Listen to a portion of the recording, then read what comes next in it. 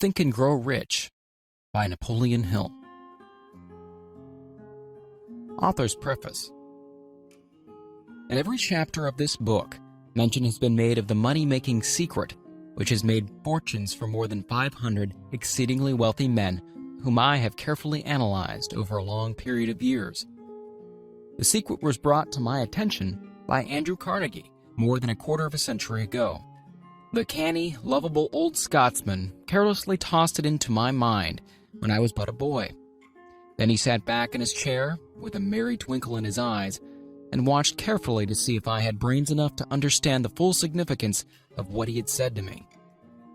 When he saw that I had grasped the idea, he asked if I would be willing to spend 20 years or more preparing myself to take it to the world, to men and women who, without the secret, might go through life as failures. I said I would, and with Mr. Carnegie's cooperation, I've kept my promise. This book contains the secret, after having been put to the practical test by thousands of people in almost every walk of life. It was Mr. Carnegie's idea that the magic formula which gave him a stupendous fortune ought to be placed within reach of people who do not have time to investigate how men make money, and it was his hope that I might test and demonstrate the soundness of the formula through the experience of men and women in every calling. He believed the formula should be taught in all public schools and colleges, and expressed the opinion that if it were properly taught, it would so revolutionize the entire educational system that the time spent in school would be reduced to less than half. His experience with Charles M. Schwab and other young men of Mr. Schwab's type convinced Mr. Carnegie that much of which was taught in schools is of no value whatsoever in connection with the business of earning a living or accumulating riches. He had arrived at this decision because he had taken into his business one young man after another, many of them with but little schooling, and by coaching them in the use of this formula, developed in them rare leadership. Moreover, his coaching made fortunes for every one of them who followed his instructions.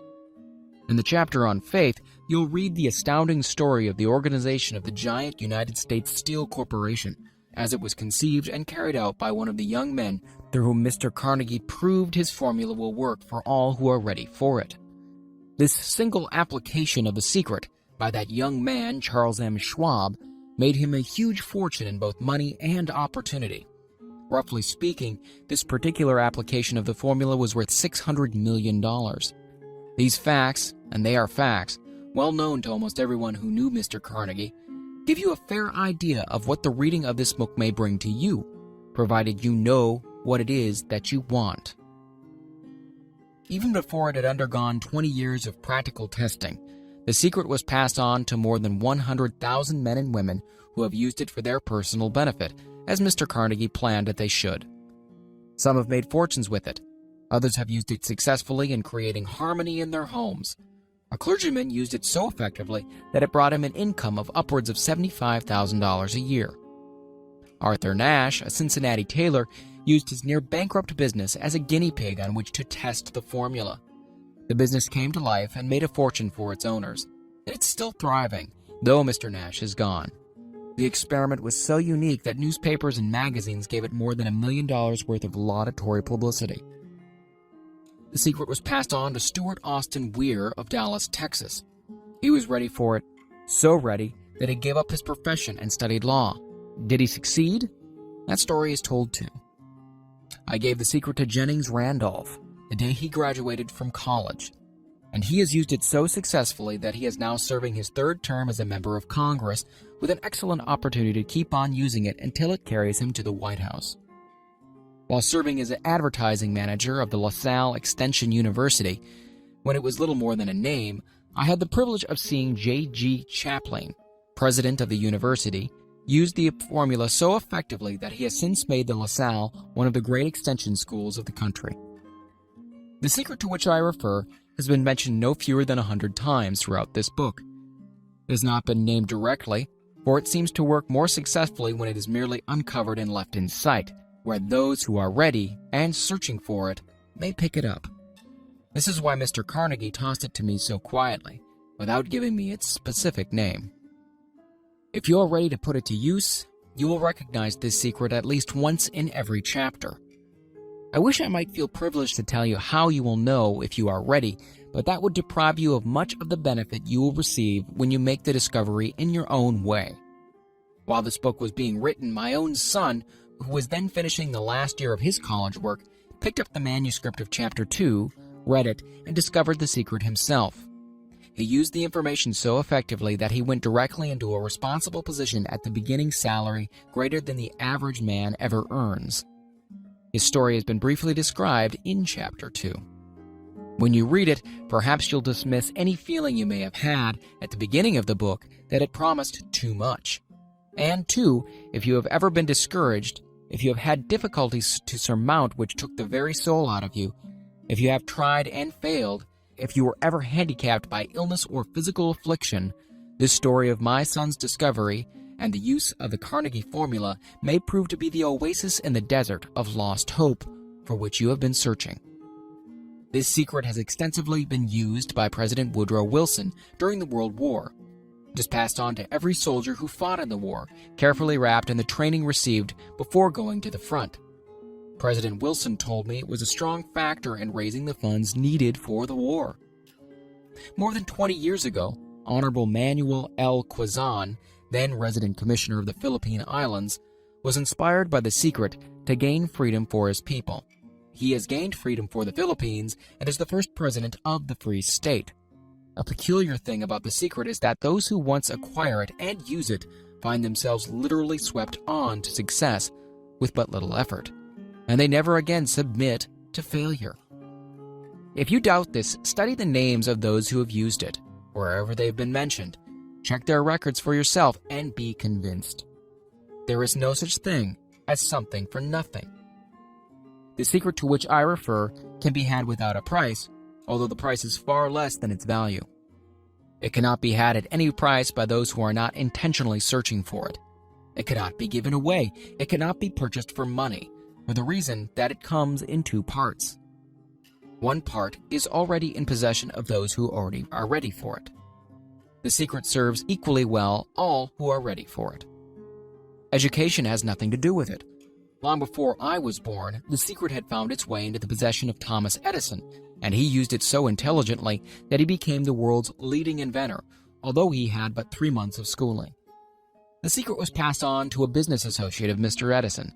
He used it so effectively that, although he was then making only $12,000 a year, he accumulated a great fortune and retired from active business while still a young man. You'll find his story at the beginning of the first chapter.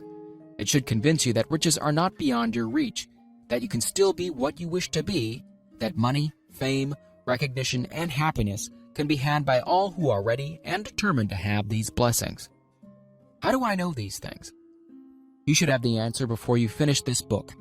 You may find it in the very first chapter or on the last page.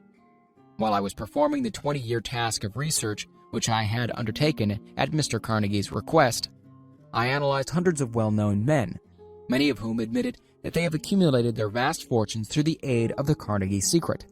Among these men were Henry Ford, William Wrigley Jr., John Wanamaker, James J. Hill, George S. Parker, E. M. Statler, Henry L. Doherty, Cyrus H. K. Curtis, George Eastman, Theodore Roosevelt, John W. Davis, Albert Hubbard, Wilbur Wright, William Jennings Bryan, J. Ogden Armour, Charles M. Schwab, Harris F. Williams, John D. Rockefeller, Thomas Edison, F. W. Woolworth, Woodrow Wilson, W. M. Howard Taft, Dr. Alexander Graham Bell, Arthur Nash, Clarence Darrow. These names represent but a small fraction of the hundreds of well-known Americans whose achievements, financially and otherwise, prove that those who understand and apply the Carnegie secret reach high stations in life. I have never known anyone who was inspired to use the secret who did not achieve noteworthy success in his chosen calling. I've never known any person to distinguish himself or to accumulate riches of any consequence without possession of the secret. From these two facts, I draw the conclusion that the secret is more important as a part of the knowledge essential for self-determination than any which one receives through what is popularly known as education. What is education anyway? This has been answered in full detail. As far as schooling is concerned, many of these men had very little. John Wanamaker once told me that with what little schooling he had, he acquired very much the same manner as a modern locomotive takes on water, by scooping it up as it runs. Henry Ford never reached high school, let alone college. I'm not attempting to minimize the value of schooling, but I am trying to express my earnest belief that those who master and apply the secret will reach high stations, accumulate riches, and bargain with life on their own terms, even if their schooling has been meager. Somewhere, as you read, the secret to which I refer will jump from the page and stand boldly before you, if you're ready for it. When it appears, you'll recognize it. Whether you receive the sign in the first or last chapter, stop for a moment when it presents itself and turn down a glass, for that occasion will mark the most important turning point of your life. We pass now to Chapter 1, and to the story of my dear friend who was generously acknowledged having seen the mystic sign and whose business achievements are evidence enough that he turned down a glass. As you read his story and the others, remember that they deal with the important problems of life, such as all men experience, the problems arising from one's endeavor to earn a living, to find hope, courage, contentment, and peace of mind, to accumulate riches and to enjoy freedom of body and spirit. Remember, too, as you go through the book, that it deals with facts and not with fiction, its purpose being to convey a great universal truth through which all who are ready may learn not only what to do, but also how to do it, and receive as well the needed stimulus to make a start. As a final word of preparation before you begin the first chapter, may I offer one brief suggestion which may provide a clue by which the Carnegie secret may be recognized. It is this: all achievement, all earned riches have their beginning in an idea. If you are ready for the secret, you already possess one half of it. Therefore, will readily recognize the other half the moment it reaches your mind. The author. Chapter 1, Introduction. The man who thought his way into partnership with Thomas A. Edison. Truly, thoughts are things, and powerful things at that, when they are mixed with the definiteness of purpose, persistence, and a burning desire for their translation into riches or other material objects. A little more than 30 years ago, Edwin C. Barnes discovered how true it is that men really do think and grow rich. His discovery did not come out at one sitting, it came little by little, beginning with a burning desire to become a business associate of the great Edison. One of the great characteristics of Barnes's desire was that it was definite. He wanted to work with Edison, not for him. Observe carefully the description how he went about translating this desire into reality, and you'll have a better understanding of the 13 principles which lead to riches. When this desire, or impulse of thought, first flashed into his mind, he was in no position to act upon it. Two difficulties stood in his way. He didn't know Mr. Edison, and he did not have enough money to pay his railroad fare to Orange, New Jersey. These difficulties were sufficient to have discouraged the majority of men from making any attempt to carry out the desire. But this was no ordinary desire. He was so determined to find a way to carry out his desire that he finally decided to travel by blind baggage rather than to be defeated. To the uninitiated, this means he went to East Orange on a freight train. He presented himself at Mr. Edison's laboratory and announced he had come to go into business with the inventor. In speaking of the first meeting between Barnes and Edison years later, Mr. Edison said, "He stood there before me, looking like an ordinary tramp, but there was something in the expression of his face which conveyed the impression that he was determined to get what he had come after. I had learned from years of experience with men that when a man really desires a thing so deeply that he's willing to stake his entire future on a single turn of the wheel in order to get it, he's sure to win. I gave him the opportunity he asked for because I saw he had made up his mind to stand by until he succeeded. Subsequent events proved that no mistake was made." Just what young Barnes said to Mr. Edison on that occasion was far less important than that which he thought. Edison himself said so. It could not have been the young man's appearance which got him his start in the Edison office, for that was definitely against him. It was what he thought that counted. If the significance of this statement could be conveyed to every person who reads it, there would be no need for the remainder of this book. Barnes did not get his partnership with Edison on his first interview. He did get a chance to work in the Edison offices at a very nominal wage, doing work that was unimportant to Edison, but most important to Barnes, because it gave him an opportunity to display his merchandise, where his intended partner could see it. Months went by. Apparently nothing happened to bring the coveted goal which Barnes had set up in his mind as his definite major purpose. But something important was happening in Barnes' mind. He was constantly intensifying his desire to become the business associate of Edison. Psychologists have correctly said that when one is truly ready for a thing, it puts in its appearance. Barnes was ready for a business association with Edison. Moreover, he was determined to remain ready until he got that which he was seeking. He did not say to himself, what's the use? I guess I'll change my mind and try for a salesman's job. But he did say, I came here to go into business with Edison, and I'll accomplish this end if it takes the remainder of my life. He meant it. What a different story men would have to tell if only they would adopt a definite purpose and stand by that purpose until it had time to become an all-consuming obsession. Maybe young Barnes did not know it at the time, but his bulldog determination, his persistence in standing back of a single desire, was destined to mow down all opposition and bring him the opportunity he was seeking. When the opportunity came, it appeared in a different form, and form a different direction than Barnes had expected. This is one of the tricks of opportunity. It has a sly habit of slipping in by the back door, and often it comes disguised in the form of misfortune or temporary defeat. Perhaps this is why so many fail to recognize opportunity. Mr. Edison had just perfected a new office device known at that time as the Edison dictating machine, now the Ediphone. His salesmen were not enthusiastic over the machine. They did not believe it could be sold without great effort. Barnes saw his opportunity right away. It had crawled in quietly, hidden in a queer-looking machine which interested no one but Barnes and the inventor. Barnes knew he could sell the Edison dictating machine. He suggested this to Edison and promptly got his chance. He did sell the machine. In fact, he sold it so successfully that Edison gave him a contract to distribute and market it all over the nation. Out of that business association grew the slogan, "Made by Edison and installed by Barnes." The business alliance has been in operation for more than 30 years. Out of it, Barnes has made himself rich in money, but he has done something infinitely greater. He has proved that one really may think and grow rich. How much actual cash and original desire of Barnes has been worth to him, I have no way of knowing.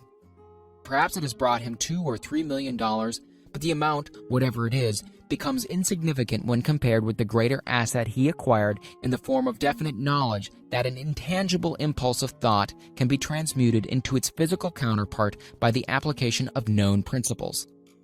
Barnes literally thought himself into a partnership with the great Edison. He thought himself into a fortune. He had nothing to start with except the capacity to know what he wanted and the determination to stand by that desire until he realized it. He had no money to begin with. He had but little education. He had no influence.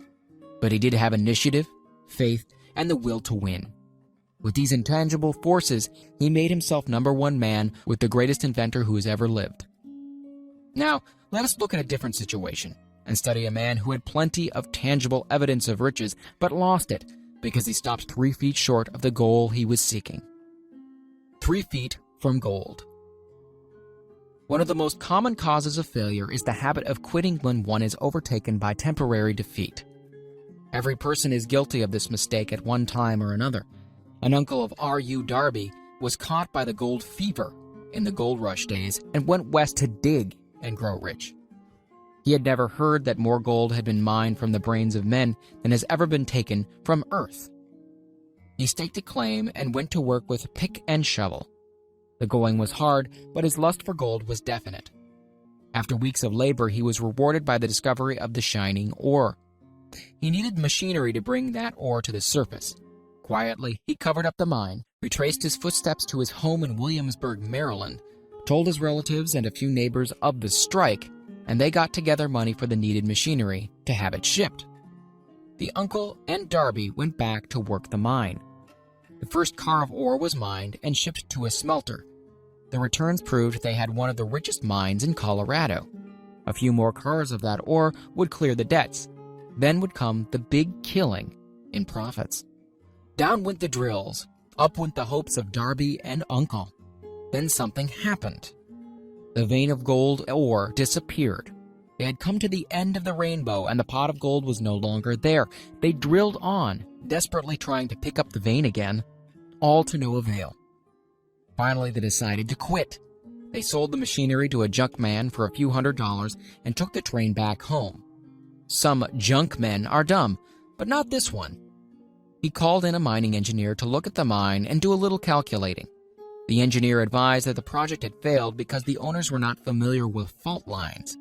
His calculation showed that the vein would be found just 3 feet from where the Darbys had stopped drilling. This is exactly where it was found. The junk man took millions of dollars in ore from the mine because he knew enough to seek expert counsel before giving up. Most of the money which went into the machinery was procured through the efforts of R.U. Darby, who was then a very young man. The money came from his relatives and neighbors because of their faith in him. He paid back every dollar of it, although he was years in doing so. Long afterward, Mr. Darby recouped his loss many times over when he made the discovery that desire can be transmuted into gold. The discovery came after he went into the business of selling life insurance. Remembering that he lost a huge fortune because he stopped 3 feet from gold, Darby profited by the experience in his chosen work by the simple method of saying to himself, "I stopped 3 feet from gold, but I'll never stop because men say no when I ask them to buy insurance." Darby is one of a small group of fewer than 50 men who sell more than $1 million in life insurance annually. He owes his stickability to the lesson he learned from his quitability in the gold mining business. Before success comes in any man's life, he is sure to meet with much temporary defeat and perhaps some failure. When defeat overtakes a man, the easiest and most logical thing to do is to quit. That is exactly what the majority of men do. More than 500 of the most successful men this country has ever known told the author their greatest success came just one step beyond the point at which defeat had overtaken them. Failure is a trickster with a keen sense of irony and cunning. It takes great delight in tripping one when success is almost within reach. A 50-cent lesson in persistence.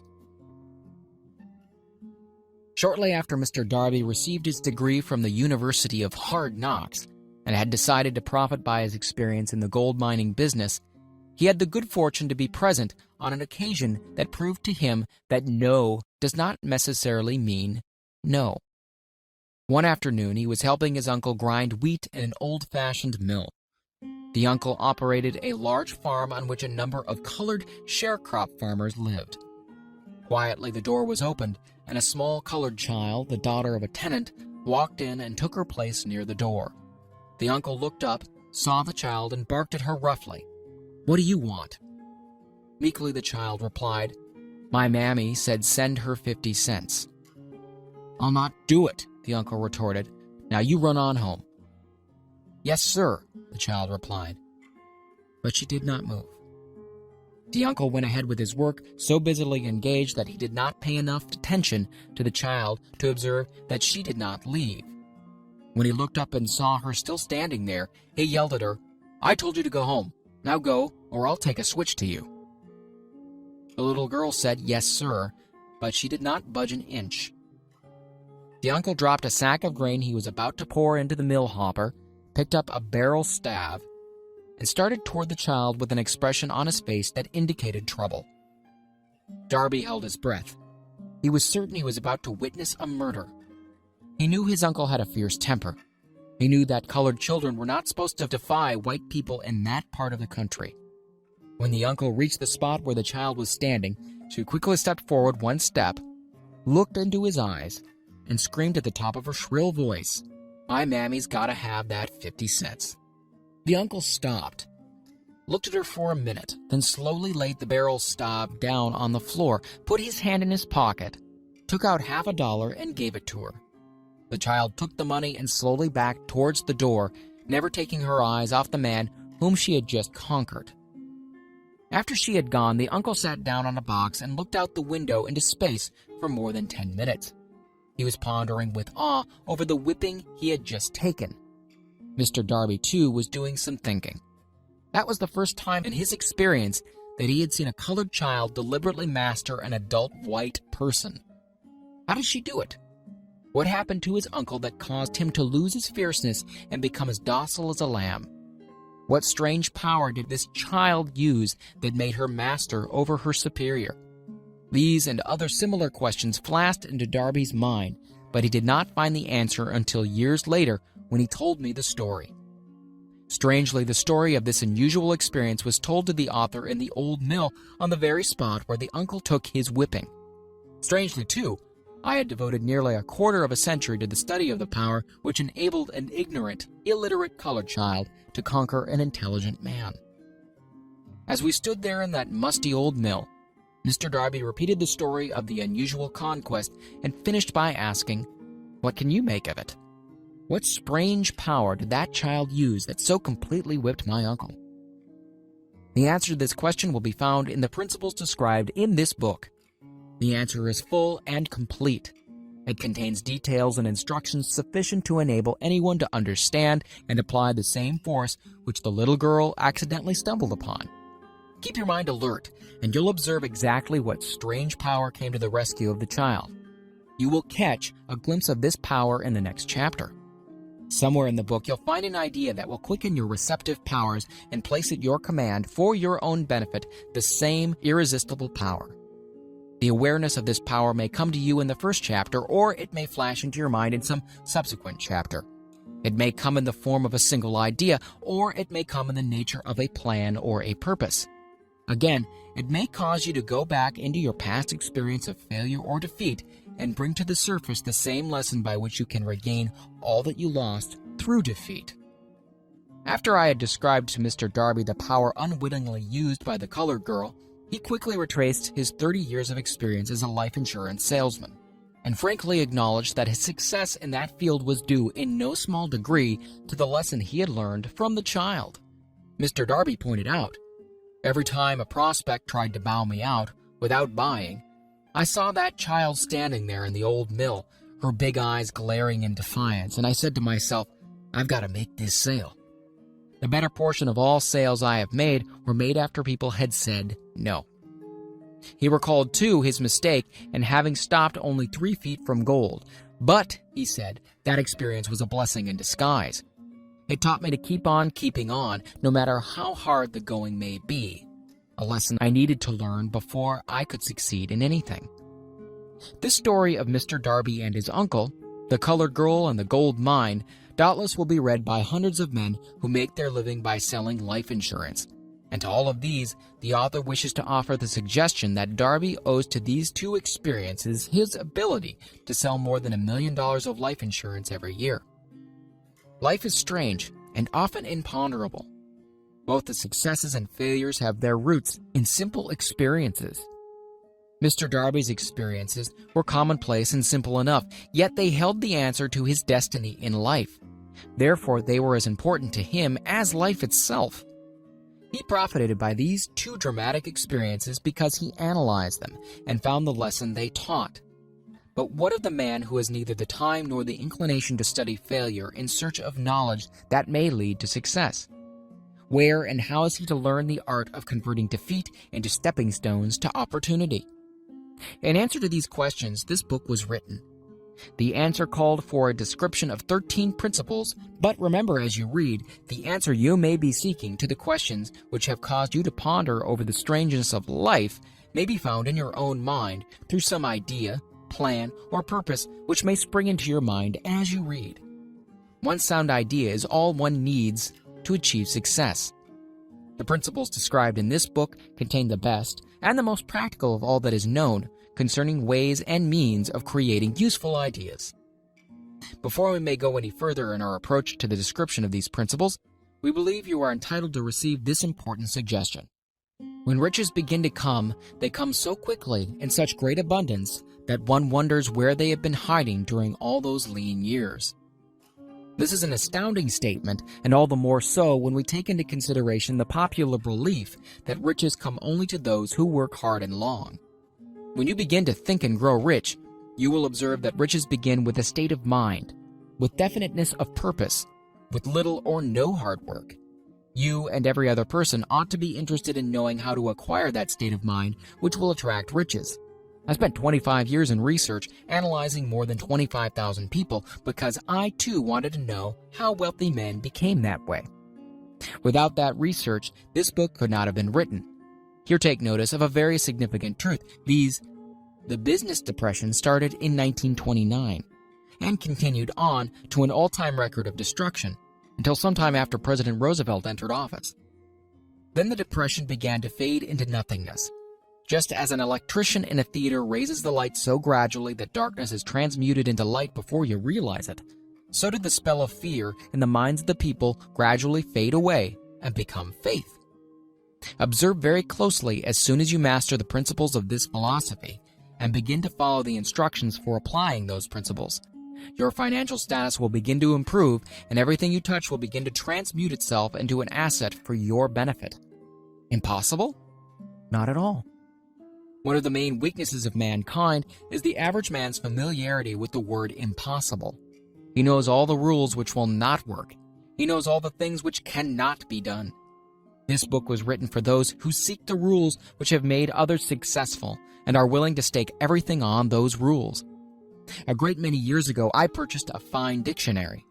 The first thing I did with it was to turn the word impossible and neatly clip it out of the book. That would not be an unwise thing for you to do. Success comes to those who become success conscious.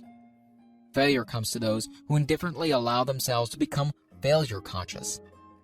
The object of this book is to help all who seek it to learn the art of changing their minds from failure consciousness to success consciousness. Another weakness found in altogether too many people is the habit of measuring everything and everyone by their own impressions and beliefs. Some who will read this will believe that no one can think and grow rich. They cannot think in terms of riches because their thought habits have been steeped in poverty, want, misery, failure, and defeat. These unfortunate people remind me of a prominent Chinese person who came to America to be educated in American ways. He attended the University of Chicago. One day, President Harper met this young Oriental on the campus, stopped to chat with him for a few minutes, and asked what had impressed him as being the most noticeable characteristic of the American people. "Why," this Chinese man exclaimed, "the queer slant of your eyes. Your eyes are off slant." What do we say about the Chinese? We refuse to believe that which we do not understand. We foolishly believe that our own limitations are the proper measure of all limitations. Sure, the other fellow's mans are off slant because they are not the same as our own. Millions of people look at the achievements of Henry Ford after he had arrived and envy him because of his good fortune, or luck, or genius, or whatever it is they credit for Ford's fortune. Perhaps one person in every 100,000 knows the secret of Ford's success, and those who do know are too modest or too reluctant to speak of it because of its simplicity. A single transaction will illustrate the secret perfectly. A few years back, Ford decided to produce his now famous V8 motor. He chose to build an engine with the entire 8 cylinders cast in one block and instructed his engineers to produce a design for the engine. The design was placed on paper, but the engineers agreed to a man that it was simply impossible to cast an 8-cylinder gas engine block in one piece. Ford said, "Produce it anyway." "But," they replied, "it's impossible." "Go ahead," Ford commanded, "and stay on the job until you succeed, no matter how much time is required." The engineers went ahead. There was nothing else for them to do, if they were to remain on Ford's staff, that is. 6 months went by, nothing happened. Another 6 months passed, and still nothing happened. The engineers tried every conceivable plan to carry out the orders, but the thing seemed out of the question. Impossible. At the end of the year, Ford checked with his engineers, and again they informed him that they had found no way to carry out his orders. "Go right ahead," said Ford. "I want it and I'll have it." They went ahead, and then, as if by a stroke of magic, the secret was discovered. The Ford determination had won once more. This story may not be described with minute accuracy, but the sum and substance of it is correct. You who wish to think and grow rich, the secret of the Ford millions, if you can. You will not have to look very far.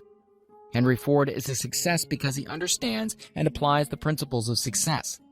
One of these is desire, knowing what one wants. Remember this Ford story as you read and pick out the lines in which the secret of this stupendous achievement have been described. If you can do this, if you can lay your finger on the particular group of principles which made Ford rich, you can equal his achievements in almost any calling for which you're suited.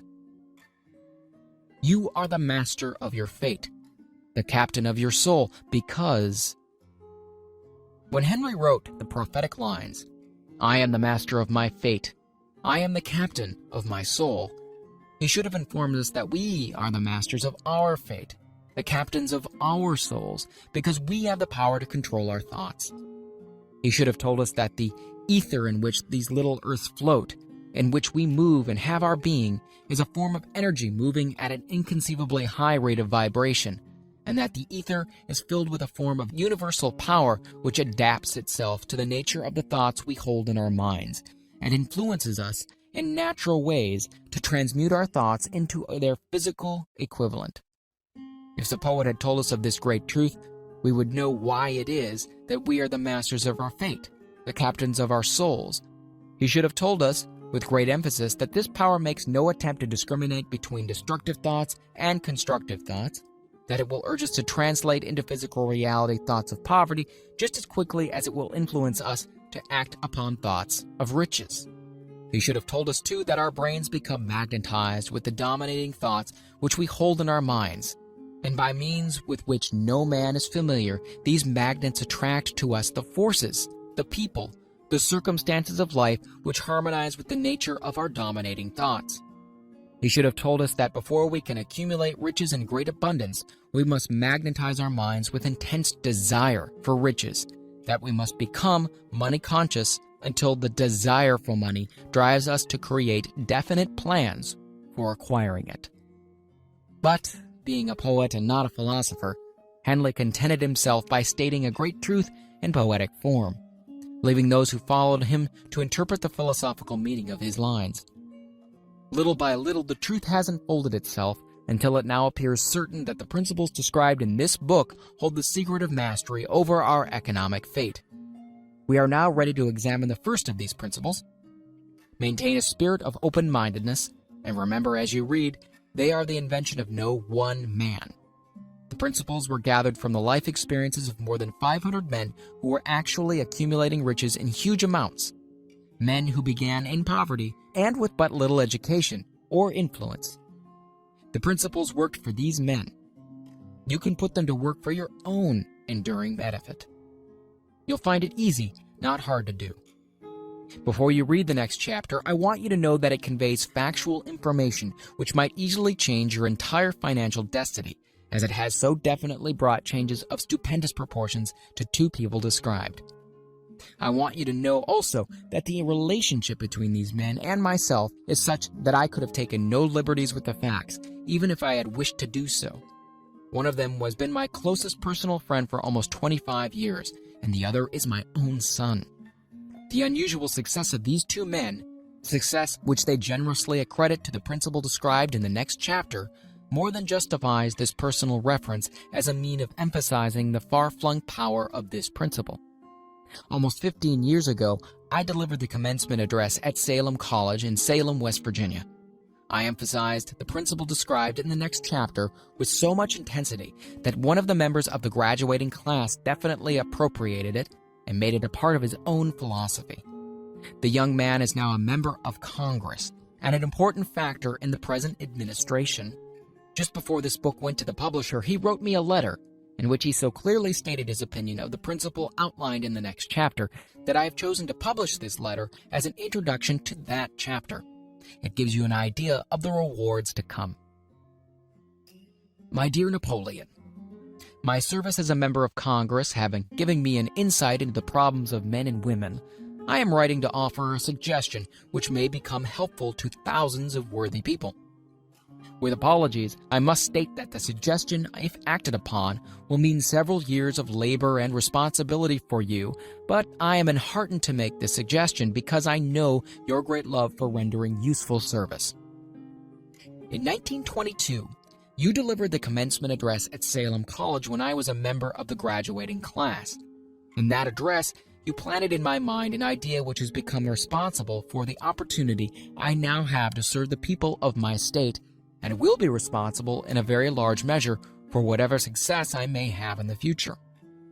The suggestion I have in mind is that you put into a book the sum and substance of the address you delivered at Salem College, and in that way give the people of America an opportunity to profit by your many years of experience and association with the men who, by their greatness, have made America the richest nation on earth. I recall, as though it were yesterday, the marvelous description you gave of the method by which Henry Ford, with but little schooling, without a dollar, with no influential friends, rose to great heights. I made up my mind then, even before you had finished your speech, that I would make a place for myself no matter how many difficulties I had to surmount. Thousands of young people will finish their schooling this year, and within the next few years, every one of them will be seeking just such a message of practical encouragement as the one I received from you. They will want to know where to turn, what to do to get started in life. You can tell them because you have helped to solve the problems of so many people. If there is any possible way that you can afford to render so great a service, may I offer the suggestion that you include with every book one of your personal analysis charts, in order that the purchaser of the book may have the benefit of a complete self-inventory, indicating, as you indicated to me years ago, exactly what is standing in the way of success. Such a service as this, providing the reader of your book with a complete, unbiased picture of their faults and their virtues, would mean to them the difference between success and failure. The service would be priceless. Millions of people are now facing the problems of staging a comeback because of the Depression. And I speak from personal experience when I say I know these earnest people would welcome the opportunity to tell you their problems and to receive your suggestions for the solution. You know the problems of those who face the necessity of beginning all over again. There are thousands of people in America today who would like to know how they can convert ideas into money. People who must start at scratch, without finances, and recoup their losses. If anyone can help them, you can. If you publish this book, I would like to own the first copy that comes from the press, personally autographed by you. With best wishes, believe me, cordially yours, Jennings Randolph.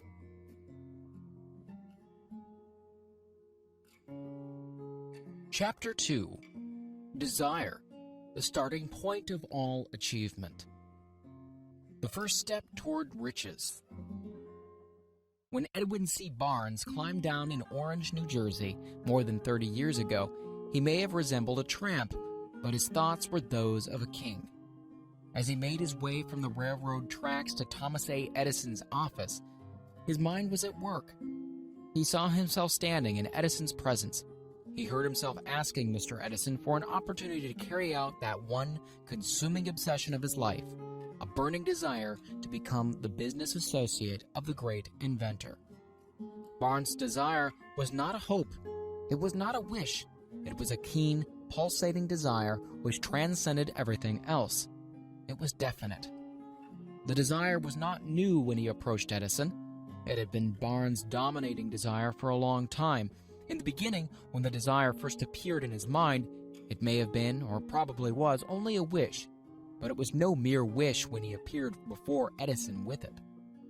A few years later, Edwin C. Barnes again stood before Edison in the same office where he first met the inventor. This time his desire had been translated into a reality. He was in business with Edison. The dominating dream of his life had become a reality. Today, people who know Barnes envy him because of the break life yielded him. They see him in the days of his triumph without taking the trouble to investigate the cause of his success. Barnes succeeded because he chose a definite goal, placed all his energy, all his willpower, all his effort, everything back of that goal. He did not become the partner of Edison the day he arrived. He was content to start in the most menial work, as long as it provided an opportunity to take even one step towards his cherished goal. 5 years passed before the chance he had been seeking made its appearance. During all those years, not one ray of hope, not one promise of attainment of his desire had been held out to him. To everyone except himself, he appeared just another cog in the Edison business wheel. But in his own mind, he was the partner of Edison every minute of that time, from the very day he first went to work there. It is a remarkable illustration of the power of a definite desire. Barnes won his goal because he wanted to be a business associate of Mr. Edison more than he wanted anything else. He created a plan by which to attain that purpose, but he burned all bridges behind him. He stood by his desire until it became the dominating obsession of his life and finally a fact. When he went to Orange, he did not say to himself, "I'll try to induce Edison to give me a job of some sort." He said, "No, I will see Edison and put him on notice that I've come to do business with him." He did not say, "Oh, I'll work for a few months, and then if I get no encouragement, I'll just quit and go get a job somewhere else." He did say, "No, I will start anywhere. I will do anything Edison tells me to do, but before I'm through, I will be his associate." He did not say, "I will keep my eyes open for another opportunity in case I fail to get what I want in the Edison organization." No, he said, "There is but one thing in this world that I am determined to have, and that is a business association with Thomas Edison. I will burn all bridges behind me and stake my entire future on my ability to get what I want." He left himself no possible way of retreat. He had to win or perish. This is all there is to the Barnes story of success. A long while ago, a great warrior faced a situation which made it necessary for him to make a decision which ensured his success on the battlefield. He was about to send his armies against a powerful foe whose men outnumbered his own. He loaded his soldiers into boats, sailed to the enemy's country, unloaded soldiers and equipment, then gave the order to burn the ships that had carried them. Addressing his men before the first battle, he said, "You see the boats going up in smoke. That means that we cannot leave these shores alive unless we win. We now have no choice. We win or we perish." They won. Every person who wins in an undertaking must be willing to burn his ships and cut all sources of retreat. Only by doing so can one be sure of maintaining that state of mind known as a burning desire to win, which is essential to success. The morning after the Great Chicago Fire, a group of merchants stood on State Street, looking at the smoking remains of what had been their stores. They went into a conference to decide what if they could rebuild, or leave Chicago and start over in a more promising section of the country. They reached a decision, all except one, to leave Chicago. The merchant who decided to stay and rebuild pointed a finger at the remains of his store and said, "Gentlemen, on that very spot, I'm going to build the world's greatest store, no matter how many times it may burn down." This was more than 50 years ago.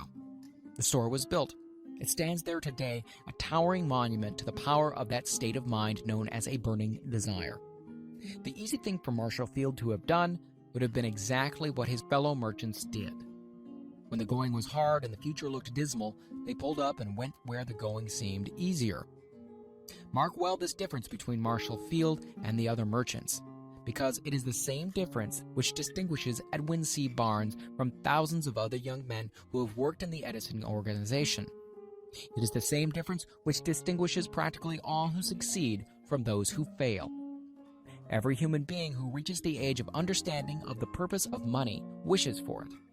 Wishing will not bring riches, but desiring riches with a state of mind that becomes an obsession, then planning definite ways and means to acquire riches, and backing those plans with persistence, which is not recognized failure, will bring riches. The method by which desire for riches can be transmuted into its financial equivalent consists of 6 definite practical steps. These: first, fix in your mind the exact amount of money you desire. It is not sufficient merely to say, "I want plenty of money." First, be definite as to the amount. There is a psychological reason for definiteness, which will be described in a subsequent chapter. Second, determine exactly what you intend to give in return for the money you desire. There is no such reality as something or nothing. Third, establish a definite date when you intend to possess the money you desire. Fourth, create a definite plan for carrying out your desire and begin at once, whether you are ready or not, to put this plan into action. Fifth, Write out a clear, concise statement of the amount of money you intend to acquire. Name the time limit for its acquisition, state what you intend to give in return for the money, and describe clearly the plan through which you intend to accumulate it. Sixth, read your written statement aloud twice daily, once just before retiring at night and once after arising in the morning. As you read, see and feel and believe yourself already in possession of the money. It is important that you follow the instructions described in these 6 steps. It is especially important that you observe and follow the instructions in the 6th paragraph. You may complain that it is impossible for you to see yourself in possession of money before you actually have it. Here is where a burning desire will come to your aid. If you truly desire money so keenly that your desire is an obsession, you will have no difficulty in convincing yourself that you will acquire it. The object is to want money and to become so determined to have it that you convince yourself you will have it. Only those who become money conscious ever accumulate great riches.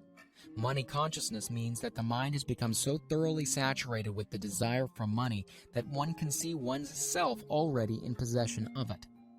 To the uninitiated, who has not been schooled on the working principles of the human mind, these instructions may appear impractical. It may be helpful to all who fail to recognize the soundness of the 6 steps to know that the information they convey was received from Andrew Carnegie, who began as an ordinary laborer in the steel mills, but managed, despite his humble beginning, to make these principles yield him a fortune of considerably more than $100 million.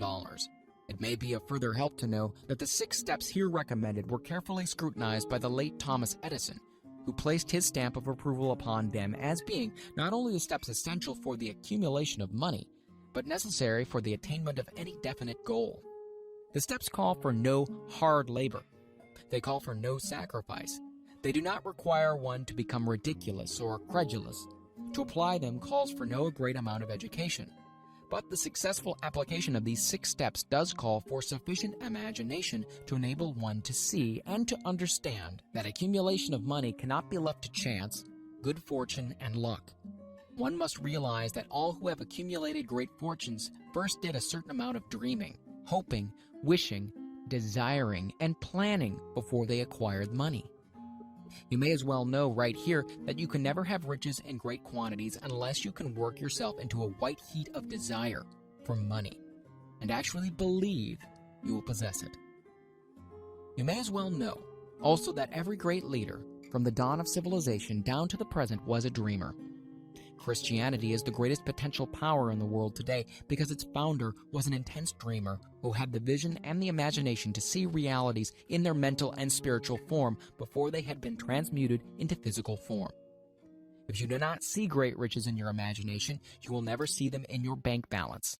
Never in the history of America has there been so great an opportunity for practical dreamers as now exists. The 6-year economic collapse has reduced all men, substantially, to the same level.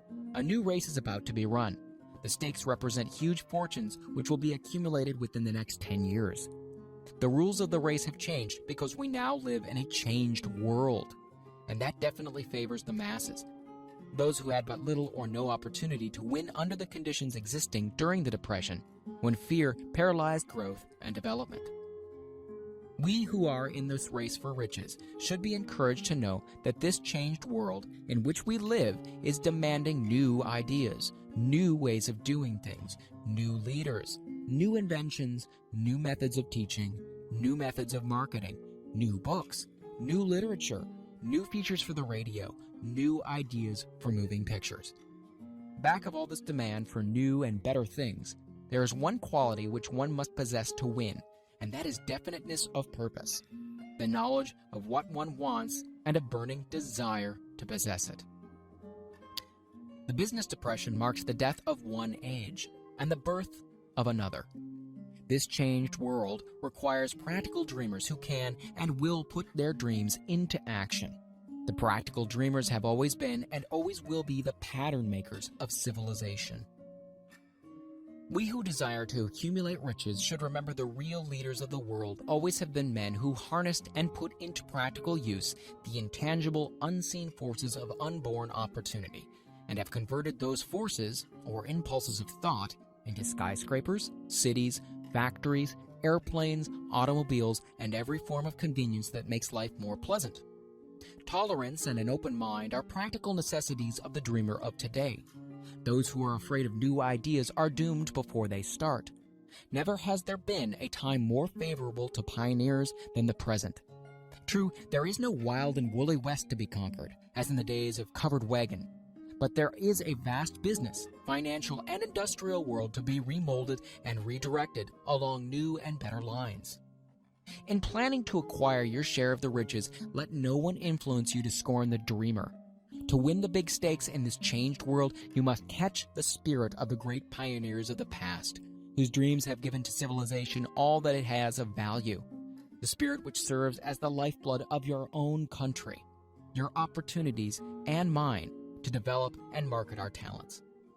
Let us not forget, Columbus dreamed of an unknown world, staked his life on the existence of such a world, and discovered it. Copernicus, the great astronomer, dreamed of a multiplicity of worlds and revealed them. No one denounced him as impractical after he had triumphed. Instead, the world worshipped at his shrine, thus proving once more that success requires no apologies. Failure permits no alibis. If the thing you wish to do is right, go ahead and do it. Put your dream across and never mind what they say if you meet with temporary defeat, or they perhaps do not know that every failure brings with it the seeds of an equivalent success. Henry Ford, poor and uneducated, dreamed of a horseless carriage, went to work with what tools he possessed without waiting for opportunity to favor him, and now evidence of his dream belts the entire earth. He has put more wheels into operation than any man who ever lived because he was not afraid to back his dreams. Thomas Edison dreamed of a lamp that could be operated by electricity, began where he stood to put his dream into action. Despite more than 10,000 failures, he stood by that dream until he made it a physical reality. Practical dreamers do not quit.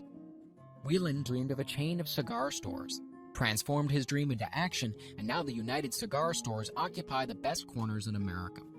Lincoln dreamed of freedom for the black slaves, put his dream into action, and barely missed living to see a united North and South translate his dream into reality. The Wright brothers dreamed of a machine that would fly through the air. Now one may see evidence all over the world that they dreamed soundly. Marconi dreamed of a system for harnessing the intangible forces of the ether. Evidence that he did not dream in vain may be found in every wireless and radio in the world. Moreover, Marconi's dream brought the humblest cabin and the most stately manor house side by side. It made the people of every nation on earth backdoor neighbors. It gave the President of the United States a medium by which he may talk to all the people of America at one time and on short notice. It may interest you to know that Marconi's friends had him taken into custody and examined in a psychopathic hospital when he announced he had discovered a principle through which he could send messages through the air without the aid of wires or other direct physical means of communication. The dreamers of today fare better. The world has become accustomed to new discoveries. Nay, it has shown a willingness to reward the dreamer who gives the world a new idea. Quote, the greatest achievement was at first, and for a time, but a dream. The oak sleeps in the acorn. The bird waits in the egg. And in the highest vision of the soul, a waking angel stirs. Dreams are the seedlings of reality. Awake, arise, and assert yourself, you dreamers of the world. Your star is now in the ascendancy. The world of the Depression brought the opportunity you have been waiting for. It taught people humility, tolerance, and open-mindedness. The world is filled with an abundance of opportunity which the dreamers of the past never knew. A burning desire to be and to do is the starting point from which the dreamer must take off. Dreams are not born of indifference, laziness, or lack of ambition. The world no longer scoffs at the dreamer, nor calls him impractical. If you think it does, take a trip to Tennessee and witness what a dreamer president has done in the way of harnessing and using the great water power of America. A score of years ago, such a dream would have seemed like madness. You have been disappointed. You have undergone defeat during the Depression. You have felt the great heart within you crushed until it bled. Take courage, for these experiences have tempered the spiritual metal of which you are made. They are assets of incomparable value. Remember, too, that all who succeed in life get off to a bad start and pass through many heartbreaking struggles before they, quote-unquote, arrive. The turning point in the lives of those who succeed usually comes at a moment of some crisis, through which they are introduced to their other selves. John Bunyan wrote The Pilgrim's Progress, which is among the finest of all English literature, after he had been confined in prison and sorely punished because of his views on the subject of religion. O. Henry discovered the genius which slept within his brain after he had met with great misfortune and was confined in a prison cell in Columbus, Ohio.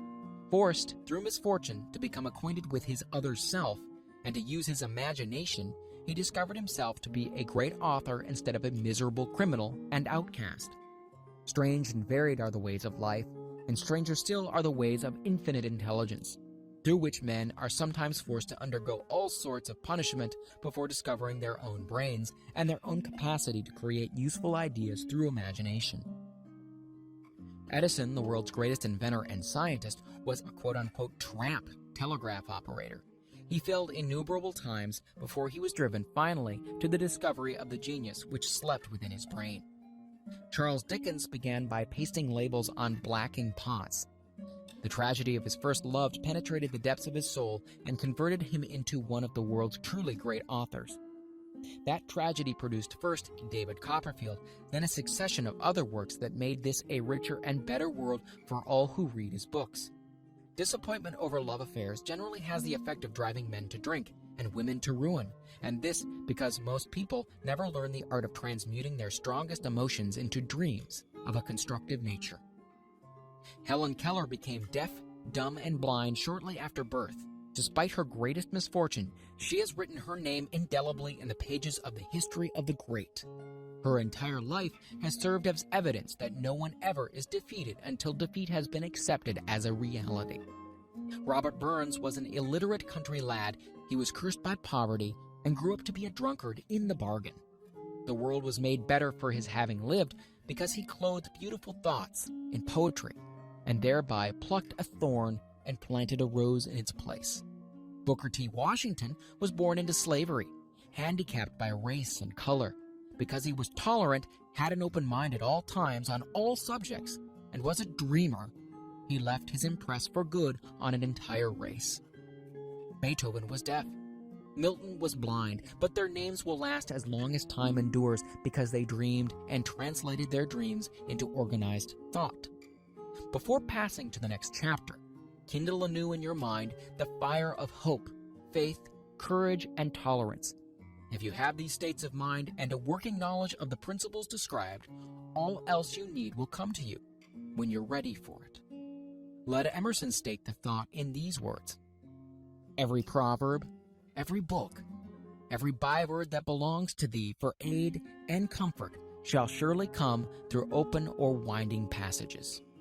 Every friend whom not thy fantastic will, but the great and tender soul in thee craveth, shall lock thee in his embrace. There is no difference between wishing for a thing and being ready to receive it. No one is ready for a thing until he believes he can acquire it. The state of mind must be belief, not mere hope or wish. Open-mindedness is essential for belief. Closed minds do not inspire faith, courage, and belief. Remember, no more effort is required to aim high in life, to demand abundance and prosperity, than is required to accept misery and poverty. A great poet has correctly stated this universal truth through these lines: I bargained with life for a penny, and life would pay no more. However I begged at evening, when I counted my scanty store. For life is a just employer, he gives you what you ask, but once you have set the wages, why you must bear the task. I worked for a menial's hire, only to learn dismayed, that any wage I had hoped of life, life would have willingly paid. Desire outwits Mother Nature.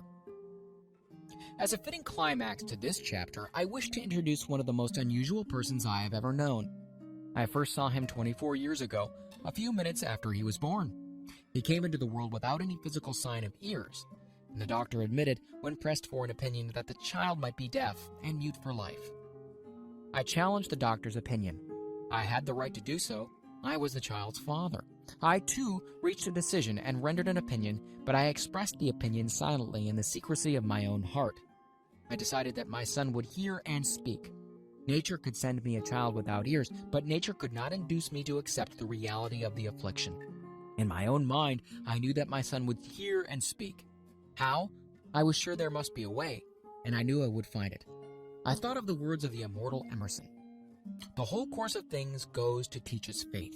We need only obey. There is guidance for each of us, and by lowly listening, we shall hear the right word. The right word? Desire. More than anything else, I desired that my son should not be deaf-mute. From that desire, I never receded, not for a second. Many years previously, I had written, "Our only limitations are those we set up in our own minds." For the first time, I wondered if that statement were true. Lying on the bed in front of me was a newly born child without the natural equipment of hearing. Even though he might hear and speak, he was obviously disfigured for life. Surely, this was a limitation which that child had not set up in his own mind. What could I do about it? Somehow I would find a way to transplant into that child's mind my own burning desire for ways and means of conveying sound to his brain without the aid of ears. As soon as the child was old enough to cooperate, I would fill his mind so completely with a burning desire to hear that nature would, by methods of her own, translate it into physical reality. All this thinking took place in my own mind, but I spoke of it to no one. Every day I renewed the pledge I had made to myself not to accept a deaf-mute for a son. As he grew older, he began to take notice of things around him. We observed that he had a slight degree of hearing. When he reached the age when children usually begin talking, he made no attempt to speak, but we could tell by his actions that he could hear certain sounds slightly. That was all I wanted to know. I was convinced that if he could hear, even slightly, he might develop still greater hearing capacity. Then something happened that gave me hope, and it came from an entirely unexpected source. We bought a Victrola. When the child heard the music for the first time, he went into ecstasies and promptly appropriated the machine. He soon showed a preference for certain records.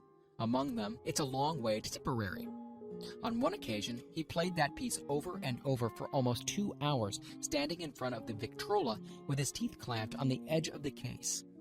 The significance of the self-formed habit of his did not become clear to us until years afterward, for we had never heard of the principle of bone conduction of sound at the time. Shortly after he appropriated the Victrola, I discovered that he could hear me quite clearly when I spoke with my lips touching his mastoid bone, or at the base of the brain. These discoveries placed in my possession the necessary media by which I began to translate into reality my burning desire to help my son develop hearing and speech. By that time, he was making stabs at speaking certain words. The outlook was far from encouraging, but desire, backed by faith, knows no such word as impossible. Having determined that he could hear the sound of my voice plainly, I began immediately to transfer to his mind the desire to speak and hear. I soon discovered that the child enjoyed bedtime stories, so I went to work creating stories designed to develop in him self-reliance, imagination, and a keen desire to hear and to be normal. There was one story in particular which I emphasized by giving it some new and dramatic coloring each time it was told. It was designed to plant in his mind the thought that his affliction was not a liability, but an asset of great value. Despite the fact that all the philosophy I had examined clearly indicated that every adversity brings with it the seed of an equivalent advantage, I must confess that I had not the slightest idea how this affliction could ever become an asset. However, I continued my practice of wrapping that philosophy in bedtime stories, hoping the time would come when he would find some plan by which his handicap could be made to serve some useful purpose. Reason told me plainly that there was no adequate compensation for the lack of ears and natural hearing equipment. Desire, backed by faith, pushed reason aside and inspired me to carry on. As I analyze the experience in retrospect, I can see now that my son's faith in me had much to do with the astounding results. He did not question anything I told him. I sold him the idea that he had a distinct advantage over his older brother and that his advantage would reflect itself in many ways. For example, the teachers in school would observe that he had no ears, and because of this, they would show him special attention and treat him with extraordinary kindness. They always did. His mother saw to that by visiting the teachers and arranging with them to give the child the extra attention necessary. I sold him the idea, too, that when he became old enough to sell newspapers — his older brother had already become a newspaper merchant — He would have a big advantage over his brother for the reason that people would pay him extra money for his wares because they could see that he was a bright, industrious boy, despite the fact that he had no ears. We could notice that, gradually, the child's hearing was improving. Moreover, he had not the slightest tendency to become self-conscious because of his affliction. When he was about 7, he showed the first evidence that our method of servicing his mind was bearing fruit. For several months, he begged for the privilege of selling newspapers, but his mother would not give her consent. She was afraid that his deafness might make it unsafe for him to go on the street alone. Finally, he took matters into his own hands. One afternoon, when he was left at home with the servants, he climbed through the kitchen window, shinnied down to the ground, and set out on his own. He borrowed 6 cents in capital from the neighborhood shoemaker, invested it in papers, sold out, reinvested, and kept repeating until late in the evening. After balancing his accounts and paying back the 6 cents he was borrowed from his banker, he had a net profit of 42 cents. When he got home that night, we found him in bed asleep with the money tightly clenched in his hand. His mother opened his hand, removed the coins, and cried. Of all things, crying over her son's first victory seemed so inappropriate. My reaction was the reverse. I laughed heartily, for I knew that my endeavor to plant in the child's mind an attitude of faith in himself had been successful. His mother saw in his first business venture a little deaf boy who had gone out in the streets and risked his life to earn money. I saw a brave, ambitious, self-reliant little businessman whose stock in himself had been increased 100% because he had gone into business on his own initiative and had won. The transaction pleased me because I knew he had given evidence of a trait of resourcefulness that would go with him through life. Later events proved this to be a virtue. When his older brother wanted something, he would lie down on the floor, kick his feet in the air, cry for it, and get it. When the little deaf boy wanted something, he would plan a way to earn the money, then buy it for himself. He still follows that plan. Truly, my son has taught me that handicaps can be converted into stepping stones on which one may climb towards some worthy goal unless they are accepted as obstacles and used as alibis. The little deaf boy went through the grades, high school, and college without being able to hear his teachers, excepting when they shouted loudly at close range. He did not go to a school for the deaf. We would not permit him to learn the sign language. We were determined that he would live a normal life and associate with normal children, and we stood by that decision, although it cost us many heated debates with school officials. While he was in high school, he tried an electric hearing aid, but it was of no value to him, due, we believed, to a condition that was disclosed when the child was 6 by Dr. J. Gordon Wilson of Chicago, when he operated on one side of the boy's head and discovered that there was no sign of natural hearing equipment. During his last week in college, 18 years after the operation, something happened which marked the most important turning point in his life. Through what seemed to be mere chance, he came into possession of another electrical hearing device, which was sent to him on a trial. He was slow about testing it, due to his disappointment with a similar device. Finally, he picked the instrument up and, more or less carelessly, placed it on his head, hooked up the small battery, and lo, as if by a stroke of magic, his lifelong desire for normal hearing became a reality. For the first time in his life, he heard practically as well as any person with normal hearing. God moves in mysterious ways, his wonders to perform. Overjoyed because of the changed world which had been brought to him through this hearing device, he rushed to the telephone, called his mother, and heard her voice perfectly. The next day, he plainly heard the voices of his professors in class for the first time in his life. Previously, he could hear them only when they shouted at short range. He heard the radio. He heard the talking pictures. For the first time in his life, he could converse freely with other people without the necessity of their having to speak loudly. Truly, he had come into possession of a changed world. We had refused to accept nature's error, and by persistent desire, we had induced nature to correct that error through the only practical means available. Desire had commenced to pay dividends, but the victory was not yet complete. The boy still had to find a definite and practical way to convert his handicap into an equivalent asset. Hardly realizing the significance of what had already been accomplished, but intoxicated with the joy of his newly discovered world of sound, he wrote a letter to the manufacturer of the hearing aid, enthusiastically describing his experience. Something in his letter, something perhaps which was not written on the lines, but back of them, caused the company to invite him to New York. When he arrived, he was escorted through the factory, and while talking with the chief engineer, telling him about his changed world, a hunch, an idea, or an inspiration, call it what you wish, flashed into his mind. It was this impulsive thought which converted his affliction into an asset, destined to pay dividends in both money and happiness to thousands for all time to come. The sum and substance of that impulse of thought was this. It occurred to him that he might be able to help the millions of deafened people who go through life without the benefit of hearing devices if he could find a way to tell them the story of this changed world. Then and there, he reached a decision to devote the remainder of his life to rendering useful service to the hard of hearing. For an entire month, he carried on an intensive research, during which he analyzed the entire marketing systems of the manufacturer of the hearing device and created ways and means of communicating with the hard of hearing all over the world for the purpose of sharing with them his newly discovered, changed world. When this was done, he put in writing a 2-year plan, based upon his findings. When he presented the plan to the company, he was instantly given a position for the purpose of carrying out his ambition. Little did he dream, when he went to work, that he was destined to bring hope and practical relief to thousands of deafened people who, without his help, would have been doomed forever to deaf-mutism. Shortly after he became associated with the manufacturer of his hearing aid, he invited me to attend a class conducted by his company for the purpose of teaching deaf-mutes to hear and to speak. I had never heard of such a form of education before I visited the class, skeptical but hopeful that my time would not be entirely wasted. Here I saw a demonstration which gave me greatly enlarged vision of what I had done to arouse and keep alive in my son's mind the desire for normal hearing.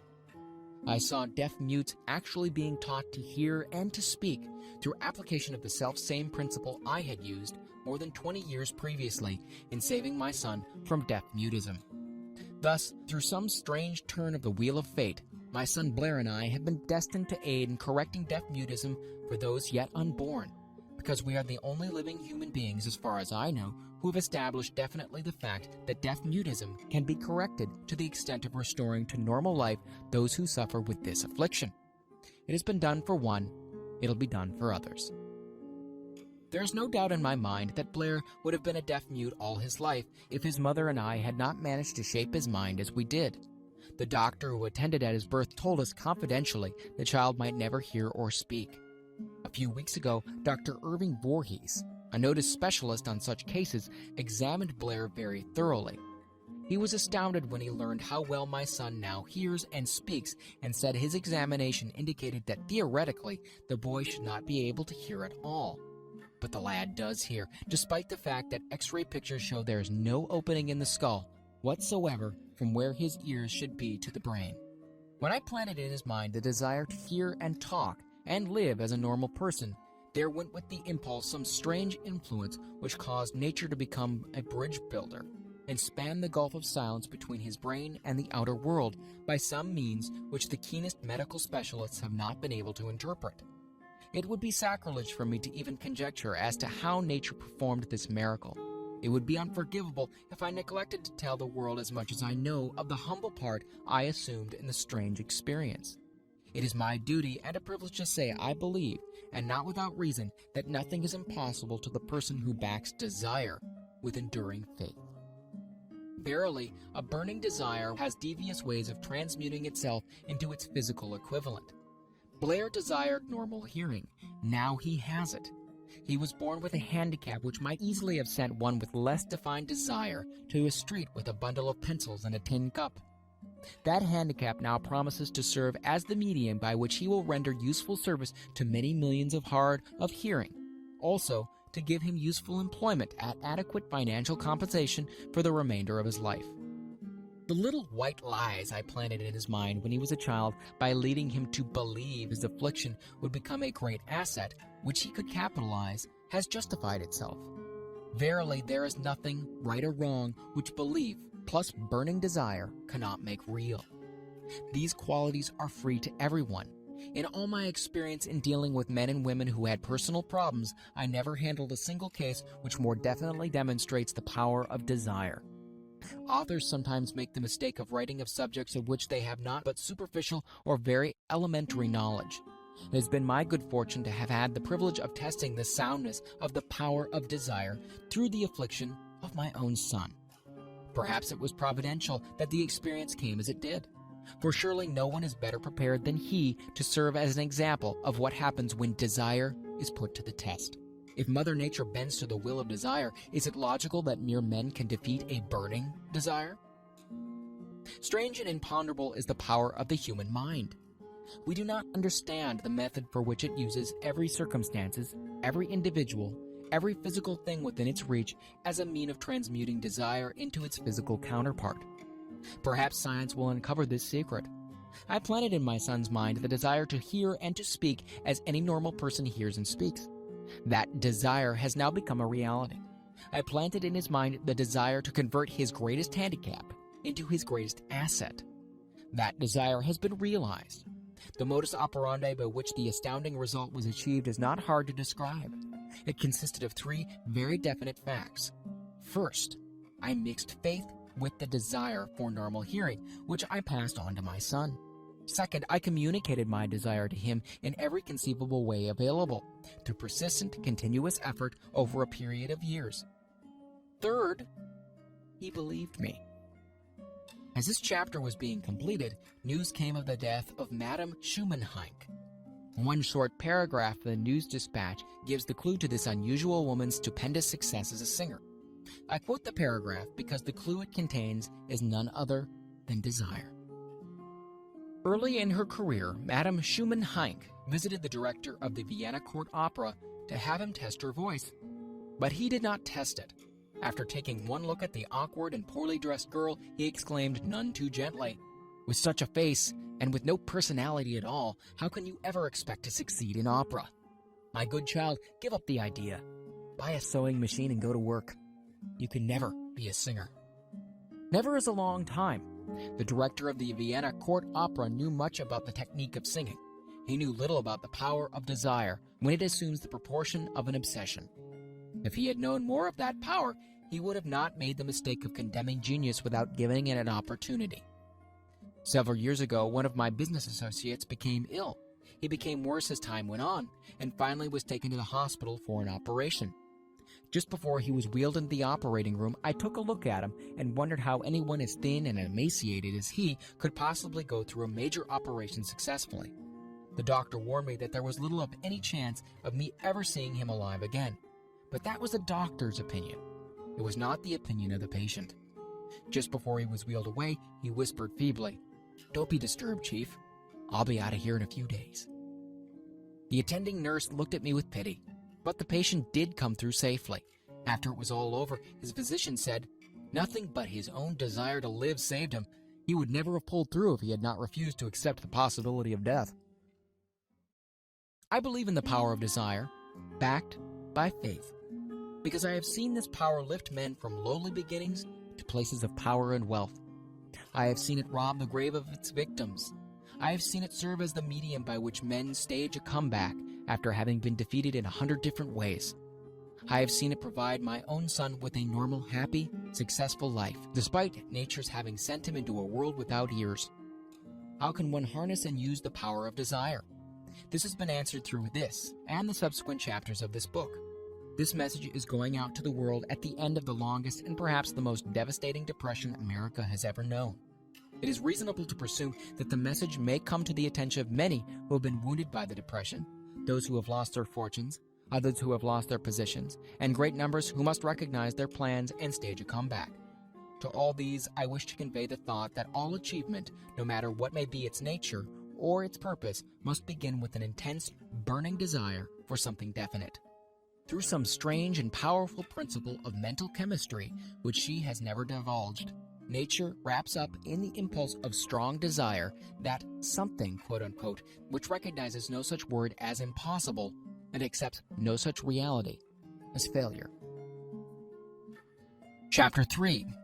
Faith visualization of and belief in attainment of desire. The second step toward riches. Faith is the head chemist of the mind.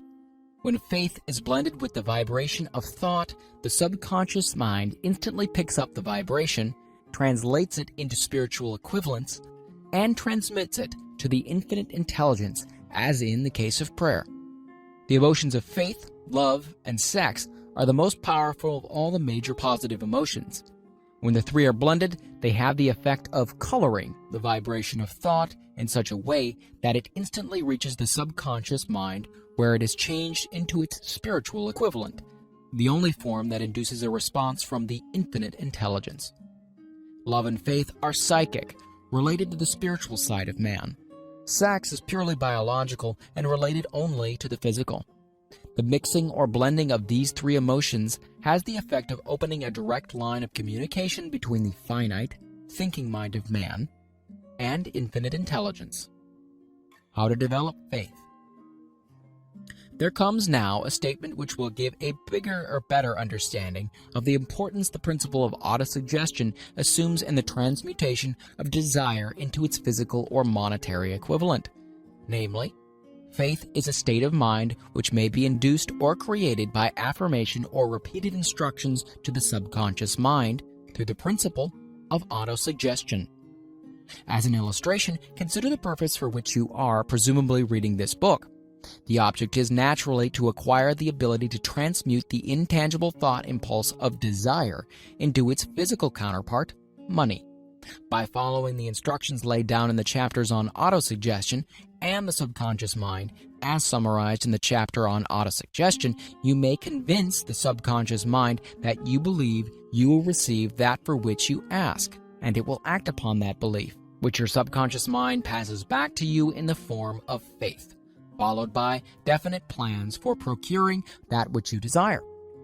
The method by which one develops faith where it does not already exist is extremely difficult to describe, almost as difficult, in fact, as it would be to describe the color of red to a blind man who has never seen color and has nothing with which to compare what you describe to him.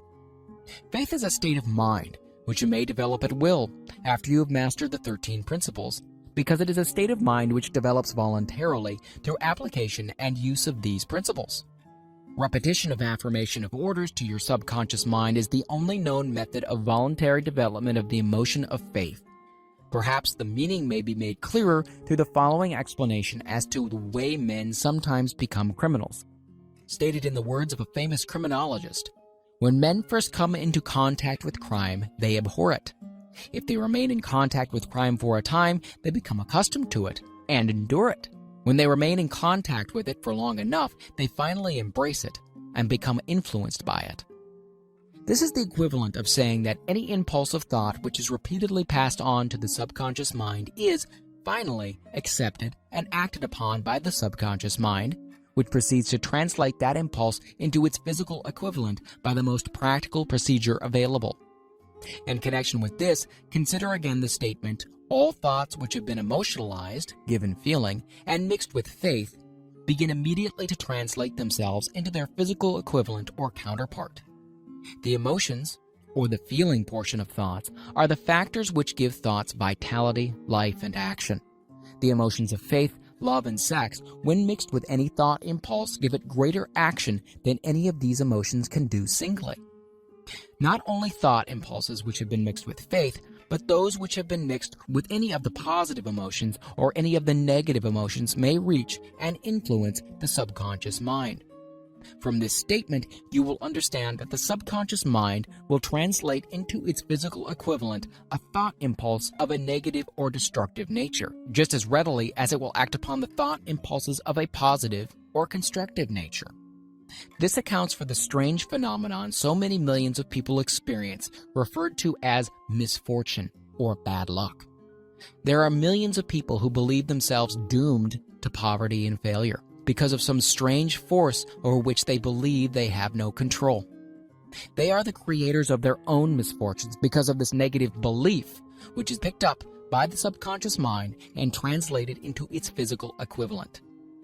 This is an appropriate place at which to suggest again that you may benefit by passing on to your subconscious mind any desire which you wish translated into its physical or monetary equivalent, in a state of expectancy or belief that transmutation will actually take place.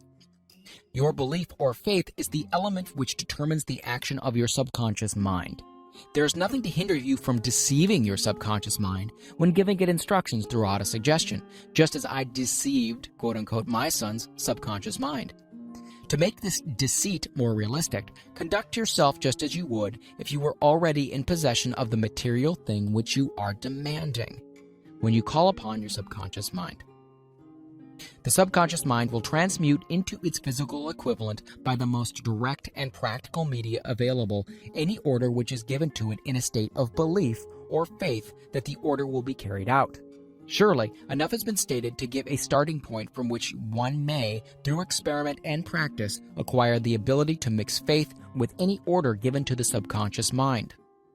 Perfection will come through practice. It cannot come by merely reading instructions. If it be true that one may become a criminal by association with crime, and this is a known fact, it's equally true that one may develop faith by voluntarily suggesting to the subconscious mind that one has faith. The mind comes finally to take on the nature of the influences which dominate it. Understand this truth, and you will know why it is essential for you to encourage the positive emotions as dominating forces of your mind, and discourage and eliminate negative emotions. A mind dominated by positive emotions becomes a favorable abode for the state of mind known as faith. A mind so dominated may at will give the subconscious mind instructions, which it will accept and act upon immediately. Faith is a state of mind which may be induced by autosuggestion. All down the ages, religionists have admonished struggling humanity to have faith in this, that, and other dogma or creed, but they have failed to tell people how to have faith. They have not stated that faith is a state of mind and that it may be induced by self-suggestion. In language which any normal human being can understand, we will describe all that is known about the principle through which faith may be developed, where it does not already exist. Have faith in yourself, faith in the infinite. Before we begin, you should be reminded again that faith is the eternal elixir which gives life, power, and action to the impulse of thought. The foregoing sentence is worth reading a second time, and a third, and a fourth. It is worth reading aloud. Faith is the starting point of all accumulation of riches.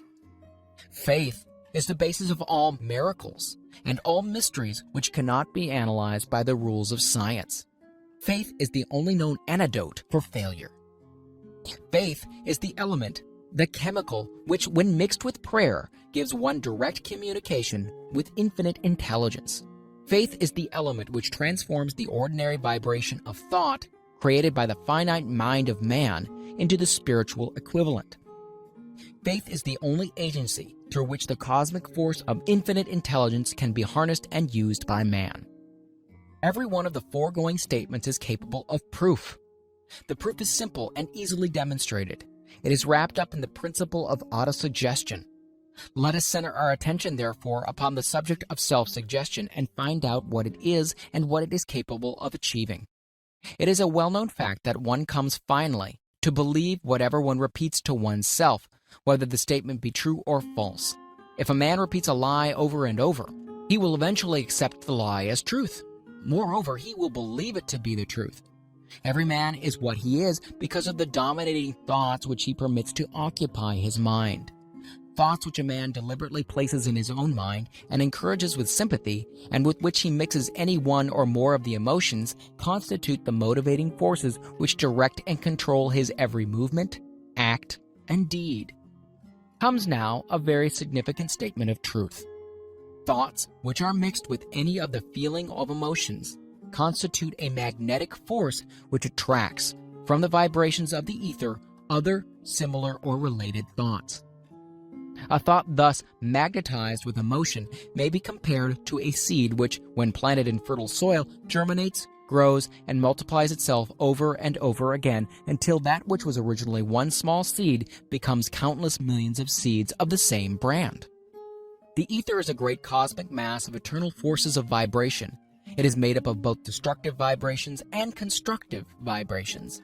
It carries at all times vibrations of fear, poverty, disease, failure, misery, and vibrations of prosperity, health, success, and happiness, just as surely as it carries the sound of hundreds of orchestrations of music and hundreds of human voices, all of which maintain their own individuality and means of identification through the medium of radio.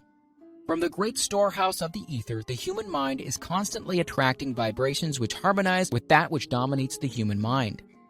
Any thought, idea, plan, or purpose which one holds in one's mind attracts, from the vibrations of the ether, a host of its relatives, adds these relatives to its own force, and grows until it becomes the dominating, motivating master of the individual in whose mind it has been housed. Now let us go back to the starting point and become informed as to how the original seed of an idea, plan, or purpose may be planted in the mind. The information is easily conveyed. Any plan, idea, or purpose may be placed in the mind through repetition of thought. This is why you are asked to write out a statement of your major purpose, or definite chief aim. Commit it to memory and repeat it in audible words day after day until these vibrations of sound have reached your subconscious mind. We are what we are because of the vibrations of thought which we pick up and register through the stimuli of our daily environment. Resolve to throw off the influences of any unfortunate environment and to build your own life to order. Taking inventory of mental assets and liabilities, you will discover that your greatest weakness is a lack of self-confidence.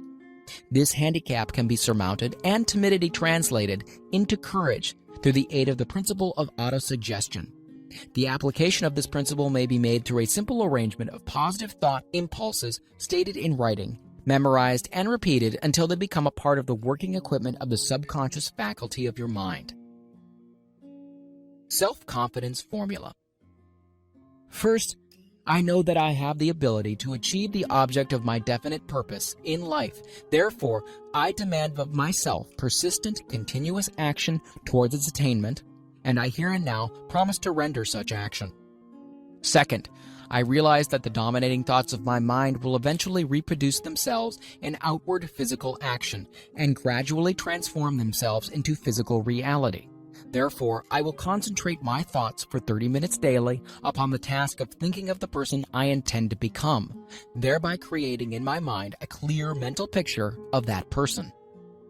Third, I know through the principle of autosuggestion, any desire that I persistently hold in my mind will eventually seek expression through some practical means of attaining the object back of it. Therefore, I will devote 10 minutes a day to demanding of myself the development of self-confidence. Fourth, I have clearly written down a description of my definite chief aim in life, and I will never stop trying until I have developed sufficient self-confidence for its attainment. Fifth, I fully realize that no wealth or position can long endure unless built upon truth and justice. Therefore, I will engage in no transaction which does not benefit all whom it affects. I will succeed by attracting to myself the forces I wish to use and the cooperation of other people. I will induce others to serve me because of my willingness to serve others. I will eliminate hatred, envy, jealousy, selfishness, and cynicism by developing love for all humanity, because I know that a negative attitude towards others can never bring me success.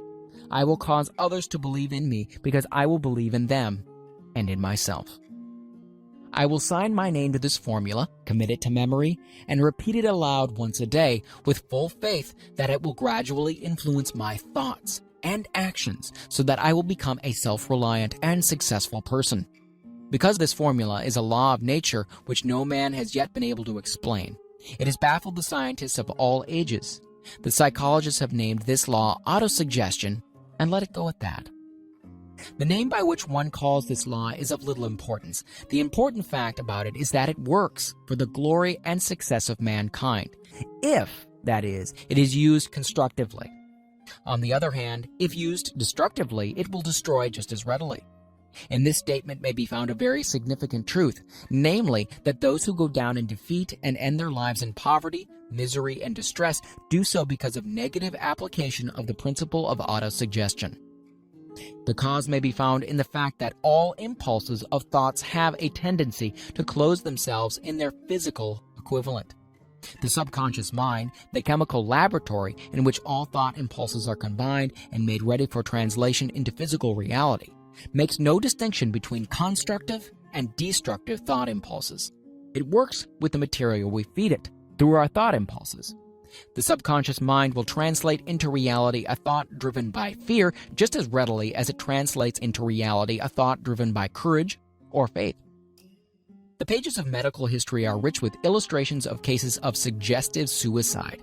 A man may commit suicide through negative suggestion just as effectively as by any other means. In a Midwestern city, a man by the name of Joseph Grant, a bank official, borrowed a large sum of the bank's money without the consent of the directors. He lost the money through gambling. One afternoon, the bank examiner came and began to check the accounts. Grant left the bank, took a room in a hotel, and when they found him 3 days later, he was lying in bed, wailing and moaning, repeating over and over again these words, "My God, this'll kill me. I cannot stand the disgrace." In a short time, he was dead. The doctors pronounced the case one of mental suicide. Just as electricity will turn the wheels of industry and render useful service if used constructively, or snuff out life if wrongly used, so will the law of autosuggestion lead you to peace and prosperity, or down into the valley of misery, failure, death, according, that is, to your degree of understanding and application of it.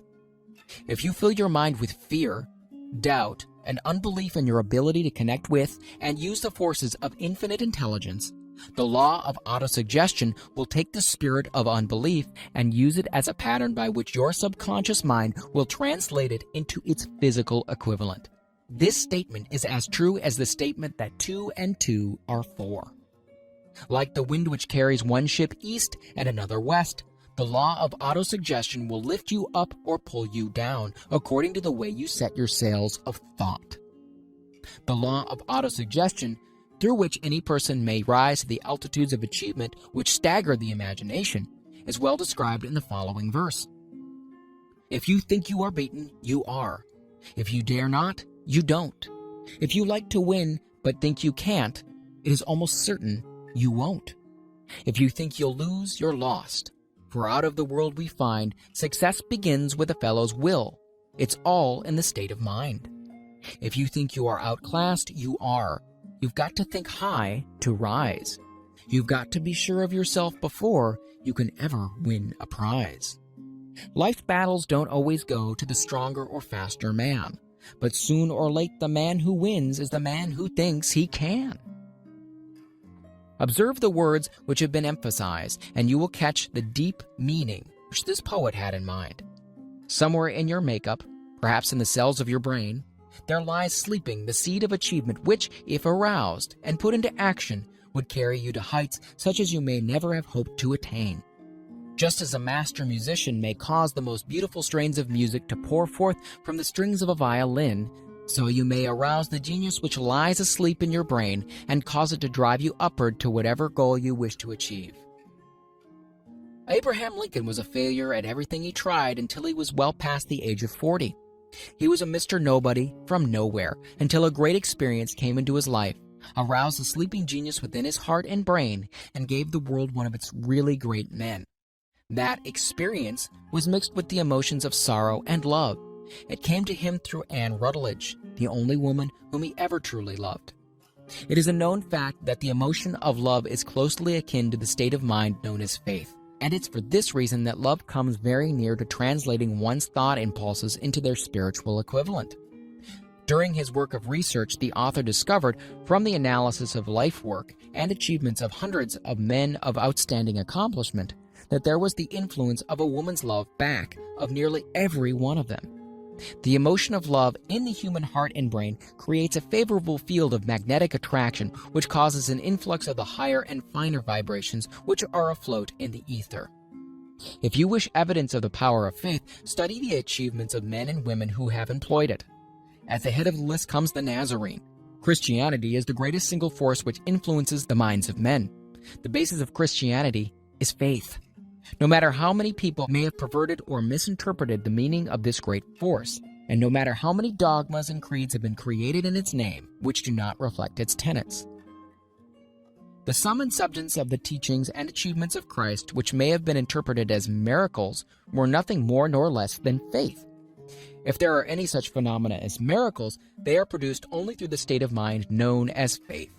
Some teachers of religion, and many who call themselves Christians, never understand nor practice faith. Let us consider the power of faith as it is now being demonstrated by a man who is well known to all of civilization, Mahatma Gandhi of India. In this man, the world has one of the most astounding examples known to civilization of the possibilities of faith. Gandhi wields more potential power than any man living at his time, and this despite the fact that he has none of the orthodox tools of power, such as money, battleships, soldiers, and materials of warfare. Gandhi has no power, he has no home, he does not own a suit of clothes, but he does have power. How does he come by that power? He created it out of his own understanding of the principle of faith, and through his ability to transplant that faith into the minds of 200 million people. Gandhi has accomplished through the influence of faith that which the strongest military power on earth could not and never will accomplish through soldiers and military equipment. He has accomplished the astounding feat of influencing 200 million minds to coalesce and move in unison as a single mind. What other force on earth except faith could do as much? There will come a day when employees as well as employers will discover the possibilities of faith. The day is dawning. The whole world has had ample opportunity during the recent business depression to witness what the lack of faith will do to business. Surely civilization has produced a sufficient number of intelligent human beings to make use of this great lesson which the depression has taught the world. During this depression, the world had evidence in abundance that widespread fear will paralyze the wheels of industry and business. Out of this experience will arise leaders in business and industry who will profit by the example which Gandhi has set for the world, and they will apply to business the same tactics which he has used in building the greatest following known in the history of the world. These leaders will come from the rank and file of the unknown men who now labor in the steel plants, the coal mines, and automobile factories, and in small towns and cities of America. Business is due for a reform. Make no mistake about this. The methods of the past, based upon economic combinations of force and fear, will be supplanted by the better principles of faith and cooperation. Men who labor will receive more than daily wages. They will receive dividends from business, the same as others who supply the capital for business. But first, they must give more to their employers and stop this bickering and bargaining by force at the expense of the public. They must earn the right to dividends. Moreover, and this is the most important thing of all, they will be led by leaders who will understand and apply the principles employed by Mahatma Gandhi. Only in this way may leaders get from their followers the spirit of full cooperation which constitutes power in its highest and most enduring form. This stupendous machine age in which we live and from which we are just emerging has taken the soul out of men. Its leaders have driven men as though they were pieces of cold machinery. They were forced to do so by the employers who have bargained at the expense of all concerned to get and not to give. The watchword of the future will be human happiness and contentment, and when this state of mind shall have been attained, the production will take care of itself more effectively than anything that has been accomplished where men did not and could not mix faith and individual interest with their labor. Because of the need of faith and cooperation in operating business and industry, it will be both interesting and profitable to analyze an event which provides an excellent understanding of the method by which industrialists and businessmen accumulate great fortunes, by giving before they try to get. The event chosen for this illustration dates back to 1900, when the United States Steel Corporation was first being formed. As you read the story, keep in mind these fundamental facts, and you will understand how ideas have been converted into huge fortunes. First, the huge United States Steel Corporation was born in the mind of Charles M. Schwab in the form of an idea he created through his imagination. Second, he mixed faith with this idea. Third, he formulated a plan for the transformation of his idea into physical and financial reality. Fourth, he put his plan into action with his famous speech at the University Club. Fifth, he applied and followed through on his plan with persistence and backed it with a firm decision until it had been fully carried out. Sixth, he prepared the way for success by a burning desire for success. If you are one of those who have often wondered how great fortunes are accumulated, this story of the creation of the United States Steel Corporation will be enlightening. If you have any doubt that men can think and grow rich, this story should dispel that doubt, because you can plainly see in the story of the United States Steel the application of a major portion of the 13 principles described in this book. This astounding description of the power of an idea was dramatically told by John Lowell in the New York World Telegram with whose courtesy it is here reprinted. A pretty after-dinner speech for $1 billion. When, on the evening of December 12, 1900, some 80 of the nation's financial nobility gathered in the banquet hall of the University Club on Fifth Avenue to do honor to a young man from out of the West, not half a dozen of the guests realized they were witness to the most significant episode in American industrial history. J. Edward Simmons and Charles Stewart Smith, their hearts full of gratitude for the lavish hospitality bestowed on them by Charles M. Schwab during a recent visit to Pittsburgh, had arranged the dinner to introduce the 38-year-old steel man to Eastern banking society. But they didn't expect him to stampede the convention. They warned him, in fact, that the bosoms within New York's stuffed shirts would not be so responsive to oratory, and that, if he didn't want to bore the Stilhanens and the Harrimans and the Vanderbilts, he had better limit himself to 15 or 20 minutes of polite vaporings and let it go at that. Even John Pierpont Morgan, sitting on the right hand of Schwab, as became his imperial dignity, intended to grace the banquet table with his presence only briefly. And so far as the press and public were concerned, the whole affair was of so little moment that no mention of it found its way into print the next day. So the two hosts and their distinguished guests ate their way through the usual 7 or 8 courses. There was little conversation, and what there was of it was restrained. Few of the bankers and brokers had met Schwab, whose career had flowered along the banks of the Monongahela, and none knew him well. But before the evening was over, they, and with them Money Master Morgan, were to be swept off their feet, and $1 million baby, the United States Steel Corporation, was to be conceived. It is perhaps unfortunate for the sake of history that no record of Charlie Schwab's speech at the dinner was ever made. He repeated some parts of it at a later dinner during a similar meeting of Chicago bankers. And still later, when the government brought suit to dissolve the Steel Trust, he gave his own version from the witness stand of the remarks that stimulated Morgan into a frenzy of financial activity. It is probable, however, that it was a homely speech, somewhat ungrammatical, for the niceties of language never bothered Schwab, full of epigram and threaded with wit. But aside from that, it had a galvanic force and effect upon the $5 billion of estimated capital that was represented by the diners. After it was over and the gathering was still under its spell, although Schwab had talked for 90 minutes, Morgan led the orator to a recessed window where, dangling their legs from the high, uncomfortable seat, they talked for an hour more. The magic of the Schwab personality had been turned on full force, but what was more important and lasting was the full-fledged, clear-cut program he laid down for the aggrandizement of steel.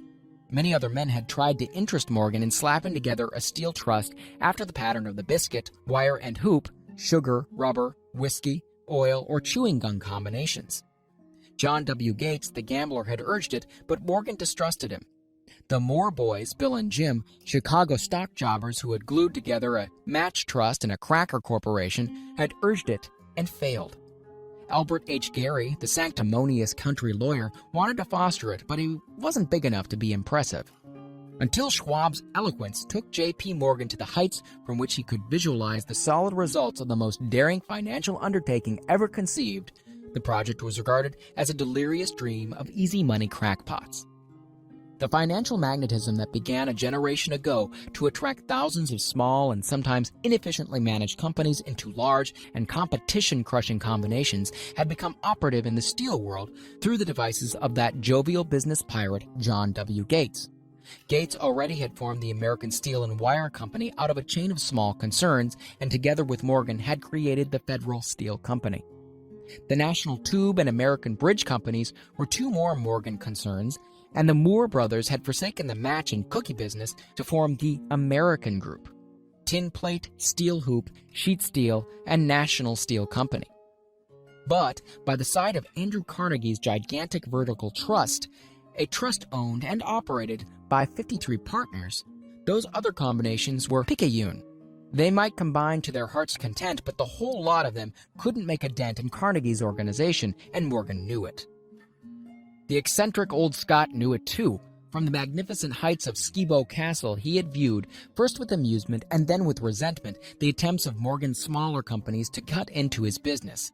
When the attempts became too bold, Carnegie's temper was translated into anger and retaliation. He decided to duplicate every mill owned by his rivals. Hitherto, he hadn't been interested in wire, pipe, hoops, or sheet. Instead, he was content to sell such companies the raw steel and let them work it into whatever shape they wanted. Now, with Schwab as his chief and able lieutenant, he planned to drive his enemies to the wall. So it was that in the speech of Charles M. Schwab, Morgan saw the answer to his problem of combination. A trust without Carnegie, giant of them all, would be no trust at all. A plum pudding, as one writer said, without the plums. Schwab's speech on the night of December 12, 1900, undoubtedly carried the influence, though not the pledge, that the vast Carnegie enterprise could be brought under the Morgan tent. He talked of the world future for steel, of reorganization for efficiency, of specialization, of the scrapping of unsuccessful meals and concentration of effort on the flourishing properties, of economies in the ore traffic, of economies in overhead and administrative departments, of capturing foreign markets. More than that, he told the buccaneers among them wherein lay the errors of their customary piracy. Their purposes, he inferred, had been to create monopolies, raise prices, and pay themselves fat dividends out of privilege. Schwab condemned the system in his heartiest manner. The short-sightedness of such policy, he told his hearers, lay in the fact that it restricted the market in an era when everything carried for expansion. By cheapening the cost of steel, he argued, an ever-expanding market would be created. More uses for steel would be devised, and a goodly portion of the world trade could be captured.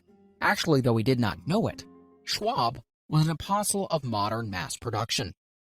So the dinner at the University Club came to an end. Morgan went home to think about Schwab's rosy predictions. Schwab went back to Pittsburgh to run the steel business, while Gary and the rest went back to their stock tickers to fiddle around in anticipation of the next move. It was not long coming. It took Morgan about 1 week to digest the feast of reason Schwab had placed before him. When he had assured himself that no financial indigestion was to result, he sent for Schwab and found that young man rather coy.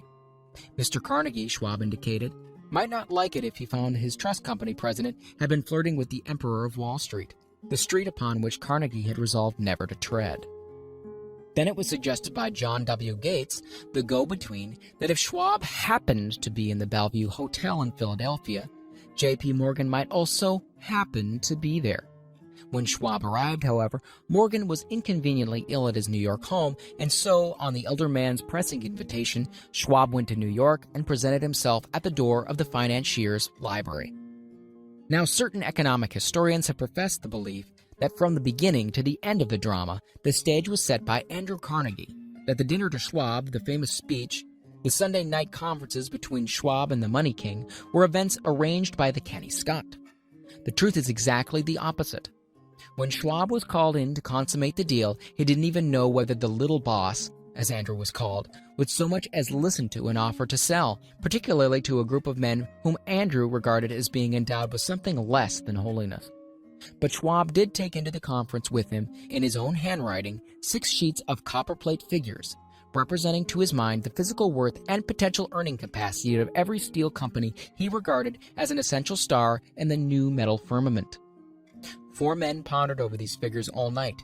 The chief, of course, was Morgan, steadfast in his belief in the divine right of money. With him was his aristocratic partner, Robert Bacon. The third was John W. Gates, whom Morgan scorned as a gambler and used as a tool. The fourth was Schwab, who knew more about the processes of making and selling steel than any whole group of men then living. Throughout that conference, the Pittsburghers' figures were never questioned.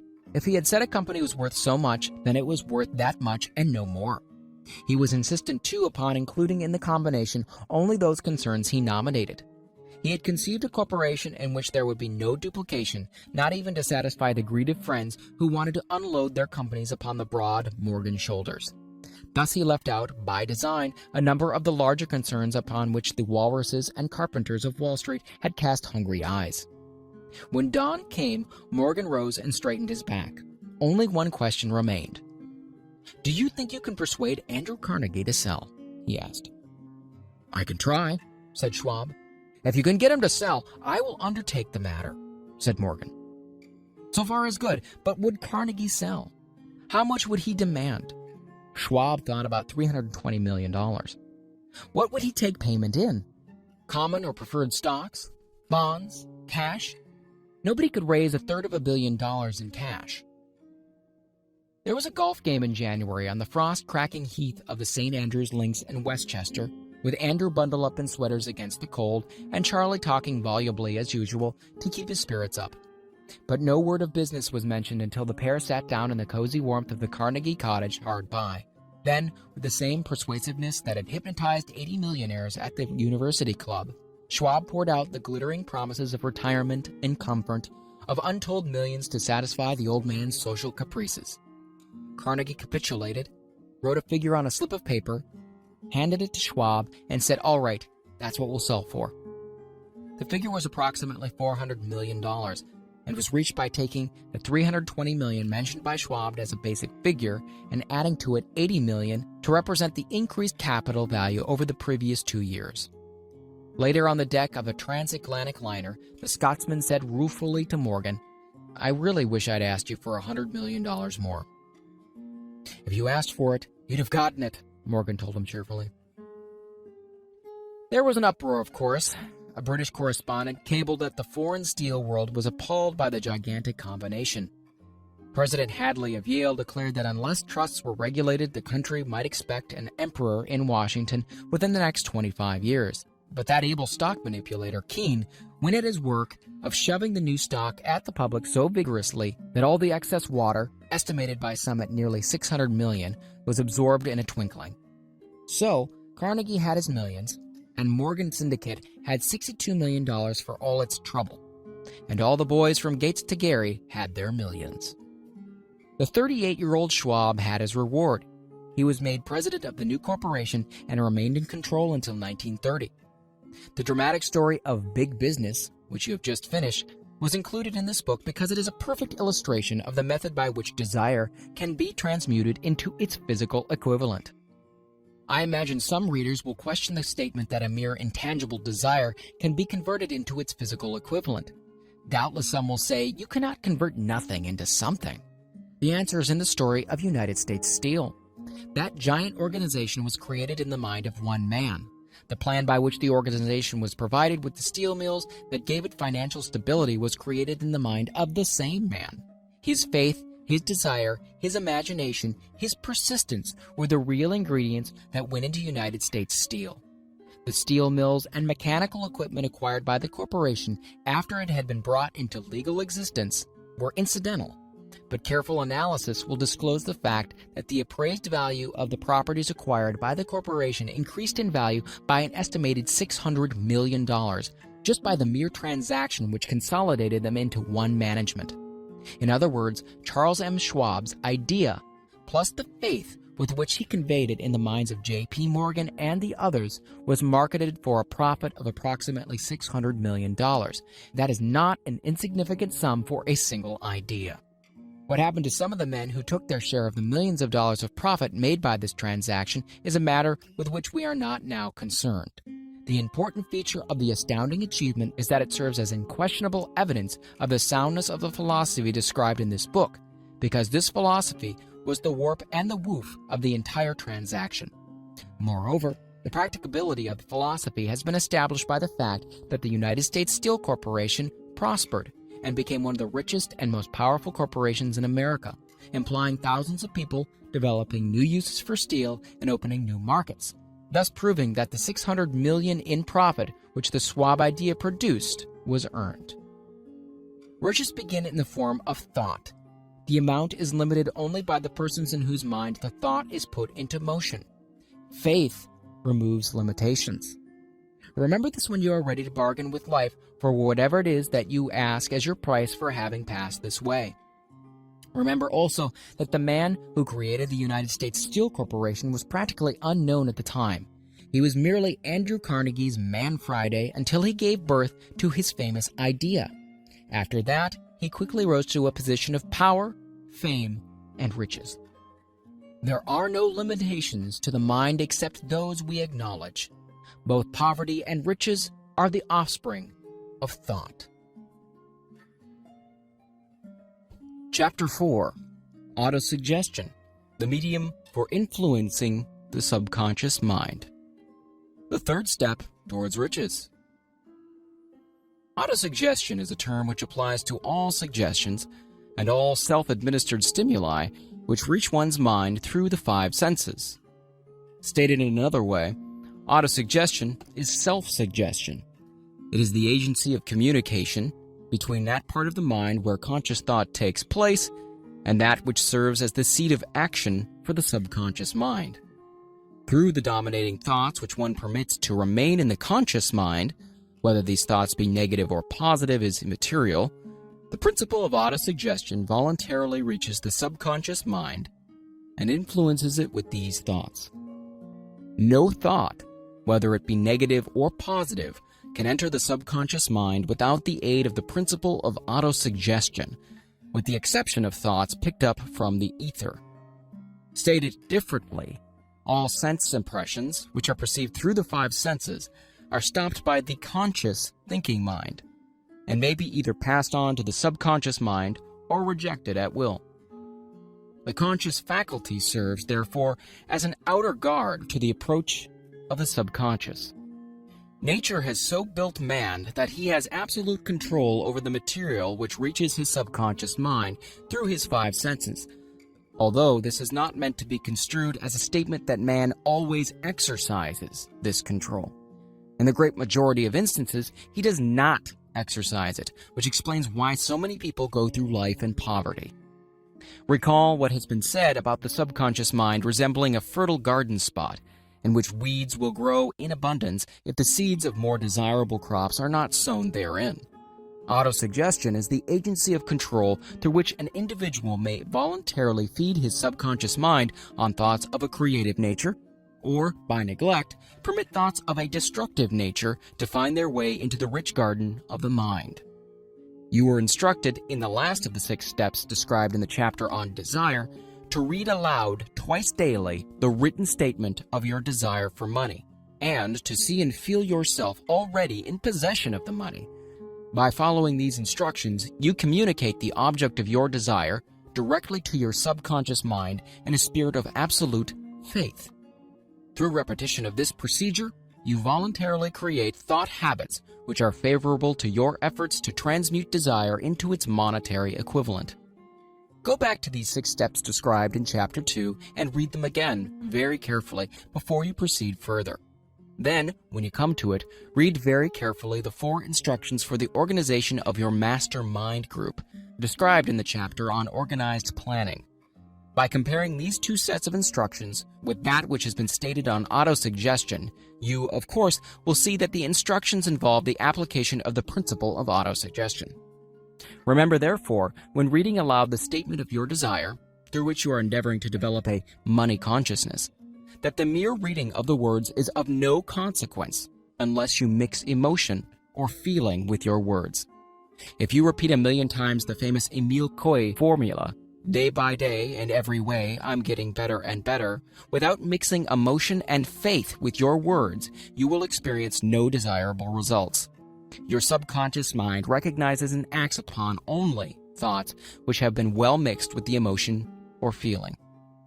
This is a fact of such importance as to warrant repetition in practically every chapter, because the lack of understanding of this is the main reason the majority of people who try to apply the principle of autosuggestion get no desirable results. Plain, unemotional words do not influence the subconscious mind. You will get no appreciable results until you learn to reach your subconscious mind with thoughts or spoken words which have been well emblazoned with belief. Do not be discouraged if you cannot control and direct your emotions the first time you try to do so. Remember, there is no such possibility as something for nothing. Ability to reach and influence your subconscious mind has its price, and you must pay that price. You cannot cheat, even if you desire to do so. The price of ability to influence your subconscious mind is everlasting persistence in applying the principles described here.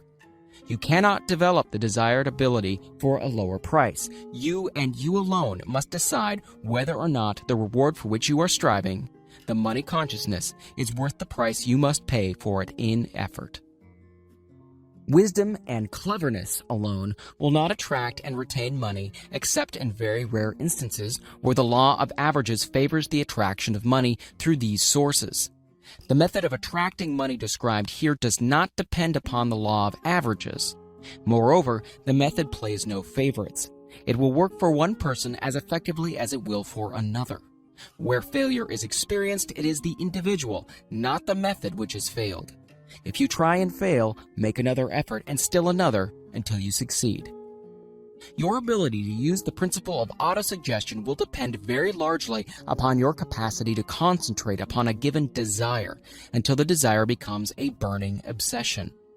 When you begin to carry out the instructions in connection with the 6 steps described in the 2nd chapter, it will be necessary for you to make use of the principle of concentration.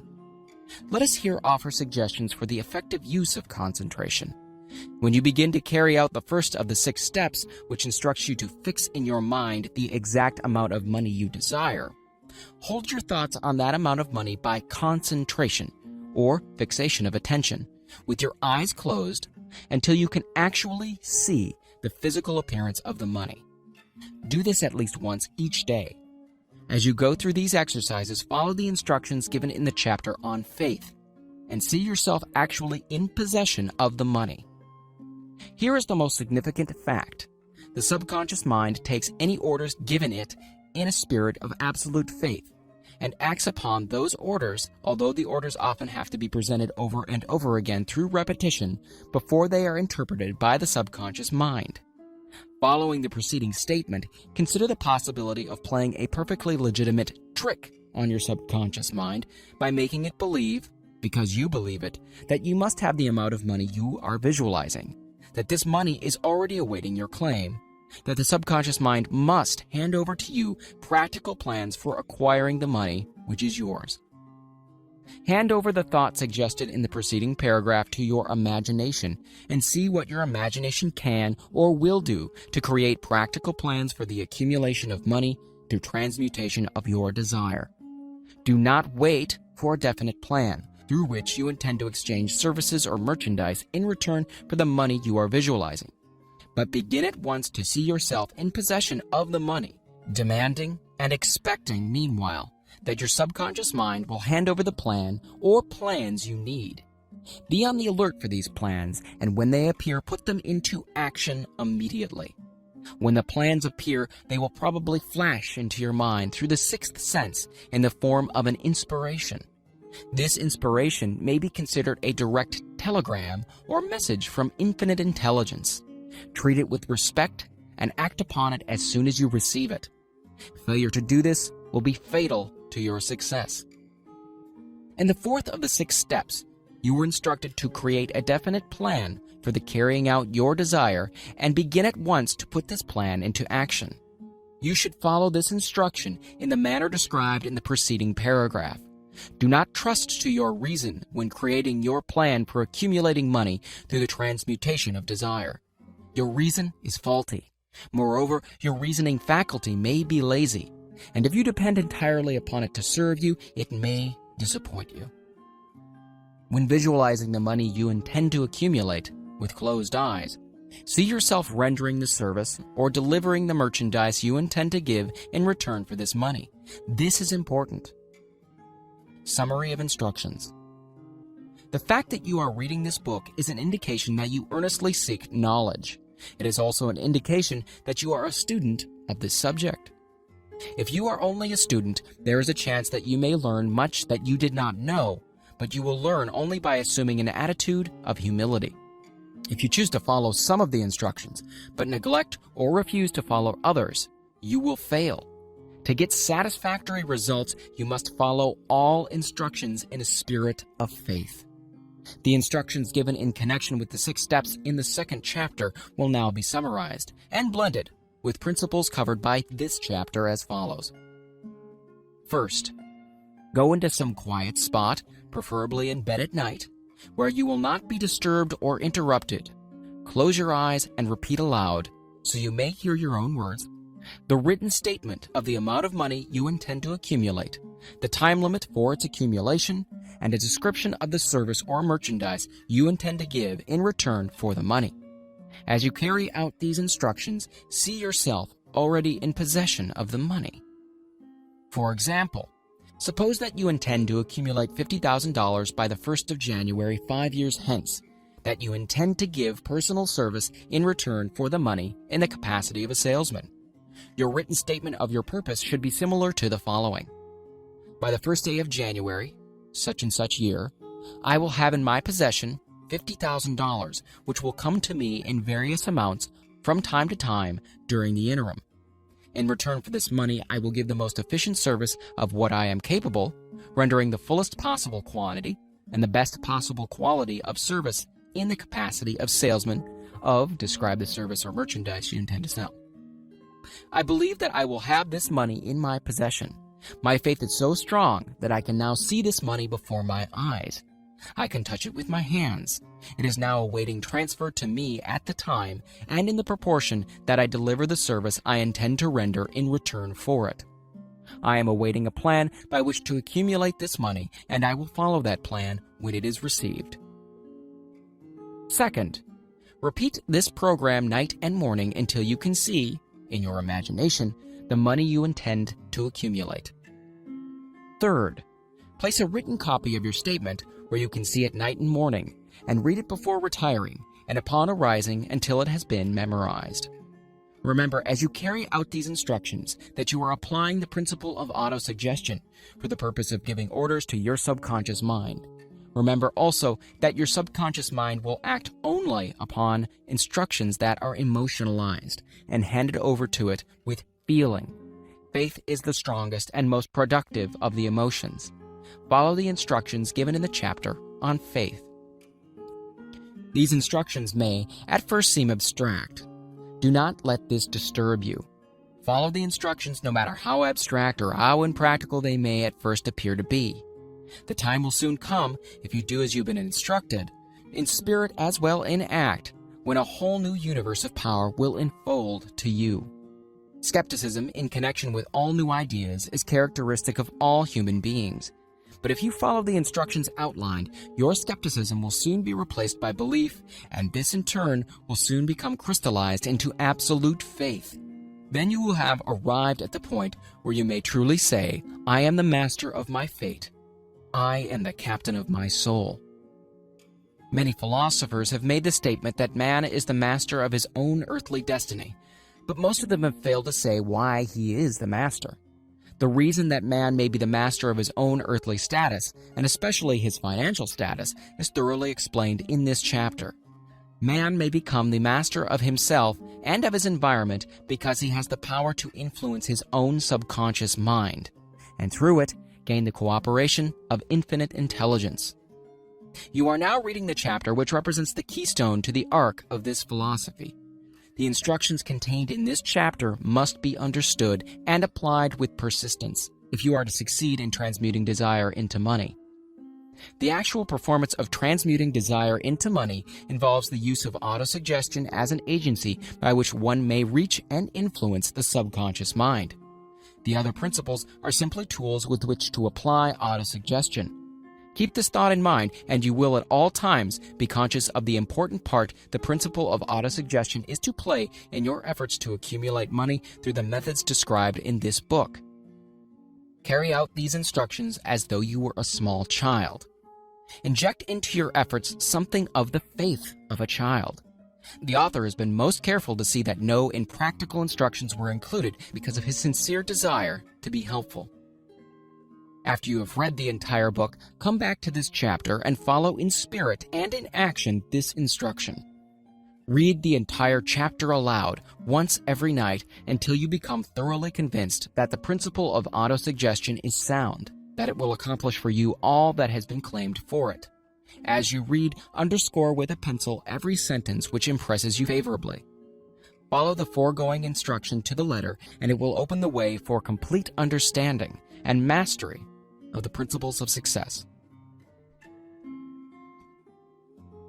Chapter 5. Specialized knowledge, personal experience or observations. The fourth step toward riches. There are two kinds of knowledge. One is general, the other specialized. General knowledge, no matter how great in quantity or variety it may be, is of but little use in the accumulation of money. The faculties of the great universities possess, in aggregate, practically every form of general knowledge known to civilization. Most of the professors have but little or no money. They specialize on teaching knowledge, but they do not specialize on the organization or the use of knowledge. Knowledge will not attract money unless it is organized and intelligently directed through practical plans of action to the definite end of accumulation of money. Lack of understanding of this fact has been the source of confusion to millions of people who falsely believe that knowledge is power. It is nothing of the sort. Knowledge is only potential power. It becomes power only when and if it is organized into definite plans of action and directed to a definite end. This missing link in all systems of education known to civilization today may be found in the failure of educational institutions to teach their students how to organize and use knowledge after they acquire it. Many people make the mistake of assuming that because Henry Ford had but little schooling, he is not a man of education. Those who make this mistake do not know Henry Ford, nor do they understand the real meaning of the word educate.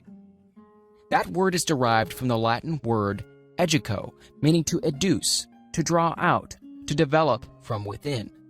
An educated man is not necessarily one who has an abundance of general or specialized knowledge. An educated man is one who has so developed the faculties of his mind that he may acquire anything he wants, or its equivalent, without violating the rights of others. Henry Ford comes well within the meaning of this definition. During the World War, a Chicago newspaper published certain editorials in which, among other statements, Henry Ford was called an ignorant pacifist. Mr. Ford objected to the statements and brought suit against the paper for libeling him. When the suit was tried in the courts, the attorneys for the paper pleaded justification and placed Mr. Ford himself on the witness stand for the purpose of proving to the jury that he was ignorant.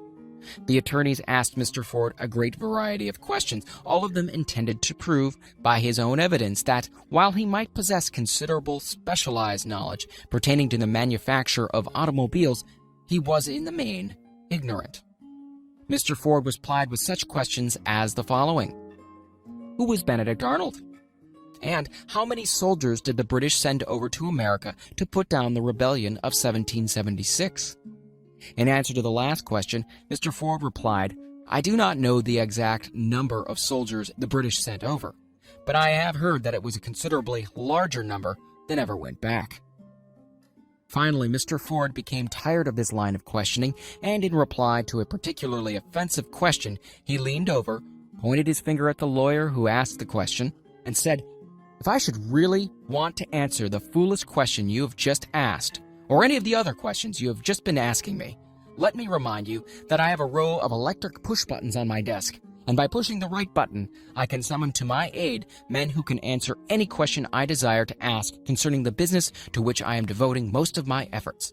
Now, will you kindly tell me, why should I clutter up my mind with general knowledge for the purpose of being able to answer questions when I have men around me who can supply any knowledge I require? There certainly was good logic to that reply. That answer floored the lawyer. Every person in the courtroom realized it was the answer, not of an ignorant man, but of a man of education. Any man is educated who knows where to get knowledge when he needs it, and how to organize that knowledge into definite plans of action. Through the assistance of his mastermind group, Henry Ford had at his command all the specialized knowledge he needed to enable him to become one of the wealthiest men in America. It was not essential that he have this knowledge in his own mind. Surely no person who has sufficient inclination and intelligence to read a book of this nature can possibly miss the significance of this illustration. Before you can be sure of your ability to transmute desire into its monetary equivalent, you will require specialized knowledge of the service, merchandise, or profession which you intend to offer in return for fortune. Perhaps you may need more specialized knowledge than you have the ability or the inclination to acquire, and if this should be true, you may bridge your weakness through the aid of your mastermind group. Andrew Carnegie stated that he personally knew nothing about the technical end of the steel business. Moreover, he did not particularly care to know anything about it. The specialized knowledge which he required for the manufacture and marketing of steel, he found available through the individual units of his mastermind group. The accumulation of great fortunes calls for power, and power is acquired through highly organized and intelligently directed specialized knowledge. But that knowledge does not necessarily have to be in the possession of the man who accumulates the fortune. The preceding paragraph should give hope and encouragement to the man with ambition to accumulate a fortune who has not possessed himself of the necessary education to supply such specialized knowledge as he may require. Men sometimes go through life suffering from inferiority complexes because they are not men of education. The man who can organize and direct a mastermind group of men who possess knowledge useful in the accumulation of money is just as much a man of education as any man in the group. Remember this if you suffer from a feeling of inferiority because your schooling has been limited. Thomas A. Edison had only 3 months of schooling during his entire life. He did not lack education, neither did he die poor. Henry Ford had less than a 6th grade schooling, but he has managed to do pretty well by himself financially. Specialized knowledge is among the most plentiful and the cheapest forms of service which may be had. If you doubt this, consult the payroll of any university. It pays to know how to purchase knowledge. First of all, decide the sort of specialized knowledge you require and the purpose for which it is needed. To a large extent, your major purpose in life, the goal toward which you are working, will help determine what knowledge you need. With this question settled, your next move requires that you have accurate information concerning dependable sources of knowledge. The more important of these are: A. One's own experience and education. B. Experience and education available through cooperation of others, the Mastermind Alliance. C. Colleges and universities. D. Public libraries, through books and periodicals in which may be found all the knowledge organized by civilization. E. Special training courses, through night schools and home study schools in particular. As knowledge is acquired, it must be organized and put into use for a definite purpose through practical plans. Knowledge has no value except that which can be gained from its application toward some worthy end. This is one reason why college degrees are not valued more highly. They represent nothing but miscellaneous knowledge. If you contemplate taking additional schooling, first determine the purpose for which you want the knowledge you are seeking, then learn where this particular sort of knowledge can be obtained from reliable sources. Successful men in all callings never stop acquiring specialized knowledge related to their major purpose, business, or profession. Those who are not successful usually make the mistake of believing that the knowledge acquiring period ends when one finishes school. The truth is that schooling does but little more than to put one in the way of learning how to acquire practical knowledge. With this changed world, which began at the end of the economic collapse, came also astounding changes in educational requirements. The order of the day is specialization. This truth was emphasized by Robert P. Moore, Secretary of Appointments of Columbia University. Specialists most sought after. Particularly sought after by employing companies are candidates who have specialized in some field business school, graduates with training in accounting and statistics, engineers of all varieties, journalists, architects, chemists, and also outstanding leaders and activity men of the senior class. The man who has been active on the campus, whose personality is such that he gets along with all kinds of people and who has done an adequate job with his studies, has a most decided edge over the strictly academic student. Some of these, because of their all-around qualifications, have received several offers of positions, a few of them as many as 6. In departing from the conception that the straight-A student was invariably the one to get the choice of the better jobs, Mr. Moore said that most companies look not only to academic records but to activity records and personalities of the students. One of the largest industrial companies, the leader in its field, in writing to Mr. Moore concerning prospective seniors at the college, said, "We're interested primarily in finding men who can make exceptional progress in management work. For this reason, we emphasize qualities of character, intelligence, and personality far more than specific educational background." Apprenticeship proposed. Proposing a system of apprenticing students in offices, stores, and industrial occupations during the summer vacation, Mr. Moore asserts that after the first 2 or 3 years of college, every student should be asked to choose a definite future course and to call a halt if he has been merely pleasantly drifting without purpose through an unspecialized academic curriculum. Colleges and universities must face the practical consideration that all professions and occupations now demand specialists, urging that educational institutions accept more direct responsibility for vocational guidance. One of the most reliable and practical sources of knowledge available to those who need specialized schooling is the night schools operated in most large cities. The correspondence schools give specialized training anywhere the U.S. males go, on all subjects that can be taught by the extension method. One advantage of home study training is the flexibility of the study program, which permits one to study during spare time. Another stupendous advantage of home study training, if the school is carefully chosen, is the fact that most courses afforded by home study schools carry with them generous privileges of consultation, which can be of priceless value to those needing specialized knowledge. No matter where you live, you can share the benefits. Anything acquired without effort and without cost is generally unappreciated, often discredited. Perhaps this is why we get so little from our marvelous opportunity in public schools. The self-discipline one receives from a definite program of specialized study makes up to some extent for the wasted opportunity when knowledge has been available without cost. Correspondence schools are highly organized business institutions. Their tuition fees are so low that they are forced to insist upon prompt payments.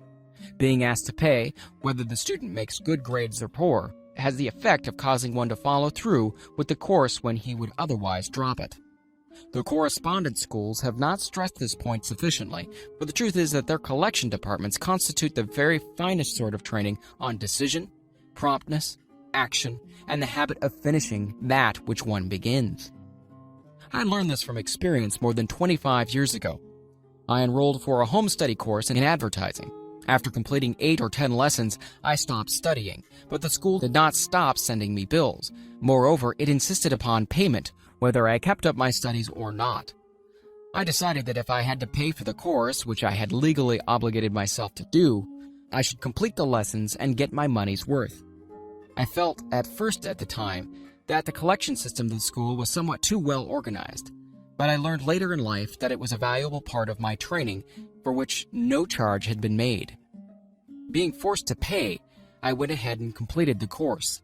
Later in life, I discovered that the efficient collection system of that school had been worth much in the form of money earned because of the training in advertising I had so reluctantly taken. We have in this country what is said to be the greatest public school system in the world. We have invested fabulous sums for fine buildings.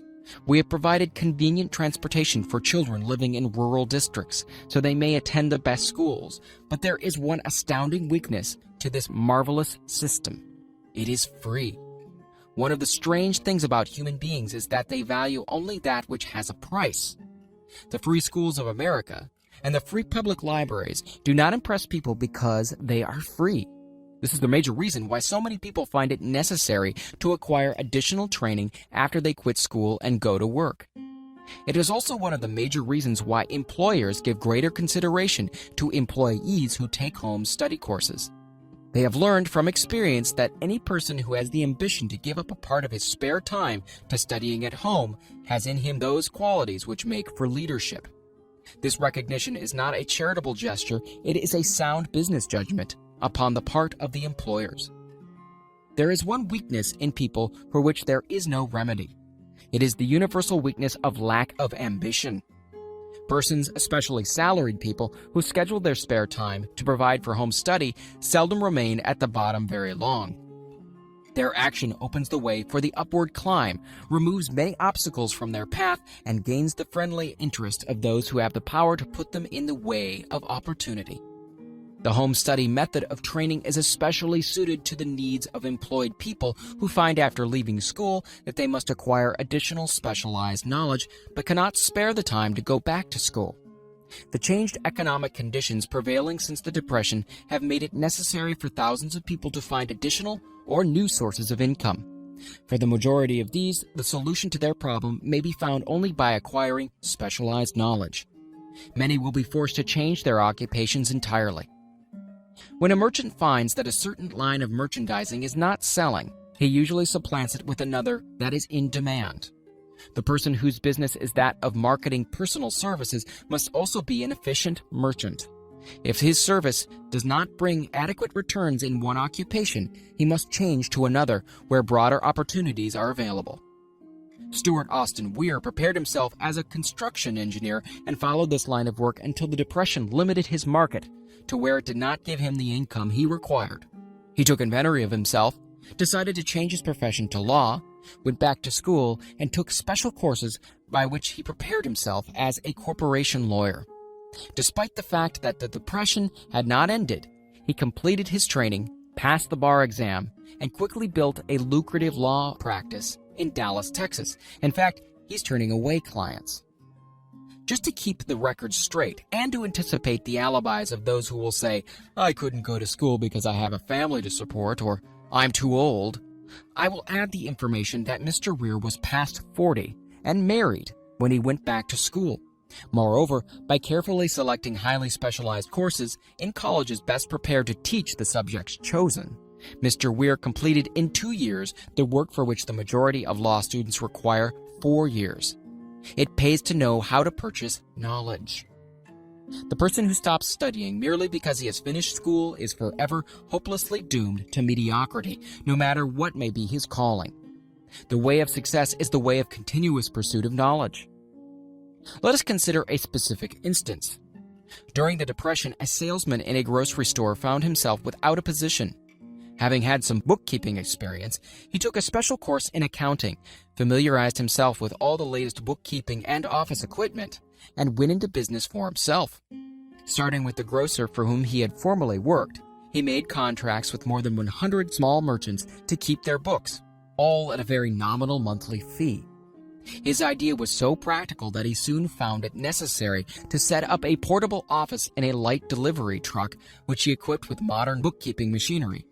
He now has a fleet of these bookkeeping offices on wheels and employs a large staff of assistants, thus providing small merchants with accounting service equal to the best that money can buy at a very nominal cost.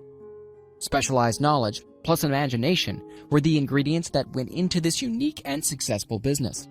Last year, the owner of that business paid an income tax of almost 10 times as much as paid by the merchant for whom he worked when the Depression forced upon him a temporary adversity, which proved to be a blessing in disguise.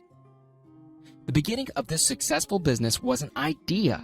Inasmuch as I had the privilege of supplying the unemployed salesman with that idea, I now assume the further privilege of suggesting another idea, which has within it the possibility of even greater income. Also, the possibility of rendering useful service to thousands of people who badly need that service.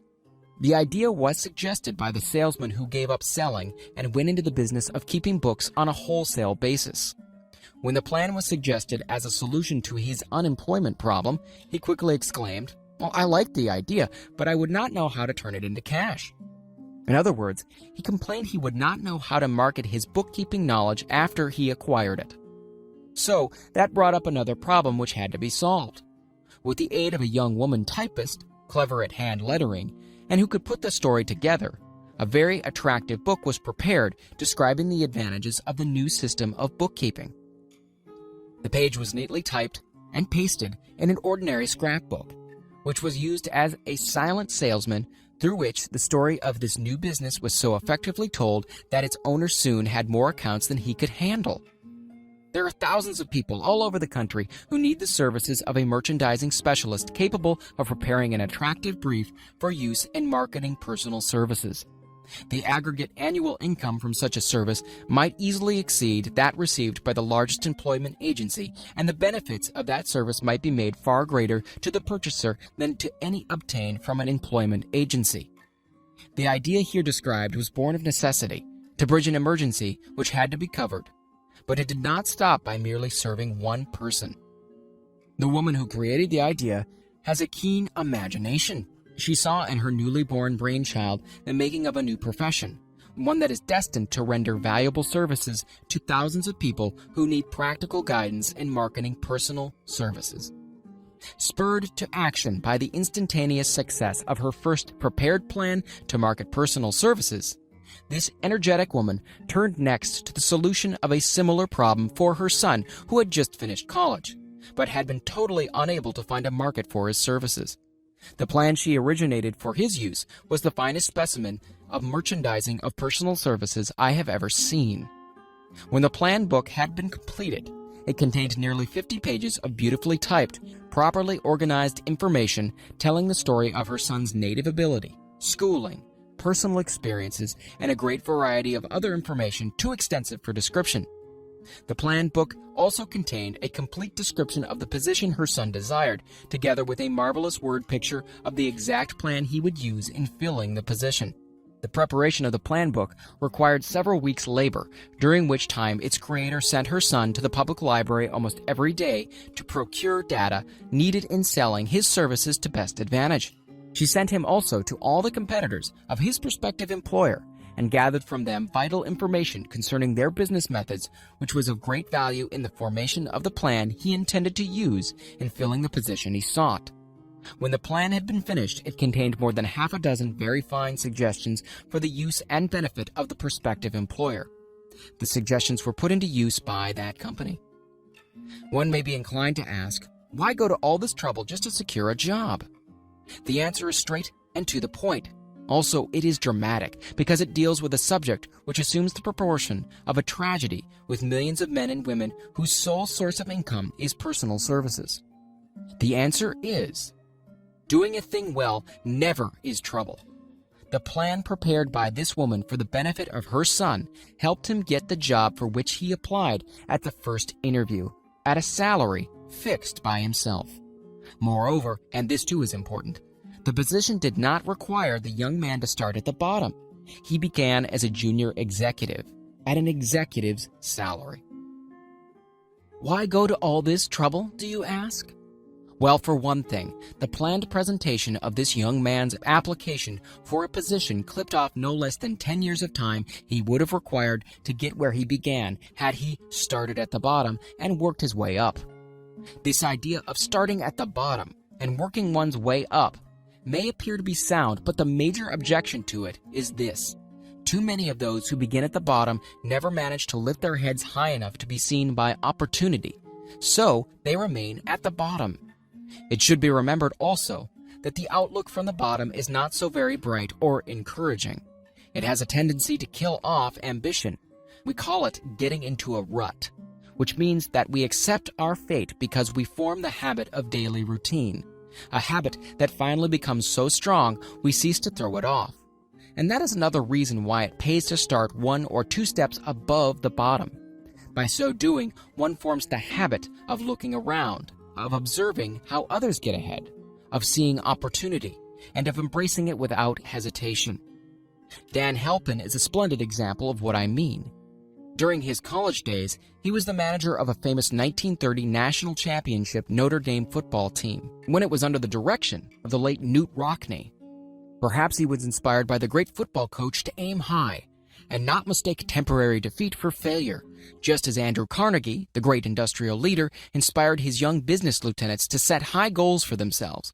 At any rate, young Halpin finished college at a mighty unfavorable time when the Depression had made jobs scarce.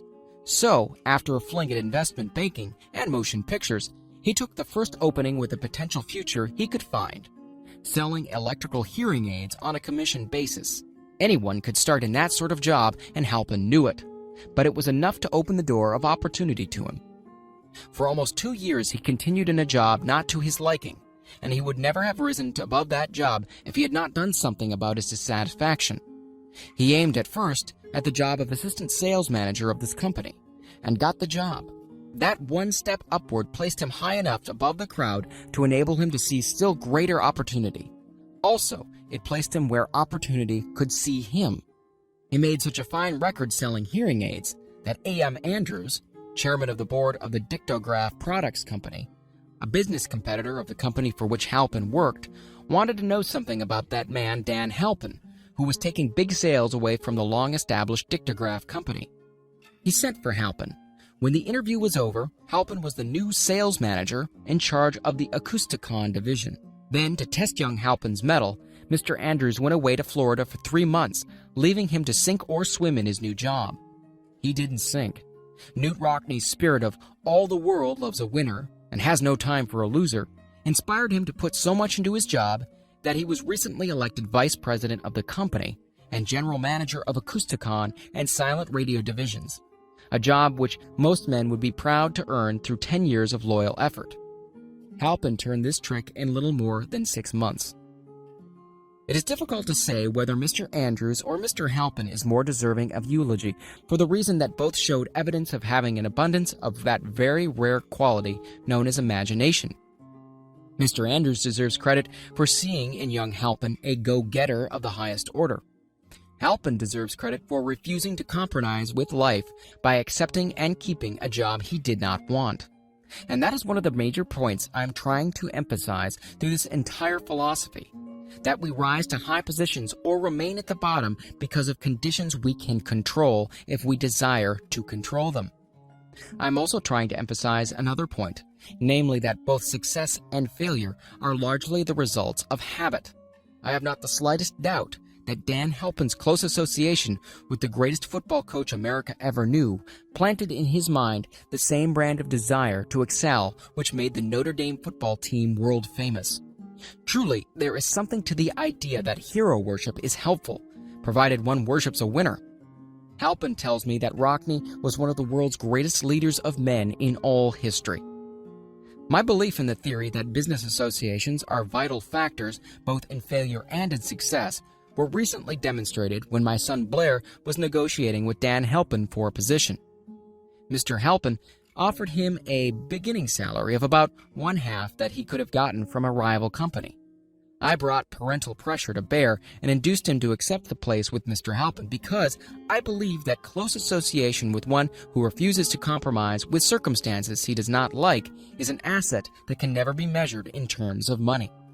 The bottom is a monotonous, dreary, unprofitable place for any person. That is why I've taken the time to describe how lowly beginnings may be circumvented by proper planning. Also, that is why so much space has been devoted to a description of this new profession, created by a woman who was inspired to do a fine job of planning because she wanted her son to have a favorable break. With the changed conditions ushered in by the world economic collapse came also the need for newer and better ways of marketing personal services. It is hard to determine why someone had not previously discovered this stupendous need, in view of the fact that more money changes hands in return for personal services than for any other purpose. The same paid out monthly to people who work for wages and salaries is so huge that it runs into hundreds of millions, and the annual distribution amounts to billions. Perhaps some will find in the idea here briefly described the nucleus of the riches they desire. Ideas with much less merit have been the seedlings from which great fortunes have grown. Woolworth's 5 and 10 cent store idea, for example, had far less merit, but it piled up a fortune for its creator. Those seeing opportunity lurking in this suggestion will find valuable aid in the chapter on organized planning. Incidentally, an efficient merchandiser of personal services would find a growing demand for his services wherever there are men and women who seek better markets for their services. By applying the mastermind principle, a few people with a suitable talent could form an alliance and have a paying business very quickly. One would need to be a fair writer with a flair for advertising and selling, one handy at typing and hand lettering, and one should be a first-class business getter who would let the world know about the service. If one person possessed all these abilities, he might carry on the business alone until it outgrew him. The woman who prepared the personal service sales plan for her son now receives requests from all parts of the country for her cooperation in preparing similar plans for others who desire to market their personal services for more money. She has a staff of expert typists, artists, and writers who have the ability to dramatize the case history so effectively that one's personal services can be marketed for much more money than the prevailing wages for similar services. She is so confident of her ability that she accepts as the major portion of her fee a percentage of the increased pay she helps her clients to earn. It must not be supposed that her plan merely consists of clever salesmanship, by which she helps men and women to demand and receive more money for the same services they formerly sold for less pay. No, she looks after the interests of the purchaser as well as the seller of personal services, and so prepares her plans that the employer receives full value for the additional money he pays. The method by which she accomplishes this astonishing result is a professional secret which she discloses to no one excepting her own clients. If you have the imagination and seek a more profitable outlet for your personal services, this suggestion may be the stimulus for which you have been searching. The idea is capable of yielding an income far greater than that of the average doctor, lawyer, or engineer whose education required several years in college. The idea is saleable to those seeking new positions, in practically all positions calling for managerial or executive ability, and those desiring rearrangement of incomes in their present positions. There is no fixed price for sound ideas. Back of all ideas is specialized knowledge. Unfortunately, for those who do not find riches in abundance, specialized knowledge is more abundant and more easily acquired than ideas. Because of this very truth, there is a universal demand and an ever-increasing opportunity for the person capable of helping men and women to sell their personal services advantageously. Capability means imagination, and one quality needed to combine specialized knowledge with ideas is the form of organized plans designed to yield riches. If you have imagination, this chapter may present you with an idea sufficient to serve as the beginning of the riches you desire. Remember, the idea is the main thing. Specialized knowledge may be found just around the corner. Any corner. Chapter 6. Imagination, the workshop of the mind. The fifth step toward riches. The imagination is literally the workshop wherein are fashioned all plans created by man. The impulse, the desire, is given shape, form, and action through the aid of the imaginative faculty of the mind. It has been said that man can create anything which he can imagine. Of all the ages of civilization, this is the most favorable for the development of the imagination because it is an age of rapid change. On every hand, one may contact stimuli which develop the imagination.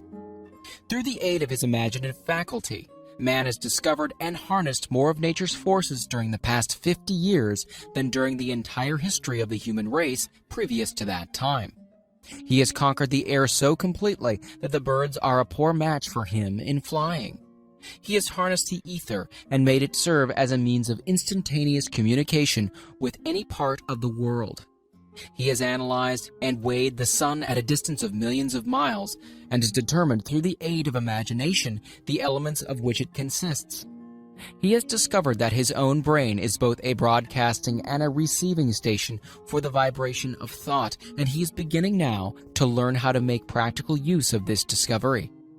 He has increased the speed of locomotion until he may now travel at a speed of more than 300 miles an hour.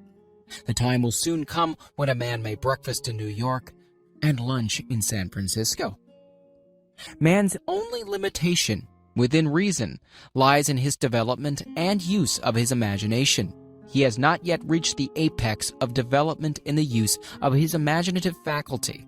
He has merely discovered that he has an imagination and has commenced to use it in a very elementary way.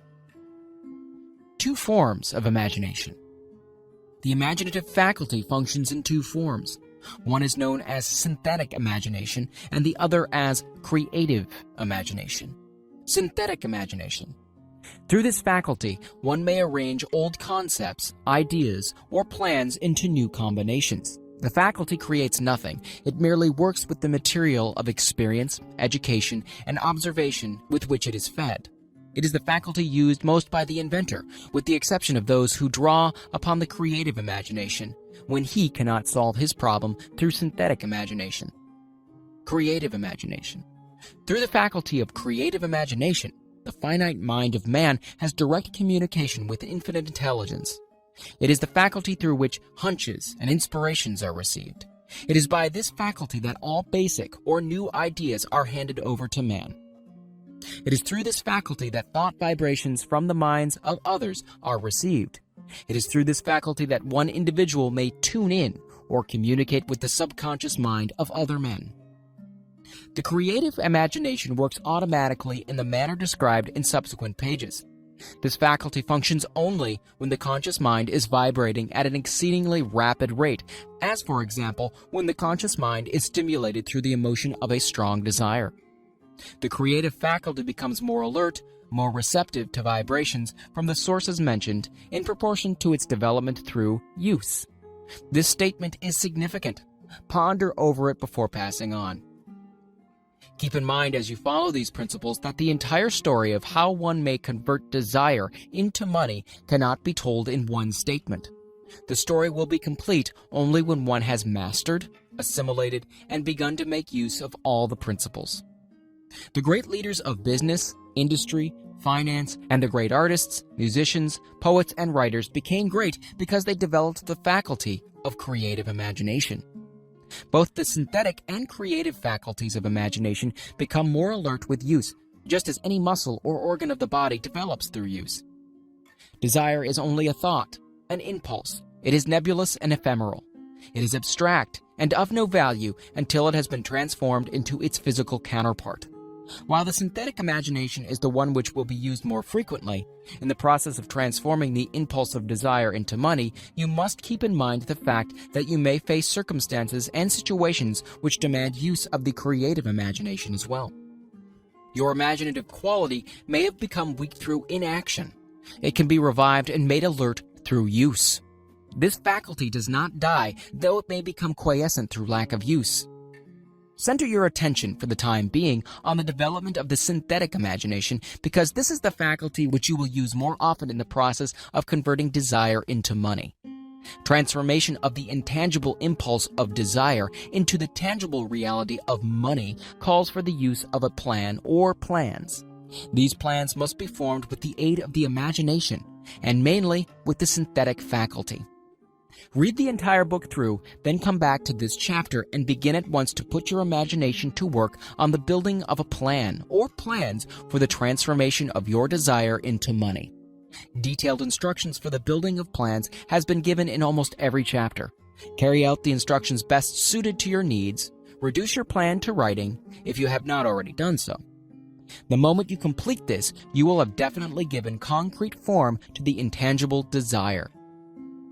Read the preceding sentence once more. Read it aloud, very slowly, as you do so. Remember that the moment you reduce the statement of your power and a plan for its realization to writing, you have actually taken the first of a series of steps which will enable you to convert the thought into its physical counterpart. The earth on which you live, you yourself, and every other material thing are the result of evolutionary change, through which microscopic bits of matter have been organized and arranged in an orderly fashion.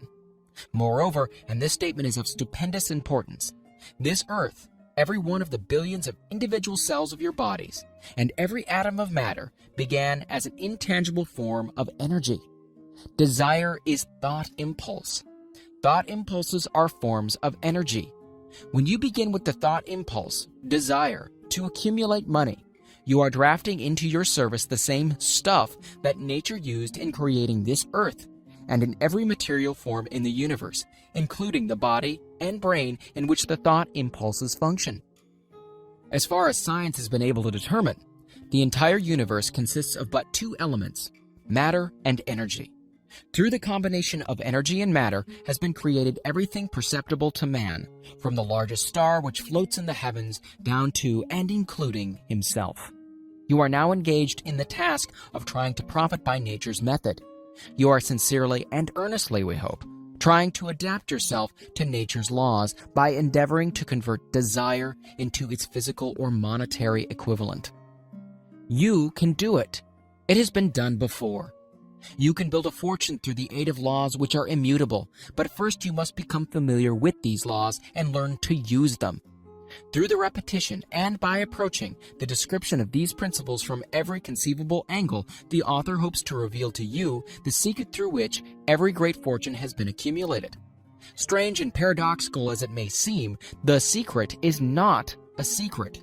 Nature herself advertises it in the earth on which we live, the stars, the planets suspended within our view, in the elements above and around us, in every blade of grass, and every form of life within our vision. Nature advertises this secret in terms of biology, in the conversion of a tiny cell so small that it may be lost on the point of a pin, into the human being now reading this line. The conversion of desire into its physical equivalent is certainly no more miraculous. Do not become discouraged if you do not fully comprehend all that has been stated. Unless you have long been a student of the mind, it is not to be expected that you will assimilate all that is in this chapter upon a first reading. But you will, in time, make good progress. The principles which follow will open the way for understanding of imagination. Assimilate that which you understand as you read this philosophy for the first time. Then, when you reread and study it, you will discover that something has happened to clarify it and give you a broader understanding of the whole.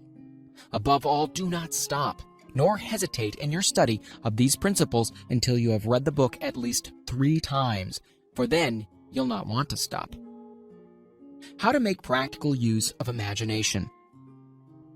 Ideas are the beginning points of all fortunes.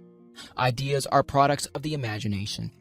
Let us examine a few well-known ideas which have yielded huge fortunes, with the hope that these illustrations will convey definite information concerning the method by which imagination may be used in accumulating riches. The Enchanted Kettle. 50 years ago, an old country doctor drove to town, hitched his horse, quietly slipped into a drugstore by the back door, and began dickering with the young drug clerk.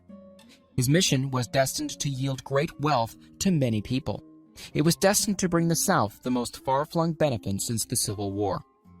For more than an hour, behind the prescription counter, the old doctor and the clerk talked in low tones. Then the doctor left. He went out to the buggy and brought back a large, old-fashioned kettle, a big wooden paddle used for stirring the contents of the kettle, and deposited them in the back of the store. The clerk inspected the kettle, reached into his inside pocket, took out a roll of bills, and handed it over to the doctor. The roll contained exactly $500, the clerk's entire savings. The doctor handed over a small slip of paper on which was written a secret formula. The words on that small slip of paper were worth a king's ransom, but not to the doctor. Those magic words were needed to start the kettle to boiling, but neither the kettle nor the young clerk knew what fabulous fortunes were destined to flow from that kettle. The old doctor was glad to sell the outfit for $500.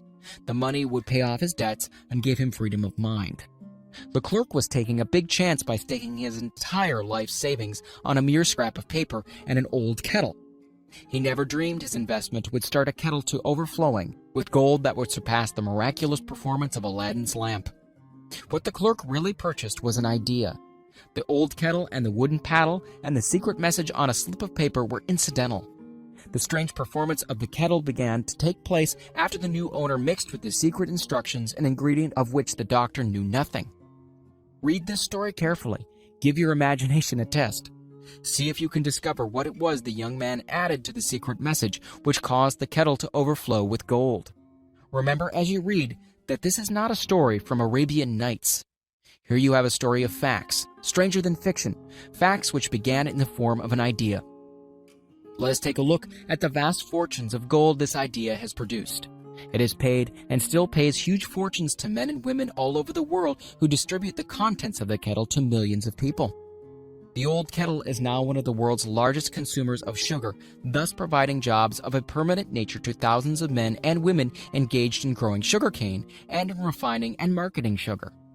The old kettle consumes annually millions of glass bottles, providing jobs to huge numbers of glass workers. The old kettle gives employment to an army of clerks, stenographers, copywriters, and advertising experts through the nation. It has brought fame and fortune to scores of artists who have created magnificent pictures describing the product. The old kettle has converted a small southern city into the business capital of the South, where it now benefits, directly or indirectly, every business and practically every resident of the city. The influence of this idea now benefits every civilized country in the world, pouring out a continuous stream of gold to all who touch it.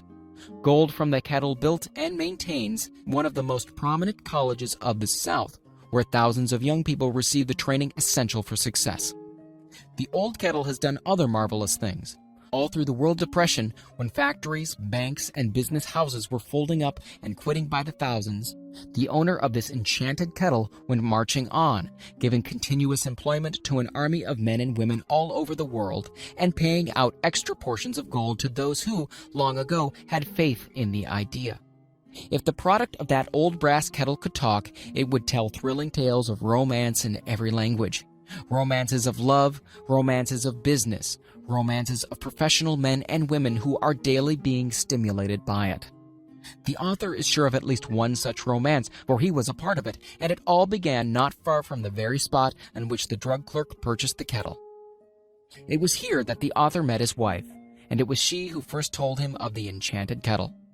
It was the product of that kettle they were drinking when he asked her to accept him, for better or worse. Now that you know the content of the enchanted kettle is a world-famous drink, it is fitting that the author confesses that the home city of that drink supplied him with a wife. Also, that the drink itself provides him with the stimulation of thought without intoxication, and thereby it gives to serve refreshment of mind, which an author must have to do his best work. Whoever you are, wherever you may live, whatever occupation you may be engaged in, just remember in the future, every time you see the words Coca-Cola, that its vast empire of wealth and influence grew out of a single idea, and that the mysterious ingredient the drug clerk Asa Chandler mixed with the secret formula was imagination. Stop and think of that for a moment. Remember also that the 13 steps to riches described in this book were the media through which the influence of Coca-Cola has been extended to every city, town, village, and crossroads of the world, and that any idea you may create, as good and meritorious as Coca-Cola, has a possibility of duplicating the stupendous record of this worldwide thirst killer. Truly, thoughts are things, and the scope of operation is the world itself. What I would do if I had $1 million. This story proves the truth of the old saying, where there's a will, there's a way. It was told to me by that beloved educator and clergyman, the late Frank Gonzalez, who began his preaching career in the Stockyards region of South Chicago. While Dr. Gonzalez was going through college, he observed many defects in our educational system, defects which he believed he could correct if he were the head of a college. His deepest desire was to become the directing head of an educational institution in which young men and women would be taught to learn by doing. He made up his mind to organize a new college in which he could carry out his ideas without being handicapped by orthodox methods of education. He needed $1 million to put the project across. Where was he to lay his hands on so large a sum of money? That was the question that absorbed most of his ambitious young preacher's thought. But he couldn't seem to make any progress. Every night he took that thought to bed with him. He got up with it in the morning. He took it with him everywhere he went. He turned it over and over in his mind until it became a consuming obsession with him. $1 million is a lot of money. He recognized that fact, but he also recognized the truth that the only limitation is that which one sets up in one's own mind. Being a philosopher as well as a preacher, Dr. Gonzalez recognized, as do all who succeed in life, that definiteness of purpose is the starting point from which one must begin. He recognized, too, that definiteness of purpose takes on animation, life, and power when backed by a burning desire to translate that purpose into its material equivalent. He knew all these great truths, yet he did not know where or how to lay his hands on $1 million. The natural procedure would have been to give up and quit. By saying, well, my idea is a good one, but I just can't do anything about it because I could never procure the necessary $1 million.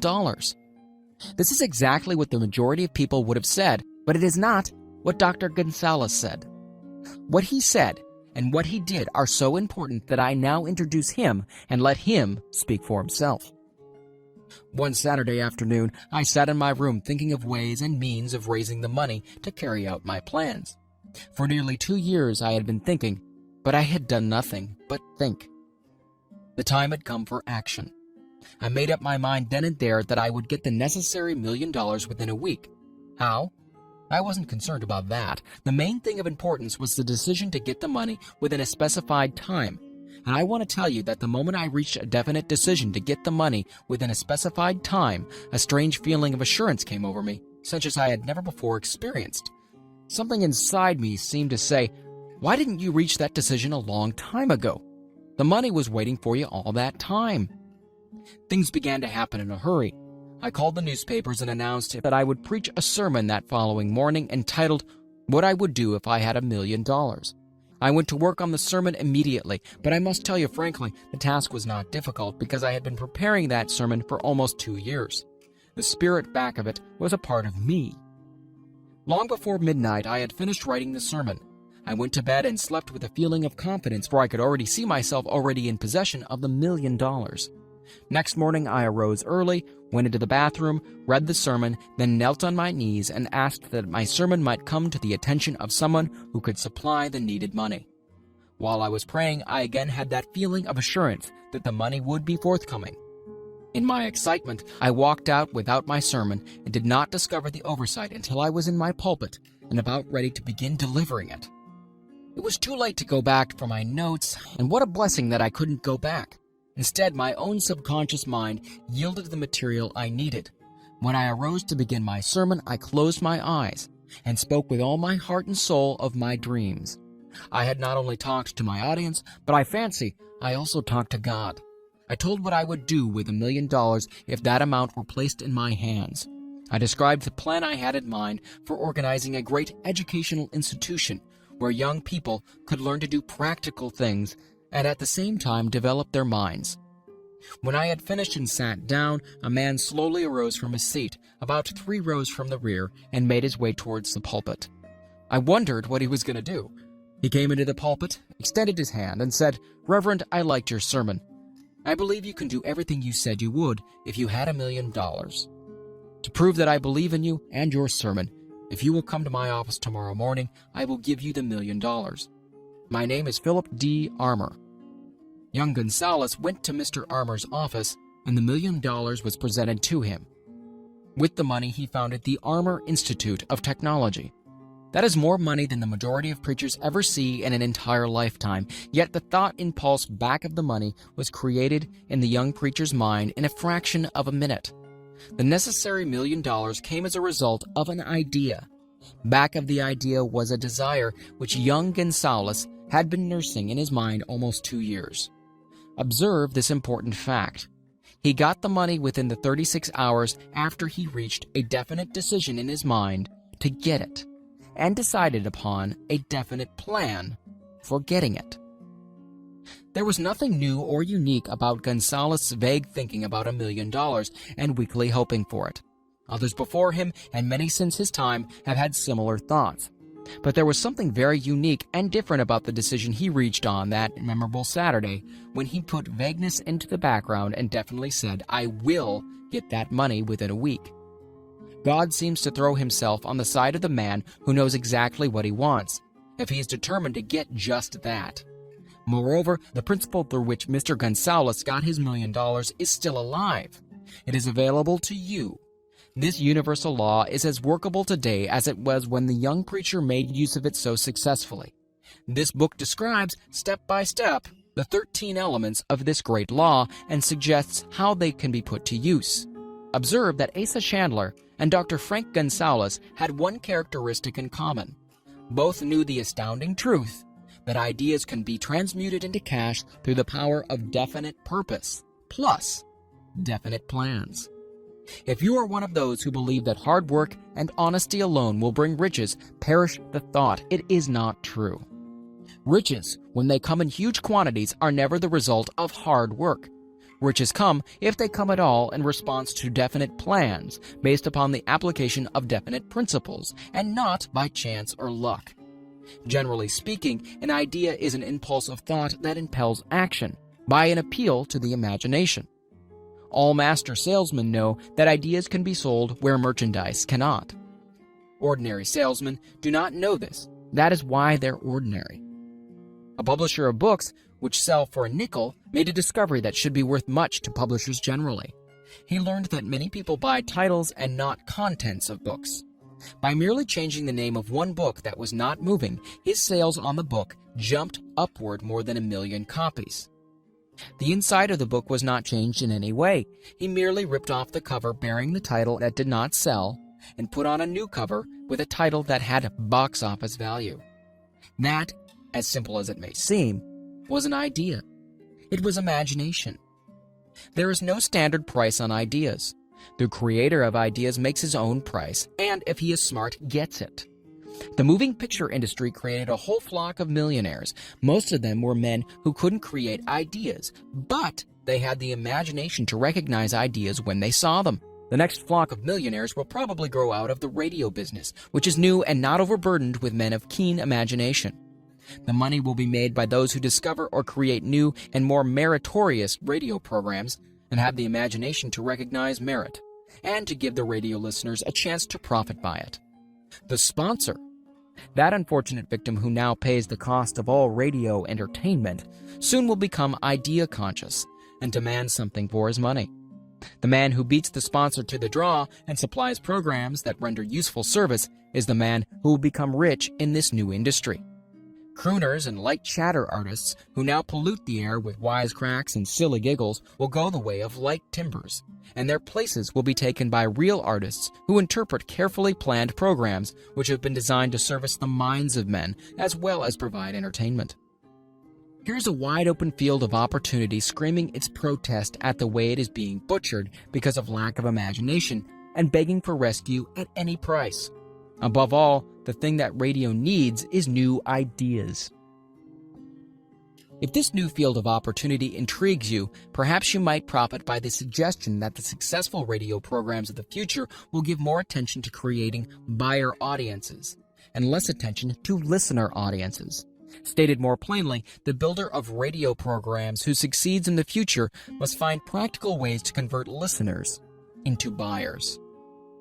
Moreover, the successful producer of radio programs in the future must key his features so that he can definitely show its effect upon the audience. Sponsors are becoming a bit wary of buying glib, selling talks based upon statements grabbed out of thin air.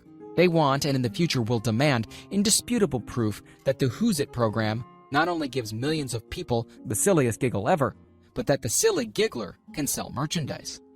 Another thing that might as well be understood by those who contemplate entering this new field of opportunity, radio advertising is going to be handled by an entirely new group of advertising experts, separate and distinct from the old-time newspaper and magazine advertising agency men. The old-timers in the advertising game cannot read the modern radio scripts because they have not been schooled to see ideas. The new radio technique demands men who can interpret ideas from a written manuscript in terms of sound. It cost the author a year of hard labor and many thousands of dollars to learn this. Radio right now is about where the moving pictures were when Mary Pickford and her curls first appeared on the screen. There is plenty of room in radio for those who can produce or recognize ideas. If the foregoing comment on the opportunity of radio has not started your idea factory to work, you had better forget it. Your opportunity is in some other field. If the comment intrigued you in the slightest degree, then go further into it, and you may find the one idea you need to round out your career. Never let it discourage you if you have no experience in radio. Andrew Carnegie knew very little about making steel. I have Carnegie's own word for this. But he made practical use of two of the principles described in this book and made the steel business yield him a fortune. The story of practically every great fortune starts with the day when a creator of ideas and a seller of ideas got together and worked in harmony. Carnegie surrounded himself with men who could do all that he could not do. Men who created ideas and men who put ideas into operation and made himself and the others fabulously rich. Millions of people go through life hoping for favorable breaks. Perhaps a favorable break can get one opportunity, but the safest plan is not to depend upon luck. It was a favorable break that gave me the biggest opportunity of my life, but 25 years of determined effort had to be devoted to that opportunity before it became an asset. The break consisted of my good fortune in meeting and gaining the cooperation of Andrew Carnegie.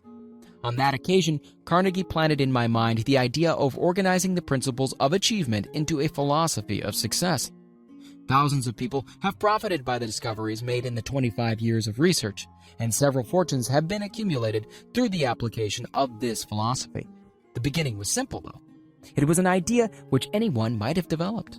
A favorable break came through Carnegie, but what about the determination, definiteness of purpose, and the desire to attain the goal, and the persistent effort of 25 years? It was no ordinary desire that survived disappointment, discouragement, temporary defeat, criticism, and the constant reminding of waste of time. It was a burning desire. It was an obsession. When the idea was first planted in my mind by Mr. Carnegie, it was coaxed, nursed, and enticed to remain alive. Gradually, the idea became a giant under its own power, and it coaxed, nursed, and drove me. Ideas are like that. First you give life and action and guidance to ideas, then they take on power of their own and sweep aside all opposition. Ideas are intangible forces, but they have more power than the physical brains that give birth to them. They have the power to live on after the brain that created them are returned to dust. For example, take the power of Christianity. That began with a simple idea born in the brain of Christ. Its chief tenet was, do unto others as you would have others do unto you. Christ has gone back to the source from whence he came, but his idea goes marching on. Someday it may grow up and come into its own. Then it will have fulfilled Christ's deepest desire. The idea has been developing only 2,000 years. Give it time. Success requires no explanations. Failure permits no alibis. Chapter 7. Organized Planning. The crystallization of desire into action. The sixth step toward riches. You have learned that everything man creates or acquires begins in the form of desire. That desire is taken on the first lap of its journey from the abstract to the concrete into the workshop of the imagination, where plans for its transition are created and organized. In Chapter 2, you are instructed to take 6 definite practical steps as your first move in translating the desire for money into its monetary equivalent. One of these steps is the formation of a definite, practical plan or plans through which this transformation may be made. You will now be instructed how to build plans which will be practical. These: A. Ally yourself with a group of as many people as you may need for the creation and carrying out of your plan or plans for the accumulation of money-making use of the mastermind principle described in a later chapter. Compliance with this instruction is absolutely essential. Do not neglect it. B.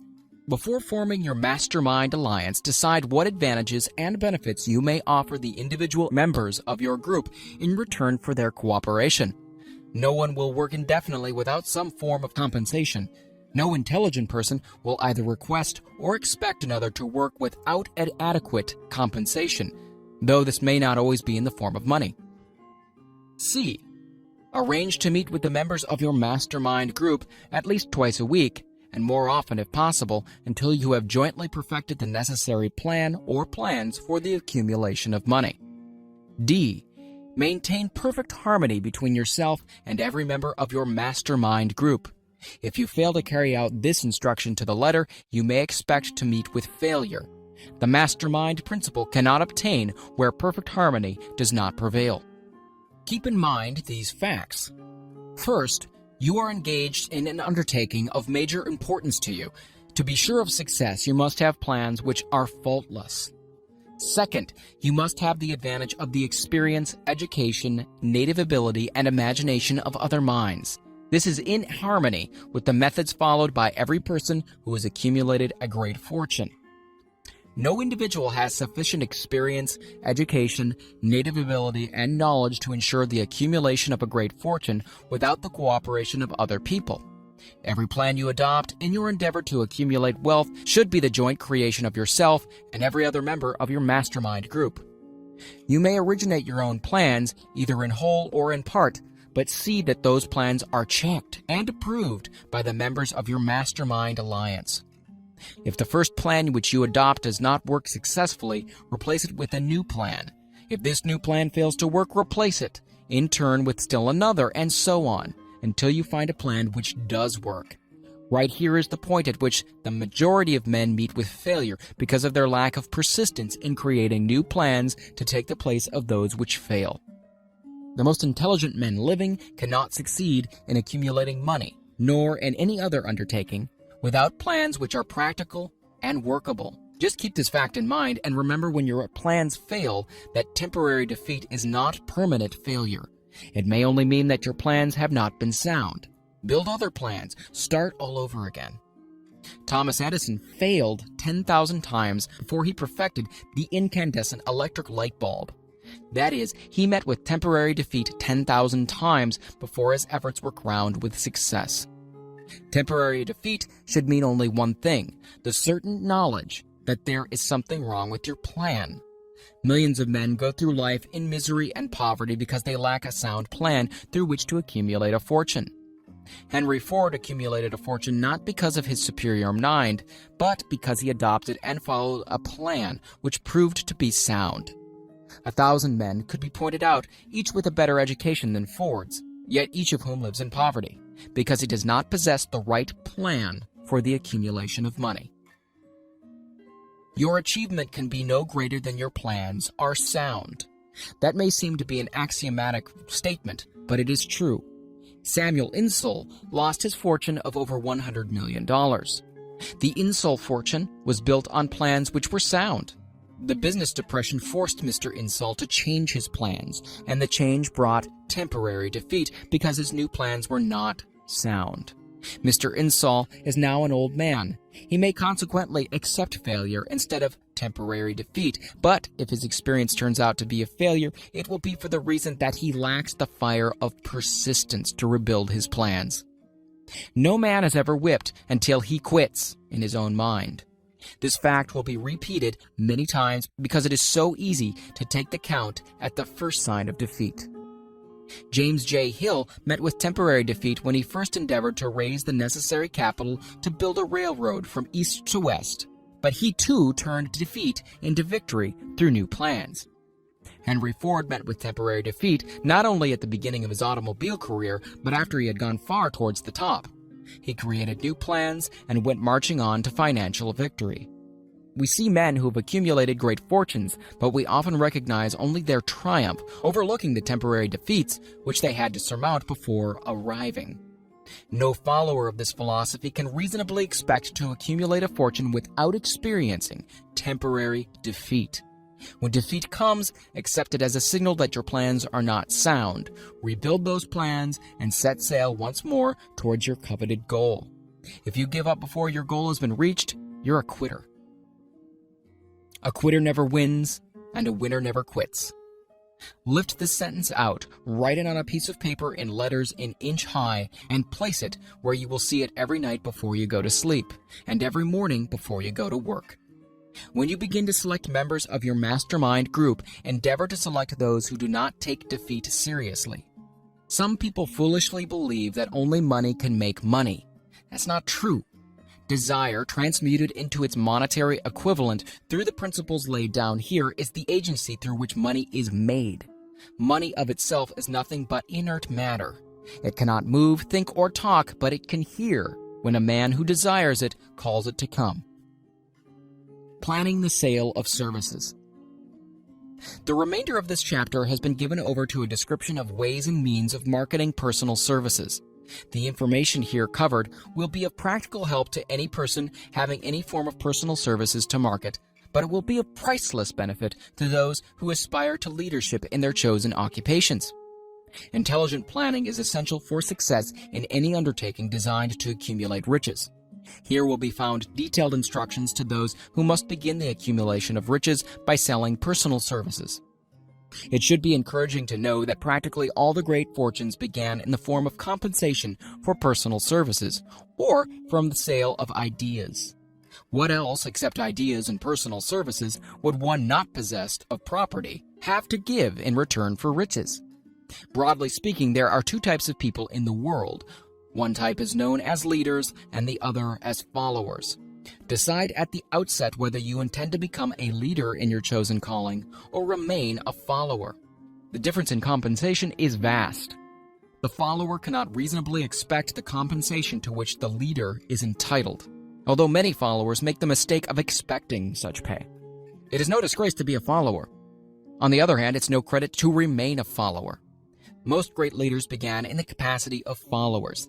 They became great leaders because they were intelligent followers. With few exceptions, the man who cannot follow a leader intelligently cannot become an efficient leader. The man who can follow a leader most efficiently is usually the man who develops into leadership most rapidly.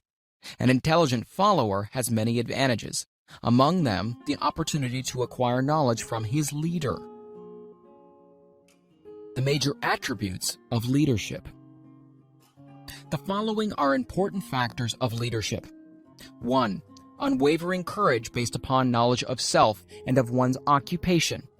No follower wishes to be dominated by a leader who lacks self-confidence and courage. No intelligent follower will be dominated by such a leader very long. 2. Self-control.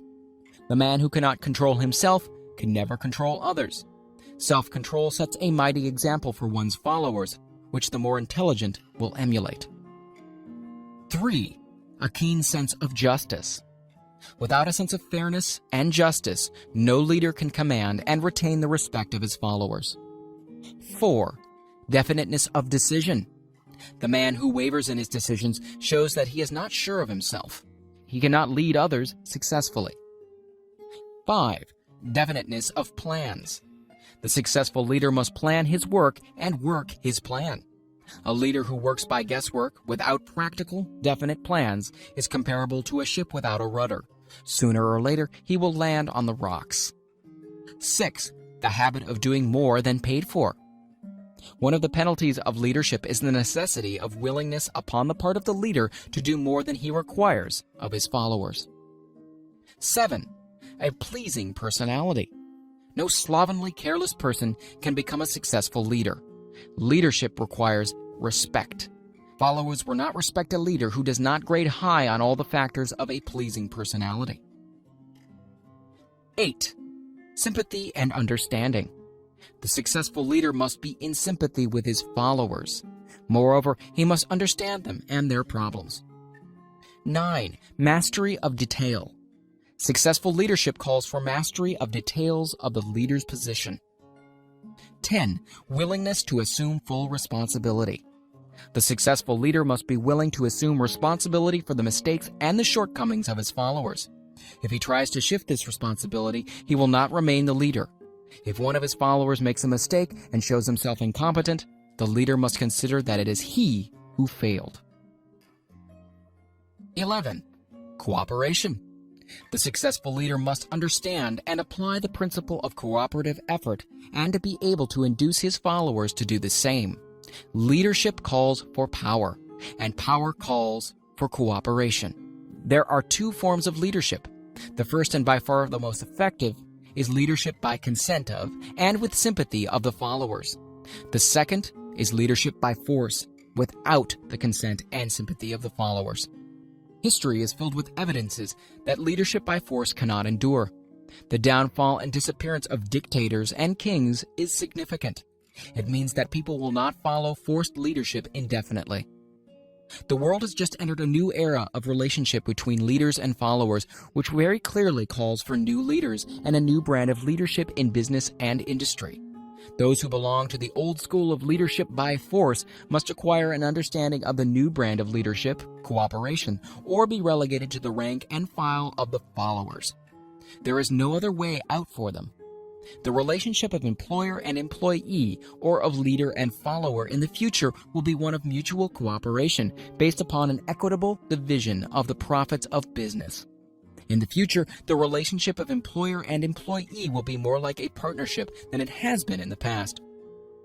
Napoleon, Kaiser Wilhelm of Germany, the Tsar of Russia, and the King of Spain were examples of leadership by force. Their leadership passed. Without much difficulty, one might point to the prototypes of these ex-leaders among the business, financial, and labor leaders of America who have been dethroned or slated to go. Leadership by consent of the followers is the only brand which can endure. Men may follow the forced leadership temporarily, but they will not do so willingly. The new brand of leadership will embrace the 11 factors of leadership described in this chapter, as well as some other factors. The man who makes these the basis of his leadership will find abundant opportunity to lead in any walk of life. The Depression has prolonged largely because the world lacked leadership of the new brand. At the end of the Depression, the demand for leaders who are competent to apply the new methods of leadership has greatly exceeded the supply. Some of the old type of leaders will reform and adapt themselves to the new brand of leadership, But generally speaking, the world will have to look for a new timber for its leadership. This necessity may be your opportunity. The 10 major causes of failure in leadership. We come now to the major faults of leaders who fail, because it is just as essential to know what not to do as it is to know what to do.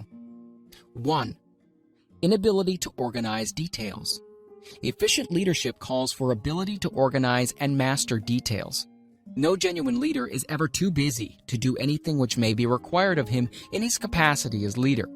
When a man, whether he is a leader or a follower, admits that he is too busy to change his plans or to give attention to any emergency, he admits his inefficiency. The successful leader must be the master of all details connected with his position. That means, of course, that he must acquire the habit of relegating details to capable lieutenants. 2. Unwillingness to render humble service. Truly great leaders are willing, when occasion demands, to perform any sort of labor which they would ask another to perform. The greatest among ye shall be the servant of all, is a truth which all able leaders observe and respect. 3. Expectation of pay for what they know instead of what they do with that which they know. The world does not pay men for that which they know. It pays them for what they do or induce others to do. 4. Fear of competition from followers. The leader who fears that one of his followers may take his position is practically sure to realize that fear sooner or later. The able leader trains understudies to whom he may delegate at will any of the details of his position. Only in this way may a leader multiply himself and prepare himself to be at many places and give attention to many things at one time. It is an eternal truth that men receive more money for their ability to get others to perform than they could possibly earn by their own efforts. An efficient leader may, through his knowledge of his job and the magnetism of his personality, greatly increase the efficiency of others and induce them to render more service and better service than they could render without his aid. 5. Lack of imagination. Without imagination, the leader is incapable of meeting emergencies and of creating plans by which to guide his followers efficiently. 6. Selfishness. The leader who claims all the honor for the work of his followers is sure to be met by resentment. The really great leader claims none of the honors. He is contented to see the honors, when there are any, to go to his followers, because he knows that most men will work harder for commendation and recognition than they will for money alone. 7. Intemperance. Followers do not respect an intemperate leader. Moreover, intemperance in any of its various forms destroys the endurance and the vitality of all who indulge in it. 8. Disloyalty. Perhaps this should have come at the head of the list. The leader who is not loyal to his trust and to his associates, those above him and those below him, cannot long maintain his leadership.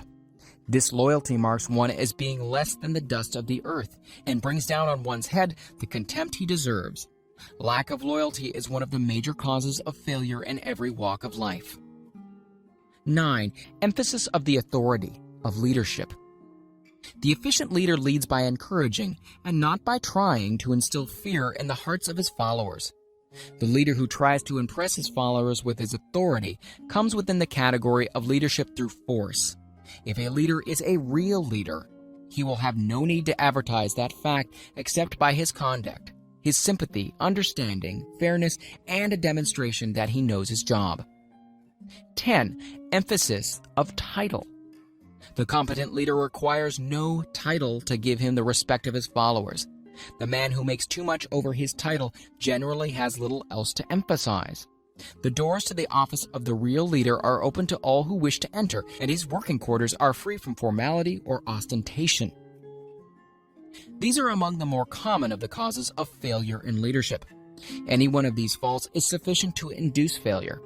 Study the list carefully if you aspire to leadership and make sure that you are free of these faults. Some fertile fields in which new leadership will be required.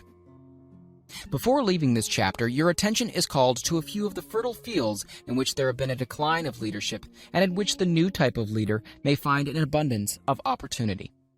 First, in the field of politics, there is a most insistent demand for new leaders. a demand which indicates nothing less than an emergency. The majority of politicians have seemingly become high-grade, legalized racketeers. They have increased taxes and debauched the machinery of industry and business until the people can no longer stand the burden. Second, the banking business is undergoing a reform. The leaders in this field have almost entirely lost the confidence of the public. Already the bankers have sensed the need of reform, and they have begun it. Third, industry calls for new leaders.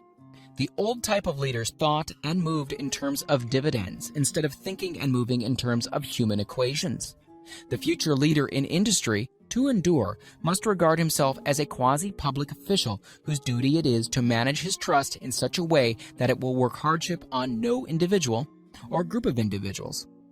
Exploitation of working men is a thing of the past. Let the man who aspires to leadership in the field of business, industry, and labor remember this. Fourth, the religious leader of the future will be forced to give more attention to the temporary needs of his followers in the solution of their economic and personal problems of the present, and less attention to the dead past and yet unborn future.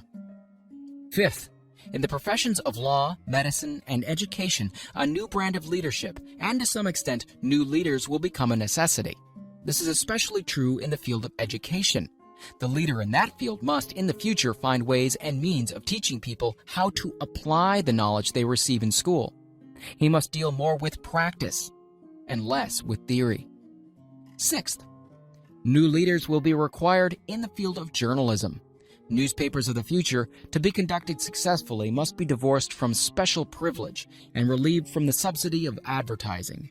They must cease to be organs of propaganda for the interests which patronize their advertising columns. The type of newspaper which publishes scandal and lewd pictures will eventually go the way of all forces which debauch the human mind. These are but a few of the fields in which opportunities for new leaders and new brands of leadership are now available. The world is undergoing a rapid change. This means that the media through which the changes in human habits are promoted must be adapted to the changes. The media here described are the ones which, more than any others, determine the trends of civilization. When and how to apply for a position. The information described here is the net result of many years of experience during which thousands of men and women were helped to market their services effectively. It can therefore be relied upon as sound and practical. Media through which services may be marketed. Experience has proved that the following media offer the most direct and effective methods of bringing the buyer and seller of personal services together. 1. Employment bureaus. Care must be taken to select only reputable bureaus, the management of which can show adequate records of achievement of satisfactory results. There are comparatively few such bureaus. 2. Advertising in newspapers, trade journals, magazines, and radio. Classified advertising may usually be relied upon to produce satisfactory results in the case of those who apply for clerical or ordinary salaried positions. Display advertising is more desirable in the case of those who seek executive connections. The copy to appear in the section of the paper which is most apt to come into the attention of the class of employer being sought. The copy should be prepared by an expert who understands how to inject sufficient selling qualities to produce replies. 3. Personal letters of application. Directed to particular forms or individuals most apt to need such services as being offered. Letters should be neatly typed, always, and signed by hand. With the letter should be sent a complete brief or outline of the applicant's qualifications. Both the letter of application and the brief of experience or qualifications should be prepared by an expert. Again, see instructions as to information to be supplied. 4. Application through personal acquaintances.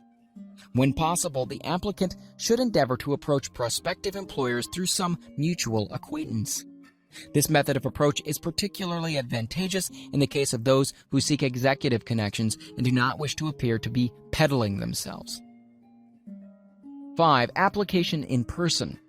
In some instances, it may be more effective if the applicant offers personally his services to prospective employers, in which event a complete written statement of qualifications for the position should be presented, for the reason that prospective employers often wish to discuss with associates one's record. Information to be supplied in a written brief. This brief, should be prepared as carefully as a lawyer would prepare the brief of a case to be tried in court. Unless the applicant is experienced in the preparation of such briefs, an expert should be consulted, and his services enlisted for this purpose. Successful merchants employ men and women who understand the art and the psychology of advertising to present the merits of their merchandise. One who has personal services for sale should do the same. The following information should appear in the brief. 1. Education. State briefly but definitely what schooling you've had and in what subjects you specialized in school, giving the reasons for that specialization. 2. Experience. If you have had experience in connection with positions similar to the one you seek, describe it fully. State names and addresses of former employers. Be sure to bring out clearly any special experience you may have had which would equip you to fill the position you seek. 3. References. Practically every business firm desires to know all about the previous records, antecedents, etc. of prospective employees who seek positions of responsibility. Attach to your brief photostatic copies of letters from A.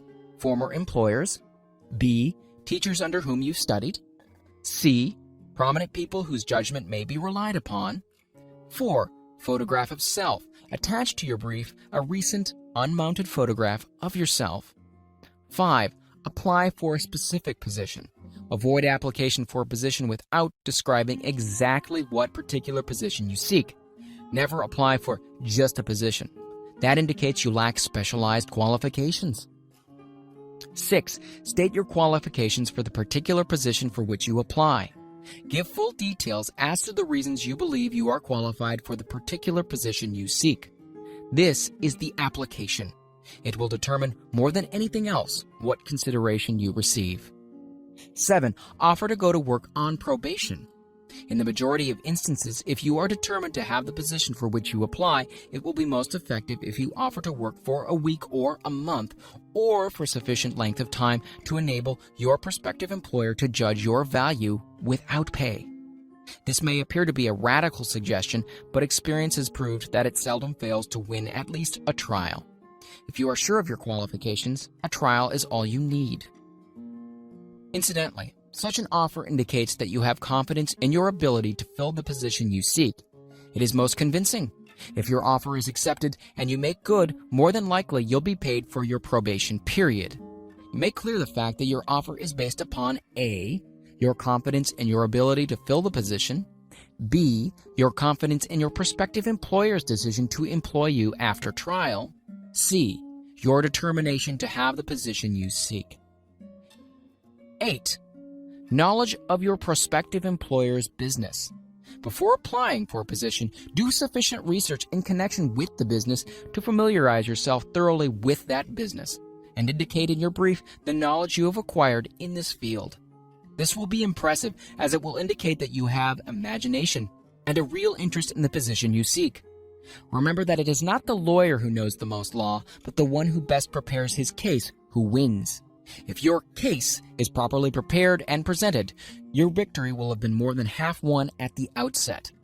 Do not be afraid of making your brief too long. Employers are just as much interested in purchasing the services of well-qualified applicants as you are in securing employment. In fact, the success of most successful employers is due in the main to their ability to select well-qualified lieutenants. They want all the information available. Remember another thing, neatness in the preparation of your brief will indicate that you are a painstaking person. I have helped prepare briefs for clients which are so striking and out of the ordinary that they have resulted in the employment of the applicant without a personal interview. When your brief has been completed, have it neatly bound by an experienced binder and lettered by an artist or printer similar to the following. Brief of the qualifications of Robert K. Smith, applying for the position of private secretary to the president of the blank company incorporated. Of course, change names each time brief is shown. This personal touch is sure to command attention. Have your brief neatly typed or mimeographed on the finest paper you can obtain and bound with a heavy paper of the book cover variety, the binder to be changed, and the proper firm name to be inserted if it is to be shown to more than one company. Your photograph should be pasted on one of the pages of your brief. Follow these instructions to the letter, improving upon them wherever your imagination suggests. Successful salesmen groom themselves with care. They understand that a first impression is everything. Your brief is your salesman. Give it a good suit of clothes so that it'll stand out in bold contrast to anything your prospective employers ever saw in the way of an application for a position. If the position you seek is worth having, it is worth going after with care. Moreover, if you sell yourself to an employer in a manner that impresses him with your individuality, you probably will receive more money for your services from the very start than if you applied for employment in the usual, conventional way. If you seek employment through an advertising agency or an employment agency, have the agent use copies of your brief in marketing your services. This will help to gain preference for you, both with the agent and the prospective employers. How to get the exact position you desire. Everyone enjoys doing the kind of work for which he is best suited. An artist loves to work with paints, a craftsman with his hands. A writer loves to write. Those with less definite talents have their preference for certain fields of business and industry. If America does anything well, it offers a full range of occupations: tilling the soil, manufacturing, marketing, and the professions. First, decide exactly what kind of job you want. If the job doesn't already exist, perhaps you can create it. Second, choose the company or individual for whom you wish to work. Third, study your prospective employer as to policies, personnel, and chances of advancement. Fourth, by analysis of yourself, your talents and capabilities, figure out what you can offer, and plan ways and means of giving advantages, services, developments, and ideas that you believe you can successfully deliver. Fifth, forget about a job. Forget whether or not there is an opening. Forget the usual routine of "have you got a job for me?" Concentrate rather on what you can give. Sixth, once you have your plan in mind, arrange with an experienced writer to put it in paper in neat form and in full detail. Seventh, present it to the proper person with authority and he will do the rest. Every company is looking for men who can give something of value, whether it be ideas, services, or connections. Every company has room for the man who has a definite plan of action, which is to the advantage of that company. This line of procedure may take a few days or weeks of extra time, but the difference in income, in advancement, in gaining recognition will save years of hard work at small pay. It has many advantages, the main one being that it will often save from 1 to 5 years of time in reaching a chosen goal. Every person who starts or gets in halfway up the ladder does so by deliberate and careful planning, excepting, of course, the boss's son. The new way of marketing services, jobs, are now partnerships. Men and women who market their services to best advantage in the future must recognize the stupendous change which has taken place in connection with the relationship between employer and employee. In the future, the golden rule, and not the rule of gold, will be the dominating factor in marketing of merchandise as well as personal services. The future relationship between employers and their employees will be more in the nature of a partnership consisting of A. The employer, B. The employee, C. The public they serve. This new way of marketing personal services is called new for many reasons. First, both the employer and the employee of the future will be considered as fellow employees whose business it will be to serve the public efficiently. In times past, employers and employees have bartered among themselves, driving the best bargains they could with one another, not considering that in the final analysis they were in reality bargaining at the expense of the third party, the public they served. The Depression served as a mighty protest from an injured public whose rights have been trampled upon in every direction by those who are clamoring for individual advantages and profits.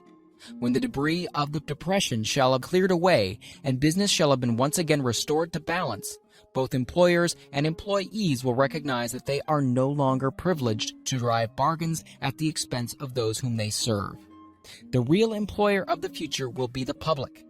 This should be kept uppermost in mind by every person seeking to market personal services effectively. Nearly every railroad in America is in financial difficulty. Who does not remember the day when, if a citizen inquired at the ticket office the time of departure of a train, he was abruptly referred to the bulletin board instead of being politely given the information? The streetcar companies have experienced a change of times also. There was a time not so long ago when streetcar conductors took pride in giving argument to passengers. Many of the streetcar tracks have been removed and passengers ride on a bus, whose driver is the last word in politeness. All over the country, streetcar tracks are rusting from abandonment or have been taken up. Wherever streetcars are still in operation, passengers may now ride without argument, and one may even hail the car in the middle of the block, and the motorman will obligingly pick him up. How times have changed. That is just the point I am trying to emphasize. Times have changed. Moreover, the change is reflected not merely in railroad offices and on streetcars, but in other walks of life as well. The public be damned policy is now passé. It has been supplanted by the "we are obligingly at your service, sir" policy. The bankers have learned a thing or two during this rapid change which has taken place during the past few years. Impoliteness on the part of a bank official or bank employee today is as rare as it was conspicuous a dozen years ago. In the years past, some bankers, not all of them of course, carried an atmosphere of austerity which gave every would-be borrower a chill when he even thought of approaching his banker for a loan. The thousands of bank failures during the Depression had the effect of removing the mahogany doors behind which bankers formerly barricaded themselves. They now sit at desks in the open, where they may be seen and approached at will by any depositor or by anyone who wishes to see them, and the whole atmosphere of the bank is one of courtesy and understanding. It used to be customary for customers to have to stand and wait at the corner grocery until the clerks were through passing the time of day with friends and the proprietor had finished making up his bank deposit before being waited upon. Chain stores, managed by courteous men who do everything in the way of service, short of shining the customer's shoes, have pushed the old-time merchants into the background. Time marches on. Courtesy and service are the watchwords of merchandising today and apply to the person who is marketing personal services even more directly than to the employer whom he serves, because, in the final analysis, both the employer and his employee are employed by the public they serve. If they fail to serve well, they pay by the loss of their privilege of serving. We can all remember the time when the gas meter reader pounded on the door hard enough to break the panels. When the door was open, he pushed his way in, uninvited, with a scowl on his face, which plainly said, "What the hell did you keep me waiting for?" All that has undergone a change. The meter man now conducts himself as a gentleman who is delighted to be at your service, sir. Before the gas companies learned that their scowling meter men were accumulating liabilities never to be cleared away, the polite salesman of oil burners came along and did a land office business. During the Depression, I spent several months in the anthracite coal region of Pennsylvania, studying conditions which all but destroyed the coal industry. Among several very significant discoveries was the fact that greed on the part of operators and their employers was the chief cause of the loss of business for the operators and loss of jobs for the miners. Through the pressure of a group of overzealous labor leaders representing the employees and the greed for profits on the part of the operators, the anthracite business suddenly dwindled. The coal operators and their employees drove sharp bargains with one another, adding the cost of the bargaining to the price of the coal, until finally they discovered they had built up a wonderful business for the manufacturers of oil-burning outfits and the producers of crude oil. The wages of sin is death. Many have read this in the Bible, but few have discovered its meaning. Now and for several years, the entire world has been listening by force to a sermon which might well be called, "Whatsoever a man soweth, that shall he also reap." Nothing as widespread and effective as the Depression could possibly be just a coincidence. Behind the Depression was a cause. Nothing ever happens without a cause. In the main, the cause of the Depression is traceable directly to the worldwide habit of trying to reap without sowing. This should not be mistaken to mean that the Depression represents a crop which the world is being forced to reap without having sown. The trouble is that the world sowed the wrong sort of seed. Any farmer knows he cannot sow the seed of thistles and reap a harvest of grain.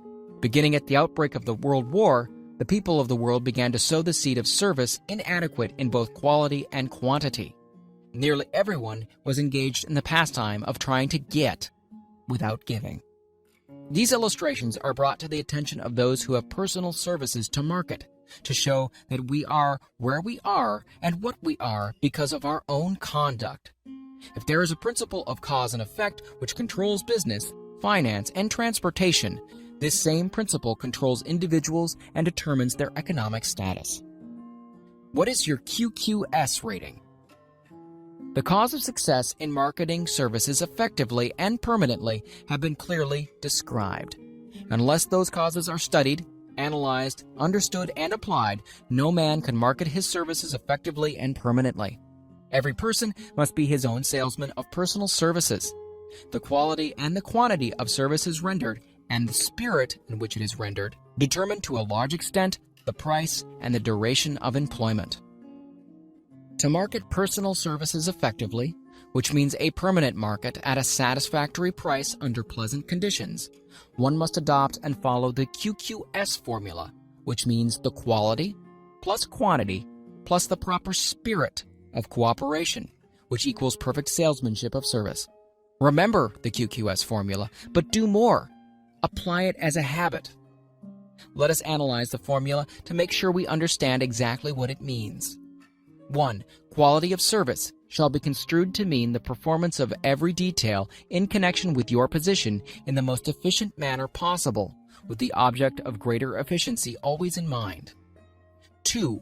Quantity of service shall be understood to mean the habit of rendering all the service of which you are capable at all times with the purpose of increasing the amount of service rendered as greater skill is developed through practice and experience. Emphasis is again placed on the word habit. Spirit of service shall be construed to mean the habit of agreeable, harmonious conduct, which will induce cooperation from associates and fellow employees. Adequacy of quality and quantity of service is not sufficient to maintain a permanent market for your services. The conduct or the spirit in which you deliver service is a strong determining factor in connection with both the price you receive and the duration of employment.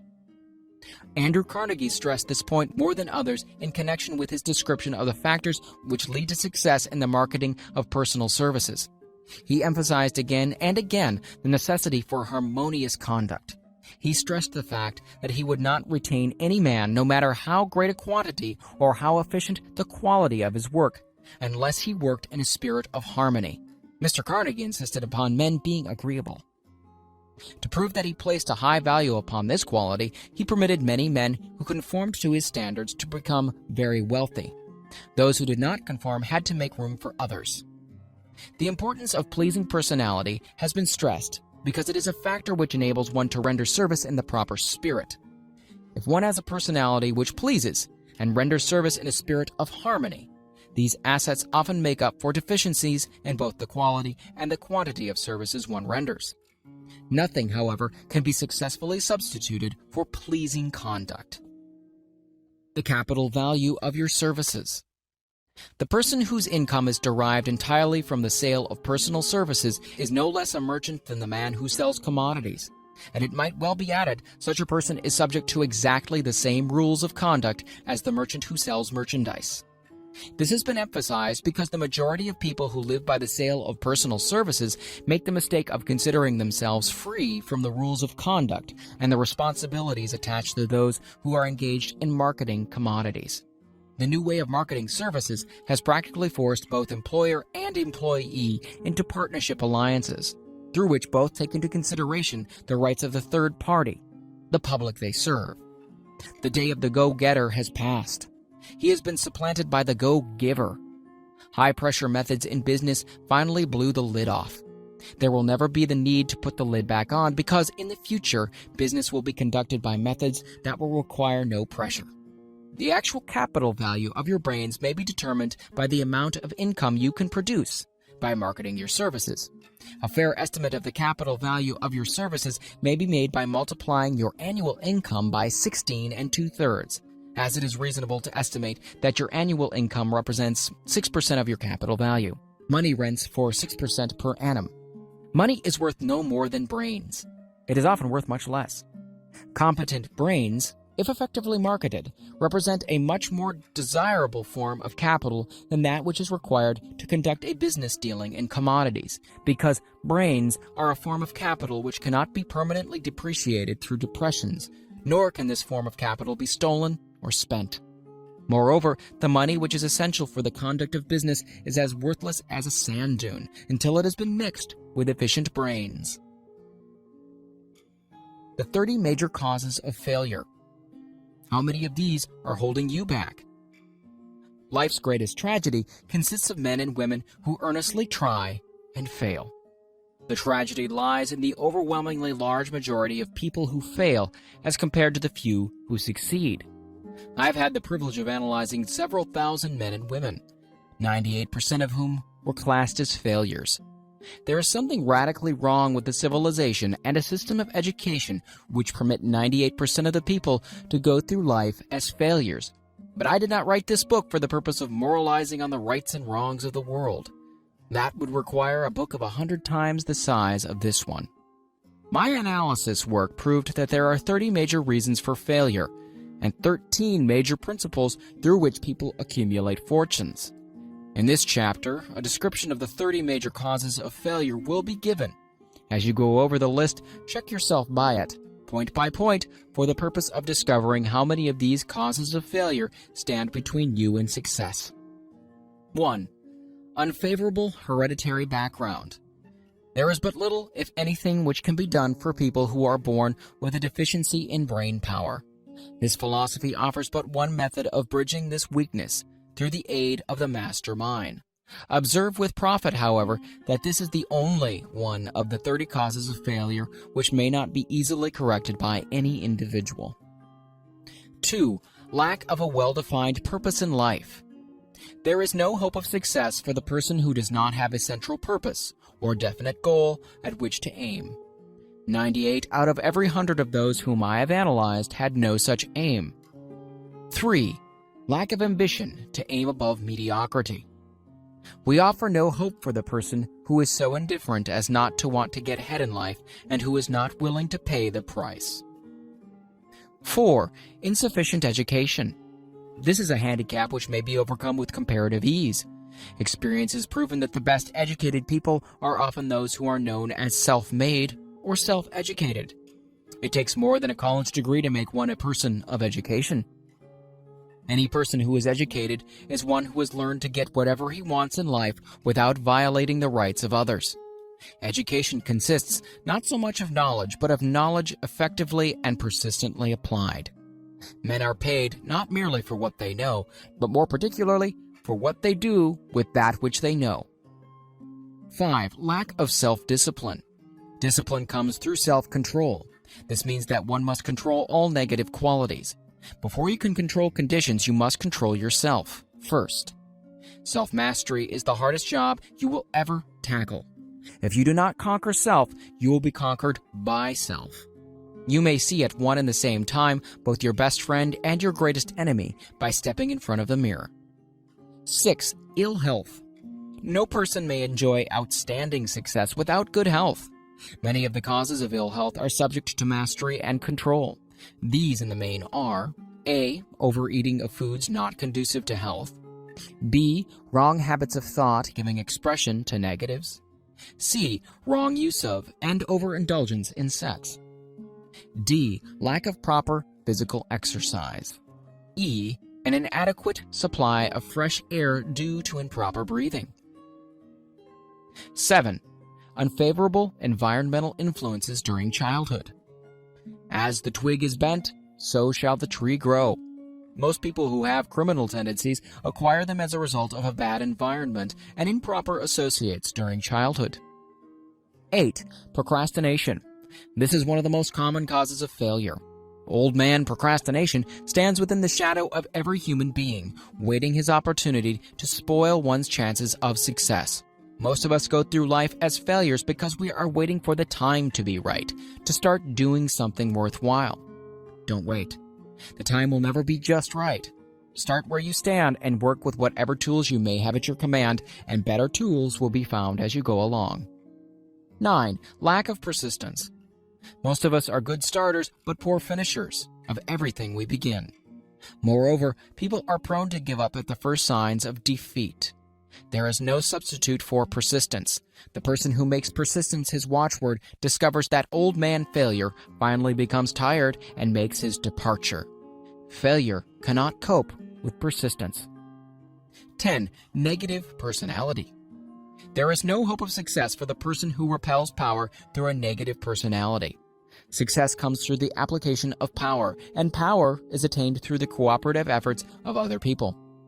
A negative personality will not indulge cooperation. 11. Lack of controlled sexual urge. Sex energy is the most powerful of all the stimuli which move people into action.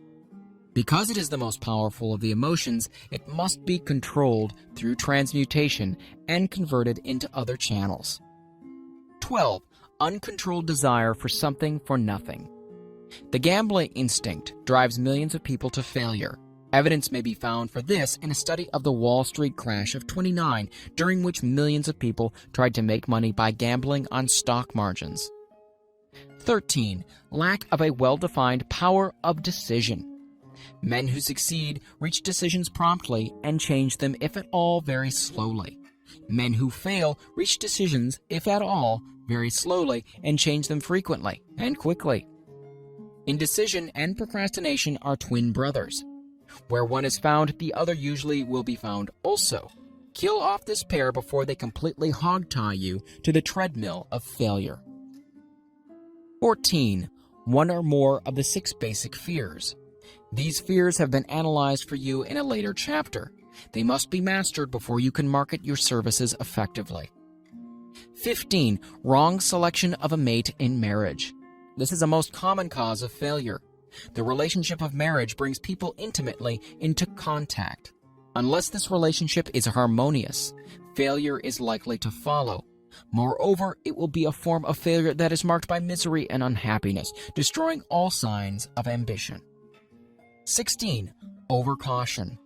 The person who takes no chances generally has to take whatever is left when others are through choosing. Overcaution is as bad as undercaution. Both are extremes to be guarded against. Life itself is filled with the element of chance. 17. Wrong selection of associates in business. This is one of the most common causes of failure in business. In marketing personal services, one should use great care to select an employer who will be an inspiration and who is himself intelligent and successful. We emulate those with whom we associate most closely. Pick an employer who is worth emulating. 18. Superstition and prejudice. Superstition is a form of fear. It is also a sign of ignorance.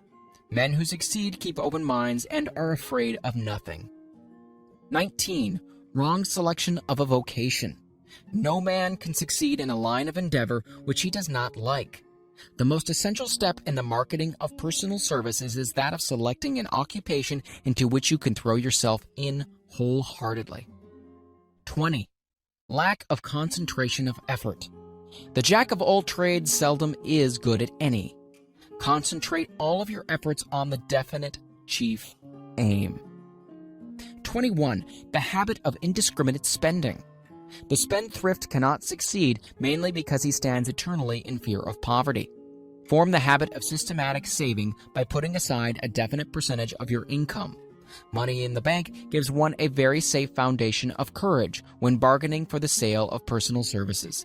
Without money, one must take what one is offered and be glad to get it. 22. Lack of enthusiasm. Without enthusiasm, one cannot be convincing. Moreover, enthusiasm is contagious, and the person who has it under control is generally welcome in any group of people. 23. Intolerance. The person with a closed mind on any subject seldom gets ahead. Intolerance means that one has stopped acquiring knowledge. The most damaging forms of intolerance are those connected with religious, racial, and political differences of opinion. 24. Intemperance. The most damaging forms of intemperance are connected with eating, strong drink, and sexual activities. Overindulgence in any of these is fatal to success. 25. Inability to cooperate with others. Most people lose their positions and their big opportunities in life because of this fault than for all other reasons combined. It is a fault which no well-formed businessman or leader will tolerate. 26. Possession of power that was not acquired through self-effort. Sons and daughters of wealthy men and others who inherit money which they did not earn. Power in the hands of one who did not acquire it gradually is often fatal to success. Quick riches are more dangerous than poverty. 27. Intentional dishonesty. There is no substitute for honesty. One may be temporarily dishonest by force of circumstances over which one has no control without permanent knowledge. But there is no hope for the person who is dishonest by choice. Sooner or later, his deed will catch up with him, and he will pay by loss of reputation, and perhaps even loss of liberty. 28. Egotism and vanity. These qualities serve as red lights which warn others to keep away. They are fatal to success. 29. Guessing instead of thinking. Most people are too indifferent or lazy to acquire facts with which to think accurately. They prefer to act on opinions created by guesswork or snap judgments. 30. Lack of capital. This is a common cause of failure among those who start out in business for the first time, without sufficient reserve of capital to absorb the shock of their mistakes and to carry them over until they have established a reputation. 31. Under this, name any particular cause of failure from which you have suffered that has not been included in the foregoing list. In these 30 major causes of failure is found a description of the tragedy of life, which obtains for practically every person who tries and fails. It will be helpful if you can induce someone who knows you well to go over this list with you and help to analyze you by the 30 causes of failure. It may be beneficial if you try this alone. Most people cannot see themselves as others see them. You may be one who can't. The oldest of admonition is man, know thyself. If you market merchandise successfully, you must know the merchandise. The same is true in marketing personal services. You should know all of your weaknesses in order that you may either bridge them or eliminate them entirely. You should know your strength in order that you may call attention to it when selling your services. You can know yourself only through accurate analysis. The folly of ignorance in connection with self was displayed by a young man who applied to the manager of a well-known business for a position. He made a very good impression until the manager asked him what salary he expected. He replied that he had no fixed sum in mind, which is a lack of a definite aim. The manager then said, "We'll pay you all you're worth after we try you out for a week." "I will not accept it," the applicant replied, "because I'm getting more than that where I am now employed." Before you even start to negotiate for a readjustment of your salary in your present position or to seek employment elsewhere, be sure that you are worth more than you now receive. It is one thing to want money. Everyone wants more, but it is something entirely different to be worth more. Many people mistake their wants for their just dues. Your financial requirements or wants have nothing whatever to do with your worth. Your value is established entirely by your ability to render useful service or your capacity to induce others to render such service. Take inventory of yourself. 28 questions you should answer. Annual self-analysis is an essential in the effective marketing of personal services, as is annual inventory in merchandising. Moreover, the yearly analysis should disclose a decrease in faults and an increase in virtues. One goes ahead, stands still, or goes backward in life. One's subject should be, of course, to go ahead. Annual self-analysis will disclose whether advancement has been made, and if so, how much. It will also disclose any backward steps one may have made. The effective marketing of personal services requires one to move forward even if the progress is slow. Your annual self-analysis should be made at the end of each year, so you can include in your New Year's resolution any improvements which the analysis indicates should be made. Take this inventory by asking yourself the following questions and by checking your answers with the aid of someone who will not permit you to deceive yourself as to their accuracy. Self-analysis questionnaire for personal inventory. 1. Have I attained the goal which I established as my objective for this year? You should work with a definite yearly objective to be attained as a part of your major life objective. 2. Have I delivered a service of the best possible quality of which I was capable, or could I have improved any part of this service? 3. Have I delivered service in the greatest possible quantity of which I was capable? 4. Has the spirit of my conduct been harmonious and cooperative at all times? 5. Have I permitted the habit of procrastination to decrease my efficiency And if so, to what extent? 6. Have I improved my personality, and if so, in what ways? 7. Have I been persistent in following my plans through to completion? 8. Have I reached decisions promptly and definitely on all occasions? 9. Have I permitted any one or more of the 6 basic fears to decrease my efficiency? 10. Have I been either overcautious or undercautious? 11. Has my relationship with my associates in work been pleasant or unpleasant? If it has been unpleasant, has the fault been partly or wholly mine? 12. Have I dissipated any of my energy through lack of concentration of effort? 13. Have I been open-minded and tolerant in connection with all subjects? 14. In what way have I improved my ability to render service? 15. Have I been intemperate in any of my habits? 16. Have I expressed, either openly or secretly, any form of egotism? 17. Has my conduct towards my associates been such that it has induced them to respect me? 18. Have my opinions and decisions been based upon guesswork or accuracy of analysis and thought? 19. Have I followed the habit of budgeting my time, my expenses, and my income, and have I been conservative in these budgets? 20. How much time have I devoted to unprofitable effort, which I might have used to better advantage? 21. How may I rebudget my time and change my habits so I will be more efficient during the coming year? 22. Have I been guilty of any conduct which has not been approved by my conscience? 23.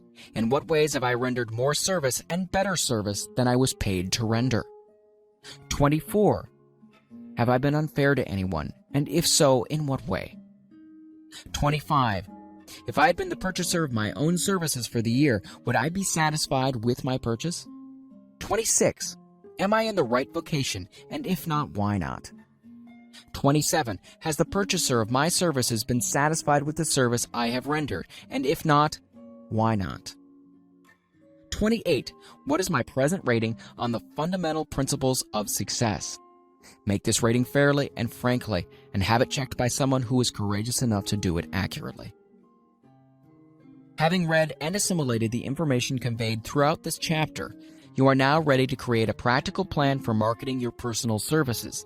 In this chapter will be found an adequate description of every principle essential in planning the sale of personal services, including the major attributes of leadership, the most common causes of failure in leadership, a description of the fields of opportunity for leadership, the main causes of failure in all walks of life, and the important questions which should be used in self-analysis.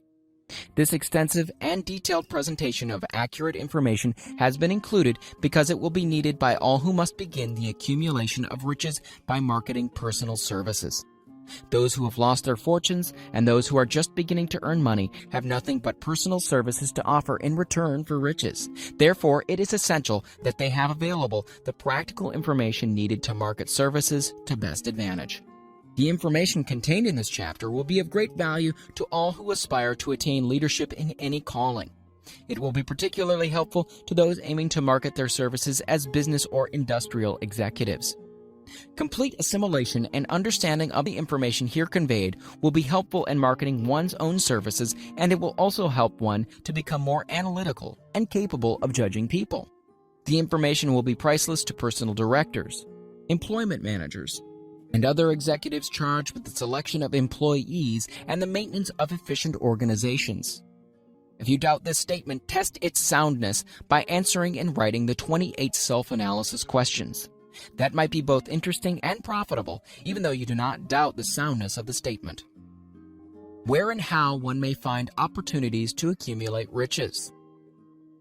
Now that we have analyzed the principles by which riches may be accumulated, we naturally ask, where may one find favorable opportunities to apply these principles?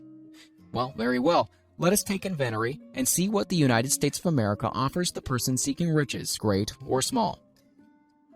To begin with, let us remember, all of us, that we live in a country where every law-abiding citizen enjoys freedom of thought and freedom of deed unequaled anywhere in the world. Most of us have never taken inventory of the advantages of this freedom, We have never compared our unlimited freedom with the curtailed freedom in other countries. Here we have freedom of thought, freedom in the choice and enjoyment of education, freedom in religion, freedom in politics, freedom in the choice of a business, profession, or occupation, freedom to accumulate and own without molestation all the property we can accumulate, freedom to choose our place of residence, freedom in marriage, freedom through equal opportunity to all races, freedom of travel from one state to another, freedom in our choice of foods, freedom to aim for any station in life for which we have prepared ourselves, even for the presidency of the United States. We have other forms of freedom, but this list will give a bird's eye view of the most important, which constitute opportunity of the highest order. This advantage of freedom is all the more conspicuous because the United States is the only country guaranteeing to every citizen, whether native-born or naturalized, so broad and varied a list of freedom. Next, let us recount some of the blessings which our widespread freedom has placed within our hands. Take the average American family, for example, meaning the family of average income, and sum up the benefits available to every member of the family in this land of opportunity and plenty. A. Food. Next to freedom of thought and deed comes food, clothing, and shelter, the three basic necessities of life. Because of our universal freedom, the average American family has available at its very door the choicest selection of food to be found anywhere in the world, and at prices within its financial range. A family of two living in the heart of the Times Square district of New York City, far removed from the sources of production of foods, took careful inventory of the cost of a simple breakfast with this astonishing result. Articles of food. Cost at the breakfast table. Grapefruit juice from Florida, 2 cents. Rippled wheat breakfast food from a Kansas farm, 2 cents. Tea from China, 2 cents. Bananas from South America, 2.5 cents. Toasted bread from a Kansas farm, 1 cent. Fresh country eggs from Utah, 7 cents. Sugar from Cuba or Utah, ½ cent. Butter and cream from New England, 3 cents. And the grand total, 20 cents. It is not very difficult to obtain food in a country where two people can have a breakfast consisting of all they want or need for a dime apiece. Observe that this simple breakfast was gathered by some strange form of magic from China, South America, Utah, Kansas, and the New England states, and delivered on the breakfast table, ready for consumption, in the very heart of the most crowded city in America, at a cost well within the means of the most humble laborer. The cost included all federal, state, and city taxes. Here is a fact that politicians did not mention when they were crying out to the voters to throw their opponents out of office because the people were being taxed to death. B. Shelter. This family lives in a comfortable apartment, heated by steam, lighted with electricity, with gas for cooking, all for $65 a month. In a smaller city or more sparsely settled part of New York City, the same apartment could be had for as low as $20 a month. The toast they had for breakfast in the food estimate was toasted on an electric toaster, which cost but a few dollars. The apartment is cleaned with a vacuum sweeper that is run by electricity. Hot and cold water is available at all times in the kitchen and in the bathroom. The food is kept cold in a refrigerator that is run by electricity. The wife curls her hair, washes her clothes, and irons them with easily operated electrical equipment on power obtained by sticking a plug in the wall. The husband shaves with an electric shaver, and they receive entertainment from all over the world, 24 hours a day, if they want it, without cost, by merely turning the dial of their radio. There are other conveniences in this apartment, but the foregoing list will give a fair idea of some of the concrete evidences of the freedom we of America enjoy. And this is neither political nor economic propaganda. C. Clothing. Anywhere in the United States, the woman of average clothing requirements can dress very comfortably and neatly for less than $200 a year, and the average man can dress for the same or less. Only the three basic necessities of food, clothing, and shelter have been mentioned. The average American citizen has other privileges and advantages available in return for modest effort, not exceeding 8 hours per day of labor. Among those is the privilege of automobile transportation, with which one can go and come at will at very small cost. The average American has security of property rights not found in any other country in the world. He can place his surplus money in a bank with the assurance that his government will protect it and make good to him if the bank fails. If an American citizen wants to travel from one state to another, he needs no passport, no one's permission. He may go when he pleases and return at will. Moreover, he may travel by train, private automobile, bus, airplane, or ship as his pocketbook permits. In Germany, Russia, Italy, and most of the other European and Oriental countries, the people cannot travel with so much freedom and at so little cost. The miracle that has provided these blessings. We often hear politicians proclaiming the freedom of America when they solicit votes, but seldom do they take the time to devote sufficient effort to the analysis of the source or nature of this freedom. Having no axe to grind, no grudge to express, no ulterior motives to be carried out, I have the privilege of going into a frank analysis of that mysterious, abstract, greatly misunderstood something which gives to every citizen of America more blessings, more opportunities to accumulate wealth, more freedom of any nature than may be found in any other country. I have the right to analyze the source and nature of this unseen power because I know and have known for more than a quarter of a century many of the men who organized that power and many who are now responsible for its maintenance. The name of this mysterious benefactor of mankind is capital. Capital consists not alone of money, but more particularly of highly organized, intelligent groups of men who plan ways and means of using money efficiently for the good of the public and profitably to themselves.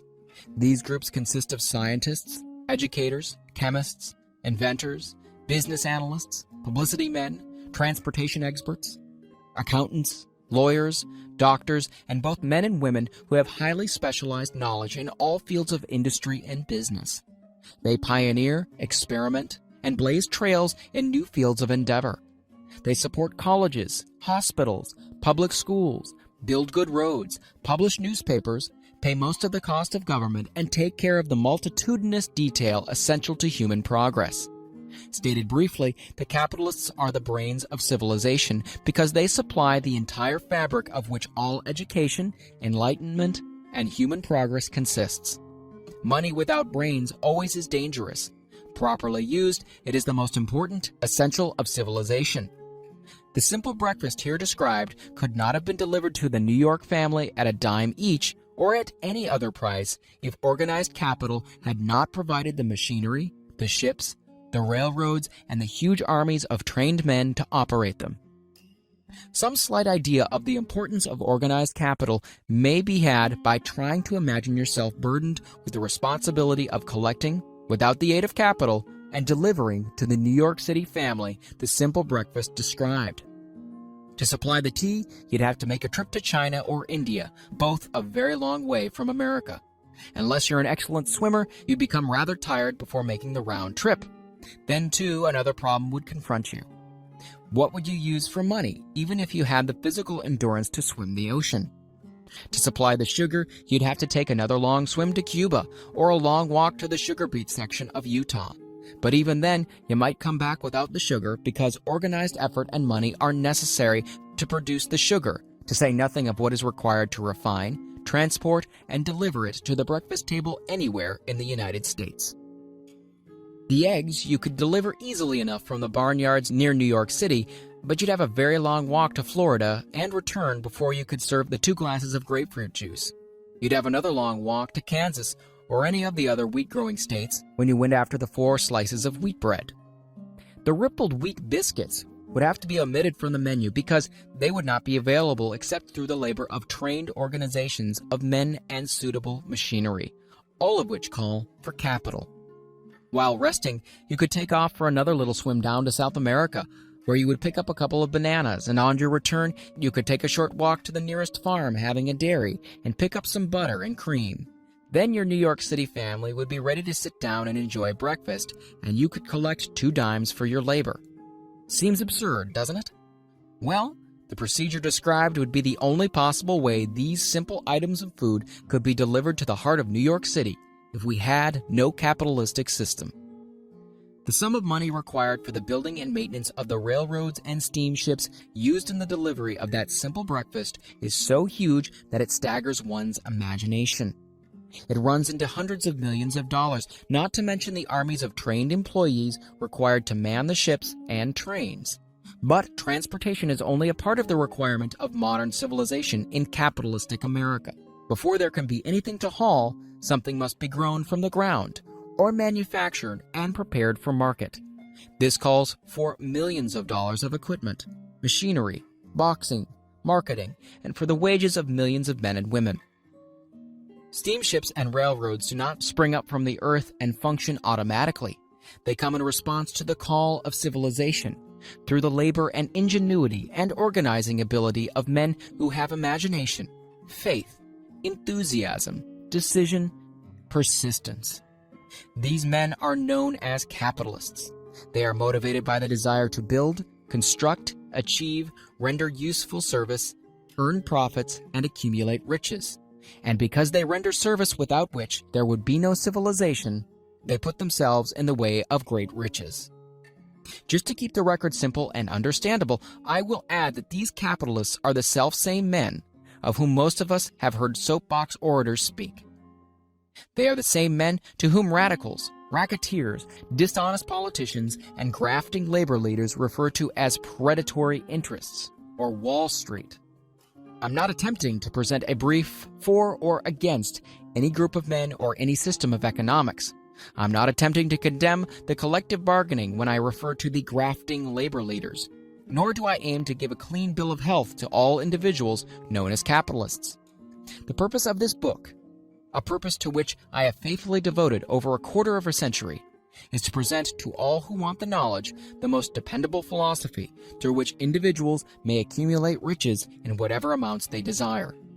I have here analyzed the economic advantages of the capitalistic system for the twofold purpose of showing, 1, that all who seek riches must recognize and adapt themselves to the system that controls all approaches to fortunes, large or small, and 2, to present the side of the picture opposite to that being shown by politicians and demagogues who deliberately becloud the issues they bring up by referring to organized capital as if it were something poisonous. This is a capitalistic country.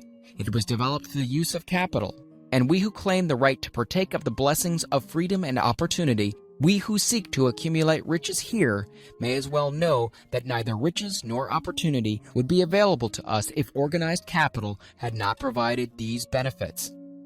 For more than 20 years, it has been a somewhat popular and growing pastime for radicals, self-seeking politicians, racketeers, crooked labor leaders, and on occasion religious leaders to take potshots at Wall Street, the money changers, and big business.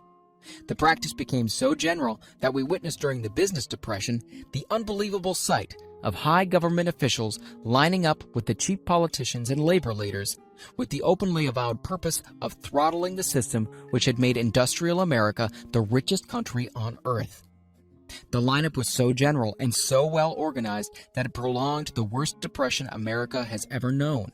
It cost millions of men their jobs because those jobs were inseparably a part of the industrial and capitalistic system which form the very backbone of the nation.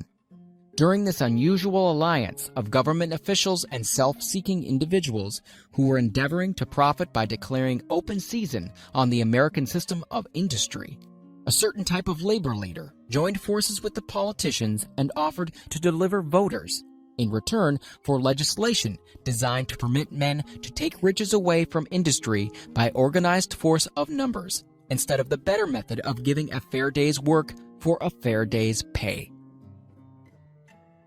Millions of men and women throughout the nation are still engaged in this popular pastime of trying to get without giving. Some of them are lined up with labor unions, where they demand shorter hours and more pay. Others do not take the trouble to work at all. They demand government relief and are getting it. Their idea of their rights of freedom was demonstrated in New York City, where a violent complaint was registered with the postmaster by a group of relief beneficiaries, so-called, because the postman awakened them at 7:30 a.m. to deliver government relief checks. They demanded that the time of delivery be set up to 10 o'clock. If you are one of those who believe that riches can be accumulated by the mere act of men who organize themselves into groups and demand more pay for less service, if you're one of those who demand government relief without early morning disturbance when the money is delivered to you, if you are one of those who believe in trading their votes to politicians in return for the passing of laws which permit the raiding of the public treasury, you may rest securely on your belief with certain knowledge that no one will disturb you, because this is a free country where every man may think as he pleases, where nearly everyone can live with but little effort, where many may live well without doing any work whatsoever. However, you should know the full truth concerning this freedom, of which so many people boast and so few understand. As great as it is, as far as it reaches, as many privileges as it provides, it does not and cannot bring riches without effort. There is but one dependable method of accumulating and legally holding riches, and that is by rendering useful service. No system has ever been created by which men can legally acquire riches through mere force of numbers or without giving in return an equivalent value of one form or another. This is the principle known as the law of economics. This is more than a theory. It is a law no man can beat. Mark well the name of the principle and remember it, because it is far more powerful than all the politicians and political machines. It is above and beyond the control of all the labor unions. It cannot be swayed, nor influenced, nor bribed by racketeers or self-appointed leaders in any calling. Moreover, it has an all-seeing eye and a perfect system of bookkeeping in which it keeps an accurate account of the transactions of every human being engaged in the business of trying to get without giving. Sooner or later, its auditors come around, look over the records of individuals both great and small, and demand an accounting. Wall Street, big business, capital predatory interests, or whatever name you choose to give the system which has given us American freedom, represents a group of men who understand, respect, and adapt themselves to this powerful law of economics. Their financial continuation depends upon their respecting the law. Most people living in America like this country, its capitalistic system and all. I must confess I know of no better country where one may find greater opportunities to accumulate riches. Judging by their acts and deeds, there are some in this country who don't like it. That, of course, is their privilege. If they don't like this country, its capitalistic system, its boundless opportunities, they have the privilege of clearing out. Always there are other countries such as Germany, Russia, and Italy where one may try one's hand at enjoying freedom and accumulating riches, providing one is not too particular. America provides all the freedom and all the opportunity to accumulate riches that any honest person may require. When one goes hunting for game, one selects hunting grounds where game is plentiful. When seeking riches, the same rules would naturally obtain. If it is riches you're seeking, do not overlook the possibilities of a country whose citizens are so rich that women alone spend over $200 million annually for lipsticks, rouge, and cosmetics. Think twice, you who are seeking riches, before trying to destroy the capitalistic system of a country whose citizens spend over $50 million a year for greeting cards, with which to express their appreciation of their freedom. If it is money you are seeking, consider carefully a country that spends hundreds of millions of dollars annually for cigarettes, the bulk of the income from which goes to only 4 major companies engaged in supplying this national builder of nonchalance and quiet nerves. By all means, give plenty of consideration to a country whose people spend annually more than $15 million for the privilege of seeing moving pictures, and toss in a few additional millions for liquor, narcotics, and other less potent soft drinks and giggle waters. Do not be in too big a hurry to get away from a country whose people willingly, even eagerly, hand over millions of dollars annually for football, baseball, and prize fights. And by all means, stick by a country whose inhabitants give up more than $1 million a year for chewing gum and another $1 million for safety razor blades. Remember also that this is but the beginning of the available resources for the accumulation of wealth. Only a few of the luxuries and non-essentials have been mentioned, but remember that the business of producing, transporting, and marketing these few items of merchandise gives regular employment to many millions of men and women, who receive for their services many millions of dollars monthly, and spend it freely for both the luxuries and the necessities. Especially remember that back of all this exchange of merchandise and personal services may be found an abundance of opportunity to accumulate riches. Here, our American freedom comes to one's aid. There is nothing to stop you or anyone from engaging in any portion of the effort necessary to carry on these businesses. If one has superior talent, training, experience, one may accumulate riches in large amounts. Those not so fortunate may accumulate smaller amounts. Anyone may earn a living in return for a very nominal amount of labor. So there you are. Opportunity has spread its wares before you. Step up to the front, select what you want, create your plan, put the plan into action, and follow through with persistence. Capitalistic America will do the rest. You can depend upon this much. Capitalistic America ensures every person the opportunity to render useful service and to collect riches in proportion to the value of the service.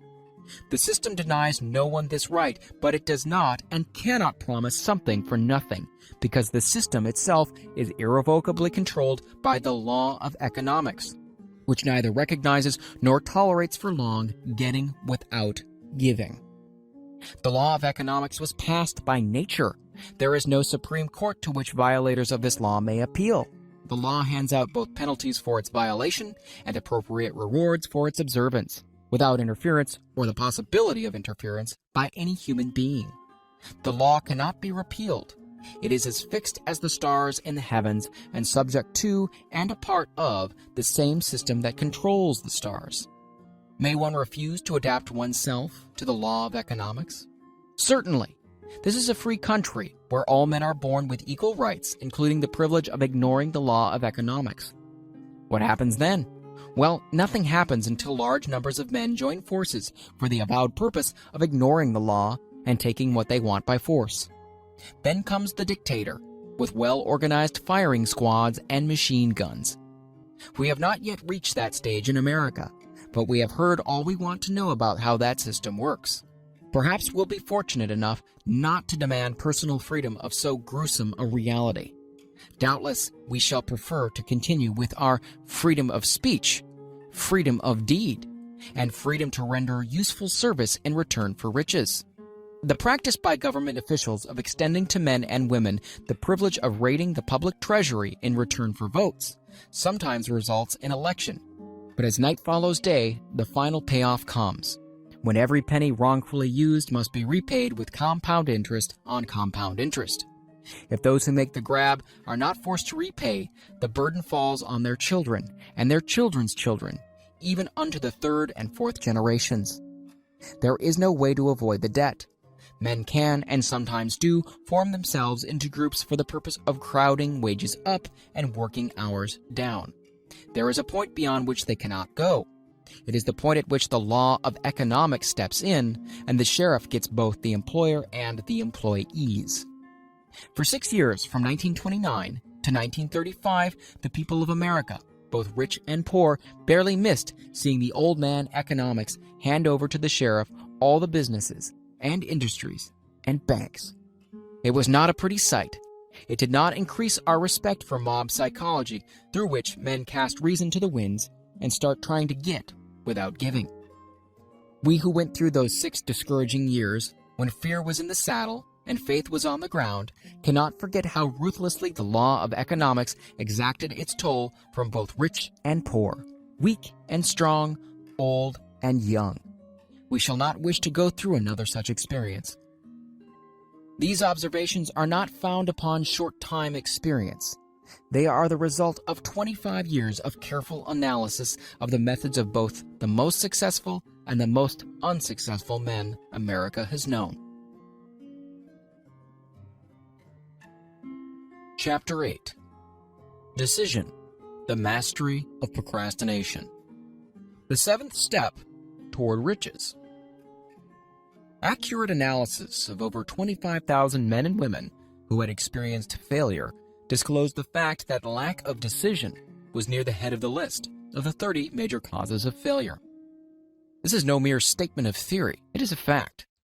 Procrastination, the opposite of decision, is a common enemy which practically every man must conquer. You'll have an opportunity to test your capacity to reach quick and definite decisions when you finish reading this book and are ready to begin putting into action the principles which it describes. Analysis of several hundred people who had accumulated fortunes well beyond the $1 million mark disclosed the fact that every one of them had the habit of reaching decisions promptly and of changing these decisions slowly, if and when they were changed. People who fail to accumulate money, without exception, have the habit of reaching decisions, if at all, very slowly, and of changing these decisions quickly and often. One of Henry Ford's most outstanding qualities is his habit of reaching decisions quickly and definitely and changing them slowly. This quality is so pronounced in Mr. Ford that it has given him the reputation of being obstinate.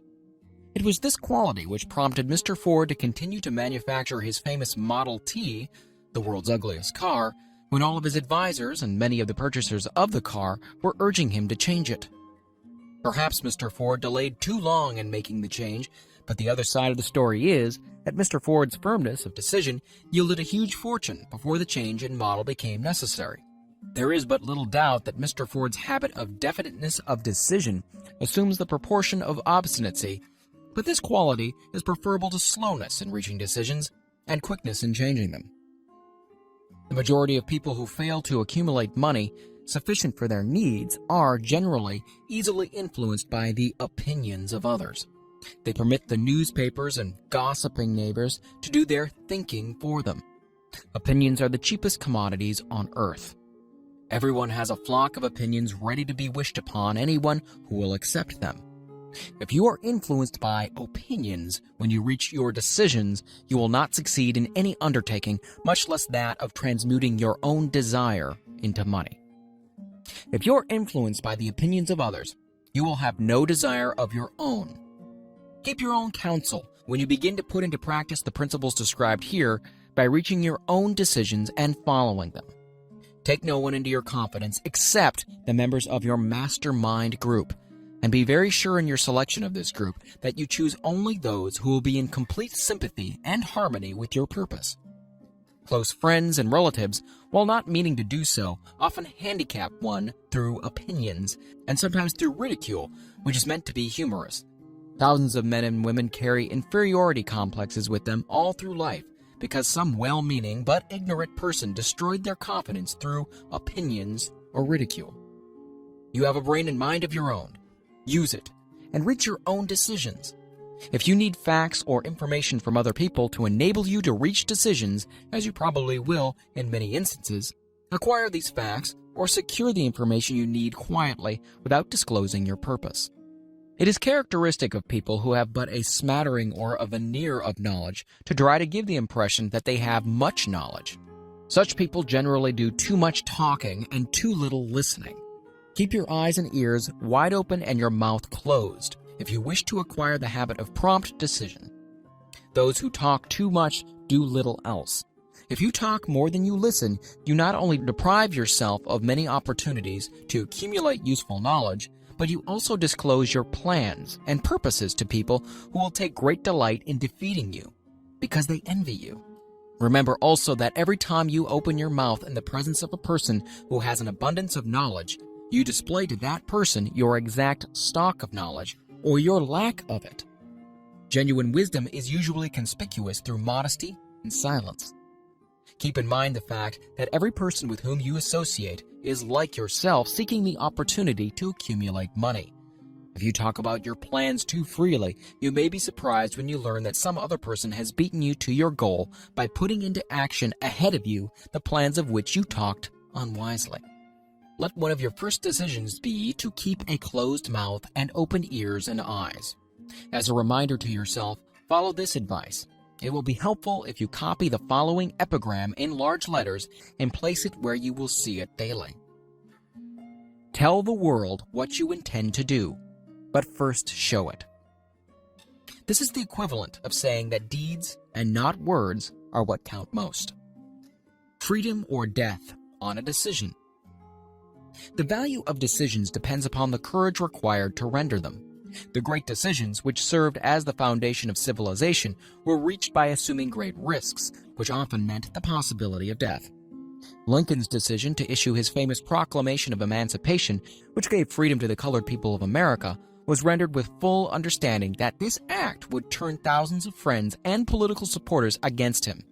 He knew, too, that the carrying out of this proclamation would mean death to thousands of men on the battlefield. In the end, it cost Lincoln his life. That required courage. Socrates' decision to drink the cup of poison rather than compromise in his personal belief was a decision of courage. It turned time ahead 1,000 years and gave to people then unborn the right to freedom of thought and of speech. The decision of General Robert E. Lee when it came to the parting of the way with the Union and took up the cause of the South was a decision of courage, for he well knew that it might cost him his own life, that it would surely cost the lives of others. But the greatest decision of all time, as far as any American citizen is concerned, was reached in Philadelphia on July 4, 1776, when 56 men signed their names to a document which they well knew would bring freedom to all Americans or leave every one of those 56 hanging from the gallows.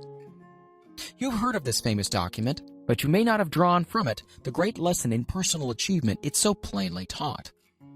We all remember the date of this momentous decision, but few of us realize what courage that decision required. We remember our history as it was taught.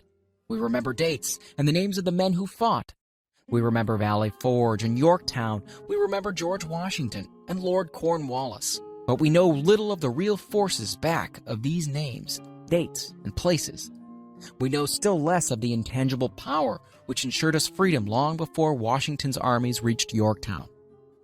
We read the history of the Revolution and falsely imagine that George Washington was the father of our country, that it was he who won our freedom, while the truth is, Washington was only an accessory after the fact, because victory for his armies had been ensured long before Lord Cornwallis surrendered. This is not intended to rob Washington of any of the glory he so richly merited. Its purpose, rather, is to give greater attention to the astounding power that was the real cause of his victory. It's nothing short of a tragedy that the writers of history have missed entirely even the slightest reference to the irresistible power which gave birth and freedom to the nation destined to set up new standards of independence for all the peoples of the earth. I say it is a tragedy because it is the self-same power which must be used by every individual who surmounts the difficulties of life and forces life to pay the price asked. Let us briefly review the events which gave birth to this power. The story begins with an incident in Boston on March 5, 1770. British soldiers were patrolling the streets, openly threatening the citizens. The colonists resented armed men marching in their midst. They began to express their resentment openly, hurling stones as well as epithets at the marching soldiers until the commanding officer gave orders, fix bayonets, and charge. The battle was on. It resulted in the death and injury of many. The incident aroused such resentment that the Provincial Assembly, made up of prominent colonists, called a meeting for the purpose of taking definite action. Two of the members of this assembly were John Hancock and Samuel Adams. Long live their names. They spoke up courageously and declared that a move must be made to eject all British soldiers from Boston. Remember this. A decision in the minds of two men might probably be called the beginning of the freedom which we of the United States now enjoy. Remember, too, that the decision of these two men called for faith and courage, because it was dangerous. Before the assembly adjourned, Samuel Adams was appointed to call on the governor of the province, Hutchinson, and demand the withdrawal of the British troops. The request was granted. The troops were removed from Boston, but the incident was not closed. It had caused a situation destined to change the entire trend of civilization. Strange, is it not, how the great changes, such as the American Revolution and the World War, often have their beginnings in circumstances which seem unimportant. It is interesting also to observe that these important changes usually begin in the form of a definite decision in the minds of a relatively small number of people. Few of us know the history of our country well enough to realize that John Hancock, Samuel Adams, and Richard Henry Lee of the province of Virginia were the real fathers of our country. Richard Henry Lee became an important factor in this story by reason of the fact that he and Samuel Adams communicated frequently by correspondence, sharing freely their fears and their hopes concerning the welfare of the people of their provinces. From this practice, Adams conceived the idea that a mutual exchange of letters between the 13 colonies might help to bring about the coordination of efforts so badly needed in connection with the solution of their problems. 2 years after the clash with the soldiers in Boston of March of '72, Adams presented the idea to the Assembly in the form of a motion that a correspondence committee be established among the colonies, with definitely appointed correspondents in each colony, for the purpose, quote, of friendly cooperation for the betterment of the colonies of British America. Mark well this incident. It was the beginning of the organization of the far-flung power destined to give freedom to you and me. The mastermind had already been organized. It consisted of Adams, Lee, and Hancock. Quote, I tell you further that if 2 of you agree upon the earth concerning anything for which you ask, it will come to you from my Father, who is in heaven. The Committee of Correspondence was organized. Observe that this move provided the way for increasing the power of the mastermind by adding to it men from all the colonies. Take notice that this procedure constituted the first organized planning of the disgruntled colonists. In union, there is strength. The citizens of the colonies had been waging disorganized warfare against the British soldiers through incidents similar to the Boston riot, but nothing of benefit had been accomplished. Their individual grievances had not been consolidated under one master mind. No group of individuals had put their minds, souls, and hearts and bodies together in one definite decision to settle their difficulty with the British once and for all, until Adams, Hancock, and Lee got together. Meanwhile, the British were not idle. They too were doing some planning and masterminding on their own account, with the advantage of having back of them money and organized soldiery.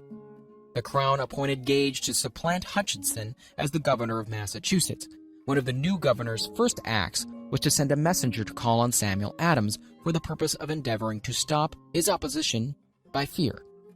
We can best understand the spirit of what happened by quoting the conversation between Colonel Fenton, the messenger sent by Gage, and Adams.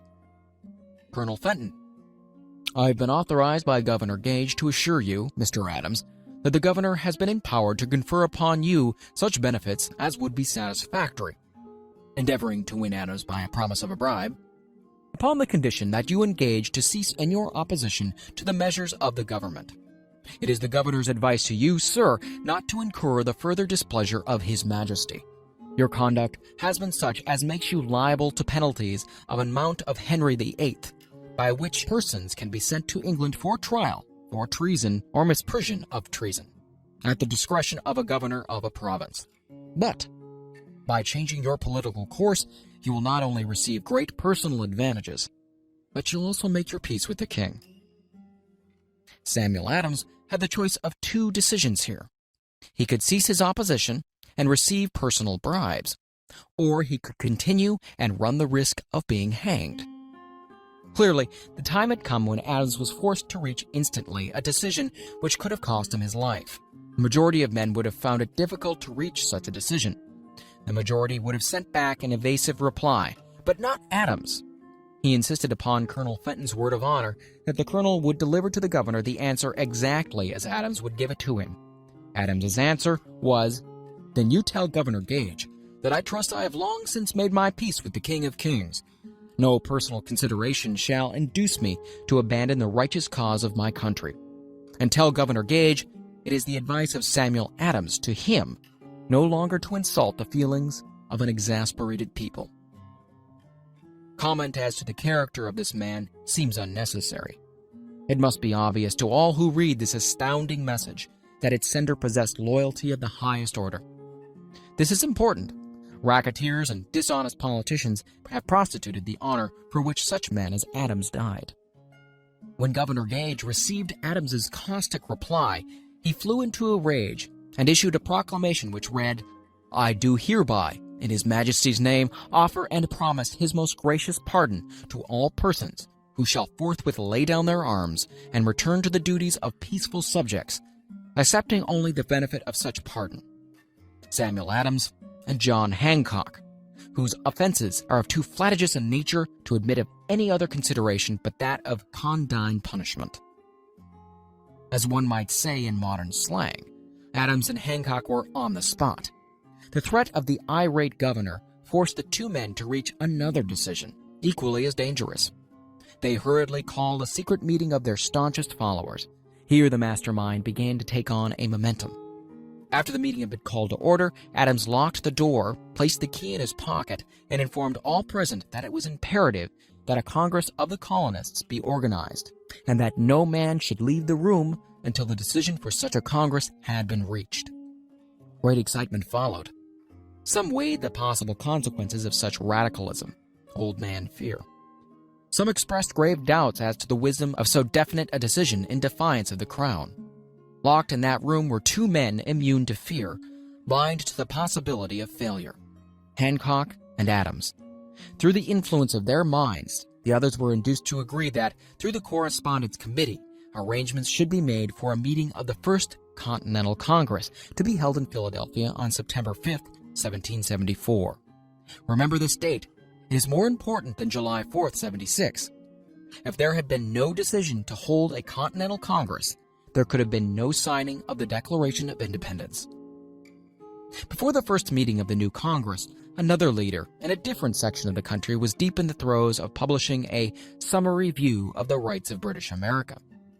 He was Thomas Jefferson of the province of Virginia, whose relationship to Lord Dunmore, representative of the Crown in Virginia, was as strained as that of Hancock and Adams with their governor. Shortly after his famous Summary of Rights was published, Jefferson was informed that he was subject to prosecution for high treason against His Majesty's government. Inspired by the threat, one of Jefferson's colleagues, Patrick Henry, boldly spoke his mind, concluding his remarks with a sentence which shall remain forever a classic: "If this be treason, then make the most of it." It was such men as these who, without power, without authority, without military strength, without money, sat in solemn consideration of the destiny of the colonies. Beginning at the opening of the First Continental Congress and continuing at intervals for 2 years until on July 7, 1776, Richard Henry Lee arose, addressed the chair, and to the startled assembly made this motion: "Gentlemen, I make the motion that these united colonies are, and of right, ought to be free and independent states, that they be absolved from all allegiance to the British Crown, and that all political connection between them and the state of Great Britain is, and ought to be, totally dissolved." Lee's astounding motion was discussed fervently and at such length that he began to lose patience. Finally, after days of argument, he again took the floor and declared in a clear, firm voice, "Mr. President, we have discussed this issue for days.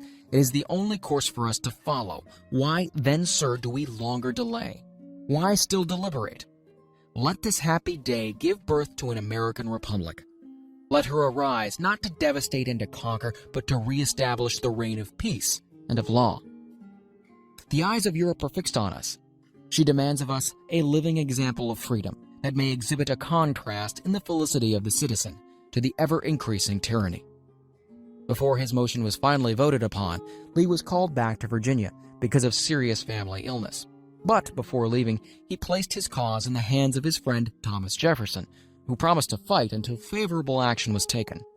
Shortly thereafter, the president of the Congress, Hancock, appointed Jefferson as chairman of a committee to draw up a Declaration of Independence. Long and hard the committee labored on a document which would mean, when accepted by the Congress, that every man who signed it would be signing his own death warrant, should the colonies lose in the fight with Great Britain, which was sure to follow. The document was drawn, and on June 28th, the original draft was read before the Congress. For several days it was discussed, altered, and made ready. On July 4th, 1776, Thomas Jefferson stood before the assembly and fearlessly read the most momentous decision ever placed upon paper. When in the course of human events, it is necessary for one people to dissolve the political bands which have connected them with another, and to assume among the powers of the earth the separate and equal station to which the laws of nature and of nature's God entitle them, a decent respect to the opinions of mankind requires that they should declare the causes which impel them to the separation. When Jefferson finished, the document was voted upon, accepted, and signed by 56 men, everyone staking his own life upon his decision to write his name. By that decision, came into existence a nation destined to bring to mankind forever the privilege of making decisions. By decisions made in a similar spirit of faith, and only by such decisions can men solve their personal problems and win for themselves high estates of material and spiritual wealth. Let us not forget this. Analyze the events which led to the Declaration of Independence and be convinced that this nation, which now holds a position of commanding respect and power among all nations of the world, was born of a decision, created by a mastermind consisting of 56 men. Note well the fact that it was their decision that ensured the success of Washington's armies, because the spirit of that decision was in the heart of every soldier who fought with him, and served as spiritual power, which recognizes no such thing as failure. Note also, with great personal benefit, that the power which gave this nation its freedom is the self-same power that must be used by every individual who becomes self-determining. This power is made up of the principles described in this book. It will not be difficult to detect in the story of the Declaration of Independence at least 6 of these principles: desire, decision, faith, persistence, the mastermind, and the organized planning. Throughout this philosophy will be found the suggestions that thought, backed by strong desire, has a tendency to transmute itself into its physical equivalent. Before passing on, I wish to leave you with the suggestion that one may find in this story, and in the story of the organization of the United States Steel Corporation, a perfect description of the method by which thought makes this astounding transformation. In your search for the secret of the method, do not look for a miracle, because you'll not find it. You'll find only the eternal laws of nature. These laws are available to every person who has the faith and the courage to use them. They may be used to bring freedom to a nation or to accumulate riches. There is no charge save the time necessary to understand and appropriate them. Those who reach decisions promptly and definitely know what they want, and generally get it. The leaders in every walk of life decide quickly and firmly. That is the major reason why they are leaders. The world has the habit of making room for the man whose words and actions show that he knows where he's going. Indecision is a habit which usually begins in youth. The habit takes on a permanency as the youth goes through graded school, high school, and even through college, without definiteness of purpose. The major weakness of all educational systems is that they neither teach nor encourage the habit of definite decision. It would be beneficial if no college would permit the enrollment of any student unless and until the student declared his major purpose in matriculating. It would be of still greater benefit if every student who enters the graded schools were compelled to accept training in the habit of decision and forced to pass a satisfactory examination on this subject before being permitted to advance in the grades.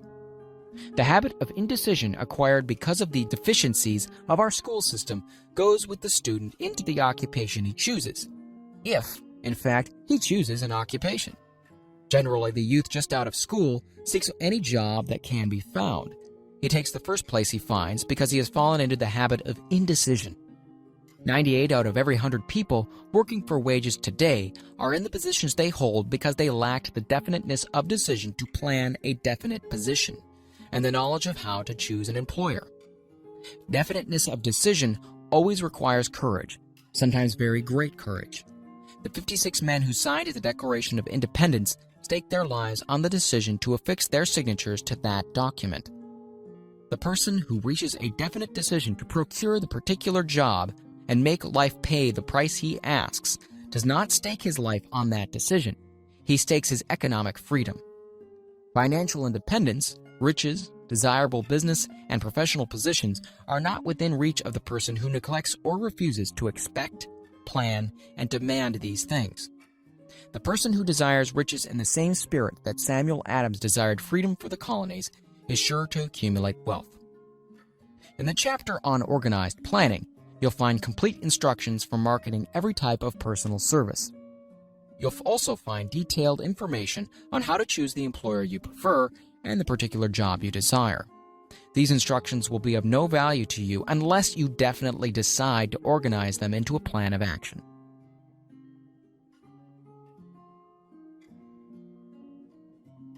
Chapter 9. Persistence. the sustained effort necessary to induce faith. The 8th step toward riches.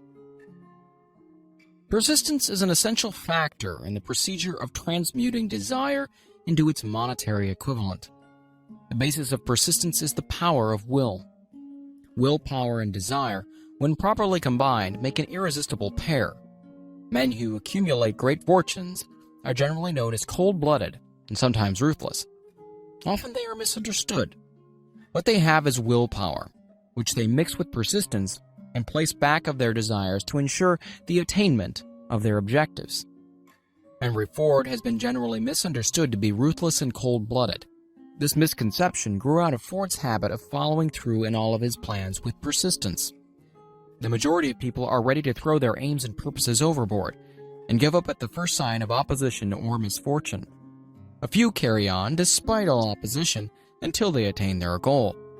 These few are the Fords, Carnegies, Rockefellers, and Edisons. There may be no heroic connotation to the word persistence, but the quality is to the character of man what carbon is to steel. The building of a fortune generally involves the application of the entire 13 factors of this philosophy. These principles must be understood. They must be applied with persistence by all who accumulate money. If you are following this book with the intention of applying the knowledge it contains, your first test is to your persistence. Your first test as to your persistence will come when you begin to follow the 6 steps described in the 2nd chapter. Unless you are one of the 2 out of every 100 who already have a definite goal at which you are aiming and a definite plan for its attainment, you may read the instructions and then pass on with your daily routine and never comply with those instructions. The author is checking you up at this point because lack of persistence is one of the major causes of failure. Moreover, experience with thousands of people has proved that lack of persistence is a weakness common to the majority of men. It is a weakness which may be overcome by effort. The ease with which lack of persistence may be conquered will depend entirely upon the intensity of one's desire. The starting point of all achievement is desire. Keep this constantly in mind. Weak desires bring weak results, just as a small amount of fire makes a small amount of heat. If you find yourself lacking in persistence, this weakness may be remedied by building a stronger fire under your desires. Continue to read through to the end, then go back to Chapter 2 and start immediately to carry out the instructions given in connection with the 6 steps. The eagerness with which you follow these instructions will indicate clearly how much or how little you'd really desire to accumulate money. If you find that you are indifferent, you may be sure that you have not yet acquired the money consciousness which you must possess before you can be sure of accumulating a fortune. Fortunes gravitate to men whose minds have been prepared to attract them, just as surely as water gravitates to the ocean. In this book may be found all the stimuli necessary to attune any normal mind to the vibrations which will attract the object of one's desires. If you find you're weak in persistence, center your attention upon the instructions contained in the chapter on power. Surround yourself with a mastermind group, and through the cooperative efforts of the members of this group, you can develop persistence. You will find additional instructions for the development of persistence in the chapters on autosuggestion and on the subconscious mind. Follow the instructions outlined in these chapters until your habit nature hands over to your subconscious mind a clear picture of the object of your desire. From that point on, you will not be handicapped by a lack of persistence. Your subconscious mind works continuously while you're awake and while you're asleep. Spasmodic or occasional effort to apply the rules will be of no value to you. To get results, you must apply all of the rules until their application becomes a fixed habit with you. In no other way can you develop the necessary money consciousness. Poverty is attracted to the one whose mind is favorable to it, as money is attracted to him whose mind has been deliberately prepared to attract it, and through the same laws. Poverty consciousness will voluntarily seize the mind which is not occupied with the money consciousness. A poverty consciousness develops without conscious application of habits favorable to it. The money consciousness must be created to order, unless one is born with such a consciousness. Catch the full significance of the statements in the preceding paragraph, and you will understand the importance of persistence in the accumulation of a fortune. Without persistence, you'll be defeated, even before you start. With persistence, you will win.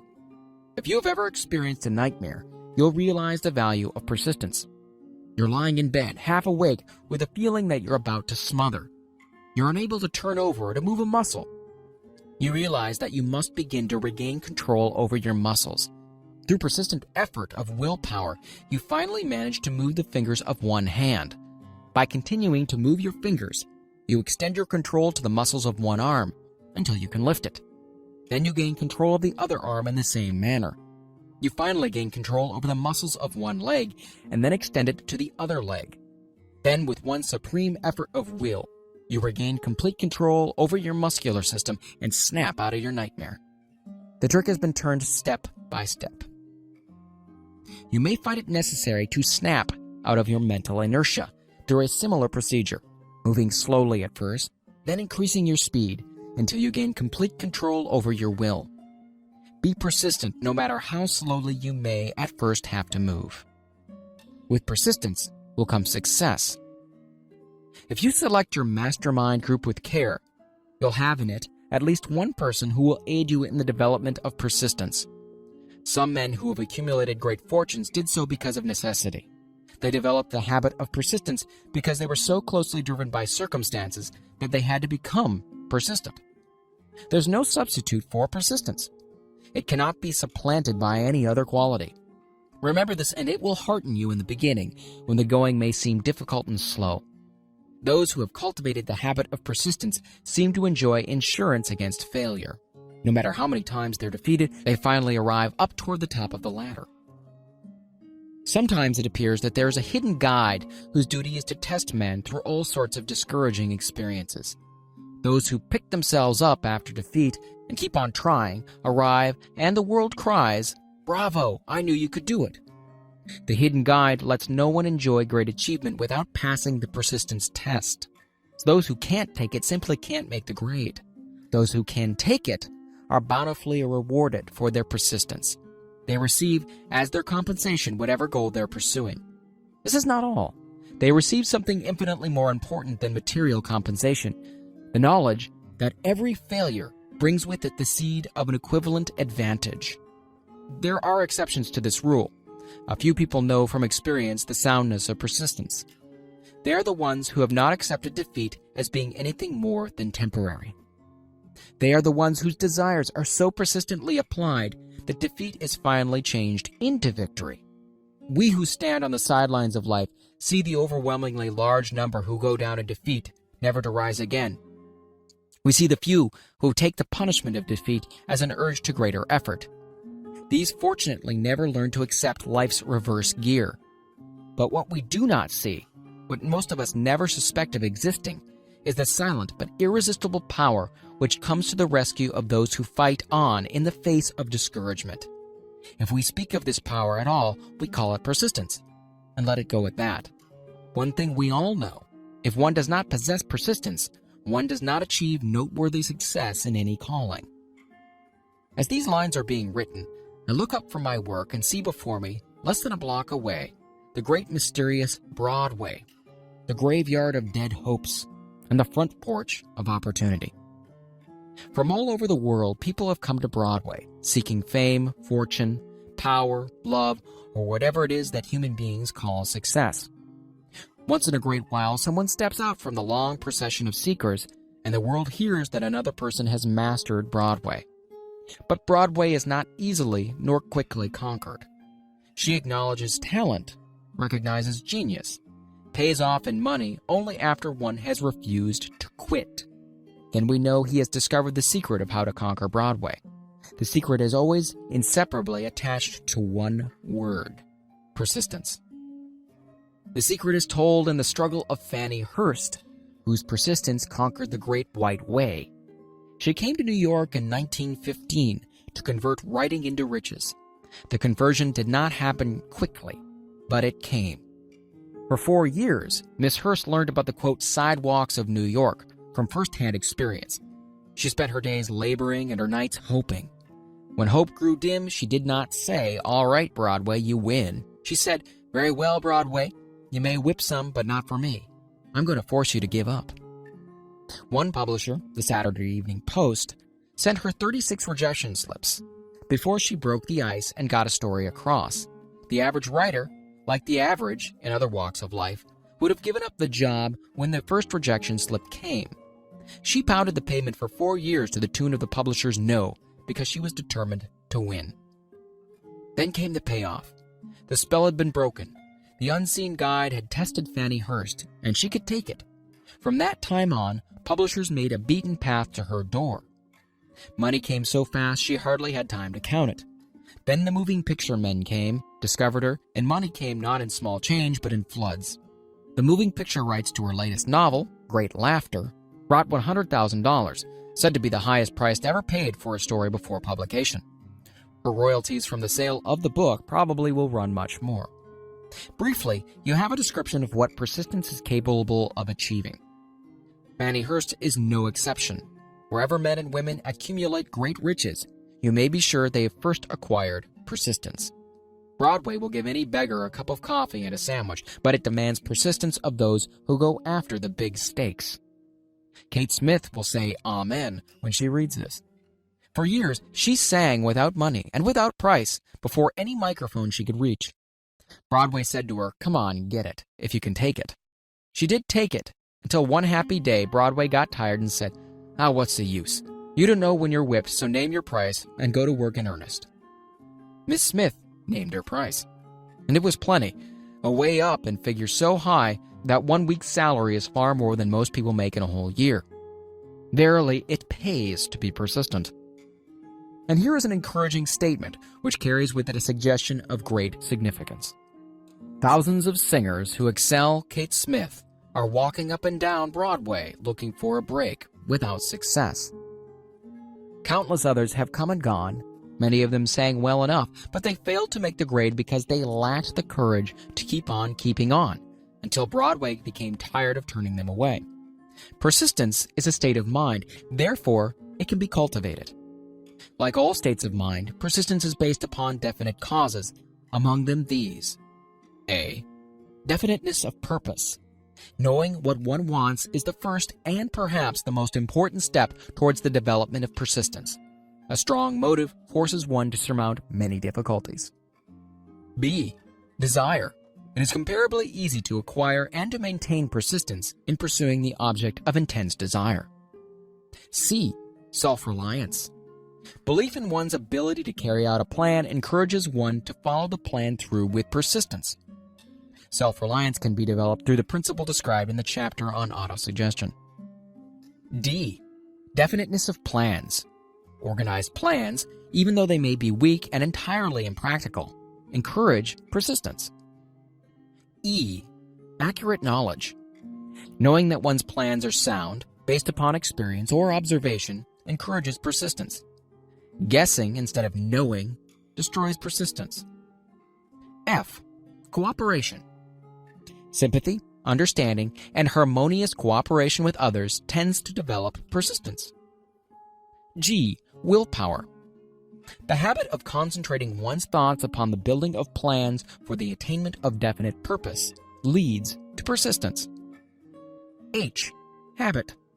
Persistence is the direct result of habit. The mind absorbs and becomes a part of the daily experiences upon which it feeds. Fear, the worst of all enemies, can be effectively cured by forced repetition of courage. Everyone who has seen active service in a war knows this. Before leaving the subject of persistence, take inventory of yourself and determine in what particular, if any, you are lacking in this essential quality.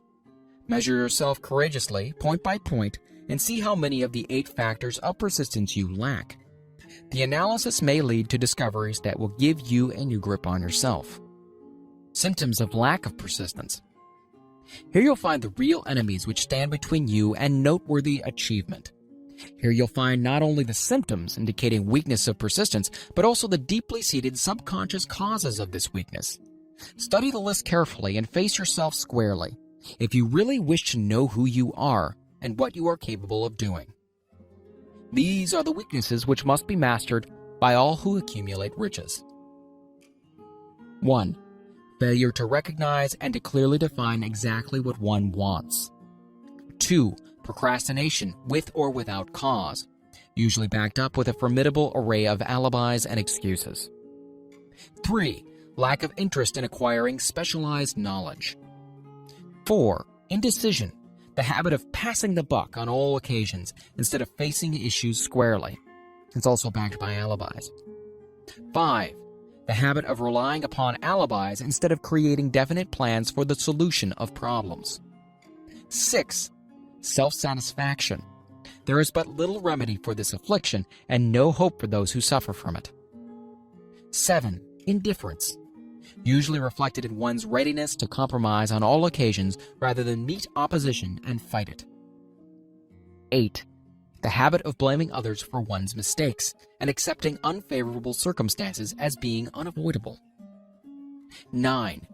Weakness of desire, due to neglect in the choice of motives that impel action. 10. Willingness, even eagerness, to quit at the first sign of defeat, based upon one or more of the 6 basic fears. 11. Lack of organized plans, placed in writing where they may be analyzed. 12. The habit of neglecting to move on ideas or to grasp opportunity when it presents itself. 13. Wishing instead of willing. 14. The habit of compromising with poverty instead of aiming at riches. Generally absence of ambition to be, to do, and to own. 15.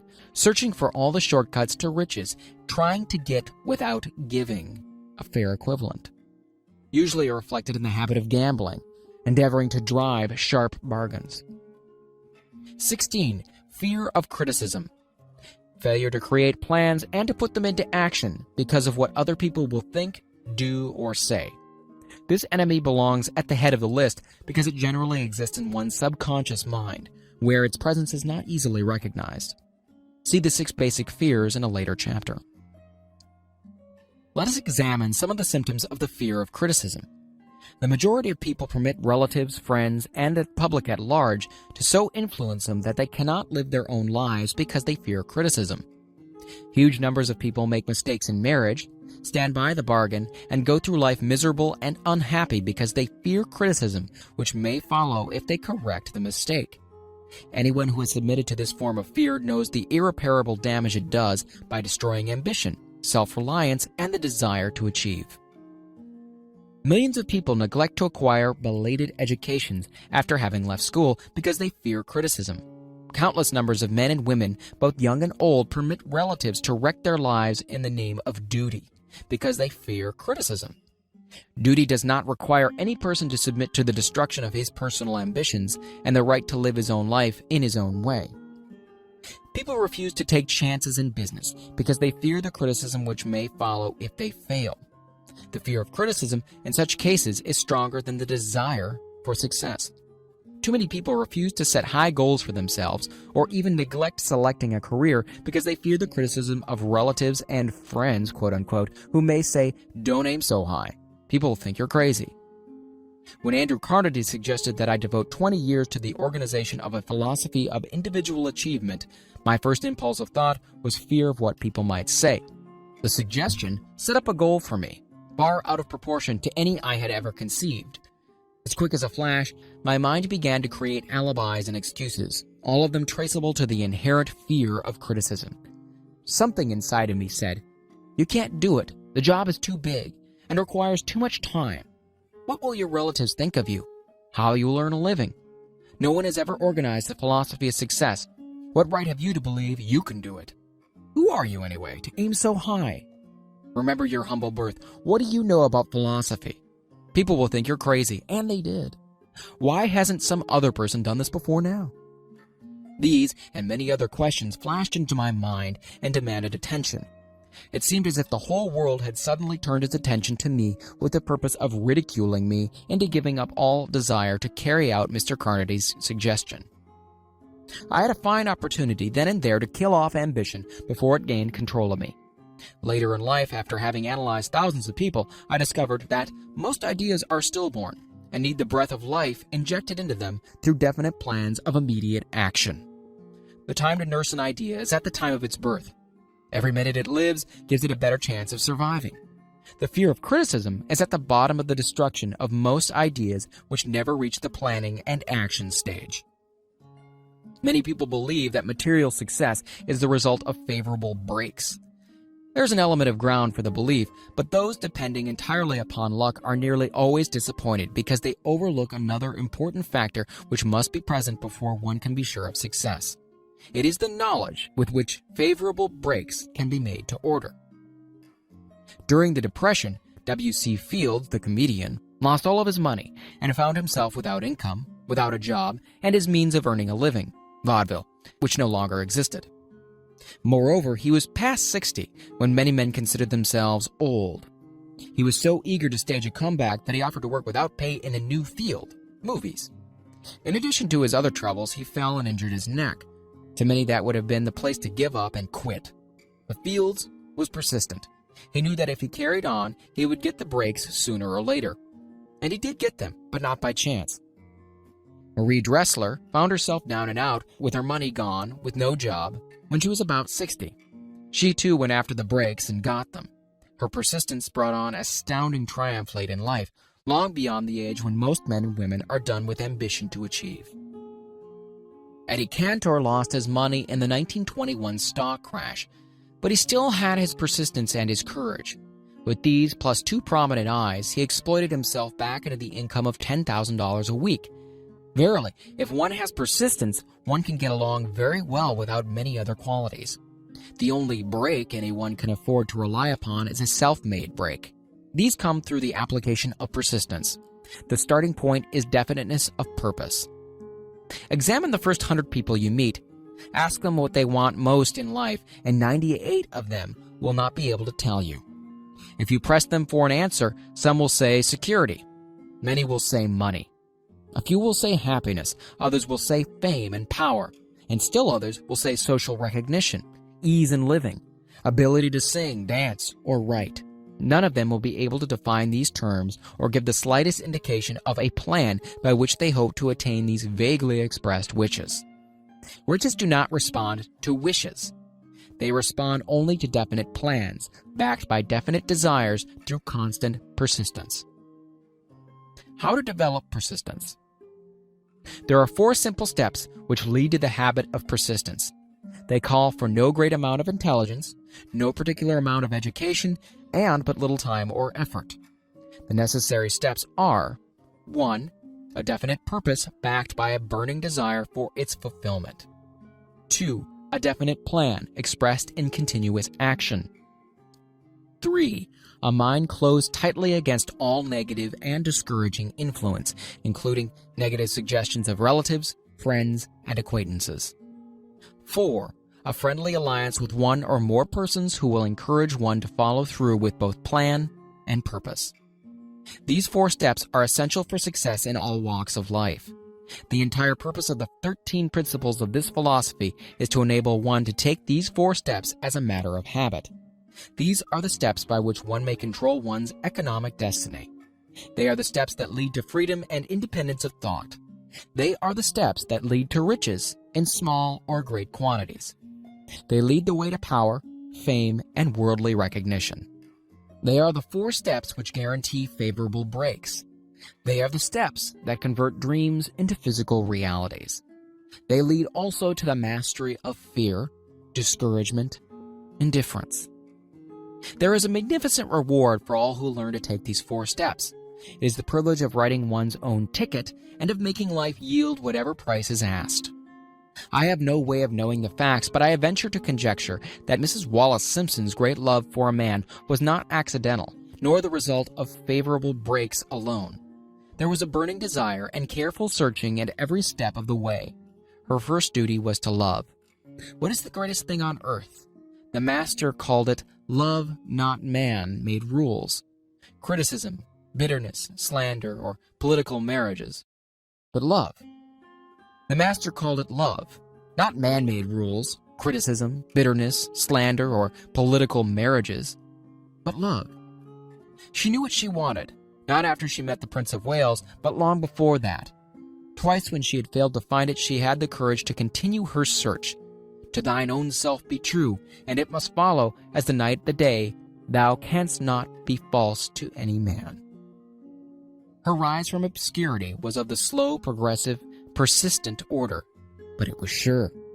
She triumphed over unbelievably long odds, and no matter who you are or what you may think of Wallace Simpson or the king who gave up his crown for her love, she is an astounding example of applied persistence, an instructor on the rules of self-determination from whom the entire world might profitably take lessons. When you think of Wallace Simpson, think of one who knew what she wanted and shook the greatest empire on earth to get it.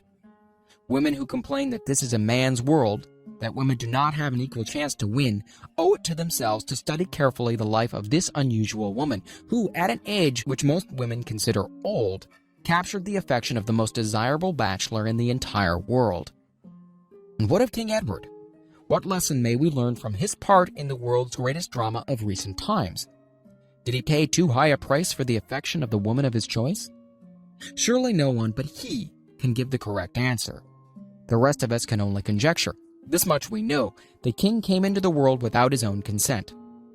He was born to great riches without requesting them. He was persistently sought in marriage. Politicians and statesmen throughout Europe tossed dowagers and princesses at his feet. Because he was the firstborn of his parents, he inherited a crown, which he did not seek and perhaps did not desire. For more than 40 years he was not a free agent, could not live his life in his own way, but had little privacy, and finally assumed duties inflicted upon him when he ascended the throne. Some will say, with all these blessings, King Edward should have found peace of mind, contentment, and joy of living. The truth is that back of all the privileges of a crown, all the money, the fame, and the power inherited by King Edward, there was an emptiness which could be filled only by love. His greatest desire was for love. Long before he met Wallace Simpson, he doubtless felt this great universal emotion tugging at the strings of his heart, beating upon the door of his soul, and crying out for expression. But when he met a kindred spirit, crying out for the same holy privilege of expression, he recognized it, and without fear or apology, opened his heart and bade it enter. All the scandal-mongers in the world cannot destroy the beauty of this international drama, through which two people found love and had the courage to face open criticism, renounce all else, to give it holy expression. King Edward's decision to give up the crown to the world's most powerful empire for the privilege of going the remainder of the way through life with the woman of his choice was a decision that required courage. The decision also had a price, but who has the right to say the price was too great? Surely not he who said, "He among you who is without sin, let him cast the first stone." As a suggestion to any evil-minded person who chooses to find fault with the Duke of Windsor because his desire was for love, and for openly declaring his love for Wallace Simpson and giving up his throne for her, let it be remembered that the open declaration was not essential. He could have followed the custom of clandestine liaison which has prevailed in Europe for centuries, without giving up either his throne or the woman of his choice, and there would have been no complaint from either church or laity.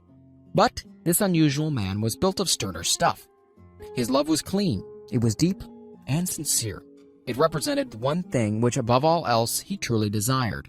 Therefore, he took what he wanted and paid the price demanded.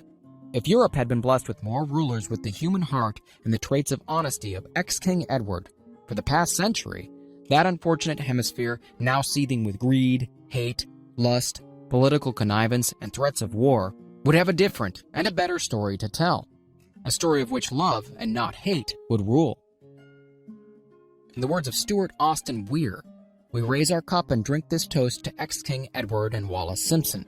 Blessed is the man who has come to know that our muted thoughts are our sweetest thoughts. Blessed is the man who, from the blackest depths, can see the luminous figure of love, and seeing, sing, and singing say, "Sweeter far than uttered lays are the thoughts I have of you." In these words would we pay tribute to the people who, more than all others of modern times, have been the victims of criticism and the recipients of abuse, because they found life's greatest treasure and claimed it. Mrs. Simpson read and approved this analysis. Most of the world will applaud the Duke of Windsor and Wallace Simpson because of their persistence in searching until they found life's greatest reward. All of us can profit by following their example in our own search for which we demand of life. What mystical power gives to men of persistence the capacity to master difficulties? Does the quality of persistence set up in one's mind some form of spiritual, mental, or chemical activity which gives one access to supernatural forces? Does infinite intelligence throw itself on the side of the person who still fights on after the battle has been lost, with the whole world on the opposing side? These and many other similar questions have arisen in my mind as I observed men like Henry Ford, who started at scratch and built an industrial empire of huge proportions, with little else in the way of a beginning but persistence. Or Thomas Edison, who, with less than 3 months of schooling, became the world's leading inventor and converted persistence into the talking machine, the moving picture machine, and the incandescent light, to say nothing of half 100 or other useful inventions. I had the happy privilege of analyzing both Mr. Edison and Mr. Ford year by year over a long period of years, and therefore the opportunity to study them at close range. So I speak from actual knowledge when I say I find no quality save persistence in either of them that even remotely suggested the major source of their stupendous achievements. As one makes an impartial study of the prophets, philosophers, miracle men, and religious leaders of the past, one is drawn to the inevitable conclusion that persistence, concentration of effort, and definiteness of purpose were the major sources of their achievements. Consider, for example, the strange and fascinating story of Muhammad. Analyze his life, compare him with the men of achievement in his modern age of industry and finance, and observe how they have one outstanding trait in common: persistence. If you are keenly interested in studying the strange power which gives potency to persistence, read a biography of Muhammad, especially the one by Asad Bey. This brief review of that book by Thomas Sugro in the Herald Tribune will provide a preview of the rare treat in store for those who take the time to read the entire story of one of the most astounding examples of the power of persistence known to civilization. The Last Great Prophet, reviewed by Thomas Sugro. Muhammad was a prophet, but he never performed a miracle. He was not a mystic. He had no formal schooling. He did not begin his mission until he was 40. When he announced that he was the messenger of God bringing word of the true religion, he was ridiculed and labeled a lunatic. Children tripped him and women threw filth upon him. He was banished from his native city, Mecca, and his followers were stripped of all their worldly goods and sent into the desert after him. When he had been preaching 10 years, he had nothing to show for it but banishment, poverty, and ridicule. Yet before another 10 years had passed, he was a dictator of all Arabia, ruler of Mecca, and the head of a new world religion, which was to sweep to the Danube and the Pyrenees before exhausting the impetus he gave it. That impetus was threefold: the power of words, the efficacy of prayer, and man's kinship with God. His career never made sense. Muhammad was born to impoverished members of a leading family of Mecca. Because Mecca, the crossroads of the world, home of the magic stone called the Kaaba, great city of trade and the center of trade routes, was unsanitary, its children were sent to be raised in the desert by Bedouins. Muhammad was thus nurtured, drawing strength and health from the milk of nomad, vicarious mothers. He tended sheep and soon hired out to a rich widow as leader of her caravans. He traveled to all parts of the Eastern world, talked with many men of diverse beliefs, and observed the decline of Christianity into warring sects. When he was 28, Khadijah, the widow, looked upon him with favor and married him. Her father would have objected to such a marriage, so she got him drunk and held him up while he gave paternal blessing. For the next 12 years, Muhammad lived as a rich and respected and very shrewd trader. Then he took to wandering in the desert, and one day he returned with the first verse of the Quran and told Khadijah that the archangel Gabriel had appeared to him and said he was the messenger of God. The Quran, the revealed word of God, was the closest thing to a miracle in Muhammad's life. He had not been a poet. He had no gift of words. Yet the verses of the Quran, as he received them and recited them to the faithful, were better than any verses which the professional poets of the tribes could produce. This to the Arabs was a miracle. To them the gift of words was the greatest gift. The poet was all wonderful. In addition, the Quran said that all men were equal before God, that the world should be a democratic state, Islam.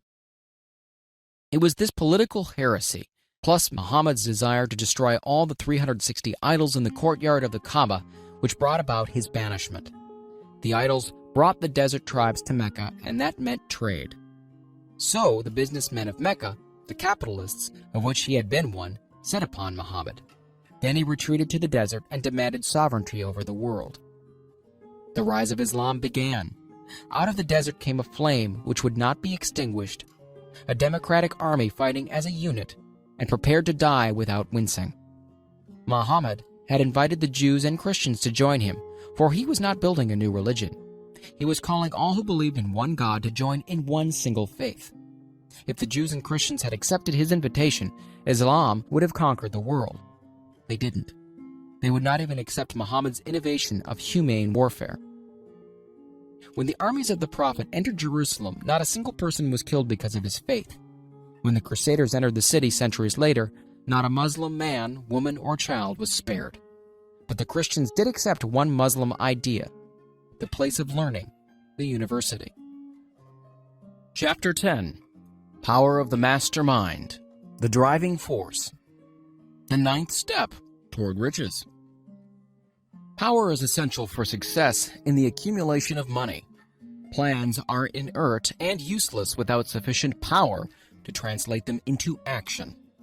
This chapter will describe the method by which an individual may attain and apply power. Power may be defined as organized and intelligently directed knowledge. Power, as the term is here used, refers to organized effort, sufficient to enable an individual to transmute desire into its monetary equivalent. Organized effort is produced through the coordination of effort of two people or more who work toward a definite end in the spirit of harmony. Power is required for the accumulation of money. Power is necessary for the retention of money after it has been accumulated. Let us ascertain how power may be acquired. If power is organized knowledge, let us examine the sources of knowledge. A. Infinite intelligence. This source of knowledge may be contacted through the procedure described in another chapter with the aid of creative imagination. B. Accumulated experience. The accumulated experience of man, or that portion of which it has been organized and recorded, may be found in any well-equipped public library. An important part of this accumulated experience is taught in public schools and colleges where it has been classified and organized. C. Experiment and research. In the field of science, and in practically every other walk of life, men are gathering, classifying, and organizing new facts daily. This is the source of which one must turn when knowledge is not available through accumulated experience. Here, too, the creative imagination must often be used. Knowledge may be acquired from any of the foregoing sources. It may be converted into power by organizing it into definite plans and by expressing those plans in terms of action. Examination of the three major sources of knowledge will readily disclose the difficulty an individual would have if he depended upon his efforts alone in assembling knowledge and expressing it through definite plans in terms of action. If his plans are comprehensive, and if they contemplate large proportions, he must generally induce others to cooperate with him before he can inject into them the necessary element of power. Gaining power through the mastermind. The mastermind may be defined as coordination of knowledge and effort in a spirit of harmony between two or more people for the attainment of a definite purpose. No individual may have great power without availing himself of the mastermind. In a preceding chapter, instructions were given for the creation of plans for the purpose of translating desire into its monetary equivalent. If you carry out these instructions with persistence and intelligence and use discrimination in the selection of your mastermind group, your objective will have been halfway reached even before you begin to recognize it. So you may better understand the intangible potentialities of power available to you through a properly chosen mastermind group, we will here explain the two characteristics of the mastermind principle, one of which is economic in nature and the other psychic. The economic feature is obvious. Economic advantages may be created by any person who surrounds himself with the advice, counsel, and personal cooperation of a group of men who are willing to lend him wholehearted aid in a spirit of perfect harmony. This form of cooperative alliance has been the basis of nearly every great fortune. Your understanding of this great truth may definitely determine your financial status. The psychic phase of the mastermind principle is much more abstract, much more difficult to comprehend, because it has reference to the spiritual forces with which the human race as a whole is not well acquainted. You may catch a significant suggestion from the statement, "No two minds ever come together without thereby creating a third, invisible, intangible force which may be likened to a third mind." Keep in mind the fact that there are only two known elements in the whole universe, energy and matter. It is a well-known fact that matter may be broken down into units of molecules, atoms, and electrons. There are units of matter which may be isolated, separated, and analyzed. Likewise, there are units of energy. The human mind is a form of energy, a part of it being spiritual in nature. When the minds of two people are coordinated in a spirit of harmony, the spiritual units of energy of each mind form an affinity, which constitutes the psychic phase of the mastermind. The mastermind principle, or rather the economic feature of it, were first called to my attention by Andrew Carnegie over 25 years ago. Discovery of this principle was responsible for the choice of my life's work. Mr. Carnegie's mastermind group consisted of a staff of approximately 50 men, with whom he surrounded himself for the definite purpose of manufacturing and marketing steel. He attributed this entire fortune to the power he accumulated through this mastermind. Analyze the record of any man who has accumulated a great fortune and many of those who have accumulated modest fortunes, and you will find that they have either consciously or unconsciously employed the mastermind principle. Great power can be accumulated through no other principle. Energy is nature's universal set of building blocks out of which she constructs every material thing in the universe, including man and every form of animal and vegetable life. Through a process which only nature completely understands, she translates energy into matter. Nature's building blocks are available to man in the energy involved in thinking. Man's brain may be compared to an electric battery. It absorbs energy from the ether, which permeates every atom of matter and fills the entire universe. It's a well-known fact that a group of electric batteries will provide more energy than a single battery. It's also a well-known fact that an individual battery will provide energy in proportion to the number and capacity of the cells it contains. The brain functions in a similar fashion. This accounts for the fact that some brains are more efficient than others and leads to this significant statement. A group of brains coordinated or connected in a spirit of harmony will provide more thought energy than a single brain, just as a group of electric batteries will provide more energy than a single battery. Through this metaphor, it becomes immediately obvious that the mastermind principle holds the secret of the power wielded by men who surround themselves with other men of brains. There follows now another statement which will lead still nearer to an understanding of the psychic phase of the mastermind principle. When a group of individual brains are coordinated and function in harmony, the increased energy created through the alliance becomes available to every individual brain in the group. It's a well-known fact that Henry Ford began his business career under the handicap of poverty, illiteracy, and ignorance. It is an equally well-known fact that within the inconceivably short period of 10 years, Mr. Ford mastered these three handicaps, and that within 25 years, he made himself one of the richest men in America. Connect with this fact the additional knowledge that Mr. Ford's most rapid strides became noticeable from the time he became a personal friend of Thomas Edison, and you'll begin to understand what the influence of one mind upon another can accomplish.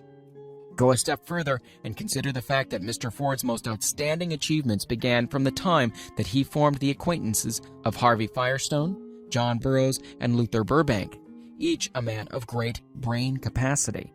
And you'll have further evidence that power may be produced through friendly alliance of minds. There is little, if any, doubt that Henry Ford is one of the best informed men in the business and industrial world. The question of his wealth needs no discussion. Analyze Mr. Ford's intimate personal friends, some of whom have already been mentioned, and you'll be prepared to understand the following statement. Men take on the nature and the habits and the power of thought of those with whom they associate, in a spirit of sympathy and harmony. Henry Ford whipped poverty, illiteracy, and ignorance by allying himself with great minds, whose vibrations of thought he absorbed into his own mind. Through his association with Edison, Burbank, Burroughs, and Firestone, Mr. Ford added to his own brain power the sum and substance of the intelligence, experience, knowledge, and spiritual forces of these four men. Moreover, he appropriated and made use of the mastermind principle through the methods of procedure described in this book. This principle is available to you. We have already mentioned Mahatma Gandhi. Perhaps the majority of those who have heard of Gandhi look upon him as merely an eccentric little man who goes around without formal wearing apparel and makes trouble for the British government. In reality, Gandhi is not eccentric, but he is the most powerful man now living, estimated by the number of his followers and their faith in their leader. Moreover, he is probably the most powerful man who has ever lived. His power is passive, but it is real. Let us study the method by which he attained his stupendous power. It may be explained in a few words. He came by power through inducing over 200 million people to coordinate with mind and body in a spirit of harmony and for a definite purpose. In brief, Gandhi has accomplished a miracle, for it is a miracle when 200 million people can be induced, not forced, to cooperate in a spirit of harmony for a limitless time. If you doubt that this is a miracle, try to induce any two people to cooperate in a spirit of harmony for any length of time. Every man who manages a business knows what a difficult matter it is to get employees to work together in a spirit even remotely resembling harmony. The list of the chief sources from which power may be attained is, as you have seen, headed by the infinite intelligence. When two or more people coordinate in a spirit of harmony and work towards a definite objective, they place themselves in position through that alliance to absorb power directly from the great universal storehouse of infinite intelligence. This is the greatest of all sources of power. It is the source to which the genius turns. It is the source to which every great leader turns, whether he may be conscious of that fact or not. The other two major sources from which the knowledge necessary for the accumulation of power may be obtained are no more reliable than the five senses of man. The senses are not always reliable. Infinite intelligence does not err. In subsequent chapters, the methods by which infinite intelligence may be most readily contacted will be adequately described. This is not a course on religion. No fundamental principle described in this book should be interpreted as being intended to interfere either directly or indirectly with any man's religious habits. This book has been confined exclusively to instructing the reader how to transmute the definite purpose of desire for money into its monetary equivalent. Read, think, and meditate as you read. Soon, the entire subject will unfold, and you will see it in perspective. You are now seeing the detail of the individual chapters. Money is as shy and elusive as the old-time maiden. It must be wooed and won by methods not unlike those used by a determined lover in pursuit of the girl of his choice. And coincidental as it is, the power used in the wooing of money is not greatly different from that used in wooing a maiden. That power, when successfully used in the pursuit of money, must be mixed with faith. It must be mixed with desire. It must be mixed with persistence. It must be applied through a plan, and that plan must be set into action. When money comes in quantities known as the big money, it flows to the one who accumulates it as easily as water flows downhill. There exists a great unseen stream of power, which may be compared to a river, except that one side flows in one direction, carrying all who get into that side of the stream onward and upward to wealth, and the other side flows in the opposite direction, carrying all who are unfortunate enough to get into it, and not able to extricate themselves from it, downward, to misery and poverty. Every man who has accumulated a great fortune has recognized the existence of this stream of life. It consists of one's thinking process. The positive emotions of thought form the side of the stream which carries one to fortune. The negative emotions form the side which carries one down to poverty. This carries a thought of stupendous importance to the person who is following this book with the object of accumulating a fortune. If you are on the side of the stream of power which leads to poverty, this may serve as an oar by which you may propel yourself over into the other side of the stream. It could serve you only through application and use. Merely reading and passing judgment on it, either one way or another, will in no way benefit you. Some people undergo the experience of alternating between the positive and negative sides of the stream, being at times on the positive side and at times on the negative side. The Wall Street crash of '29 swept millions of people from the positive to the negative side of the stream. These millions are struggling, some of them in desperation and fear, to get back to the positive side of the stream. This book was written especially for these millions. Poverty and riches often change places. The crash taught the world this truth, although the world will not long remember the lesson. Poverty may, and generally does, voluntarily take the place of riches. When riches take the place of poverty, the change is usually brought out through well-conceived and carefully executed plans. Poverty needs no plan. It needs no one to aid it because it's bold and ruthless. Riches are shy and timid. They have to be attracted. Anybody can wish for riches, and most people do, but only a few know that a definite plan plus a burning desire for wealth are the only dependable means of accumulating wealth. Chapter 11. The Mystery of Sex, Transmutation. The 10th step toward riches. The meaning of the word transmute is, in simple language, the changing or transferring of one element or form of energy into another. The emotion of sex brings into being a state of mind. Because of ignorance on the subject, this state of mind is generally associated with the physical, and because of improper influences, to which most people have been suggested, in acquiring knowledge of sex, things essentially physical have highly biased the mind. The emotion of sex has back of it the possibility of three constructive potentialities. They are: 1. The perpetuation of mankind. 2. The maintenance of health. As a therapeutic agency, it has no equal. 3. The transformation of mediocrity into genius through transmutation. Sex transmutation is simple and easily explained.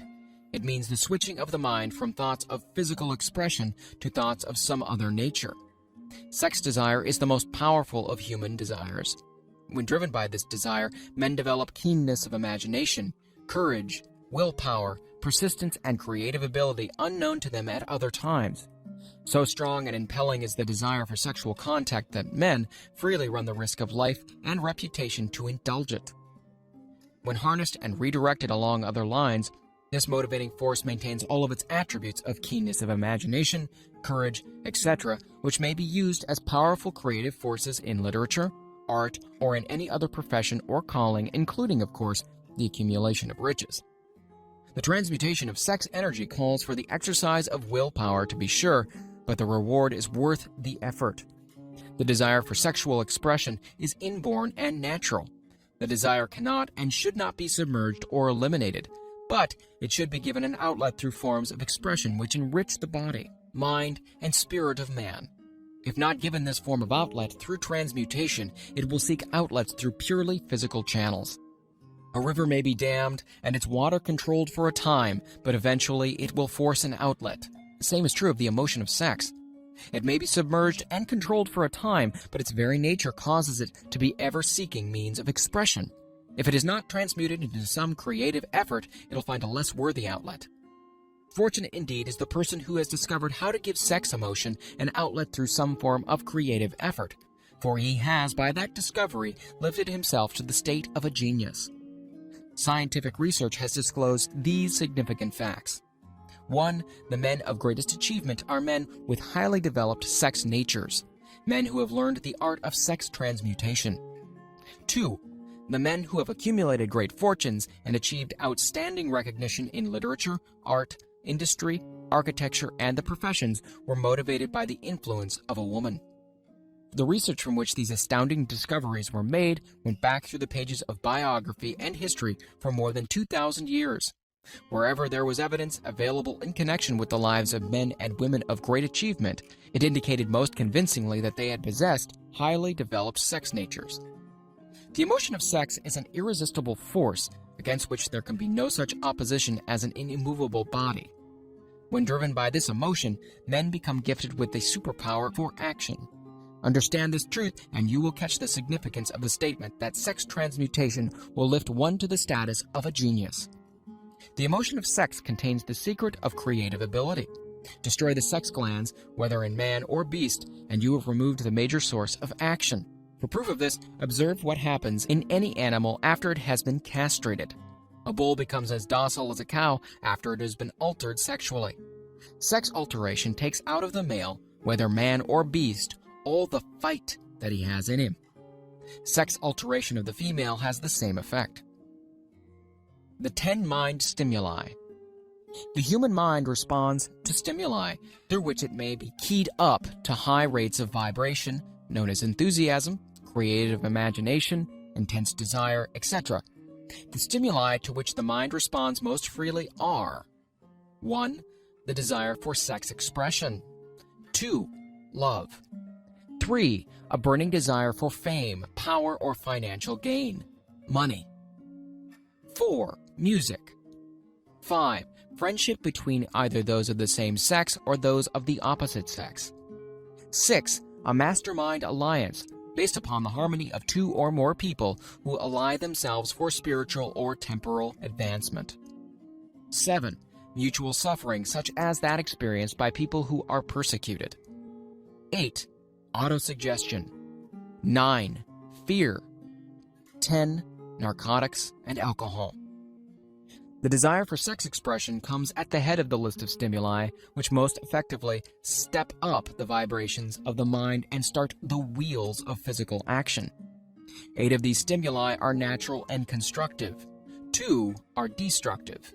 The list is here presented for the purpose of enabling you to make a comparative study of the major sources of mind stimulation. From this study, it will be readily seen that the emotion of sex is, by great odds, the most intense and powerful of all mind stimuli. This comparison is necessary as a foundation for proof of the statement that transmutation of sex energy may lift one to the status of a genius. Let us find out what constitutes a genius. Some wiseacre has said that a genius is a man who wears long hair, eats queer food, lives alone, and serves as a target for the joke makers. A better definition of a genius is a man who has discovered how to increase the vibrations of thought to the point where he can freely communicate with sources of knowledge not available through the ordinary rate of vibration of thought. The person who thinks will want to ask some questions concerning this definition of genius. The first question will be, how may one communicate with sources of knowledge which are not available through the ordinary rate of vibration of thought? The next question will be, are there known sources of knowledge which are available only to the genii?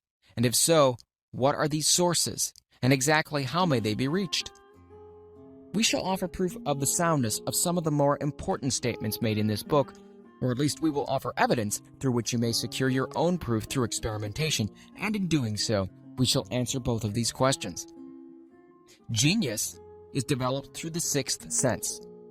The reality of a sixth sense has been fairly well established. This sixth sense is creative imagination. The faculty of creative imagination is one which the majority of people never use during an entire lifetime, and if used at all, it usually happens by mere accident. A relatively small number of people use, with deliberation and purpose, afterthought, the faculty of creative imagination.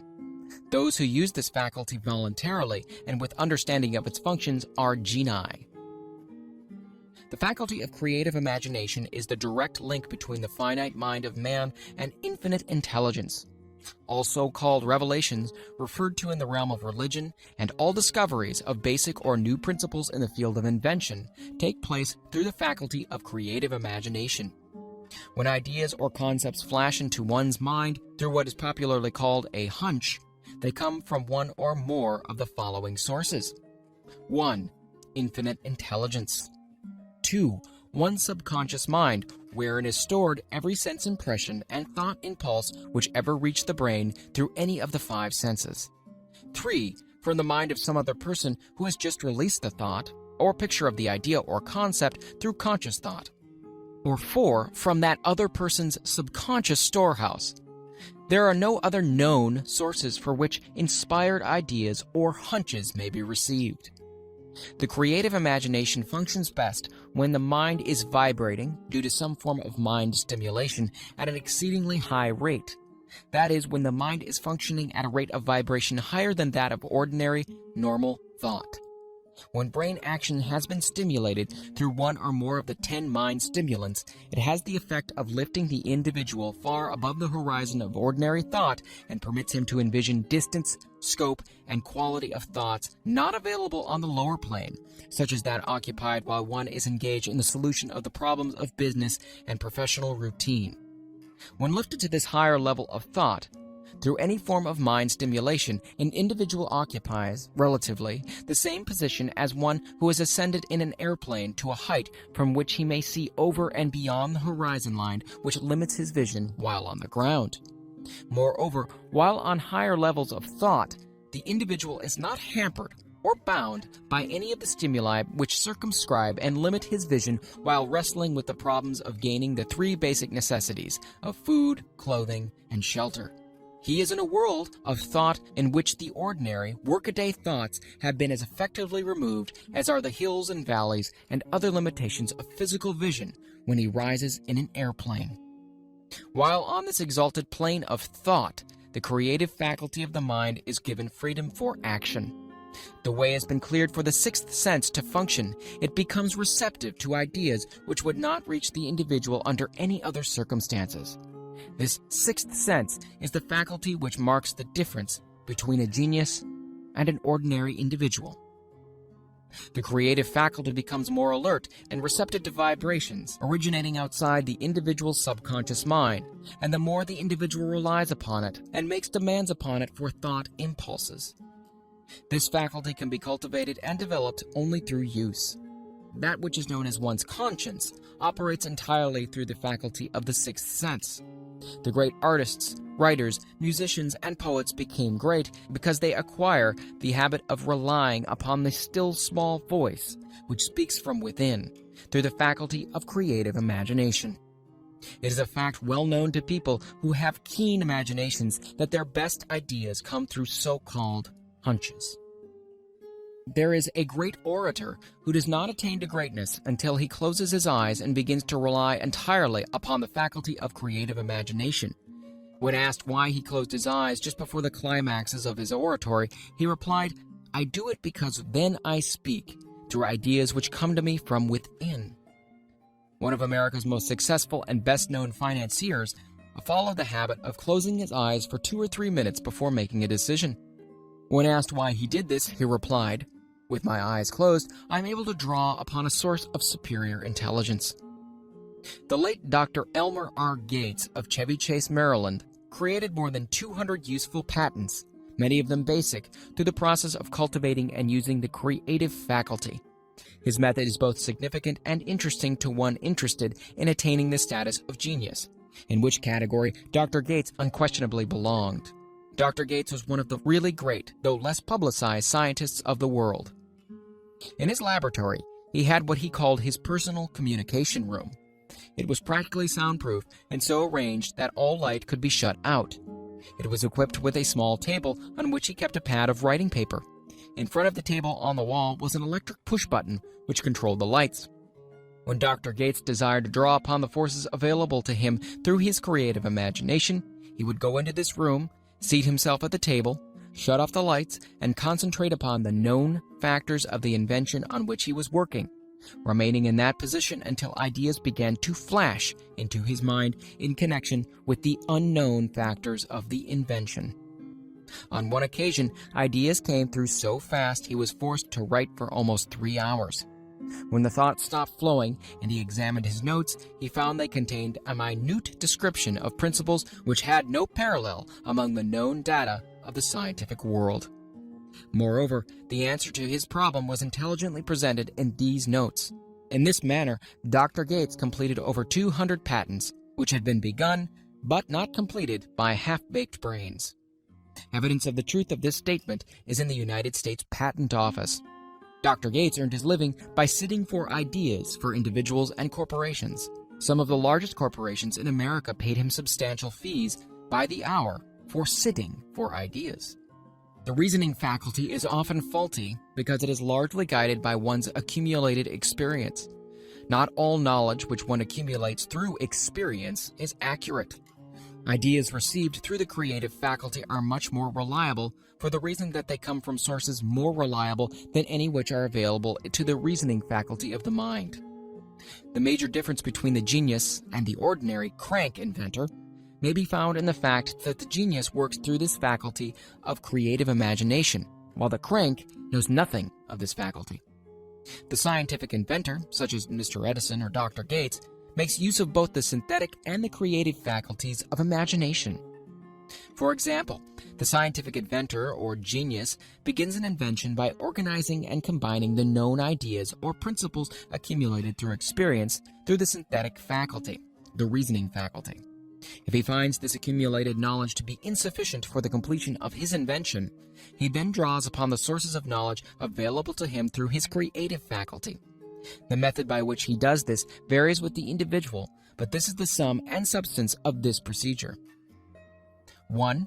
He stimulates his mind so that it vibrates on a higher than average plane, using one or more of the 10 mind stimulants or some other stimulant of his choice.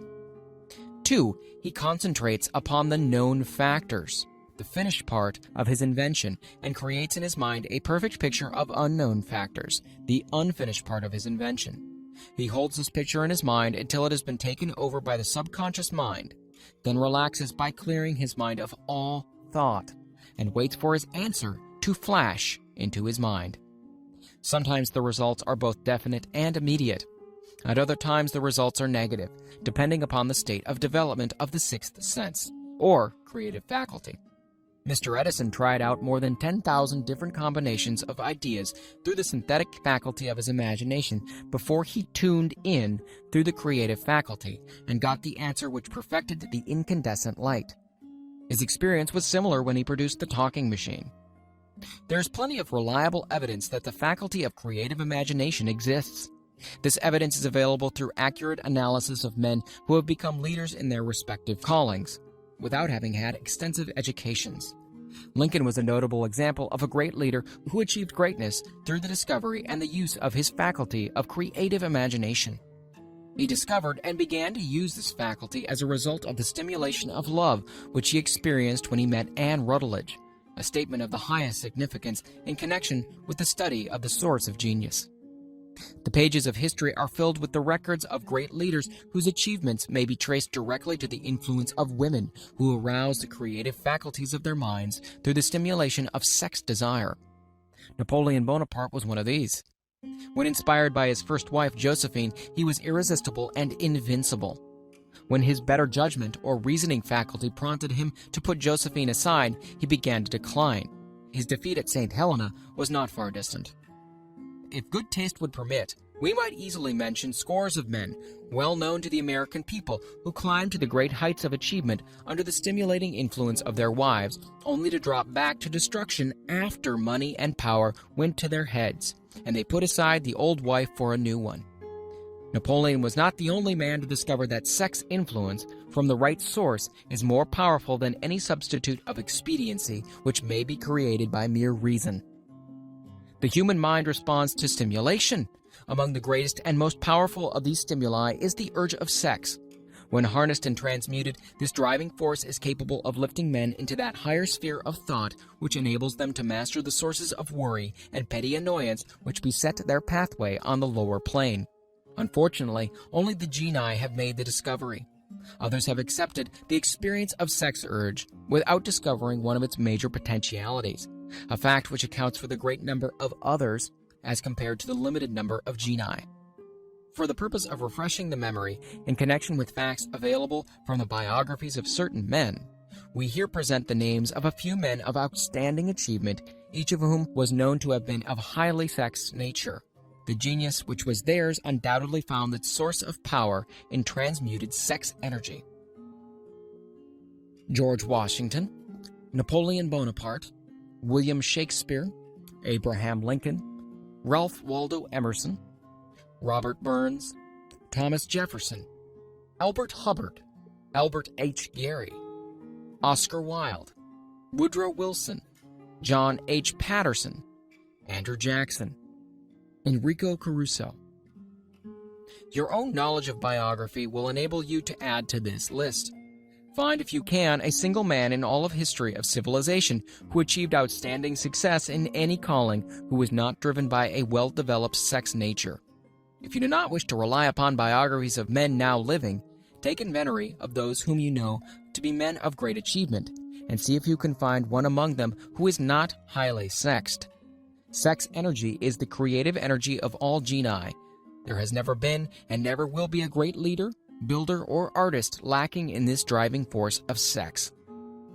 Surely no one will misunderstand these statements to men that all who are highly sexed are genii. Man attains to the status of genius only when and if he stimulates his mind so that it draws upon the force available through the creative faculty of the imagination. Chief among the stimuli with which this stepping up of the vibrations may be procured is sex energy. The mere possession of this energy is not sufficient to produce a genius. The energy must be transmuted from desire for physical contact into some other form of desire and action before it will lift one to the status of genius. Far from becoming genii because of the great sex desires, the majority of men lower themselves through the misunderstanding and misuse of this great force to the status of the lower animals. Why men seldom succeed before 40. I discovered from the analysis of over 25,000 people that men who succeed in an outstanding way seldom do so before the age of 40, and more often they do not strike their real place until they are well beyond the age of 50. This fact was so astounding that it prompted me to go into the study of its cause most carefully, carrying the investigation over a period of more than 12 years. This study disclosed the fact that the major reason why the majority of men who succeed do not begin to do so before the age of 40 or 50 is their tendency to dissipate their energies through overindulgence in physical expression of the emotion of sex. The majority of men never learn that the urge of sex has other possibilities which far transcend in importance that of mere physical expression. The majority of those who make this discovery do so after having wasted many years at a period when the sex energy is at its height, prior to the age of 45 to 50. This usually is followed by noteworthy achievement. The lives of many men up to and sometimes well past the age of 40 reflect continued dissipation of energies which could have been more profitably turned into better channels. Their finer and more powerful emotions are sown wildly to the four winds. Out of this habit of the male grew the term sowing his wild oats. The desire for sexual expression is by far the strongest and most impelling of all the human emotions, and for this very reason, this desire, when harnessed and transmuted into action other than that of physical expression, may raise one to the status of genius.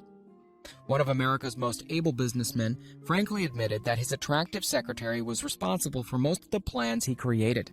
He admitted that her presence lifted him to the heights of creative imagination, such as he could experience under no other stimulus. One of the most successful men in America owes most of his success to the influence of a very charming young woman who has served as his source of inspiration for more than 12 years. Everyone knows that man to whom this reference is made, but not everyone knows the real source of his achievements. History is not lacking in examples of men who attained the status of genii as a result of the use of artificial mind stimulus in the form of alcohol and narcotics. Edgar Allan Poe wrote The Raven while under the influence of liquor, dreaming dreams that mortal never dared to dream before. James Whitcomb Riley did his best writing while under the influence of alcohol. Perhaps it was thus he saw the ordered intermingling of the real and the dream, the mill above the river and the mist above the stream. But let it be remembered that many such men have destroyed themselves in the end. Nature has prepared her own potions with which men may safely stimulate their minds so they vibrate on a plane that enables them to tune in to fine and rare thoughts which come from no one knows where. No satisfactory substitute for nature's stimulants has ever been found. It is a fact well known to psychologists that there is a very close relationship between sex desires and spiritual urges, a fact which accounts for the peculiar behavior of people who participate in orgies known as religious revivals, common among the primitive types.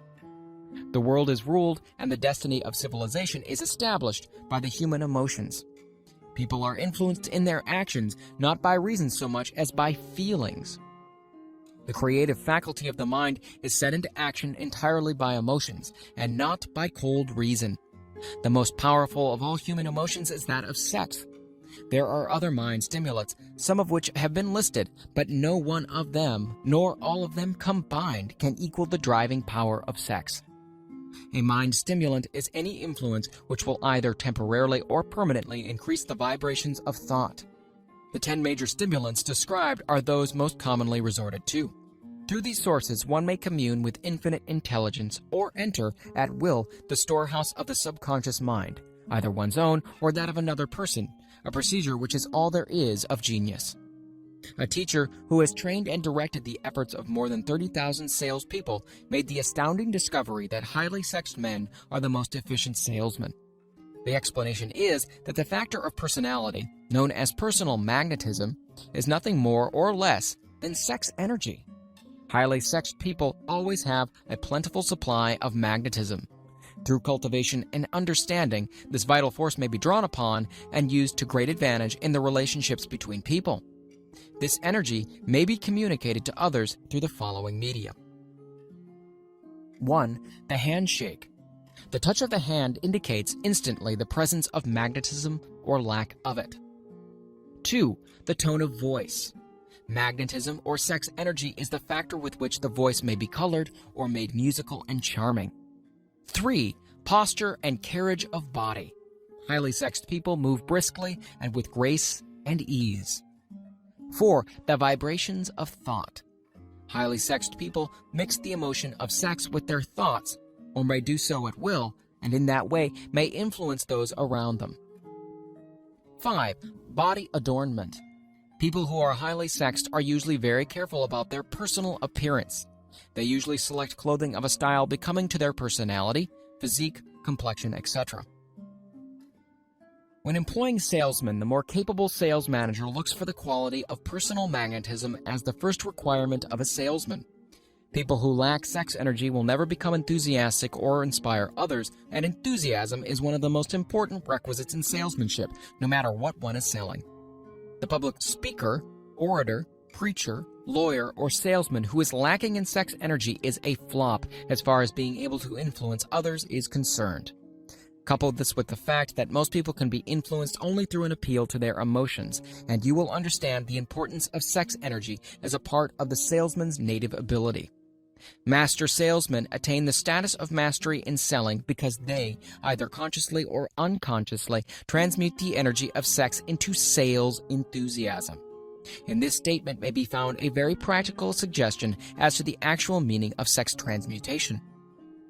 The salesman who knows how to take his mind off the subject of sex and direct it in sales effort with as much enthusiasm and determination as he would apply to its original purpose has acquired the art of sex transmutation, whether he knows it or not.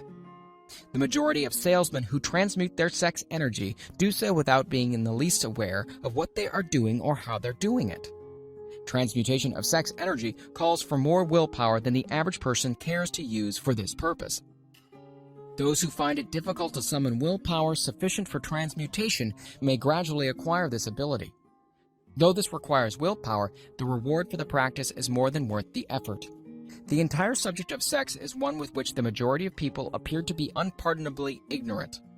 The urge of sex has been grossly misunderstood, slandered, and burlesqued by the ignorant and evil-minded for so long that the very word sex is seldom used in polite society. Men and women who are now known to be blessed, yes blessed, with highly sexed natures are usually looked upon as being people who will bear watching. Instead of being called blessed, they're usually called cursed. Millions of people, even in this age of enlightenment, have inferiority complexes which they developed because of this false belief that a highly sexed nature is a curse. These statements of the virtue of sex energy should not be construed as justification for the libertine. The emotion of sex is a virtue only when used intelligently and with discrimination. It may be misused and often is to such an extent that it debases instead of enriches both body and mind. The better use of this power is the burden of this chapter. It seemed quite significant to the author when he made the discovery that practically every great leader whom he had the privilege of analyzing was a man whose achievements were largely inspired by a woman. In many instances, the woman in the case was a modest, self-denying wife of whom the public had heard but little or nothing. In a few instances, the source of inspiration has been traced to the other woman. Perhaps such cases may not be entirely unknown to you. Intemperance in sex habits is just as detrimental as intemperance in habits of drinking and eating. In this age in which we live, an age which began with the World War, intemperance in habits of sex is common. This orgy of indulgence may account for the shortage of great leaders. No man can avail himself of the forces of his creative imagination while dissipating them. Man is the only creature on earth which violates nature's purpose in this connection. Every other animal indulges its sex nature in moderation and with purpose which harmonizes with the laws of nature. Every other animal responds to the call of sex only in season. Man's inclination is to declare open season. Every intelligent person knows that stimulation in excess through alcoholic, drink, and narcotics is a form of intemperance which destroys the vital organs of the body, including the brain. Not every person knows, however, that overindulgence in sex expression may become a habit as destructive and as detrimental to creative effort as narcotics or liquor. A sex-mad man is not essentially different than a dope-mad man. Both have lost control over their faculties of reason and willpower. Sexual overindulgence may not only destroy reason and willpower, but it may also lead to either temporary or permanent insanity. Many cases of hypochondria, imaginary illness, grow out of habits developed in ignorance of the true function of sex. From these brief references to the subject, it may be readily seen that ignorance on the subject of sex transmutation forces stupendous penalties upon the ignorant on the one hand and withholds from them equally stupendous benefits on the other. Widespread ignorance on the subject of sex is due to the fact that the subject has been surrounded with mystery and beclouded by dark silence. The conspiracy of the mystery and silence has had the same effect upon the minds of young people that the psychology of prohibition had. The result has been increased curiosity and desire to acquire more knowledge on this verboten subject. And, to the shame of all lawmakers and most physicians, by training best qualified to educate youth on the subject, information has not been made easily available. Seldom does an individual enter upon highly creative efforts in any field of endeavor before the age of 40. The average man reaches the period of his greatest capacity to create between 40 and 60. These statements are based upon analysis of thousands of men and women who have been carefully observed. They should be encouraging to those who fail to arrive before the age of 40, and to those who become frightened at the encroachment of old age around the 40-year mark. The years between 40 and 50 are, as a rule, the most fruitful. Men should approach this age not with fear and trembling, but with hope and eager anticipation. If you want evidence that most men do not begin to do their best work before the age of 40, study the records of the most successful men known to the American people, and you'll find it. Henry Ford did not hit his pace of achievement until he had passed the age of 40. Andrew Carnegie was well past 40 before he began to reap the reward of his efforts. James J. Hill was still running a telegraph key at the age of 40. His stupendous achievements took place after that age. Biographies of American industrialists and financiers are filled with evidence that the period from 40 to 60 is the most productive age of man. Between the ages of 30 and 40, man begins to learn, if he ever learns, the art of sex transmutation. This discovery is generally accidental, and more often than otherwise, the man who makes it is totally unconscious of this discovery. He may observe that his powers of achievement have increased around the age of 35 to 40, but in most cases, he isn't familiar with the cause of this change. That nature begins to harmonize the emotions of love and sex in the individual between the ages of 30 and 40, so that he may draw upon these great forces and apply them jointly as stimuli to action. Sex alone is a mighty urge to action, but its forces are like cyclones. They are often uncontrollable. When the emotion of love begins to mix itself with the emotion of sex, the result is calmness of purpose, poise, accuracy of judgment, and balance. What person who has attained the age of 40 is so unfortunate as to be unable to analyze these statements and to corroborate them by his own experience?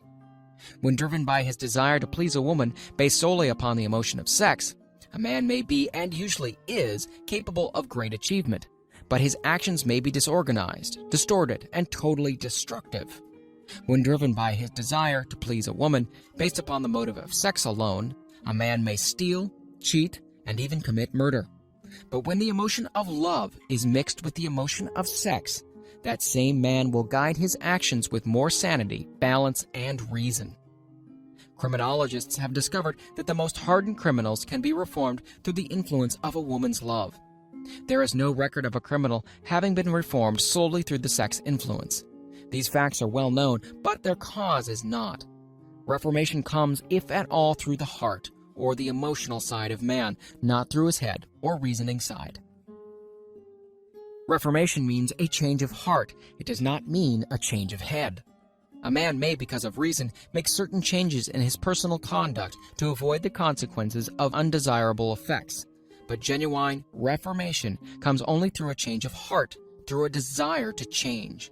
Love, romance, and sex are all emotions capable of driving men to heights of superachievement. Love is the emotion which serves as a safety valve and ensures balance, poise, and constructive effort. When combined, these three emotions may lift one to an altitude of a genius. Those are genii, however, who know but little of the emotion of love. Most of them may be found engaged in some form of action which is destructive, or at least not based upon justice and fairness towards others. If good taste would permit, a dozen genii could be named in the field of industry and finance who ride ruthlessly over the rights of their fellow men. They seem totally lacking in conscience. The reader can easily supply his own list of such men. The emotions are states of mind. Nature has provided man with a chemistry of the mind, which operates in a manner similar to the principles of chemistry of matter. It is a well-known fact that, through the aid of chemistry of matter, a chemist may create a deadly poison by mixing certain elements, none of which are in themselves harmful in the right proportions. This emotion may likewise be combined so as to create a deadly poison. The emotions of sex and jealousy, when mixed, may turn a person into an insane beast. The presence of any one or more of the destructive emotions in the human mind, through the chemistry of the mind, sets up a poison which may destroy one's sense of justice and fairness. In extreme cases, the presence of any combination of these emotions in the mind may destroy one's reason. The road to genius consists of the development, control, and use of sex, love, and romance. Briefly, the process may be stated as follows. Encourage the presence of these emotions as the dominating thoughts in one's mind, and discourage the presence of all the destructive emotions. The mind is a creature of habit. It thrives upon the dominating thoughts fed it. Through the faculty of willpower, one may discourage the presence of any emotion and encourage the presence of any other. Control of the mind through the power of will is not difficult. Control comes from persistence and habit. The secret of control lies in understanding the process of transmutation. When any negative emotion presents itself in one's mind, it can be transmuted into a positive or constructive emotion by the simple procedure of changing one's thoughts. There is no other road to genius than through voluntary self-effort. A man may attain to great heights of financial or business achievement solely by the driving force of sex energy. But history is filled with evidence that he may, and usually does, carry with him certain traits of character which rob him of the ability to either hold or enjoy his fortune. This is worthy of analysis, thought, and meditation, for it states a truth and knowledge of which may be helpful to women as well as men. Ignorance of this has cost thousands of people their privilege of happiness, even though they possessed riches. The emotions of love and sex leave their unmistakable marks upon the features. Moreover, these signs are so visible that all who wish may read them. The man who is driven by the storm of passion based upon sex desires alone plainly advertises that fact to the entire world by the expression of his eyes and the lines of his face.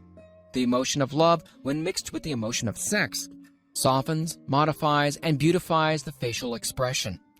No character analyst is needed to tell you this. You may observe it for yourself. The emotion of love brings out and develops the artistic and aesthetic nature of man. It leaves its impress upon one's very soul, even after the fire has been subdued by time and circumstance. Memories of love never pass. They linger and influence long after the source of stimulation has faded. There's nothing new in this. Every person who has been moved by genuine love knows that it leaves enduring traces upon the human heart. The effect of love endures because love is spiritual in nature. The man who cannot be stimulated to great heights of achievement by love is hopeless. He's dead, though he may seem to be alive. Even the memories of love are sufficient to lift one to a higher plane of creative effort. The major force of love may spend itself and pass away, like a fire which has burned itself out. But it leaves behind incredible marks as evidence that it passed this way. Its departure often prepares the human heart for a still greater love. Go back into your yesterdays at times and bathe your mind in the beautiful memories of past love. It will soften the influence of the present worries and annoyances. It will give you a source of escape from the unpleasant realities of life, and maybe, who knows, your mind will yield to you ideas or plans which may change the entire financial or spiritual status of your life. If you believe yourself unfortunate because you have loved and lost, perish the thought. One who has loved truly can never lose entirely. Love is whimsical and temperamental. Its nature is ephemeral and transitory. It comes when it pleases and goes away without warning. Accept and enjoy it while it remains, but spend no time worrying over its departure. Worry will never bring it back. Dismiss also the thought that love never comes but once.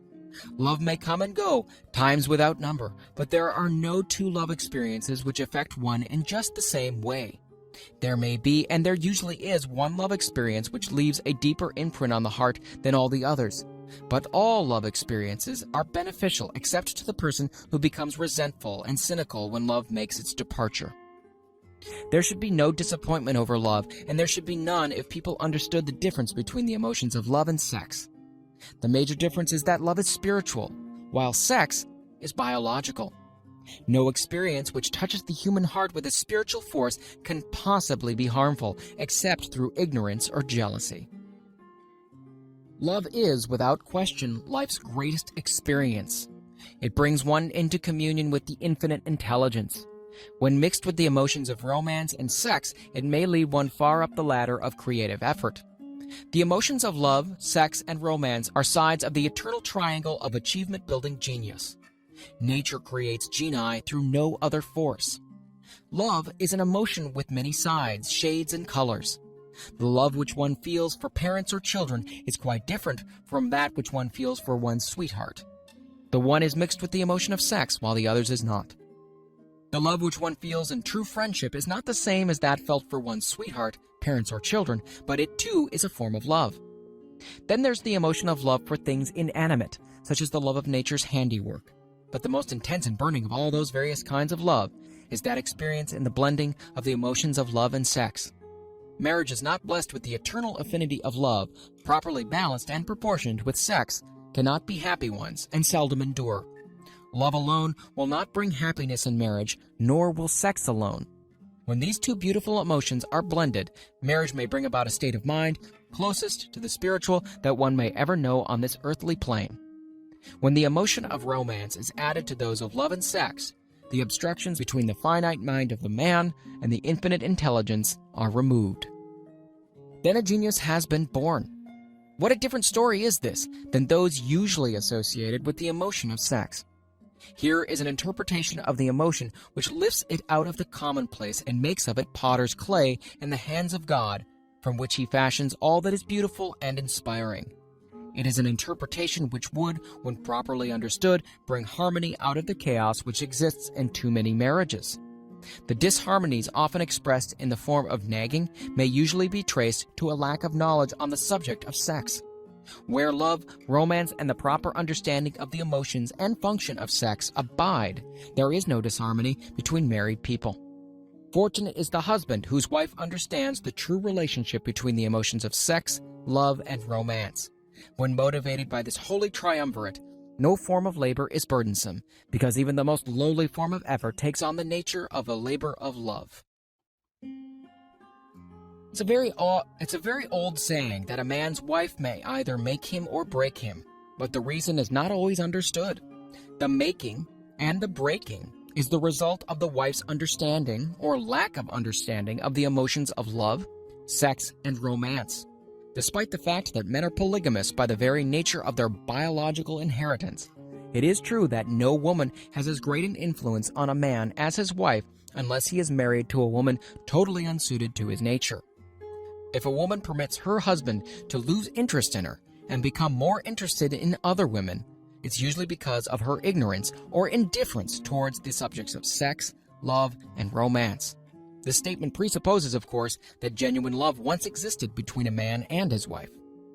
The facts are equally applicable to a man who permits his wife's interest in him to die.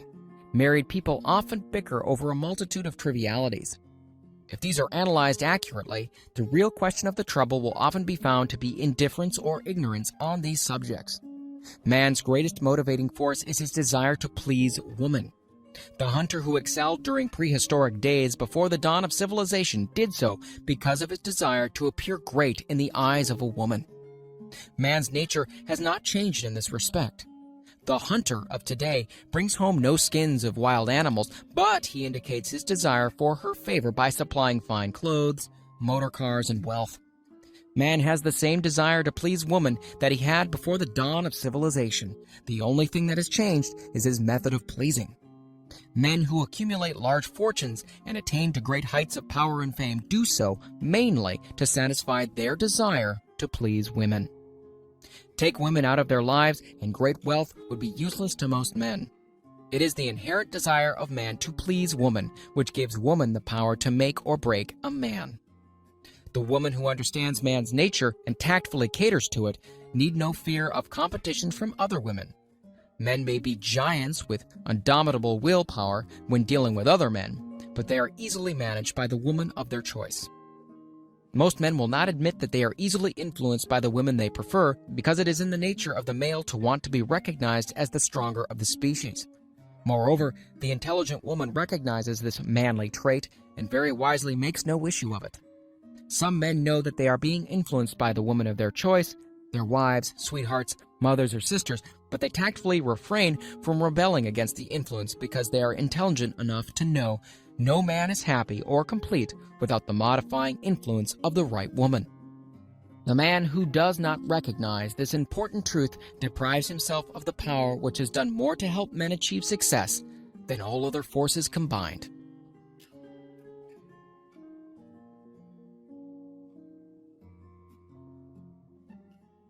Chapter 12. The Subconscious Mind. The Connecting Link. The 11th Step Toward Riches. The subconscious mind consists of a field of consciousness in which every impulsive thought that reaches the objective mind through any of the 5 senses is classified and recorded, and from which thoughts may be recalled or withdrawn as letters may be taken from a filing cabinet. It receives and files sense impressions or thoughts regardless of their nature. You may voluntarily plant into your subconscious mind any plan, thought, or purpose which you desire to translate into its physical or monetary equivalent. The subconscious acts first on the dominating desires which have been mixed with emotional feeling, such as faith. Consider this in connection with the instructions given in the chapter on desire for taking the 6 steps there outlined, and the instructions given in the chapter on the building and execution of plans, and you will understand the importance of the thought conveyed. The subconscious mind works day and night. Through a method of procedure unknown to man, the subconscious mind draws upon the forces of infinite intelligence for the power with which it voluntarily transmutes one's desires into their physical equivalent, making use always of the most practical media by which this end may be accomplished. You cannot entirely control your subconscious mind, but you can voluntarily hand over to it any plan, desire, or purpose which you wish transformed into concrete form. Read again instructions for using the subconscious mind in the chapter on autosuggestion. There's plenty of evidence to support the belief that the subconscious mind is the connecting link between the finite mind of man and infinite intelligence. It is the intermediary through which one may draw upon the forces of infinite intelligence at will. It alone contains the secret process by which mental impulses are modified and changed into their spiritual equivalent. It alone is the medium through which prayer may be transmitted to the source capable of answering prayer. The possibilities of creative effort connected with the subconscious mind are stupendous and imponderable. They inspire one with awe. I never approached the discussion of the subconscious mind without a feeling of littleness and inferiority, due perhaps to the fact that man's entire stock of knowledge on this subject is so pitifully limited. The very fact that the subconscious mind is the medium of communication between the thinking mind of man and infinite intelligence is of itself a thought which most paralyzes one's reason. After you have accepted as a reality the existence of the subconscious mind and understand its possibilities as a medium for transmuting your desires into their physical or monetary equivalent, you will comprehend the full significance of the instructions given in the chapter on desire. You'll also understand why you have been repeatedly admonished to make your desires clear and to reduce them to writing. You will also understand the necessity of persistence in carrying out instructions. The 13 principles are the stimuli with which you acquire the ability to reach and to influence your subconscious mind. Do not become discouraged if you cannot do this upon the first attempt. Remember that the subconscious mind may be voluntarily directed only through habit under the directions given in the chapter on faith. You have not yet had time to master faith, but be patient and be persistent. A good many statements on the chapters on faith and autosuggestion will be repeated here for the benefit of your subconscious mind. Remember, your subconscious mind functions voluntarily whether you make any effort to influence it or not. This naturally suggests to you that thoughts of fear and poverty and all native thoughts serve as stimuli to your subconscious mind unless you master these impulses and give it more desirable food upon which it may feed. The subconscious mind will not remain idle. If you fail to plant desires in your subconscious mind, it will feed upon the thoughts which reach it as a result of your neglect. We have already explained that thought impulses, both negative and positive, are reaching the subconscious mind continuously from the 4 sources which were mentioned in the chapter on sex transmutation. For the present, it's sufficient if you remember that you are living daily in the midst of all manner of thought impulses which are reaching your subconscious mind without your knowledge. Some of these impulses are negative and some are positive. You are now engaged in trying to help shut off the flow of negative impulses and to aid in voluntarily influencing your subconscious mind through positive impulses of desire. When you achieve this, you'll possess the key which unlocks the door to your subconscious mind. Moreover, you'll control that door so completely that no undesirable thought may influence your subconscious mind. Everything which man creates begins in the form of a thought impulse. Man can create nothing which he does not first conceive in thought. Through the aid of the imagination, thought impulses may be assembled into plans. The imagination, when under control, may be used for the creation of plans or purposes that lead to success in one's chosen occupation. All thought impulses intended for transmutation into their physical equivalent, voluntarily planted in the subconscious mind, must pass through the imagination and be mixed with faith. The mixing of faith with a plan or purpose intended for submission to the subconscious mind may be done only through the imagination.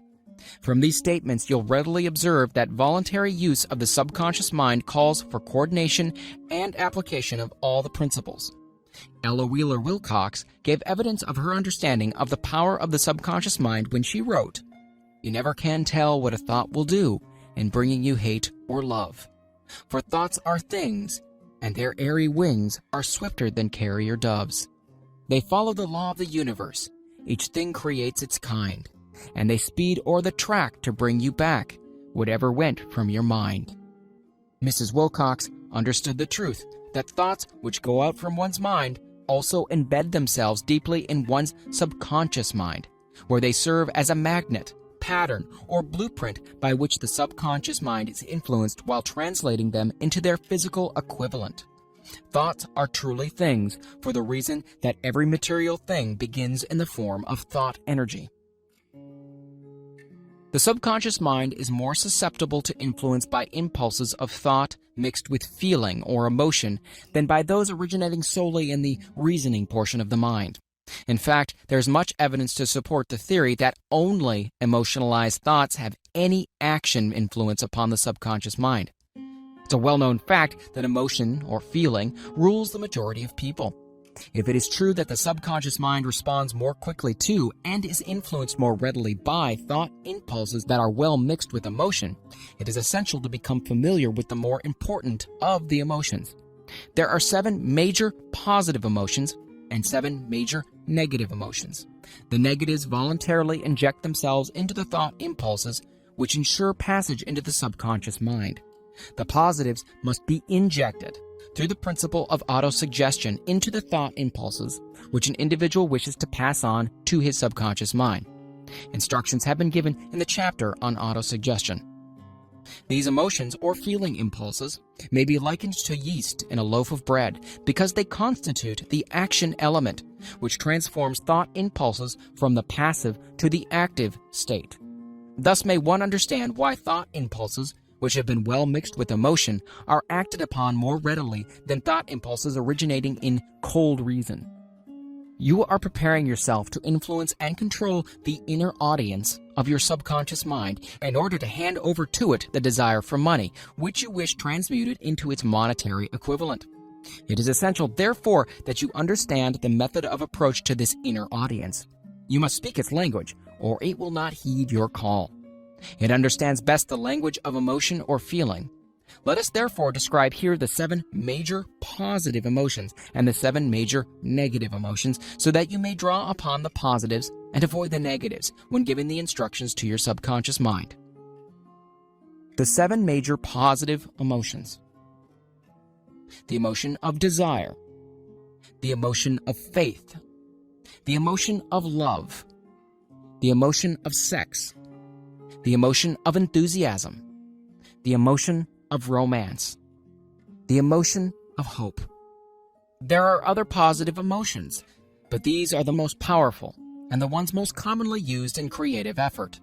Master these 7 emotions. They can be mastered only by use, and the other positive emotions will be at your command when you need them. Remember in this connection that you are studying a book which is intended to help you develop a money consciousness by filling your mind with positive emotions. One does not become money conscious by filling one's mind with negative emotions. The 7 major negative emotions to be avoided.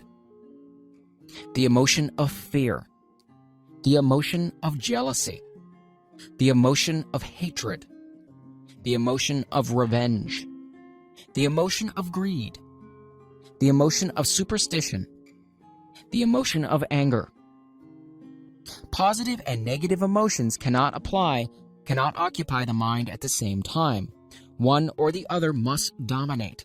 It is your responsibility to make sure that the positive emotions constitute the dominating influence of your mind. Here, the law of habit will come to your aid. Form the habit of applying and using positive emotions. Eventually, they will dominate your mind so completely that the negatives cannot enter it. Only by following these instructions literally and continuously can you gain control over your subconscious mind. The presence of a single negative in your conscious mind is sufficient to destroy all chances of constructive aid from your subconscious mind. If you are an observing person, you may have noticed that most people resort to prayer only after everything has failed, or else they pray by a ritual of meaningless words.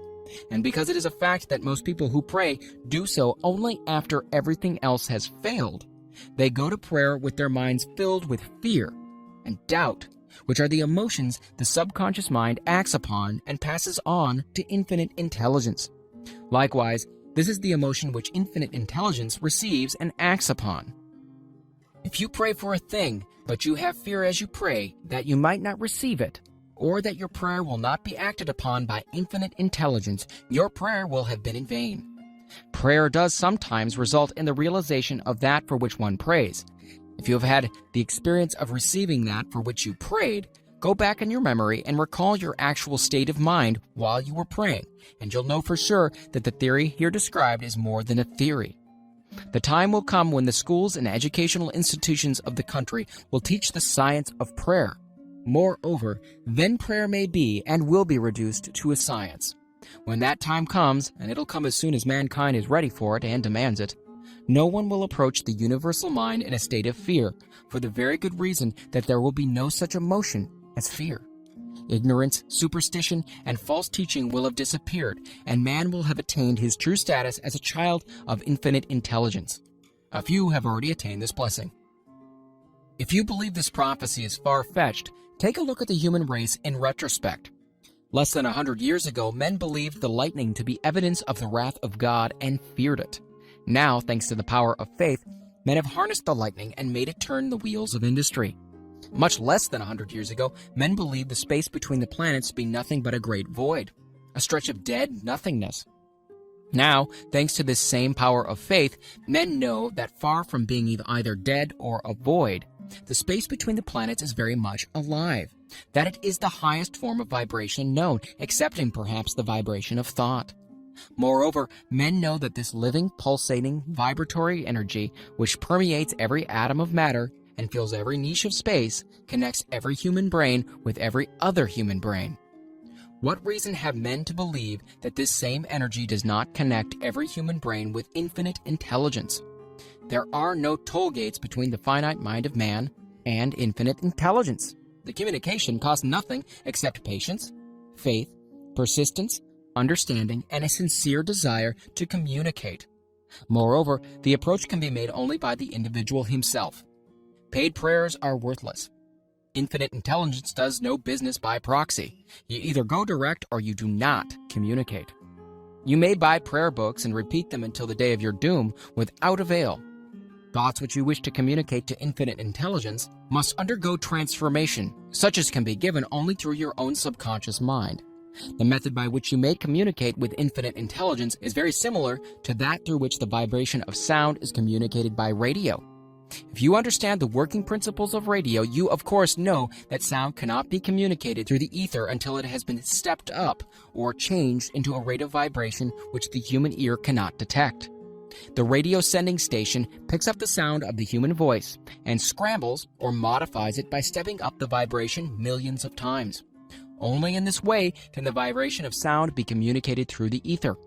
After this transformation has taken place, the ether picks up the energy, which was originally in the forms of vibrations of sound, carries that energy to radio receiving stations, and these receiving sets step that energy back down to its original rate of vibration so it is recognized as sound. The subconscious mind is the intermediary, which translates one's prayers into terms which infinite intelligence can recognize, presents the message, and brings back the answer in the form of a definite plan or idea for procuring the object of the prayer. Understand this principle, and you will know why mere words read from a prayer book cannot and will never serve as an agency of communication between the mind of man and infinite intelligence.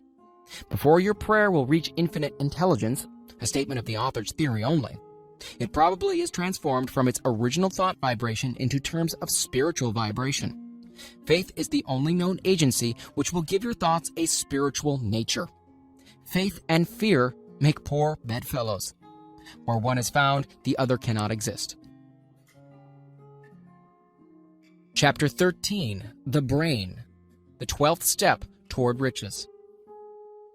More than 20 years ago, the author, working in conjunction with the late Dr. Alexander Graham Bell and Dr. Elmer R. Gates, observed that every human brain is both a broadcasting and a receiving station for the vibration of thought. Through the medium of the ether, in a fashion similar to that employed by the radio broadcasting principle, every human brain is capable of picking up vibrations of thought which are being released by other brains. In connection with the statement in the preceding paragraph, compare and consider the description of the creative imagination, as outlined in the chapter on imagination. The creative imagination is the receiving set of the brain, which receives thoughts released by the brains of others. It is the agency of communication between one's conscious or reasoning mind and the four sources from which one may receive thought stimuli. When stimulated or stepped up to a high rate of vibration, the mind becomes more receptive to the vibration of thought which reaches it through the ether from outside sources. This stepping up process takes place through the positive or negative emotions. Through the emotions, the vibrations of thought may be increased. Vibrations of an exceedingly high rate are the only vibrations picked up and carried by the ether from one brain to another. Thought is energy traveling at an exceedingly high rate of vibration. thought which has been modified or stepped up by any of the major emotions vibrates at a much higher rate than ordinary thought. And it is this type of thought which passes from one brain to another through the broadcasting machinery of the human brain. The emotion of sex stands at the head of human emotions as far as intensity and driving force are concerned. The brain which has been stimulated by the emotion of sex vibrates at a much more rapid rate than it does when that emotion is quiescent or absent. The result of sex transmutation is the increase of the rate of vibration of thoughts to such a pitch that the creative imagination becomes highly receptive to ideas which it picks up from the ether. On the other hand, when the brain is vibrating at a rapid rate, it not only attracts thoughts and ideas released by other brains through the medium of the ether, but it gives to one's own thoughts that feeling, which is essential before those thoughts will be picked up and acted upon by one's subconscious mind. Thus you'll see that the broadcasting principle is the factor through which you mix feeling or emotion with your thoughts and pass them on to your subconscious mind. The subconscious mind is the sending station of the brain, through which vibrations of thought are broadcast. The creative imagination is the receiving set, through which the vibrations of thought are picked up from the ether.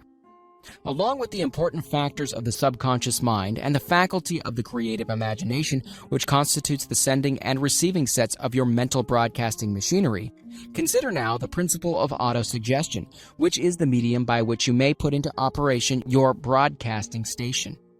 Through the instructions described in the chapter on autosuggestion, you were definitely informed of the method by which desire may be transmuted into its monetary equivalent. Operation of your mental broadcasting station is a comparatively simple procedure. You have but 3 principles to bear in mind and to apply when you wish to use your broadcasting station: the subconscious mind, creative imagination, and autosuggestion. The stimuli through which you put these 3 principles into action have been described. The procedure begins with desire. The greatest forces are intangible. The Depression brought the world to the very borderline of understanding the forces which are intangible and unseen. Through the ages which have passed, man has depended too much upon his physical senses and has limited his knowledge to physical things which he could see, touch, weigh, and measure. We are now entering the most marvelous of all ages, an age which will teach us something of the intangible forces of the world about us. Perhaps we shall learn as we pass through this age that the other self is more powerful than the physical self we see when we look into a mirror. Sometimes men speak lightly of the intangibles, the things that they cannot perceive through any of their 5 senses, and when we hear them, it should remind us that all of us are controlled by forces which are unseen and intangible. The whole of mankind has not the power to cope with nor to control the intangible force wrapped up in the rolling waves of the oceans. Man has not the capacity to understand the intangible force of gravity which keeps his little earth suspended into midair and keeps man from falling from it, much less the power to control that force.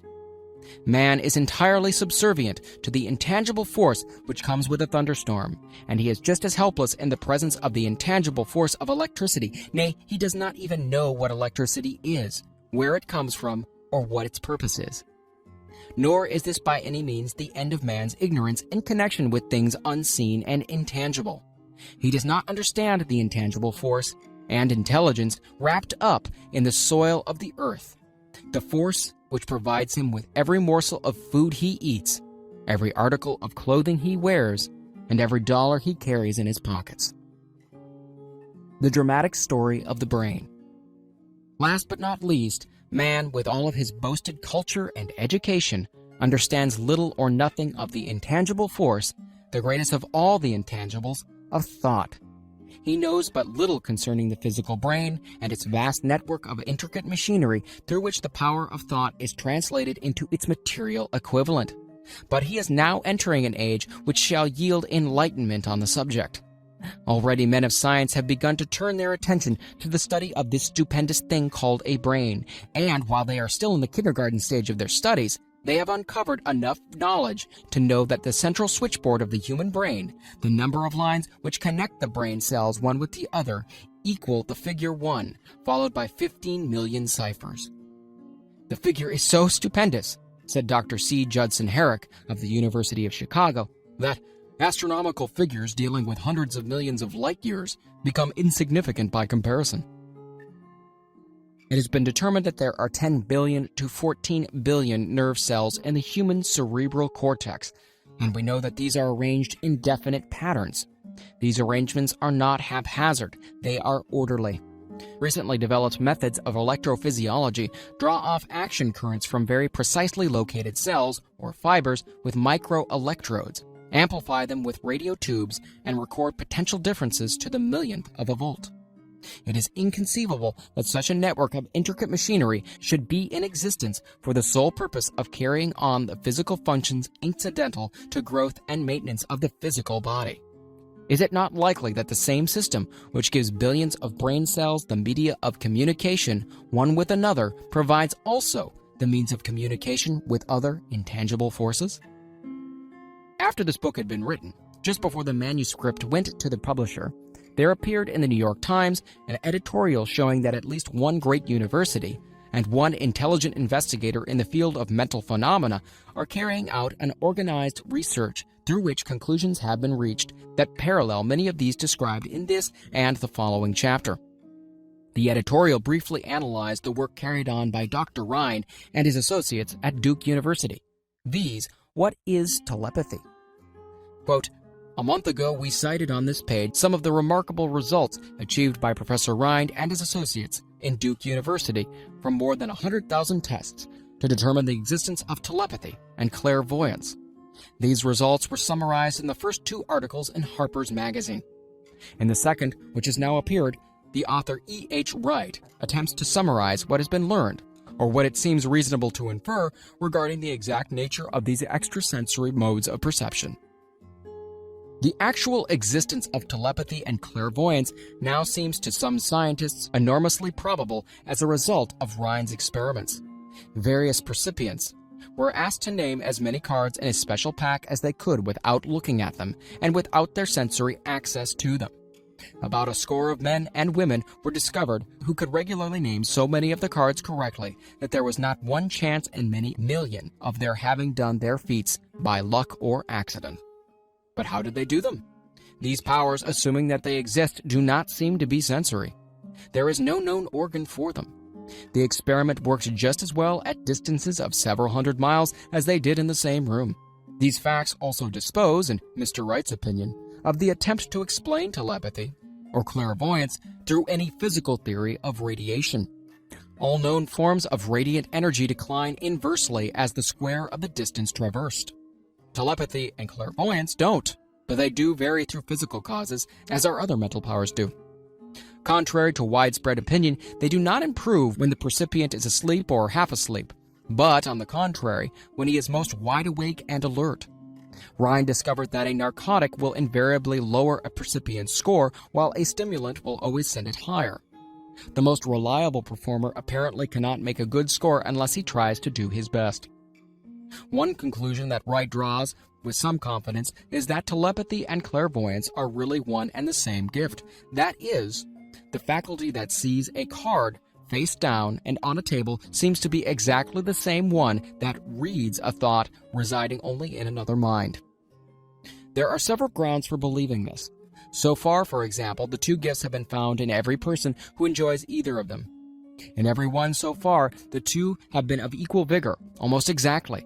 Screens, walls, distances have no effect at all on either. One conclusion that Wright draws with some confidence is that telepathy and clairvoyance are really one and the same gift. That is, the faculty that sees a card face down on a table seems to be exactly the same one that reads a thought, residing only in another mind. There are several grounds for believing this. So far, for example, the two gifts have been found in every person who enjoys either of them. In every one so far, the two have been of equal vigor, almost exactly. Screens, walls, distances have no effect at all on either. Wright advances from this conclusion to express that he puts forward as no more than the mere hunch that other extrasensory experiences, such as prophetic dreams, premonitions of disaster, and the like, may also prove to be part of the same faculty. The reader is not asked to accept any of these conclusions unless he finds it necessary, but the evidence that Rhine has piled up must remain impressive. In view of Dr. Ryan's announcement in connection with the conditions under which the mind responds to what he terms extrasensory modes of perception, I now feel privileged to add to this testimony by stating that my associates and I have discovered what we believe to be the ideal conditions under which the mind can be stimulated so that the sixth sense described in the next chapter can be made to function in a practical way. The conditions to which I refer consist of a close working alliance between myself and two members of my staff. Through experimentation and practice, we have discovered how to stimulate our minds by applying principles used in connection with the invisible counselors described in the next chapter, so that we can, by a process of blending our three minds into one, find the solution to a great variety of personal problems which are submitted by my clients. The procedure is very simple. We sit down at a conference table, clearly state the nature of the problem we have under consideration, then begin discussing it. Each contributes whatever thoughts that may occur. The strange thing about this method of mind stimulation is that it places each participant in communication with unknown sources of knowledge definitely outside his own experience. If you understand the principle described in the chapter on the master mind, you of course recognize the round table procedure here described as being a practical application of the master mind. This method of mind stimulation, through harmonious discussion of definite subjects between three people, illustrates the simplest and most practical use of the master mind. By adopting and following a similar plan, any student of this philosophy may come into possession of the famous Carnegie formula briefly described in the introduction. If it means nothing to you at this time, mark this page and read it again after you have finished the last chapter. The Depression was a blessing in disguise. It reduced the whole world to a new starting point that gives everyone a new opportunity. Chapter 14. The Sixth Sense. The Door to the Temple of Wisdom. The 13th Step Toward Riches. The 13th principle is known as the sixth sense, through which infinite intelligence may and will communicate voluntarily without any effort from or demands by the individual. This principle is the apex of the philosophy. It can be assimilated, understood, and applied only by first mastering the other 12 principles. The sixth sense is that portion of the subconscious mind which has been referred to as the creative imagination.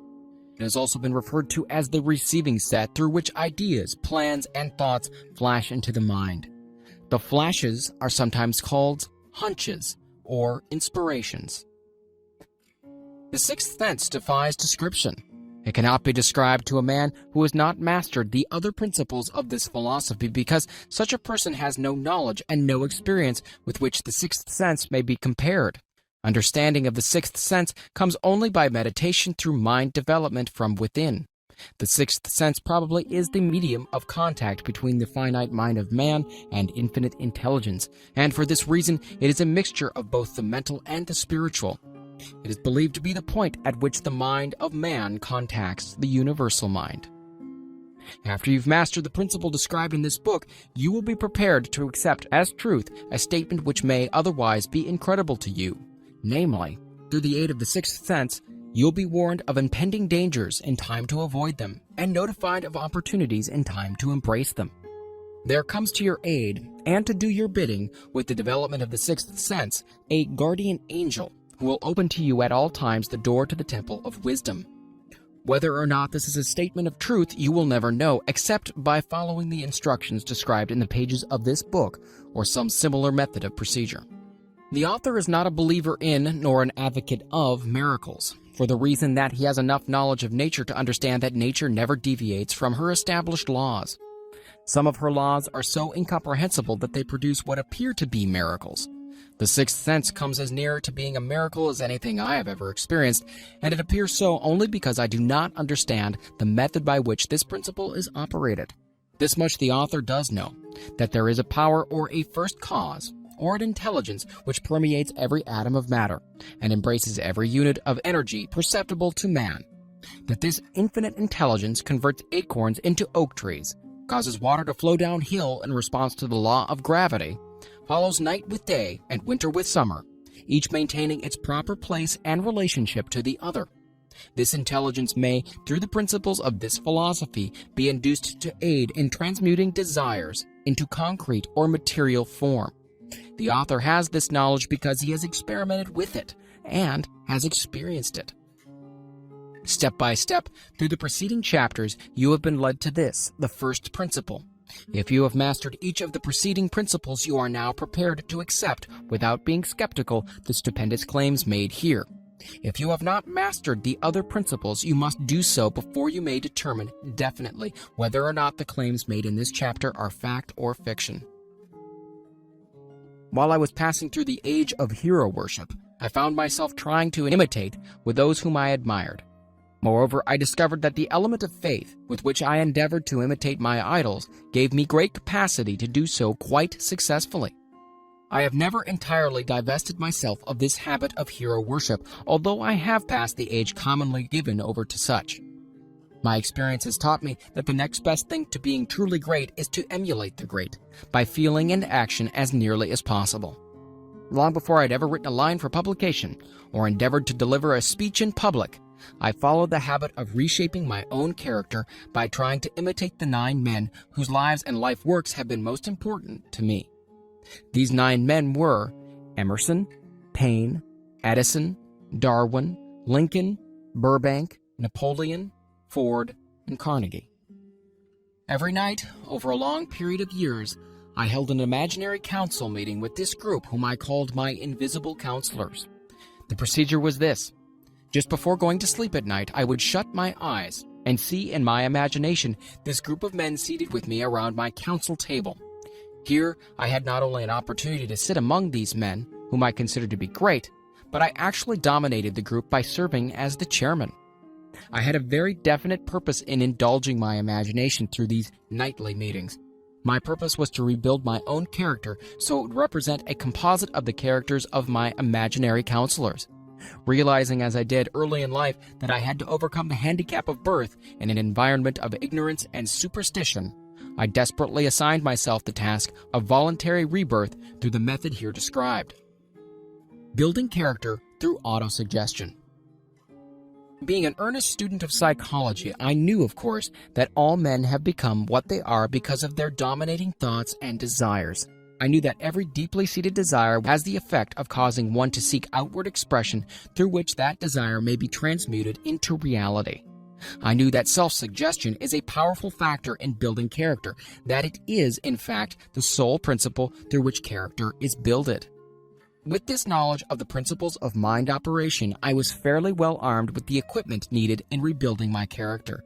In these imaginary council meetings, I called on my cabinet members for the knowledge I wished each to contribute, addressing myself to each member in audible words as follows.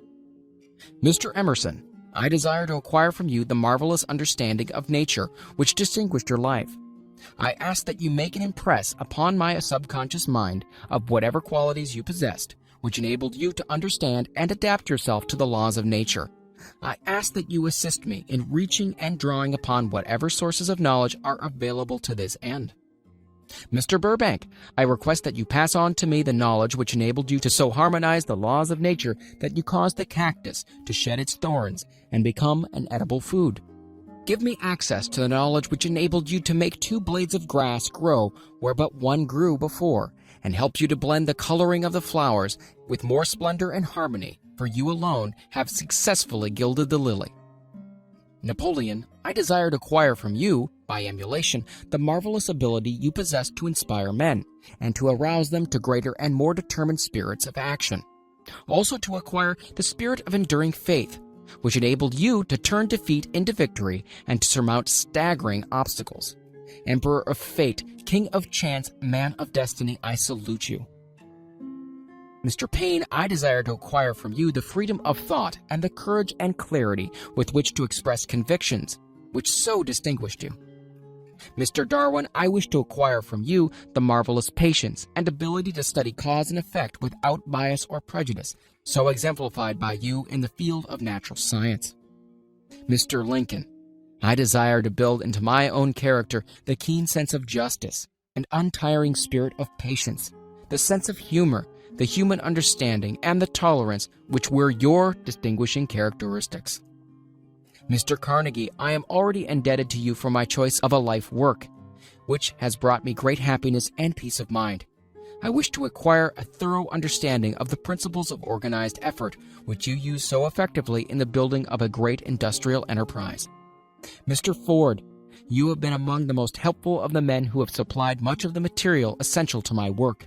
I wish to acquire your spirit of persistence, the determination, poise, and self-confidence which has enabled you to master poverty, organize, unify, and simplify human effort so I might help others to follow in your footsteps. Mr. Edison, I've seated you nearest to me at my right because of the personal cooperation you've given me during my research into the causes of success and failure. I wish to acquire from you the marvelous spirit of faith, with which you have uncovered so many of nature's secrets, the spirit of unremitting toil, with which you have so often wrested victory from defeat. My method of addressing the members of the imaginary cabinet would vary according to the traits of character in which I was for the moment most interested in acquiring. I studied the records of their lives with painstaking care.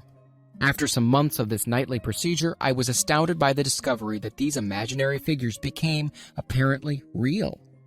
Each of these 9 men developed individual characteristics which surprised me. For example, Lincoln developed the habit of always being late when walking around in solemn parade. When he came, he walked very slowly with his hands clasped behind him, and once in a while he would stop as he passed and rest his hand momentarily upon my shoulder.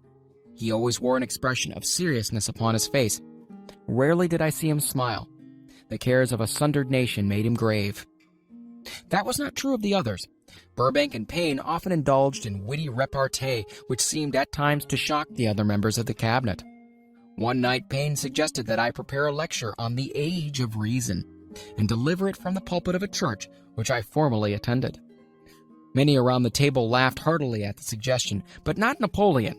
He drew his mouth down at the corners and groaned so loudly that all turned and looked at him with amazement. To him the church was but a pawn of the state, not to be reformed, but to be used as a convenient inciter to mass activity by the people. On one occasion Burbank was late. When he came, he was excited with enthusiasm and explained that he had been late because of an experiment he was making, through which he hoped to be able to grow apples on any sort of tree. Payne chided him by reminding him that it was an apple which started all the trouble between man and woman. Darwin chuckled heartily as he suggested that Payne should watch out for little serpents when he went into the forest to gather apples, as they had the habit of growing into big snakes. Emerson observed, "No serpents, no apples," and Napoleon remarked, "No apples, no state." Lincoln developed the habit of always being the last one to leave the table after each meeting. On one occasion, he leaned across the end of the table, his arms folded, and remained in that position for many minutes. I made no attempt to disturb him. Finally, he lifted his head slowly, got up and walked to the door, then turned around, came back, and laid his hand on my shoulder and said, "My boy, you will need much courage if you remain steadfast in carrying out your purpose in life. But remember, when difficulties overtake you, the common people have common sense. Adversity will develop it." One evening, Edison arrived ahead of all the others. He walked over and seated himself at my left, where Emerson was accustomed to sit, and said, "You are destined to witness the discovery of the secret of life. When the time comes, you will observe that life consists of great swarms of energy, or entities, each as intelligent as human beings think themselves to be. These units have differences of opinion, the same as human beings, and often fight among themselves. These meetings which you are conducting will be very helpful to you. They will bring to your rescue some of the same units of life which serve the members of your cabinet during their lives. These units are eternal. They never die. Your own thoughts and desires serve as the magnet which attracts units of life from the great ocean of life that is out there. Only the friendly units are attracted, the ones which harmonize with the nature of your desires." The other members of the cabinet began to enter the room. Edison got up and slowly walked around to his own seat. Edison was still living when this happened. It impressed me so greatly that I went to see him and told him about the experience. He smiled broadly and said, "Your dream has more of reality than you may have imagined it to have been." He added no further explanation to this statement. These meetings became so realistic that I became fearful of their consequences and discontinued them for several months. The experiences were so uncanny, I was afraid if I continued them, I would lose sight of the fact the meetings were purely experiences of my imagination. Some 6 months after I had discontinued the practice, I was awakened one night, or thought I was, when I saw Lincoln standing at my bedside. He said, "The world will soon need your services. It's about to undergo a period of chaos which will cause men and women to lose faith and become panic-stricken. Go ahead with your work and complete your philosophy. That is your mission in life. If you neglect it for any cause whatsoever, you will be reduced to a primal state and be compelled to retrace the cycles through which you have passed during thousands of years." I wasn't able to tell the following morning whether I had dreamed this or had actually been awake, and I have never found out which it was, but I do know that the dream, if it was a dream, was so vivid in my mind the next day that I resumed my meetings the following night. At our next meeting, the members of my cabinet all filed into the room together and stood at their accustomed places at the council table, while Lincoln raised a glass and said, "Gentlemen, let us drink a toast to a friend who has returned to the fold." After that, I began to add new members to my cabinet, until now it consists of more than 50, among them Christ, St. Paul, Galileo, Copernicus, Aristotle, Plato, Socrates, Homer, Voltaire, Bruno, Spinoza, Drummond, Kant, Schopenhauer, Newton, Confucius, Albert Hubbard, Braun, Ingersoll, Wilson, and William James.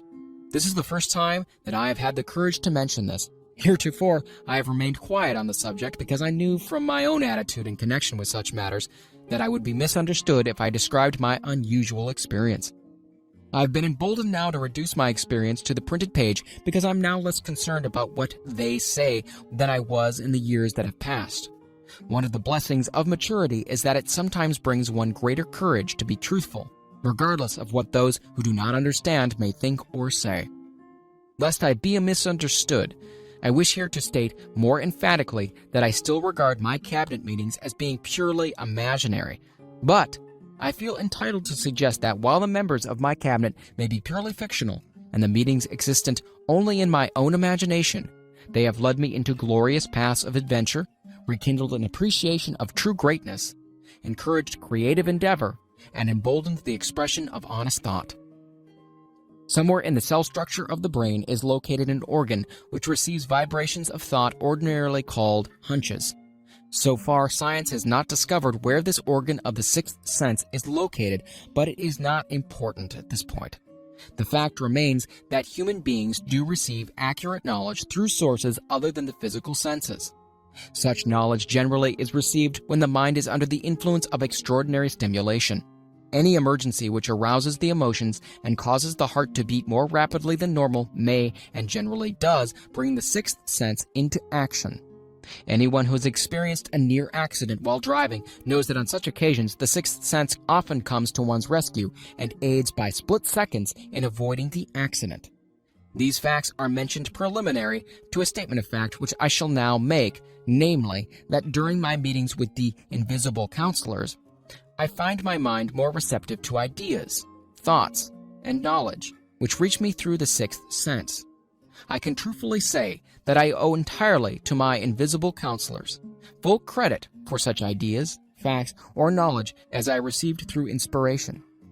On scores of occasions, when I have faced emergencies, some of them so grave that my life was in jeopardy, I've been miraculously guided past these difficulties through the influence of my invisible counselors. My original purpose in conducting council meetings with imaginary beings was solely that of impressing my own subconscious mind through the principle of autosuggestion with certain characteristics which I desired to acquire. In more recent years, my experimentation has taken on an entirely different trend. I now go to my imaginary counselors with every difficult problem which confronts me and my clients. The results are often astonishing, although I do not depend entirely on this form of counsel. You, of course, have recognized that this chapter covers a subject with which a majority of people are not familiar. The sixth sense is a subject that will be of great interest and benefit to the person whose aim is to accumulate vast wealth, but it need not claim the attention of those whose desires are more modest. Henry Ford undoubtedly understands and makes practical use of the sixth sense. His vast business and financial operations make it necessary for him to understand and use this principle. The late Thomas Edison understood and used the sixth sense in connection with the development of inventions, especially those involving basic patents, in connection with which he had no human experience and no accumulated knowledge to guide him, as was the case while he was working on the talking machine and the moving picture machine. Nearly all great leaders, such as Napoleon, Bismarck, Joan of Arc, Christ, Buddha, Confucius, and Muhammad, understood and probably made use of the sixth sense almost continuously. The major portion of their greatness consisted of their knowledge of this principle. The sixth sense is not something that one can take off and put on at will. Ability to use this power comes slowly through application of the other principles outlined in this book.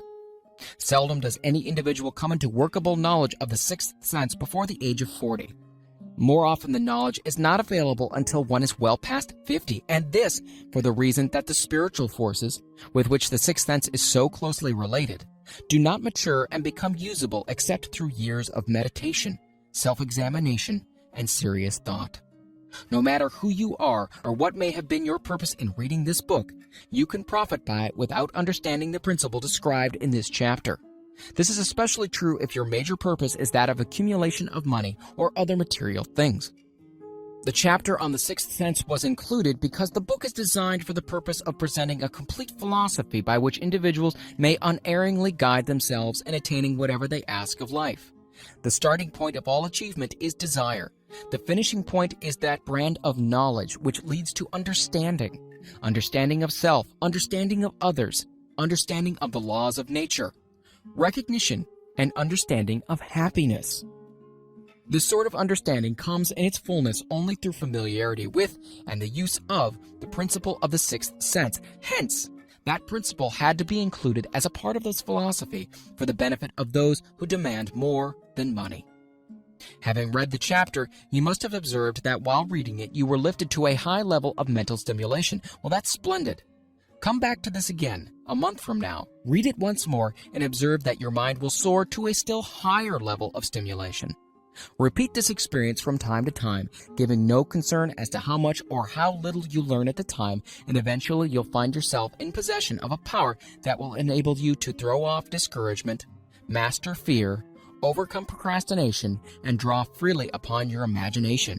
Then you will have felt the touch of that unknown something, which has been the moving spirit of every truly great thinker, leader, artist, musician, writer, and statesman.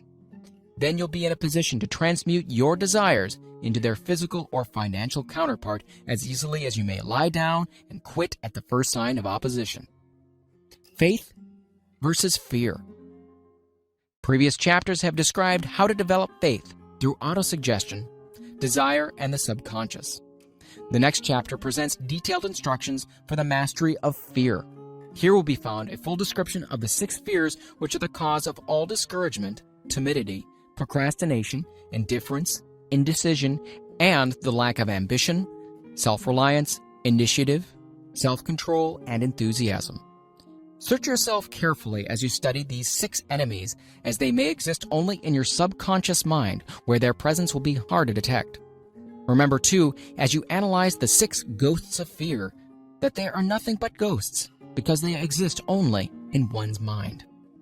Remember also that ghost creations of uncontrolled imagination have caused most of the damage people have done to their own minds. Therefore, ghosts can be as dangerous as if they lived and walked on the earth in physical bodies. The ghost of the fear of poverty, which seized the minds of millions of people in 1929, was so real that it caused the worst business depression this country has ever known. Moreover, this particular ghost still frightens some of us out of our wits. Chapter 15. How to Outwit the 6 Ghosts of Fear. Take inventory of yourself as you read this closing chapter and find out how many of the ghosts are standing in your way. Before you can put any portion of this philosophy into successful use, your mind must be prepared to receive it. The preparation is not difficult. It begins with study, analysis, and understanding of 3 enemies which you shall have to clear out. These are indecision, doubt, and fear. The 6th sense will never function while these 3 negatives, or any of them, remain in your mind. The members of this unholy trio are closely related. Where one is found, the other two are close at hand. Indecision is the seedling of fear. Remember this as you read. Indecision crystallizes into doubt. The two blend and become fear. The blending process is often slow. This is one reason why these three enemies are so dangerous. They germinate and grow without their presence being observed. The remainder of this chapter describes an end which must be attained before the philosophy as a whole can be put into practical use. It also analyzes a condition which has but lately reduced huge numbers of people to poverty, and it states a truth which must be understood by all who accumulate riches, whether measured in terms of money or a state of mind of far greater value than money. The purpose of this chapter is to turn the spotlight of attention upon the cause and the cure and of the 6 basic fears. Before we can master an enemy, we must know its name, its habits, and its place of abode. As you read, analyze yourself carefully and determine which, if any, of the 6 common fears have attached themselves to you. Do not be deceived by the habits of these subtle enemies. Sometimes they remain hidden in the subconscious mind where they are difficult to locate and still more difficult to eliminate. The 6 basic fears. There are 6 basic fears with some combination of which every human suffers at one time or another. Most people are fortunate if they do not suffer from the entire 6.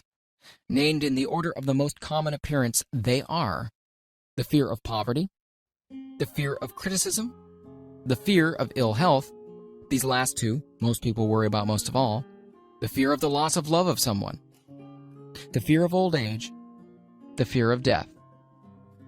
All other fears are of minor importance. They can be grouped under these 6 headings. The prevalence of these fears as a curse to the world runs in cycles. For almost 6 years, while the Depression was on, we floundered in the cycle of fear of poverty. During the World War, we were in the cycle of fear of death. Just following the war, we were in the cycle of the fear of ill health, as evidenced by the epidemic of disease which spread itself all over the world. Fears are nothing more than states of mind. One state of mind is subject to control and direction. Physicians, as everyone knows, are less subject to attack by disease than ordinary laymen, for the reason that physicians do not fear disease. The physicians, without fear or hesitation, have been known to physically contact hundreds of people daily who are suffering from such contagious diseases as smallpox without being infected.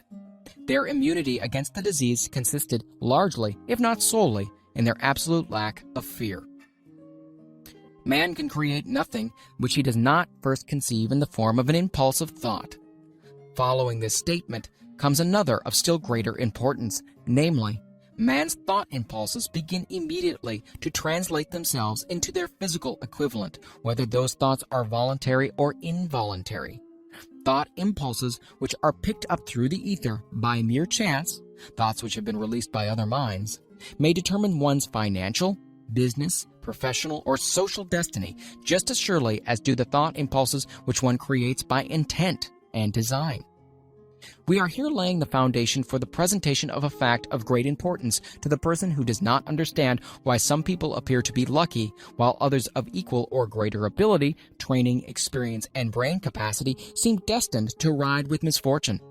This fact may be explained by the statement that every human being has the ability to completely control his own mind, and with this control, obviously, every person may open his mind to the tramp thought impulses which are being released by other brains, or close the doors tightly and admit only thought impulses of his own choice.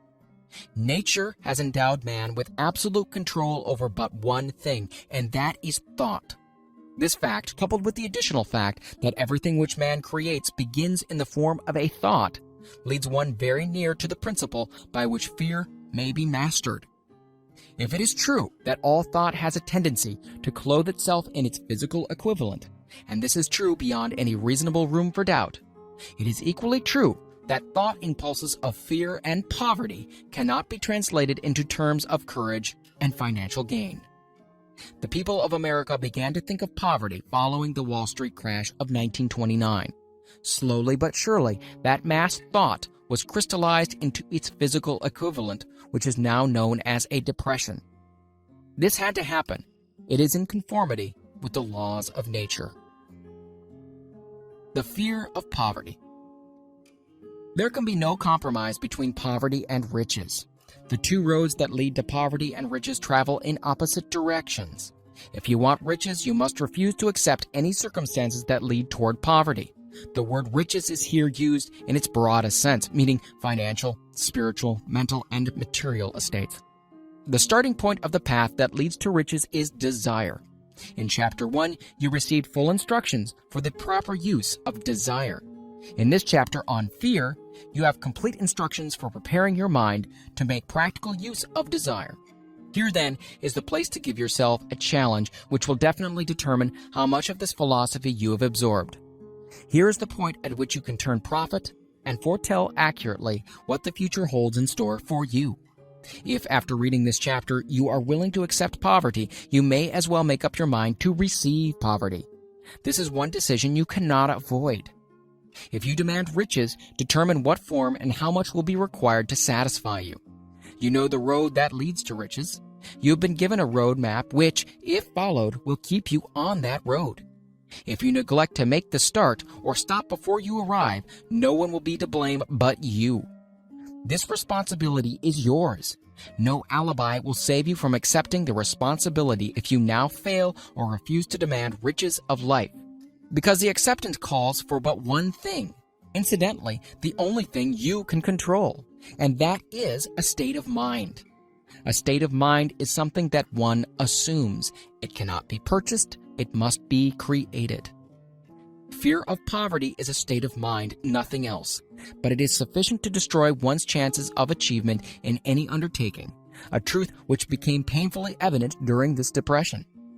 This fear paralyzes the faculty of reason, destroys the faculty of imagination, kills off self-reliance, undermines enthusiasm, discourages initiative, leads to uncertainty of purpose, encourages procrastination, wipes out enthusiasm, and makes self-control an impossibility. It takes the charm from one's personality, destroys the possibility of accurate thinking, diverts concentration of effort. It masters persistence, turns the willpower into nothingness, destroys ambition, beclouds memory, and invites failure in every conceivable form. It kills love and assassinates the finer emotions of the heart, discourages friendship and invites disaster in 100 forms, leads to sleeplessness, misery, and unhappiness, and all this despite the obvious truth that we live in a world of overabundance of everything the heart could desire, with nothing standing between us and our desires except the lack of a definite purpose. The fear of poverty is, without a doubt, the most destructive of the 6 basic fears. It has been placed at the head of the list because it is the most difficult to master. Considerable courage is required to state the truth about the origin of this fear, and still greater courage to accept the truth after it has been stated. The fear of poverty grew out of man's inherited tendency to prey upon his fellow man economically. Nearly all animals lower than man are motivated by instinct, but their capacity to think is limited. Therefore, they prey upon one another physically. Man, with his superior sense of intuition, with their capacity to think and to reason, does not eat his fellow man bodily. He gets more satisfaction out of eating him, quote-unquote, financially. Man is so avaricious that every conceivable law has been passed to safeguard him from his fellow man. Of all the ages of the world of which we know anything, the age in which we live seems to be the one that is outstanding because of man's money madness. A man is considered less than the dust of the earth unless he can display a fat bank account. But if he has money, never mind how he acquired it, he is a king or a big shot. He is above the law. He rules in politics. He dominates in business, and the whole world about him bows in respect when he passes. Nothing brings man so much suffering and humility as poverty. Only those who have experienced poverty understand the full meaning of this. Through a long line of inherited experiences, man has learned for sure that some men cannot be trusted where matters of money and earthly possessions are concerned. This is a rather stinging indictment, the worst part of it being that it's true. The majority of marriages are motivated by the wealth possessed by one or both of the contracting parties. It's no wonder, therefore, that the divorce courts are busy. So eager is man to possess wealth that he will acquire it in whatever manner he can, through legal methods if possible, through other methods if necessary or expedient. Self-analysis may disclose weaknesses which one does not like to acknowledge. This form of examination is essential to all who demand of life more than mediocrity and poverty. Remember, as you check yourself point by point, that you are both the court and the jury, the prosecuting attorney and the attorney for the defense, and that you are the plaintiff and the defendant also, that you're on trial. Face the facts squarely. Ask yourself definite questions and demand direct replies. When the examination is over, you'll know more about yourself. If you do not feel that you can be an impartial judge in this self-examination, call upon someone who knows you well to serve as judge while you cross-examine yourself. You are after the truth. Get it no matter what the cost, even though it may temporarily embarrass you. The majority of people, if asked what they fear most, would reply, "I fear nothing." The reply would be inaccurate because few people realize that they are bound, handicapped, whipped spiritually and physically through some form of fear. So subtle and deeply seated is the emotion of fear that one may go through life burdened with it, never recognizing its presence. Only a courageous analysis will disclose the presence of this universal enemy. When you begin such an analysis, search deeply into your character. Here's a list of the symptoms for which you should look. Symptoms of the fear of poverty. Indifference, commonly expressed through lack of ambition. Willingness to tolerate poverty. Acceptance of whatever compensation life may offer without protest. Mental and physical laziness. Lack of initiative, imagination, enthusiasm, and self-control. Indecision. The habit of permitting others to do one's thinking. Staying on the fence. Doubt. Generally expressed through alibis and excuses designed to cover up, explain away, or apologize for one's failures, sometimes expressed in the form of envy of those who are successful or by criticizing them. Worry, usually expressed by finding fault with others, a tendency to spend beyond one's income, neglect of personal appearance, scowling and frowning, intemperance in the use of alcoholic drink, sometimes through the use of narcotics, nervousness, lack of poise, self-consciousness, and lack of self-reliance. Overcaution, the habit of looking for the negative side of every circumstance, thinking and talking of possible failure instead of concentrating upon the means of succeeding, knowing all the roads to disaster but never searching for the plans to avoid failure, waiting for the right time to begin putting ideas and plans into action until the waiting becomes a permanent habit, remembering those who have failed and forgetting those who have succeeded, seeing the hole in the donut but overlooking the donut itself. Pessimism leading to indigestion, poor elimination, auto-intoxication, bad breath, and bad disposition. Procrastination. The habit of putting off until tomorrow that which should have been done last year. Spending enough time in creating alibis and excuses to have done the job. This system is closely related to overcaution, doubt, and worry. Refusal to accept responsibility when it can be avoided. Willingness to compromise rather than to put up a stiff fight. Compromising with difficulties instead of harnessing and using them as stepping stones to advancement. Bargaining with life for a penny instead of demanding prosperity, opulence, riches, contentment, and happiness. Planning what to do if and when overtaken by failure instead of burning all bridges and making retreat impossible.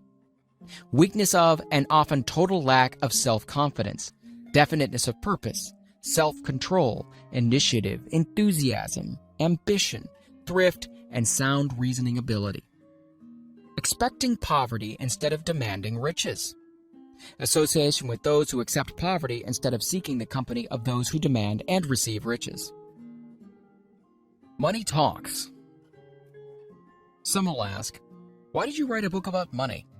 Why measure riches in dollars alone? Some will believe, and rightly so, that there are other forms of riches more desirable than money. Yes, there are riches which cannot be measured in terms of dollars, but there are millions of people who will say, give me all the money I need and I will find everything else I want.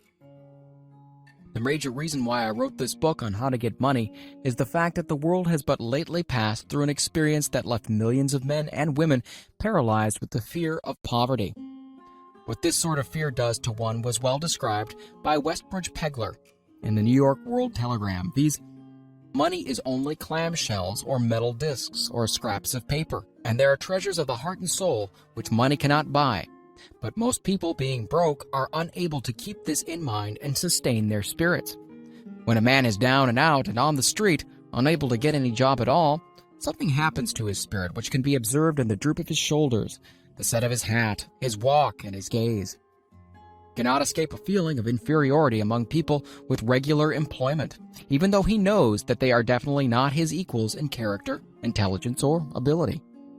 These people, even his friends, feel, on the other hand, a sense of superiority, and regard him, perhaps unconsciously, as a casualty. He may borrow for a time, but not enough to carry on in his accustomed way, and he cannot continue to borrow very long. But borrowing in itself, when a man is borrowing merely to live, is a depressing experience, and the money lacks the power of earned money to revive his spirits.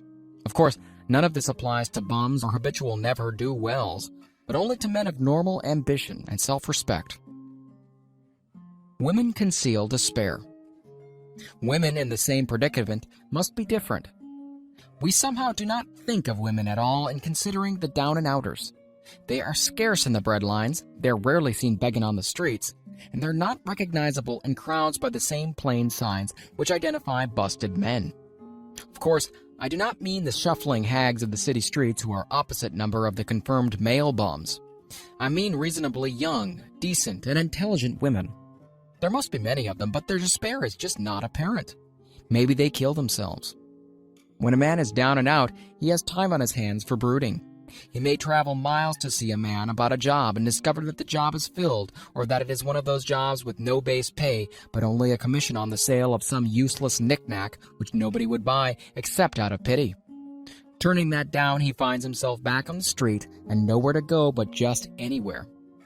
So he walks and walks.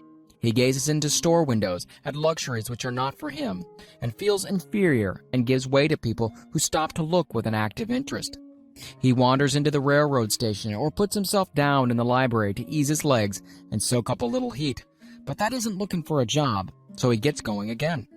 He may not know it, but his aimlessness would give him away even if the very lines of his figure did not. He may be well dressed in the clothes left over from the days in which he had a steady job, but the clothes cannot disguise the droop.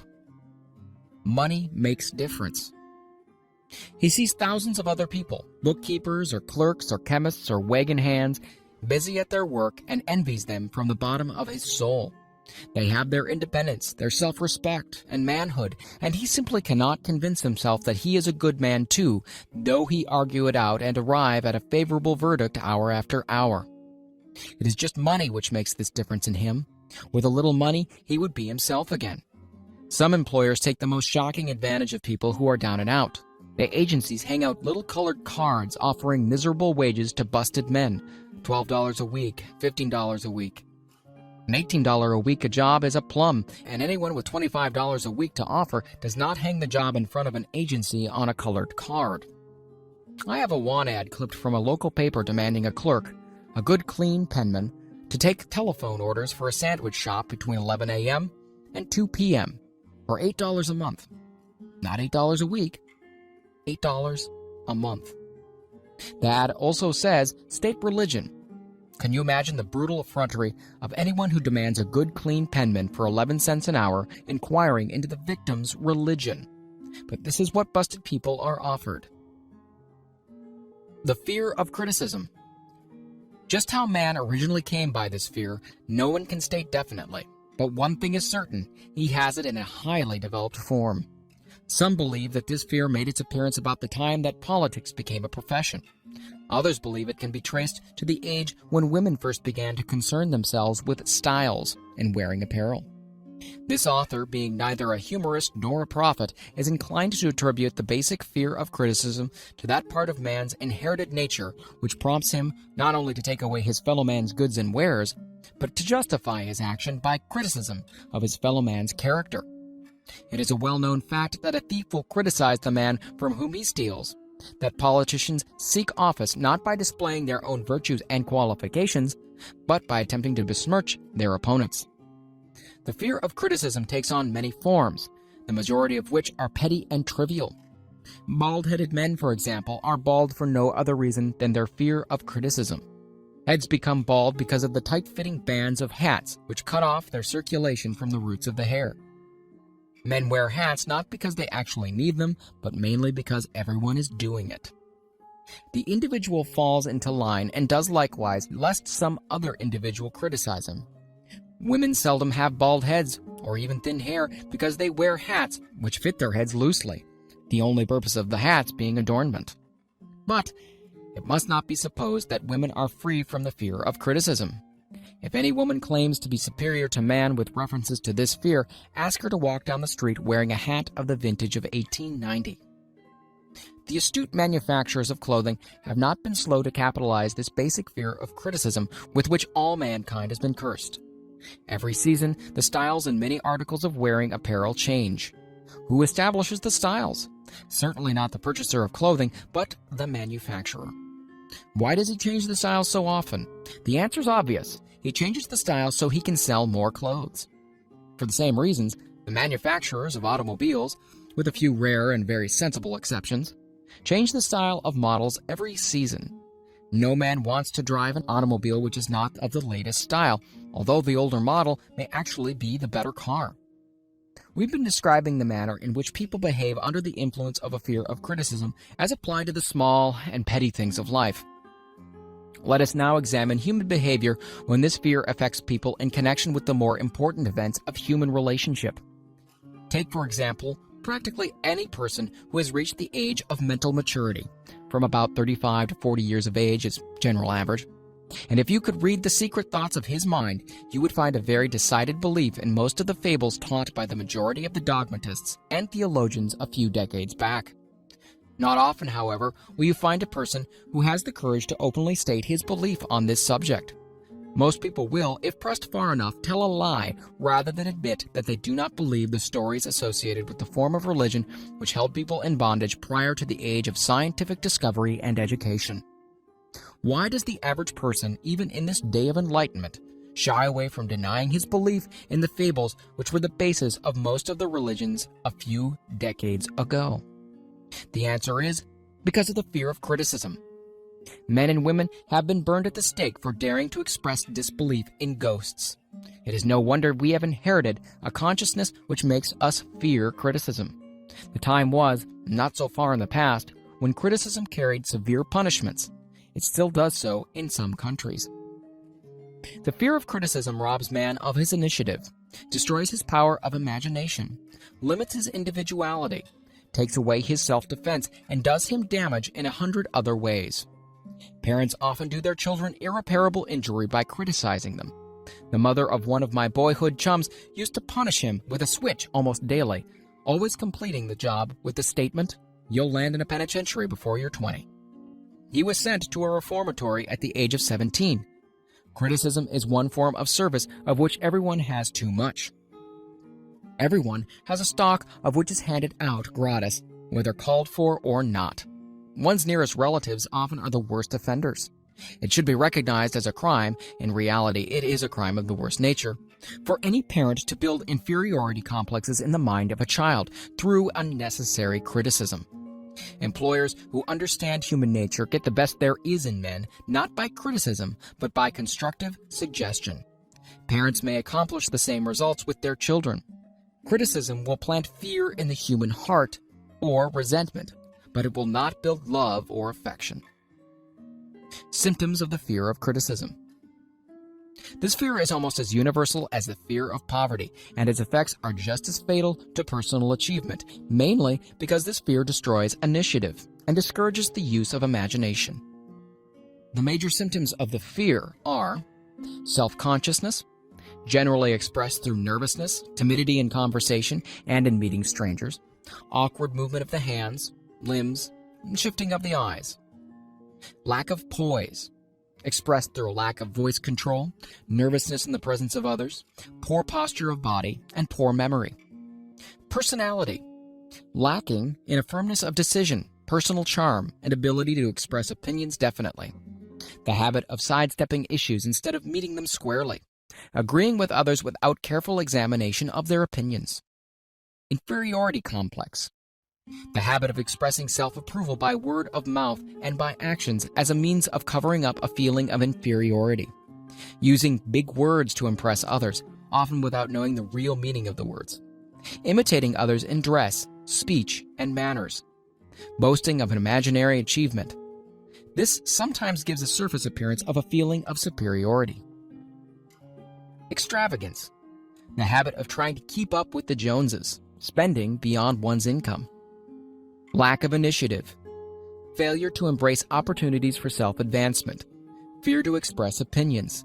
Lack of confidence in one's own ideas. Giving evasive answers to questions asked by superiors. Hesitancy of manner and speech. Deceit in both words and deeds. Lack of ambition. Mental and physical laziness. Lack of self-assertion. Slowness in reaching decisions. Easily influenced by others. The habit of criticizing others behind their backs and flattering them to their faces. The habit of accepting defeat without protest. Quitting an undertaking when opposed by others. Suspicious of other people without cause. Lacking in tactfulness of manner and speech. Unwillingness to accept the blame for mistakes. The fear of ill health.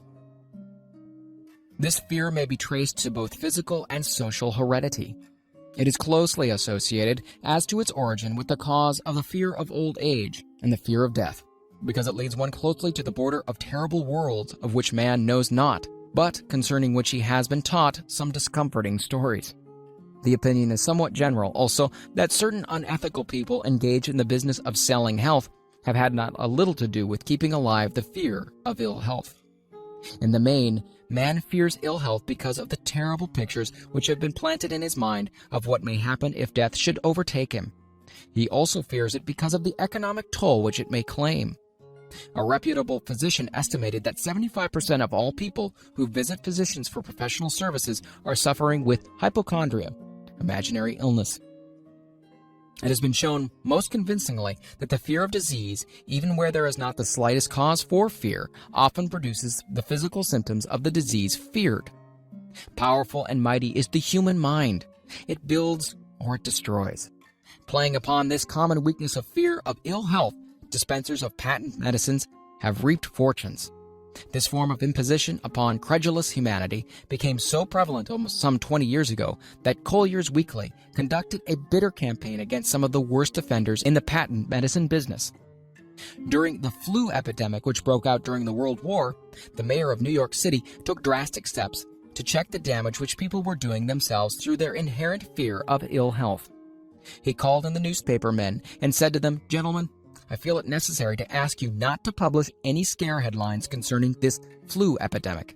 Unless you cooperate with me, we will have a situation which we cannot control." The newspapers quit publishing the stories about the flu, and within 1 month, the epidemic had been successfully checked. Through a series of experiments conducted some years ago, it was proved that people may be made ill by suggestion. We conducted the experiment by causing the 3 acquaintances to visit the victims, each of whom asked the question, "What ails you?" or "You look terribly ill." The first questioner usually provoked a grin and a nonchalant reply, which was usually something like, "Oh, nothing, I'm all right," from the victim. The second questioner usually was answered with the statement, "I don't know exactly, but I do feel badly." The third questioner was usually met with the frank admission that the victim was actually feeling ill. Try this on an acquaintance if you doubt that it will make him uncomfortable. But do not carry the experiment too far. There's a certain religious sect whose members take vengeance upon their enemies by the hexing method. They call it placing a spell on the victim. There is overwhelming evidence that disease sometimes begins in the form of negative thought impulse. Such an impulse may be passed from one's mind to another by suggestion or created by an individual in his own mind.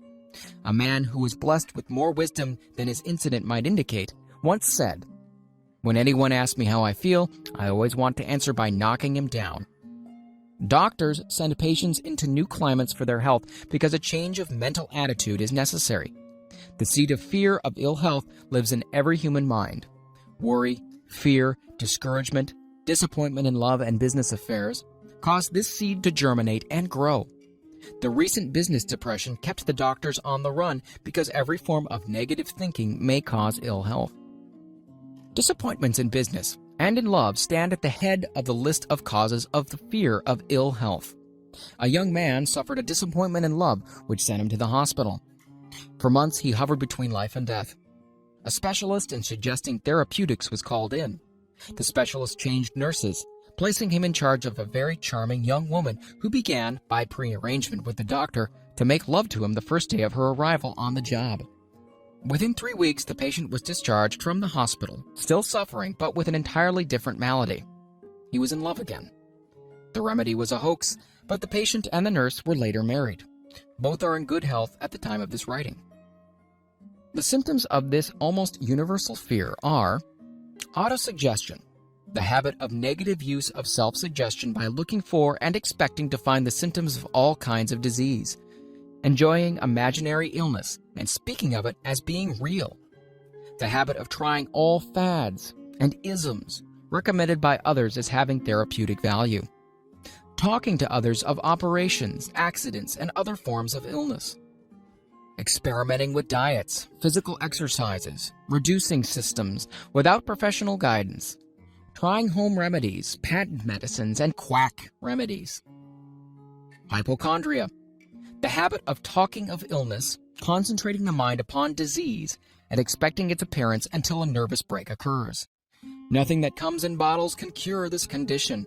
It is brought on by negative thinking, and nothing but positive thought can effect a cure.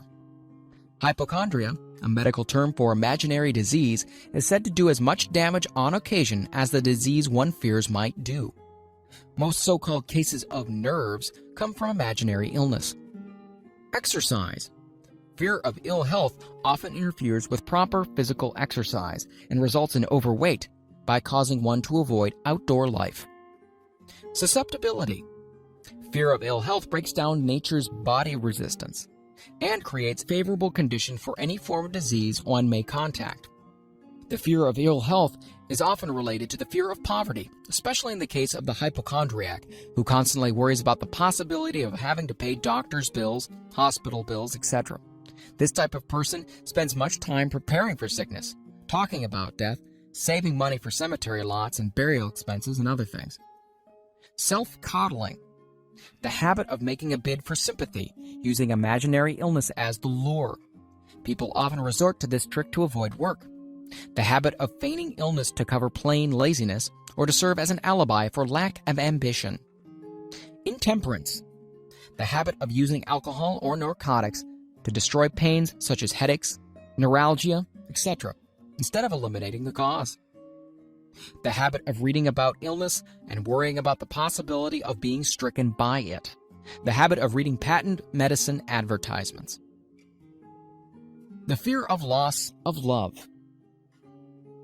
The origin source of this inherent fear needs but little description because it obviously grew out of man's polygamous habit of stealing his fellow man's mate and his habit of taking liberties with her whenever he could. Jealousy and other similar forms of dementia grow out of a man's inherited fear of the loss of love of someone. This fear is the most painful of all the 6 basic fears. It probably plays more havoc with the body and mind than any of the other basic fears, as it often leads to permanent insanity. The fear of the loss of love probably dates back to the Stone Age, when men stole women by brute force. They continue to steal females, but their techniques have changed. Instead of force, they now use persuasion, the promise of pretty clothes, motor cars, and other bait, much more effective than physical force. Man's habits are the same as they were at the dawn of civilization, but he expresses them differently now. Careful analysis has shown that women are more susceptible to this fear than men. This fact is easily explained. Women have learned from experience that men are polygamous by nature and that they are not to be trusted in the hands of rivals. Symptoms of the fear of the loss of love. The distinguishing symptoms of this fear are jealousy, the habit of being suspicious of friends and loved ones without any reasonable evidence of sufficient grounds. Jealousy is a form of dementia, which sometimes becomes violent without the slightest cause. The habit of accusing wife or husband of infidelity without grounds. General suspicion of everyone, absolute faith in no one. Fault finding. The habit of finding fault with friends, relatives, business associates, and loved ones upon the slightest provocation, or without any cause whatsoever. Gambling. The habit of gambling, stealing, cheating, and otherwise taking hazardous chances to provide money for loved ones with the belief that love can be bought. The habit of spending beyond one's means, or incurring debts to provide gifts for loved ones with the object of making a favorable showing. Insomnia, nervousness, lack of persistence, weakness of will, lack of self-control, lack of self-reliance, bad temper. The fear of old age. In the main, this fear grows out of two sources. First, the thought that old age may bring with it poverty.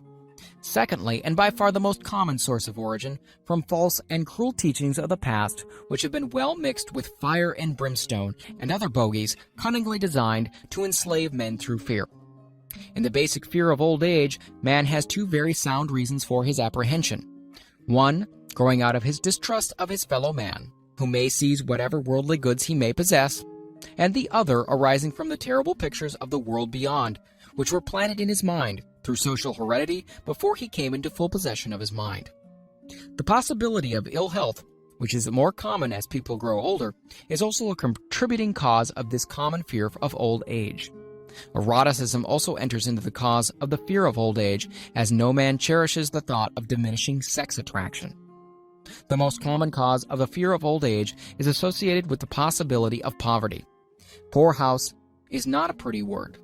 It throws a chill into the mind of every person who faces the possibility of having to spend his declining years on a poor farm. Another contributing cause of the fear of old age is the possibility of loss of freedom and independence, as old age may bring with it the loss of both physical and economic freedom. Symptoms of the fear of old age. The commonest symptoms of this fear are the tendency to slow down and develop an inferiority complex at the age of mental maturity, around the age of 40, falsely believing oneself to be slipping because of age. The truth is that man's most useful years, mentally and spiritually, are those between 40 and 60. The habit of speaking apologetically of oneself as being old merely because one has reached the age of 40 or 50, instead of reversing the rule and expressing gratitude for having reached the age of wisdom and understanding. The habit of killing off initiative, imagination, and self-reliance by falsely believing oneself too old to exercise these qualities. The habit of the man or woman of 40 dressing with the aim of trying to appear much younger and affecting mannerisms of youth, thereby inspiring ridicule by both friends and strangers. The fear of death. To some, this is the cruelest of all the basic fears. The reason is obvious. The terrible pangs of fear associated with the thought of death, in the majority of cases, may be charged directly to religious fanaticism. So-called heathen are less afraid of death than the more civilized. For hundreds of millions of years, man has been asking the still unanswered questions, whence and whither? Where did I come from, and where am I going? During the darker ages of the past, the more cunning and crafty were not slow to offer the answer to these questions, for a price. Witness now the major source of origin of the fear of death. Come into my tent, embrace my faith, accept my dogmas, and I will give you a ticket, and will admit you straight away into heaven when you die, cries a leader of sectarianism. Remain out of my tent, says the same leader, and may the devil take you and burn you throughout eternity. Eternity is a long time. Fire is a terrible thing. The thought of eternal punishment with fire not only causes man to fear death, it often causes him to lose his reason. It destroys interest in life and makes happiness impossible. During my research, I reviewed a book entitled A Catalog of the Gods, in which were listed 30,000 gods which man has worshipped. Think of it, 30,000 of them, represented by everything from a crawfish to a man. It's little wonder that men have become frightened at the approach of death. While the religious leader may not be able to provide safe conduct into heaven, nor by lack of such provision allow the unfortunate to descend into hell, the possibility of the latter seems so terrible, and the very thought of it lays hold of the imagination in such a realistic way that it paralyzes reason and sets up the fear of death. In truth, no man knows, and no man has ever known, what heaven or hell is like, nor does any man know if either place actually exists.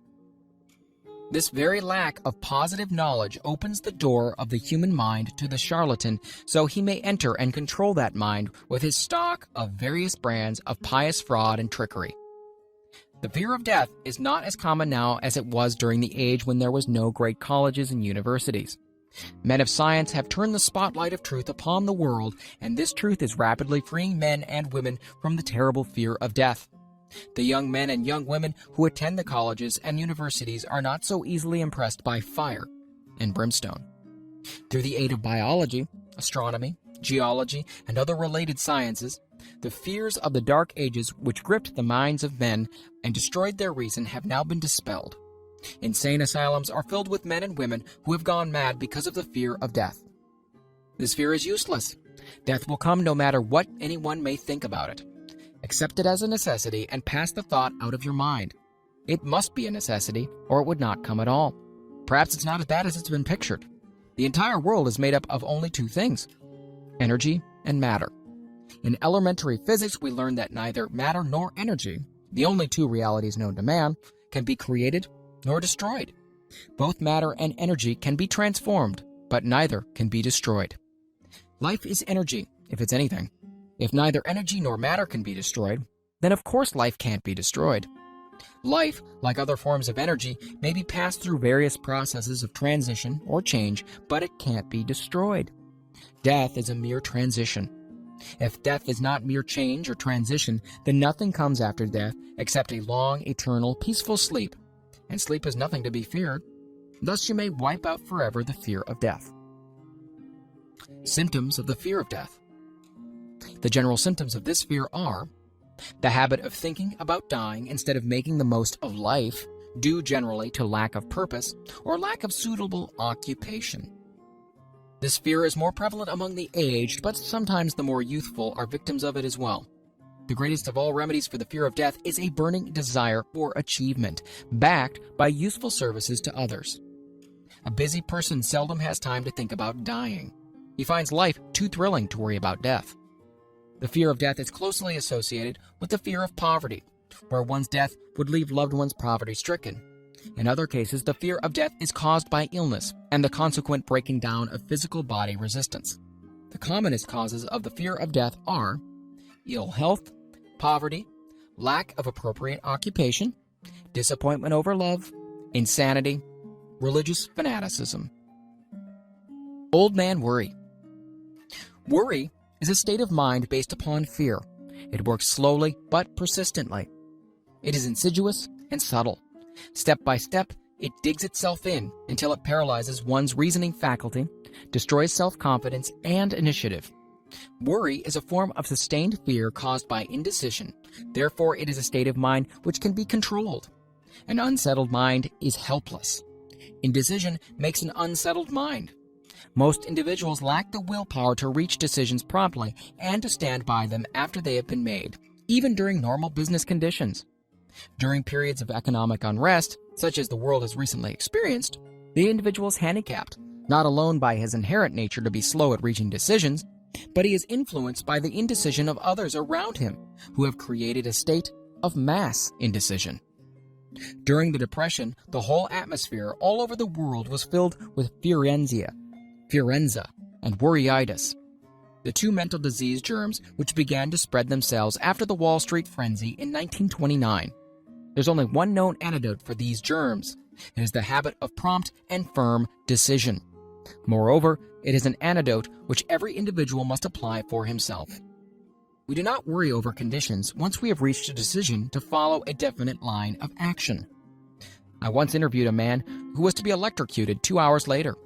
The condemned man was the calmest of some 8 men who were in the same death cell with him.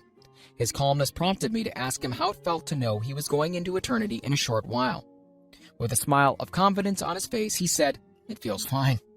Just think, brother, my troubles will soon be over. I've had nothing but trouble all my life. It's been a hardship to get food and clothing. Soon I won't need these things. I felt fine ever since I learned for certain that I must die. I made up my mind then to accept my fate in good spirit." As he spoke, he devoured a dinner of proportions sufficient for 3 men, eating every mouthful of the food brought to him and apparently enjoying it as much as if no disaster awaited him. Decision gave this man resignation to his fate. Decision can also prevent one's acceptance of undesired circumstances. The 6 basic fears become translated into a state of worry through indecision. Relieve yourself forever of the fear of death by reaching a decision to accept death as an inescapable event. Whip the fear of poverty by reaching a decision to get along with whatever wealth you can accumulate without worry. Put your foot upon the neck of the fear of criticism by reaching a decision not to worry about what other people think, do, or say. Eliminate the fear of old age by reaching a decision to accept it, not as a handicap, but as a great blessing which carries with it wisdom, self-control, and understanding not known to youth. Acquit yourself of the fear of ill health by the decision to forget symptoms. Master the fear of loss of love by reaching a decision to get along without love if that is necessary.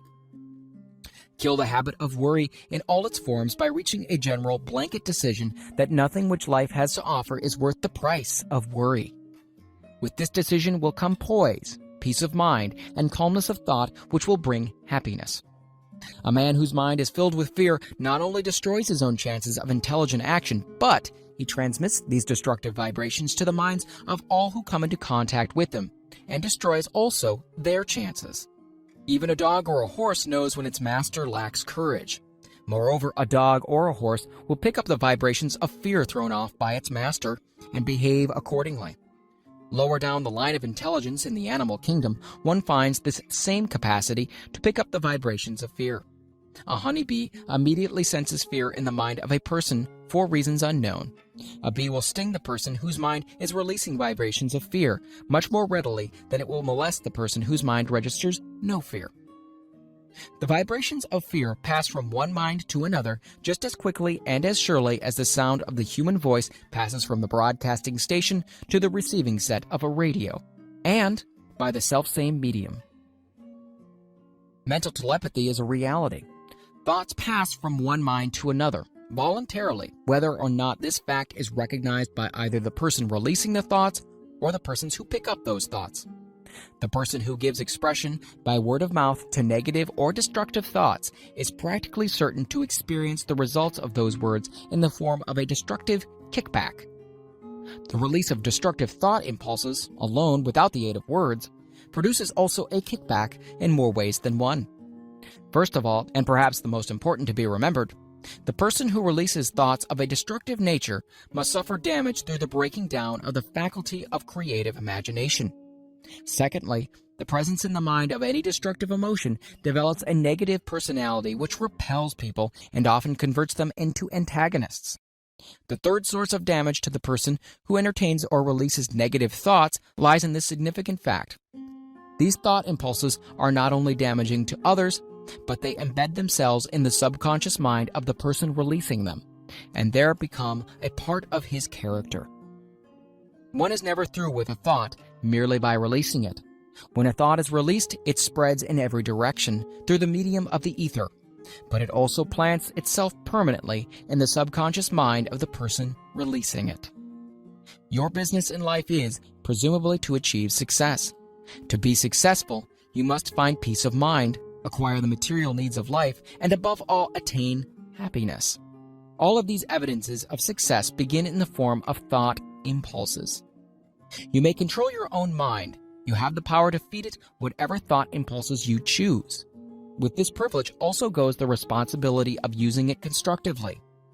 You are the master of your own earthly destiny just as surely as you have the power to control your own thoughts. You may influence, direct, and eventually control your own environment, making your life what you want it to be. Or you may neglect to exercise the privilege which is yours, to make your life to order, thus casting yourself upon the broad sea of circumstance, where you will be tossed hither and yon like a chip on the waves of the ocean. The Devil's Workshop, the seventh basic evil. In addition to the 6 basic fears, there's another evil by which people suffer. It constitutes a rich soil in which the seeds of failure grow abundantly. It's so subtle that its presence often is not detected. This affliction cannot properly be classed as a fear. It's more deeply seated and more often fatal than all of the 6 fears. For want of a better name, let us call this evil susceptibility to negative influences. Men who accumulate great riches always protect themselves against this evil. The poverty-stricken never do. Those who succeed in any calling must prepare their minds to resist the evil. If you are reading this philosophy for the purpose of accumulating riches, you should examine yourself very carefully to determine whether you are susceptible to negative influences. If you neglect this self-analysis, you will forfeit your right to attain the object of your desires. Make the analysis searching.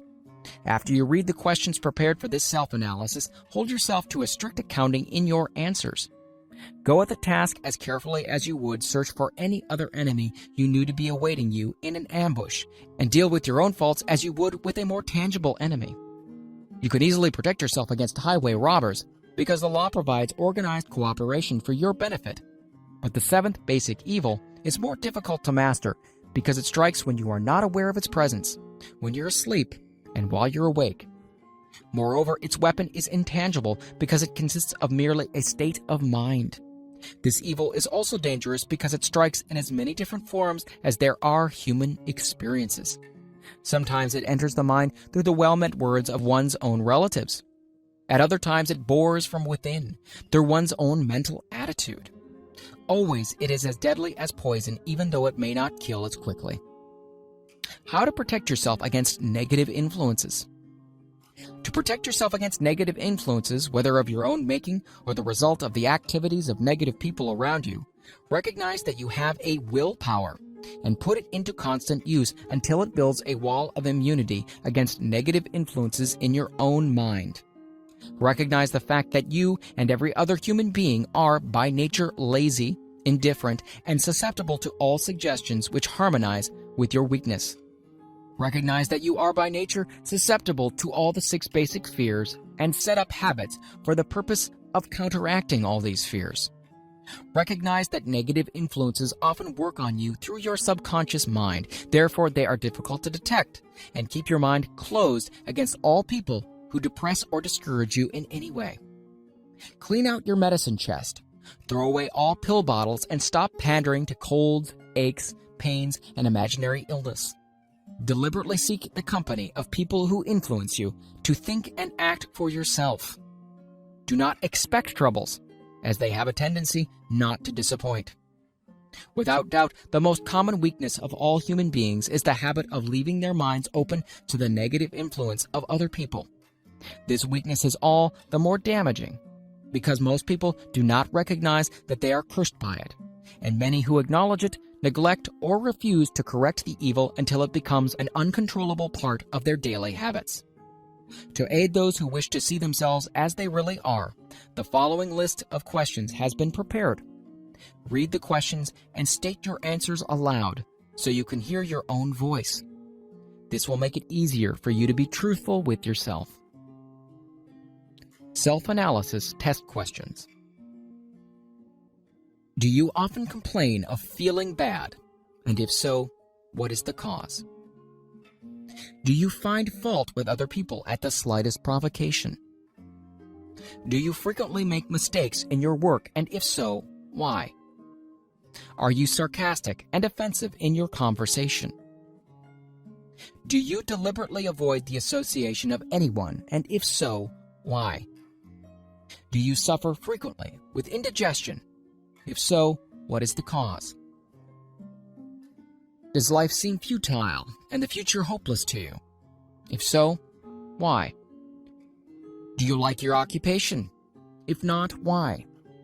Do you often feel self-pity, and if so, why? Are you envious of those who excel you? To which do you devote most time? Thinking of success or of failure? Are you gaining or losing self-confidence as you grow older? Do you learn something of value from all mistakes? Are you permitting some relative or acquaintance to worry you? If so, why? Are you sometimes in the clouds and at other times in the depths of despondency? Who has the most inspiring influence upon you? What is the cause? Do you tolerate negative or discouraging influences which you can avoid? Are you careless of your personal appearance? If so, when and why? Have you learned how to drown your troubles by being too busy to be annoyed by them? Would you call yourself a spineless weakling if you permitted others to do your thinking for you? Do you neglect internal bathing until auto-intoxication makes you ill-tempered and irritable? How many preventable disturbances annoy you, and why do you tolerate them? Do you resort to liquor, narcotics, or cigarettes to quiet your nerves? If so, do you not try willpower instead? Does anyone nag you, and if so, for what reason? Do you have a definite major purpose, and if so, what is it? And what plan have you for achieving it? Do you suffer from any of the 6 basic fears? If so, which ones? Have you a method by which you can shield yourself against the negative influence of others? Do you make deliberate use of autosuggestion to make your mind positive? Do you value most your material possessions or your privilege of controlling your own thoughts? Are you easily influenced by others against your own judgment? Has today added anything of value to your stock of knowledge or state of mind? Do you face squarely the circumstances which make you unhappy or sidestep the responsibility? Do you analyze all mistakes and failures and try to profit by them, or do you take the attitude that this is not your duty? Can you name 3 of your most damaging weaknesses? What are you doing to correct them? Do you encourage other people to bring their worries to you for sympathy? Do you choose from your daily experiences lessons or influences which aid in your personal advancement? Does your presence have a negative influence on other people as a rule? What habits of other people most annoy you? Do you form your own opinion or permit yourself to be influenced by other people? Have you learned how to create a mental state of mind with which you shield yourself against all discouraging influences? Does your occupation inspire you with faith and hope? Are you conscious of possessing spiritual forces of sufficient power to enable you to keep your mind free from all forms of fear? Does your religion help you to keep your own mind positive? Do you feel it your duty to share other people's worries? If so, why? If you believe that birds of a feather flock together, what have you learned about yourself by studying the friends whom you attract? What connection, if any, do you see between the people with whom you associate most closely and any unhappiness you may experience? Could it be possible that some person whom you consider to be a friend is in reality your worst enemy because of his negative influence on your mind? By what rules do you judge who is helpful and who is damaging to you? Are your intimate associates mentally superior or inferior to you? How much time out of every 24 hours do you devote to A. Your occupation, B. Sleep, C. Play and relaxation, D. Acquiring useful knowledge, E. Plain waste? Who among your acquaintances A. Encourages you most, B. Cautions you most, C. Discourages you most, D. Helps you most in other ways? What is your greatest worry? Why do you tolerate it? When others offer you free, unsolicited advice, do you accept it without question or analyze their motive? What, above all else, do you most desire? Do you intend to acquire it? Are you willing to subordinate all other desires for this one? How much time daily do you devote to acquiring it? Do you change your mind often? If so, why? Do you usually finish everything you begin? Are you easily impressed by other people's business or professional titles, college degrees, or wealth? Are you easily influenced by what other people think of you or say? Do you cater to people because of their social or financial status? Whom do you believe to be the greatest person living? In what respect is this person superior to yourself? How much time have you devoted to studying and answering these questions? At least one day is necessary for the analysis and the answering of the entire list. If you have answered all these questions truthfully, you know more about yourself than the majority of people. Study the questions carefully.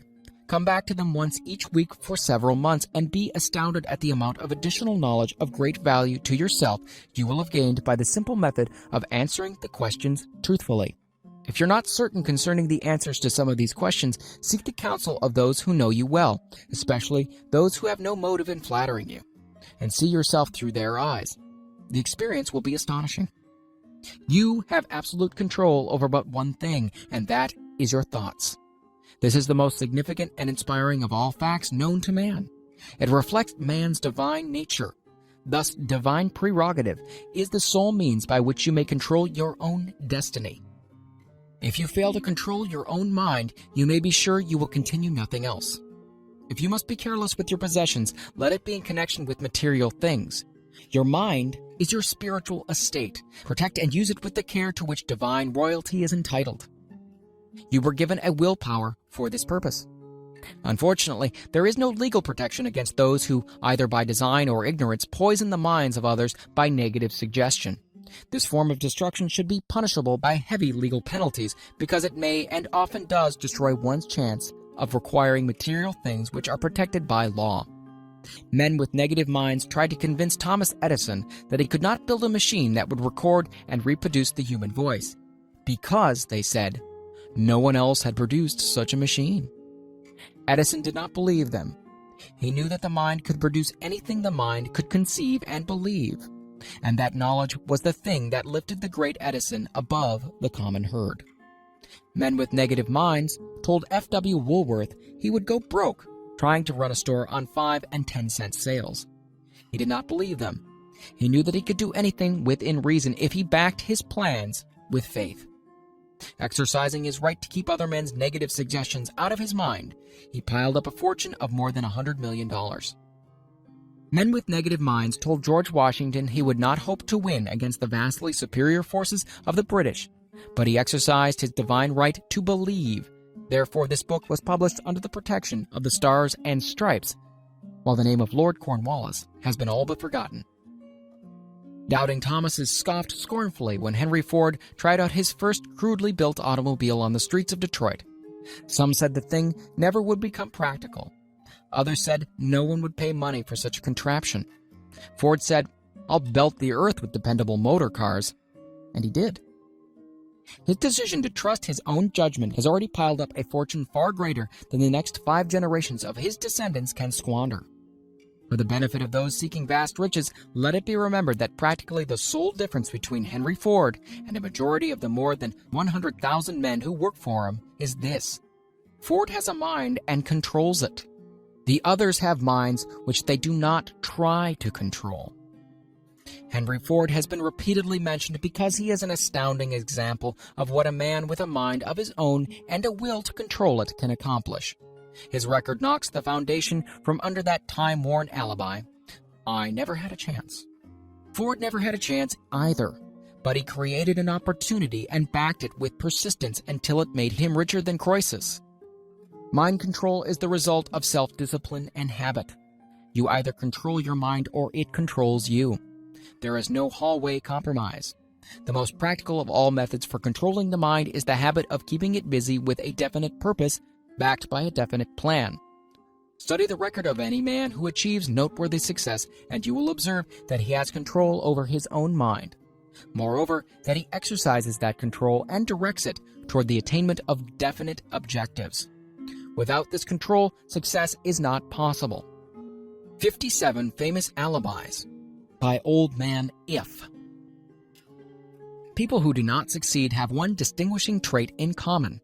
They know all the reasons for failure and have what they believe to be airtight alibis to explain away their own lack of achievement.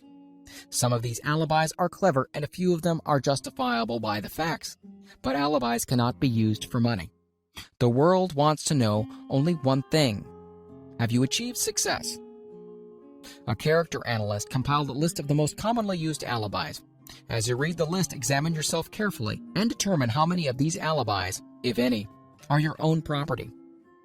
Remember, too, the philosophy presented in this book makes every one of these alibis obsolete. If I didn't have a wife and family,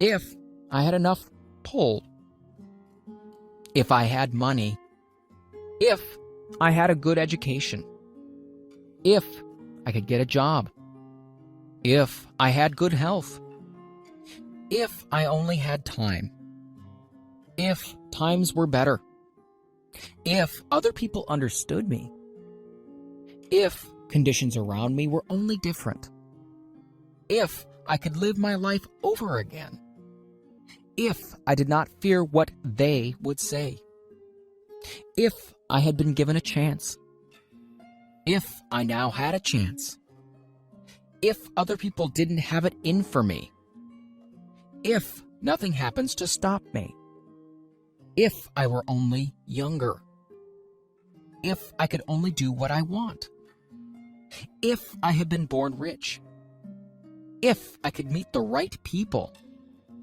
if I had the talent that some people have, if I dared assert myself, if I had embraced past opportunities, if people didn't get on my nerves, if I didn't have to keep house and look after the children, if I could only save some money, if the boss only appreciated me, if I only had somebody to help me, if my family understood me, if I lived in a big city, if I could just get started, if I were only free, if I had the personality of some people, if I was not so fat, if my talents were known, if I could just get a break, if I could only get out of debt, if I hadn't failed, if I only knew how, if everybody didn't oppose me,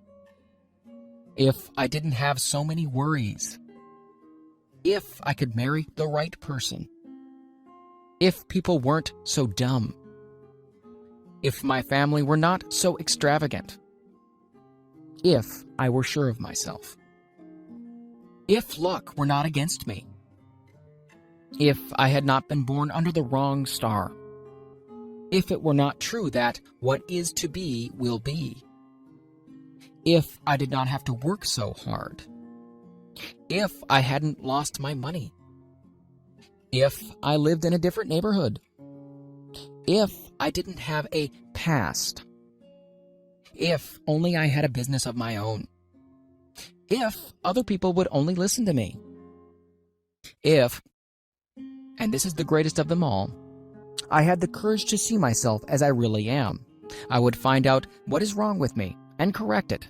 Then I would have a chance to profit by my mistakes and learn something from the experience of the others. For I know that there is something wrong with me, or I would now be where I would have been if I had spent more time analyzing my weaknesses and less time building alibis to cover them. Building alibis with which to explain away failure is a national pastime. The habit is as old as the human race, and it is fatal for success. Why do people cling to their pet alibis? The answer is obvious. They defend their alibis because they create them. A man's alibi is the child of his own imagination. It is human nature to defend one's own brainchild. Building alibis is a deeply rooted habit. Habits are difficult to break, especially when they provide justification for something we do. Plato had this truth in mind when he said, "The first and best victory is to conquer self. To be conquered by self is, of all things, the most shameful and vile." Another philosopher had the same thought in mind when he said, "It was a great surprise to me when I discovered that most of the ugliness I saw in others was but a reflection of my own nature." "It has always been a mystery to me," said Albert Hubbard, "why people spend so much time deliberately fooling themselves by creating alibis to cover their weaknesses. If used differently, this same time would be sufficient to cure the weaknesses, then no alibis would be needed." In parting, I would remind you that life is a checkerboard, and the player opposite you is time. If you hesitate before moving or neglect to move promptly, your men will be wiped off the board by time. You are playing against a partner who will not tolerate indecision. Previously, you have made a logical excuse for not having forced life to come through with whatever you asked. But the alibi is now obsolete because you are in possession of the master key that unlocks the door to life's bountiful riches. The master key is intangible, but it is powerful. It is the privilege of creating in your own mind a burning desire for a definite form of riches. There is no penalty for the use of the key, but there is a price you must pay if you do not use it. The price is failure. There is a reward of stupendous proportions if you put the key to use. It is the satisfaction that comes to all who conquer self and force life to pay whatever is asked. The reward is worthy of your effort. Will you make the start and be convinced? If we are related, said the immortal Emerson, we shall meet. In closing, may I borrow this thought and say, if we are related, we have through these pages met.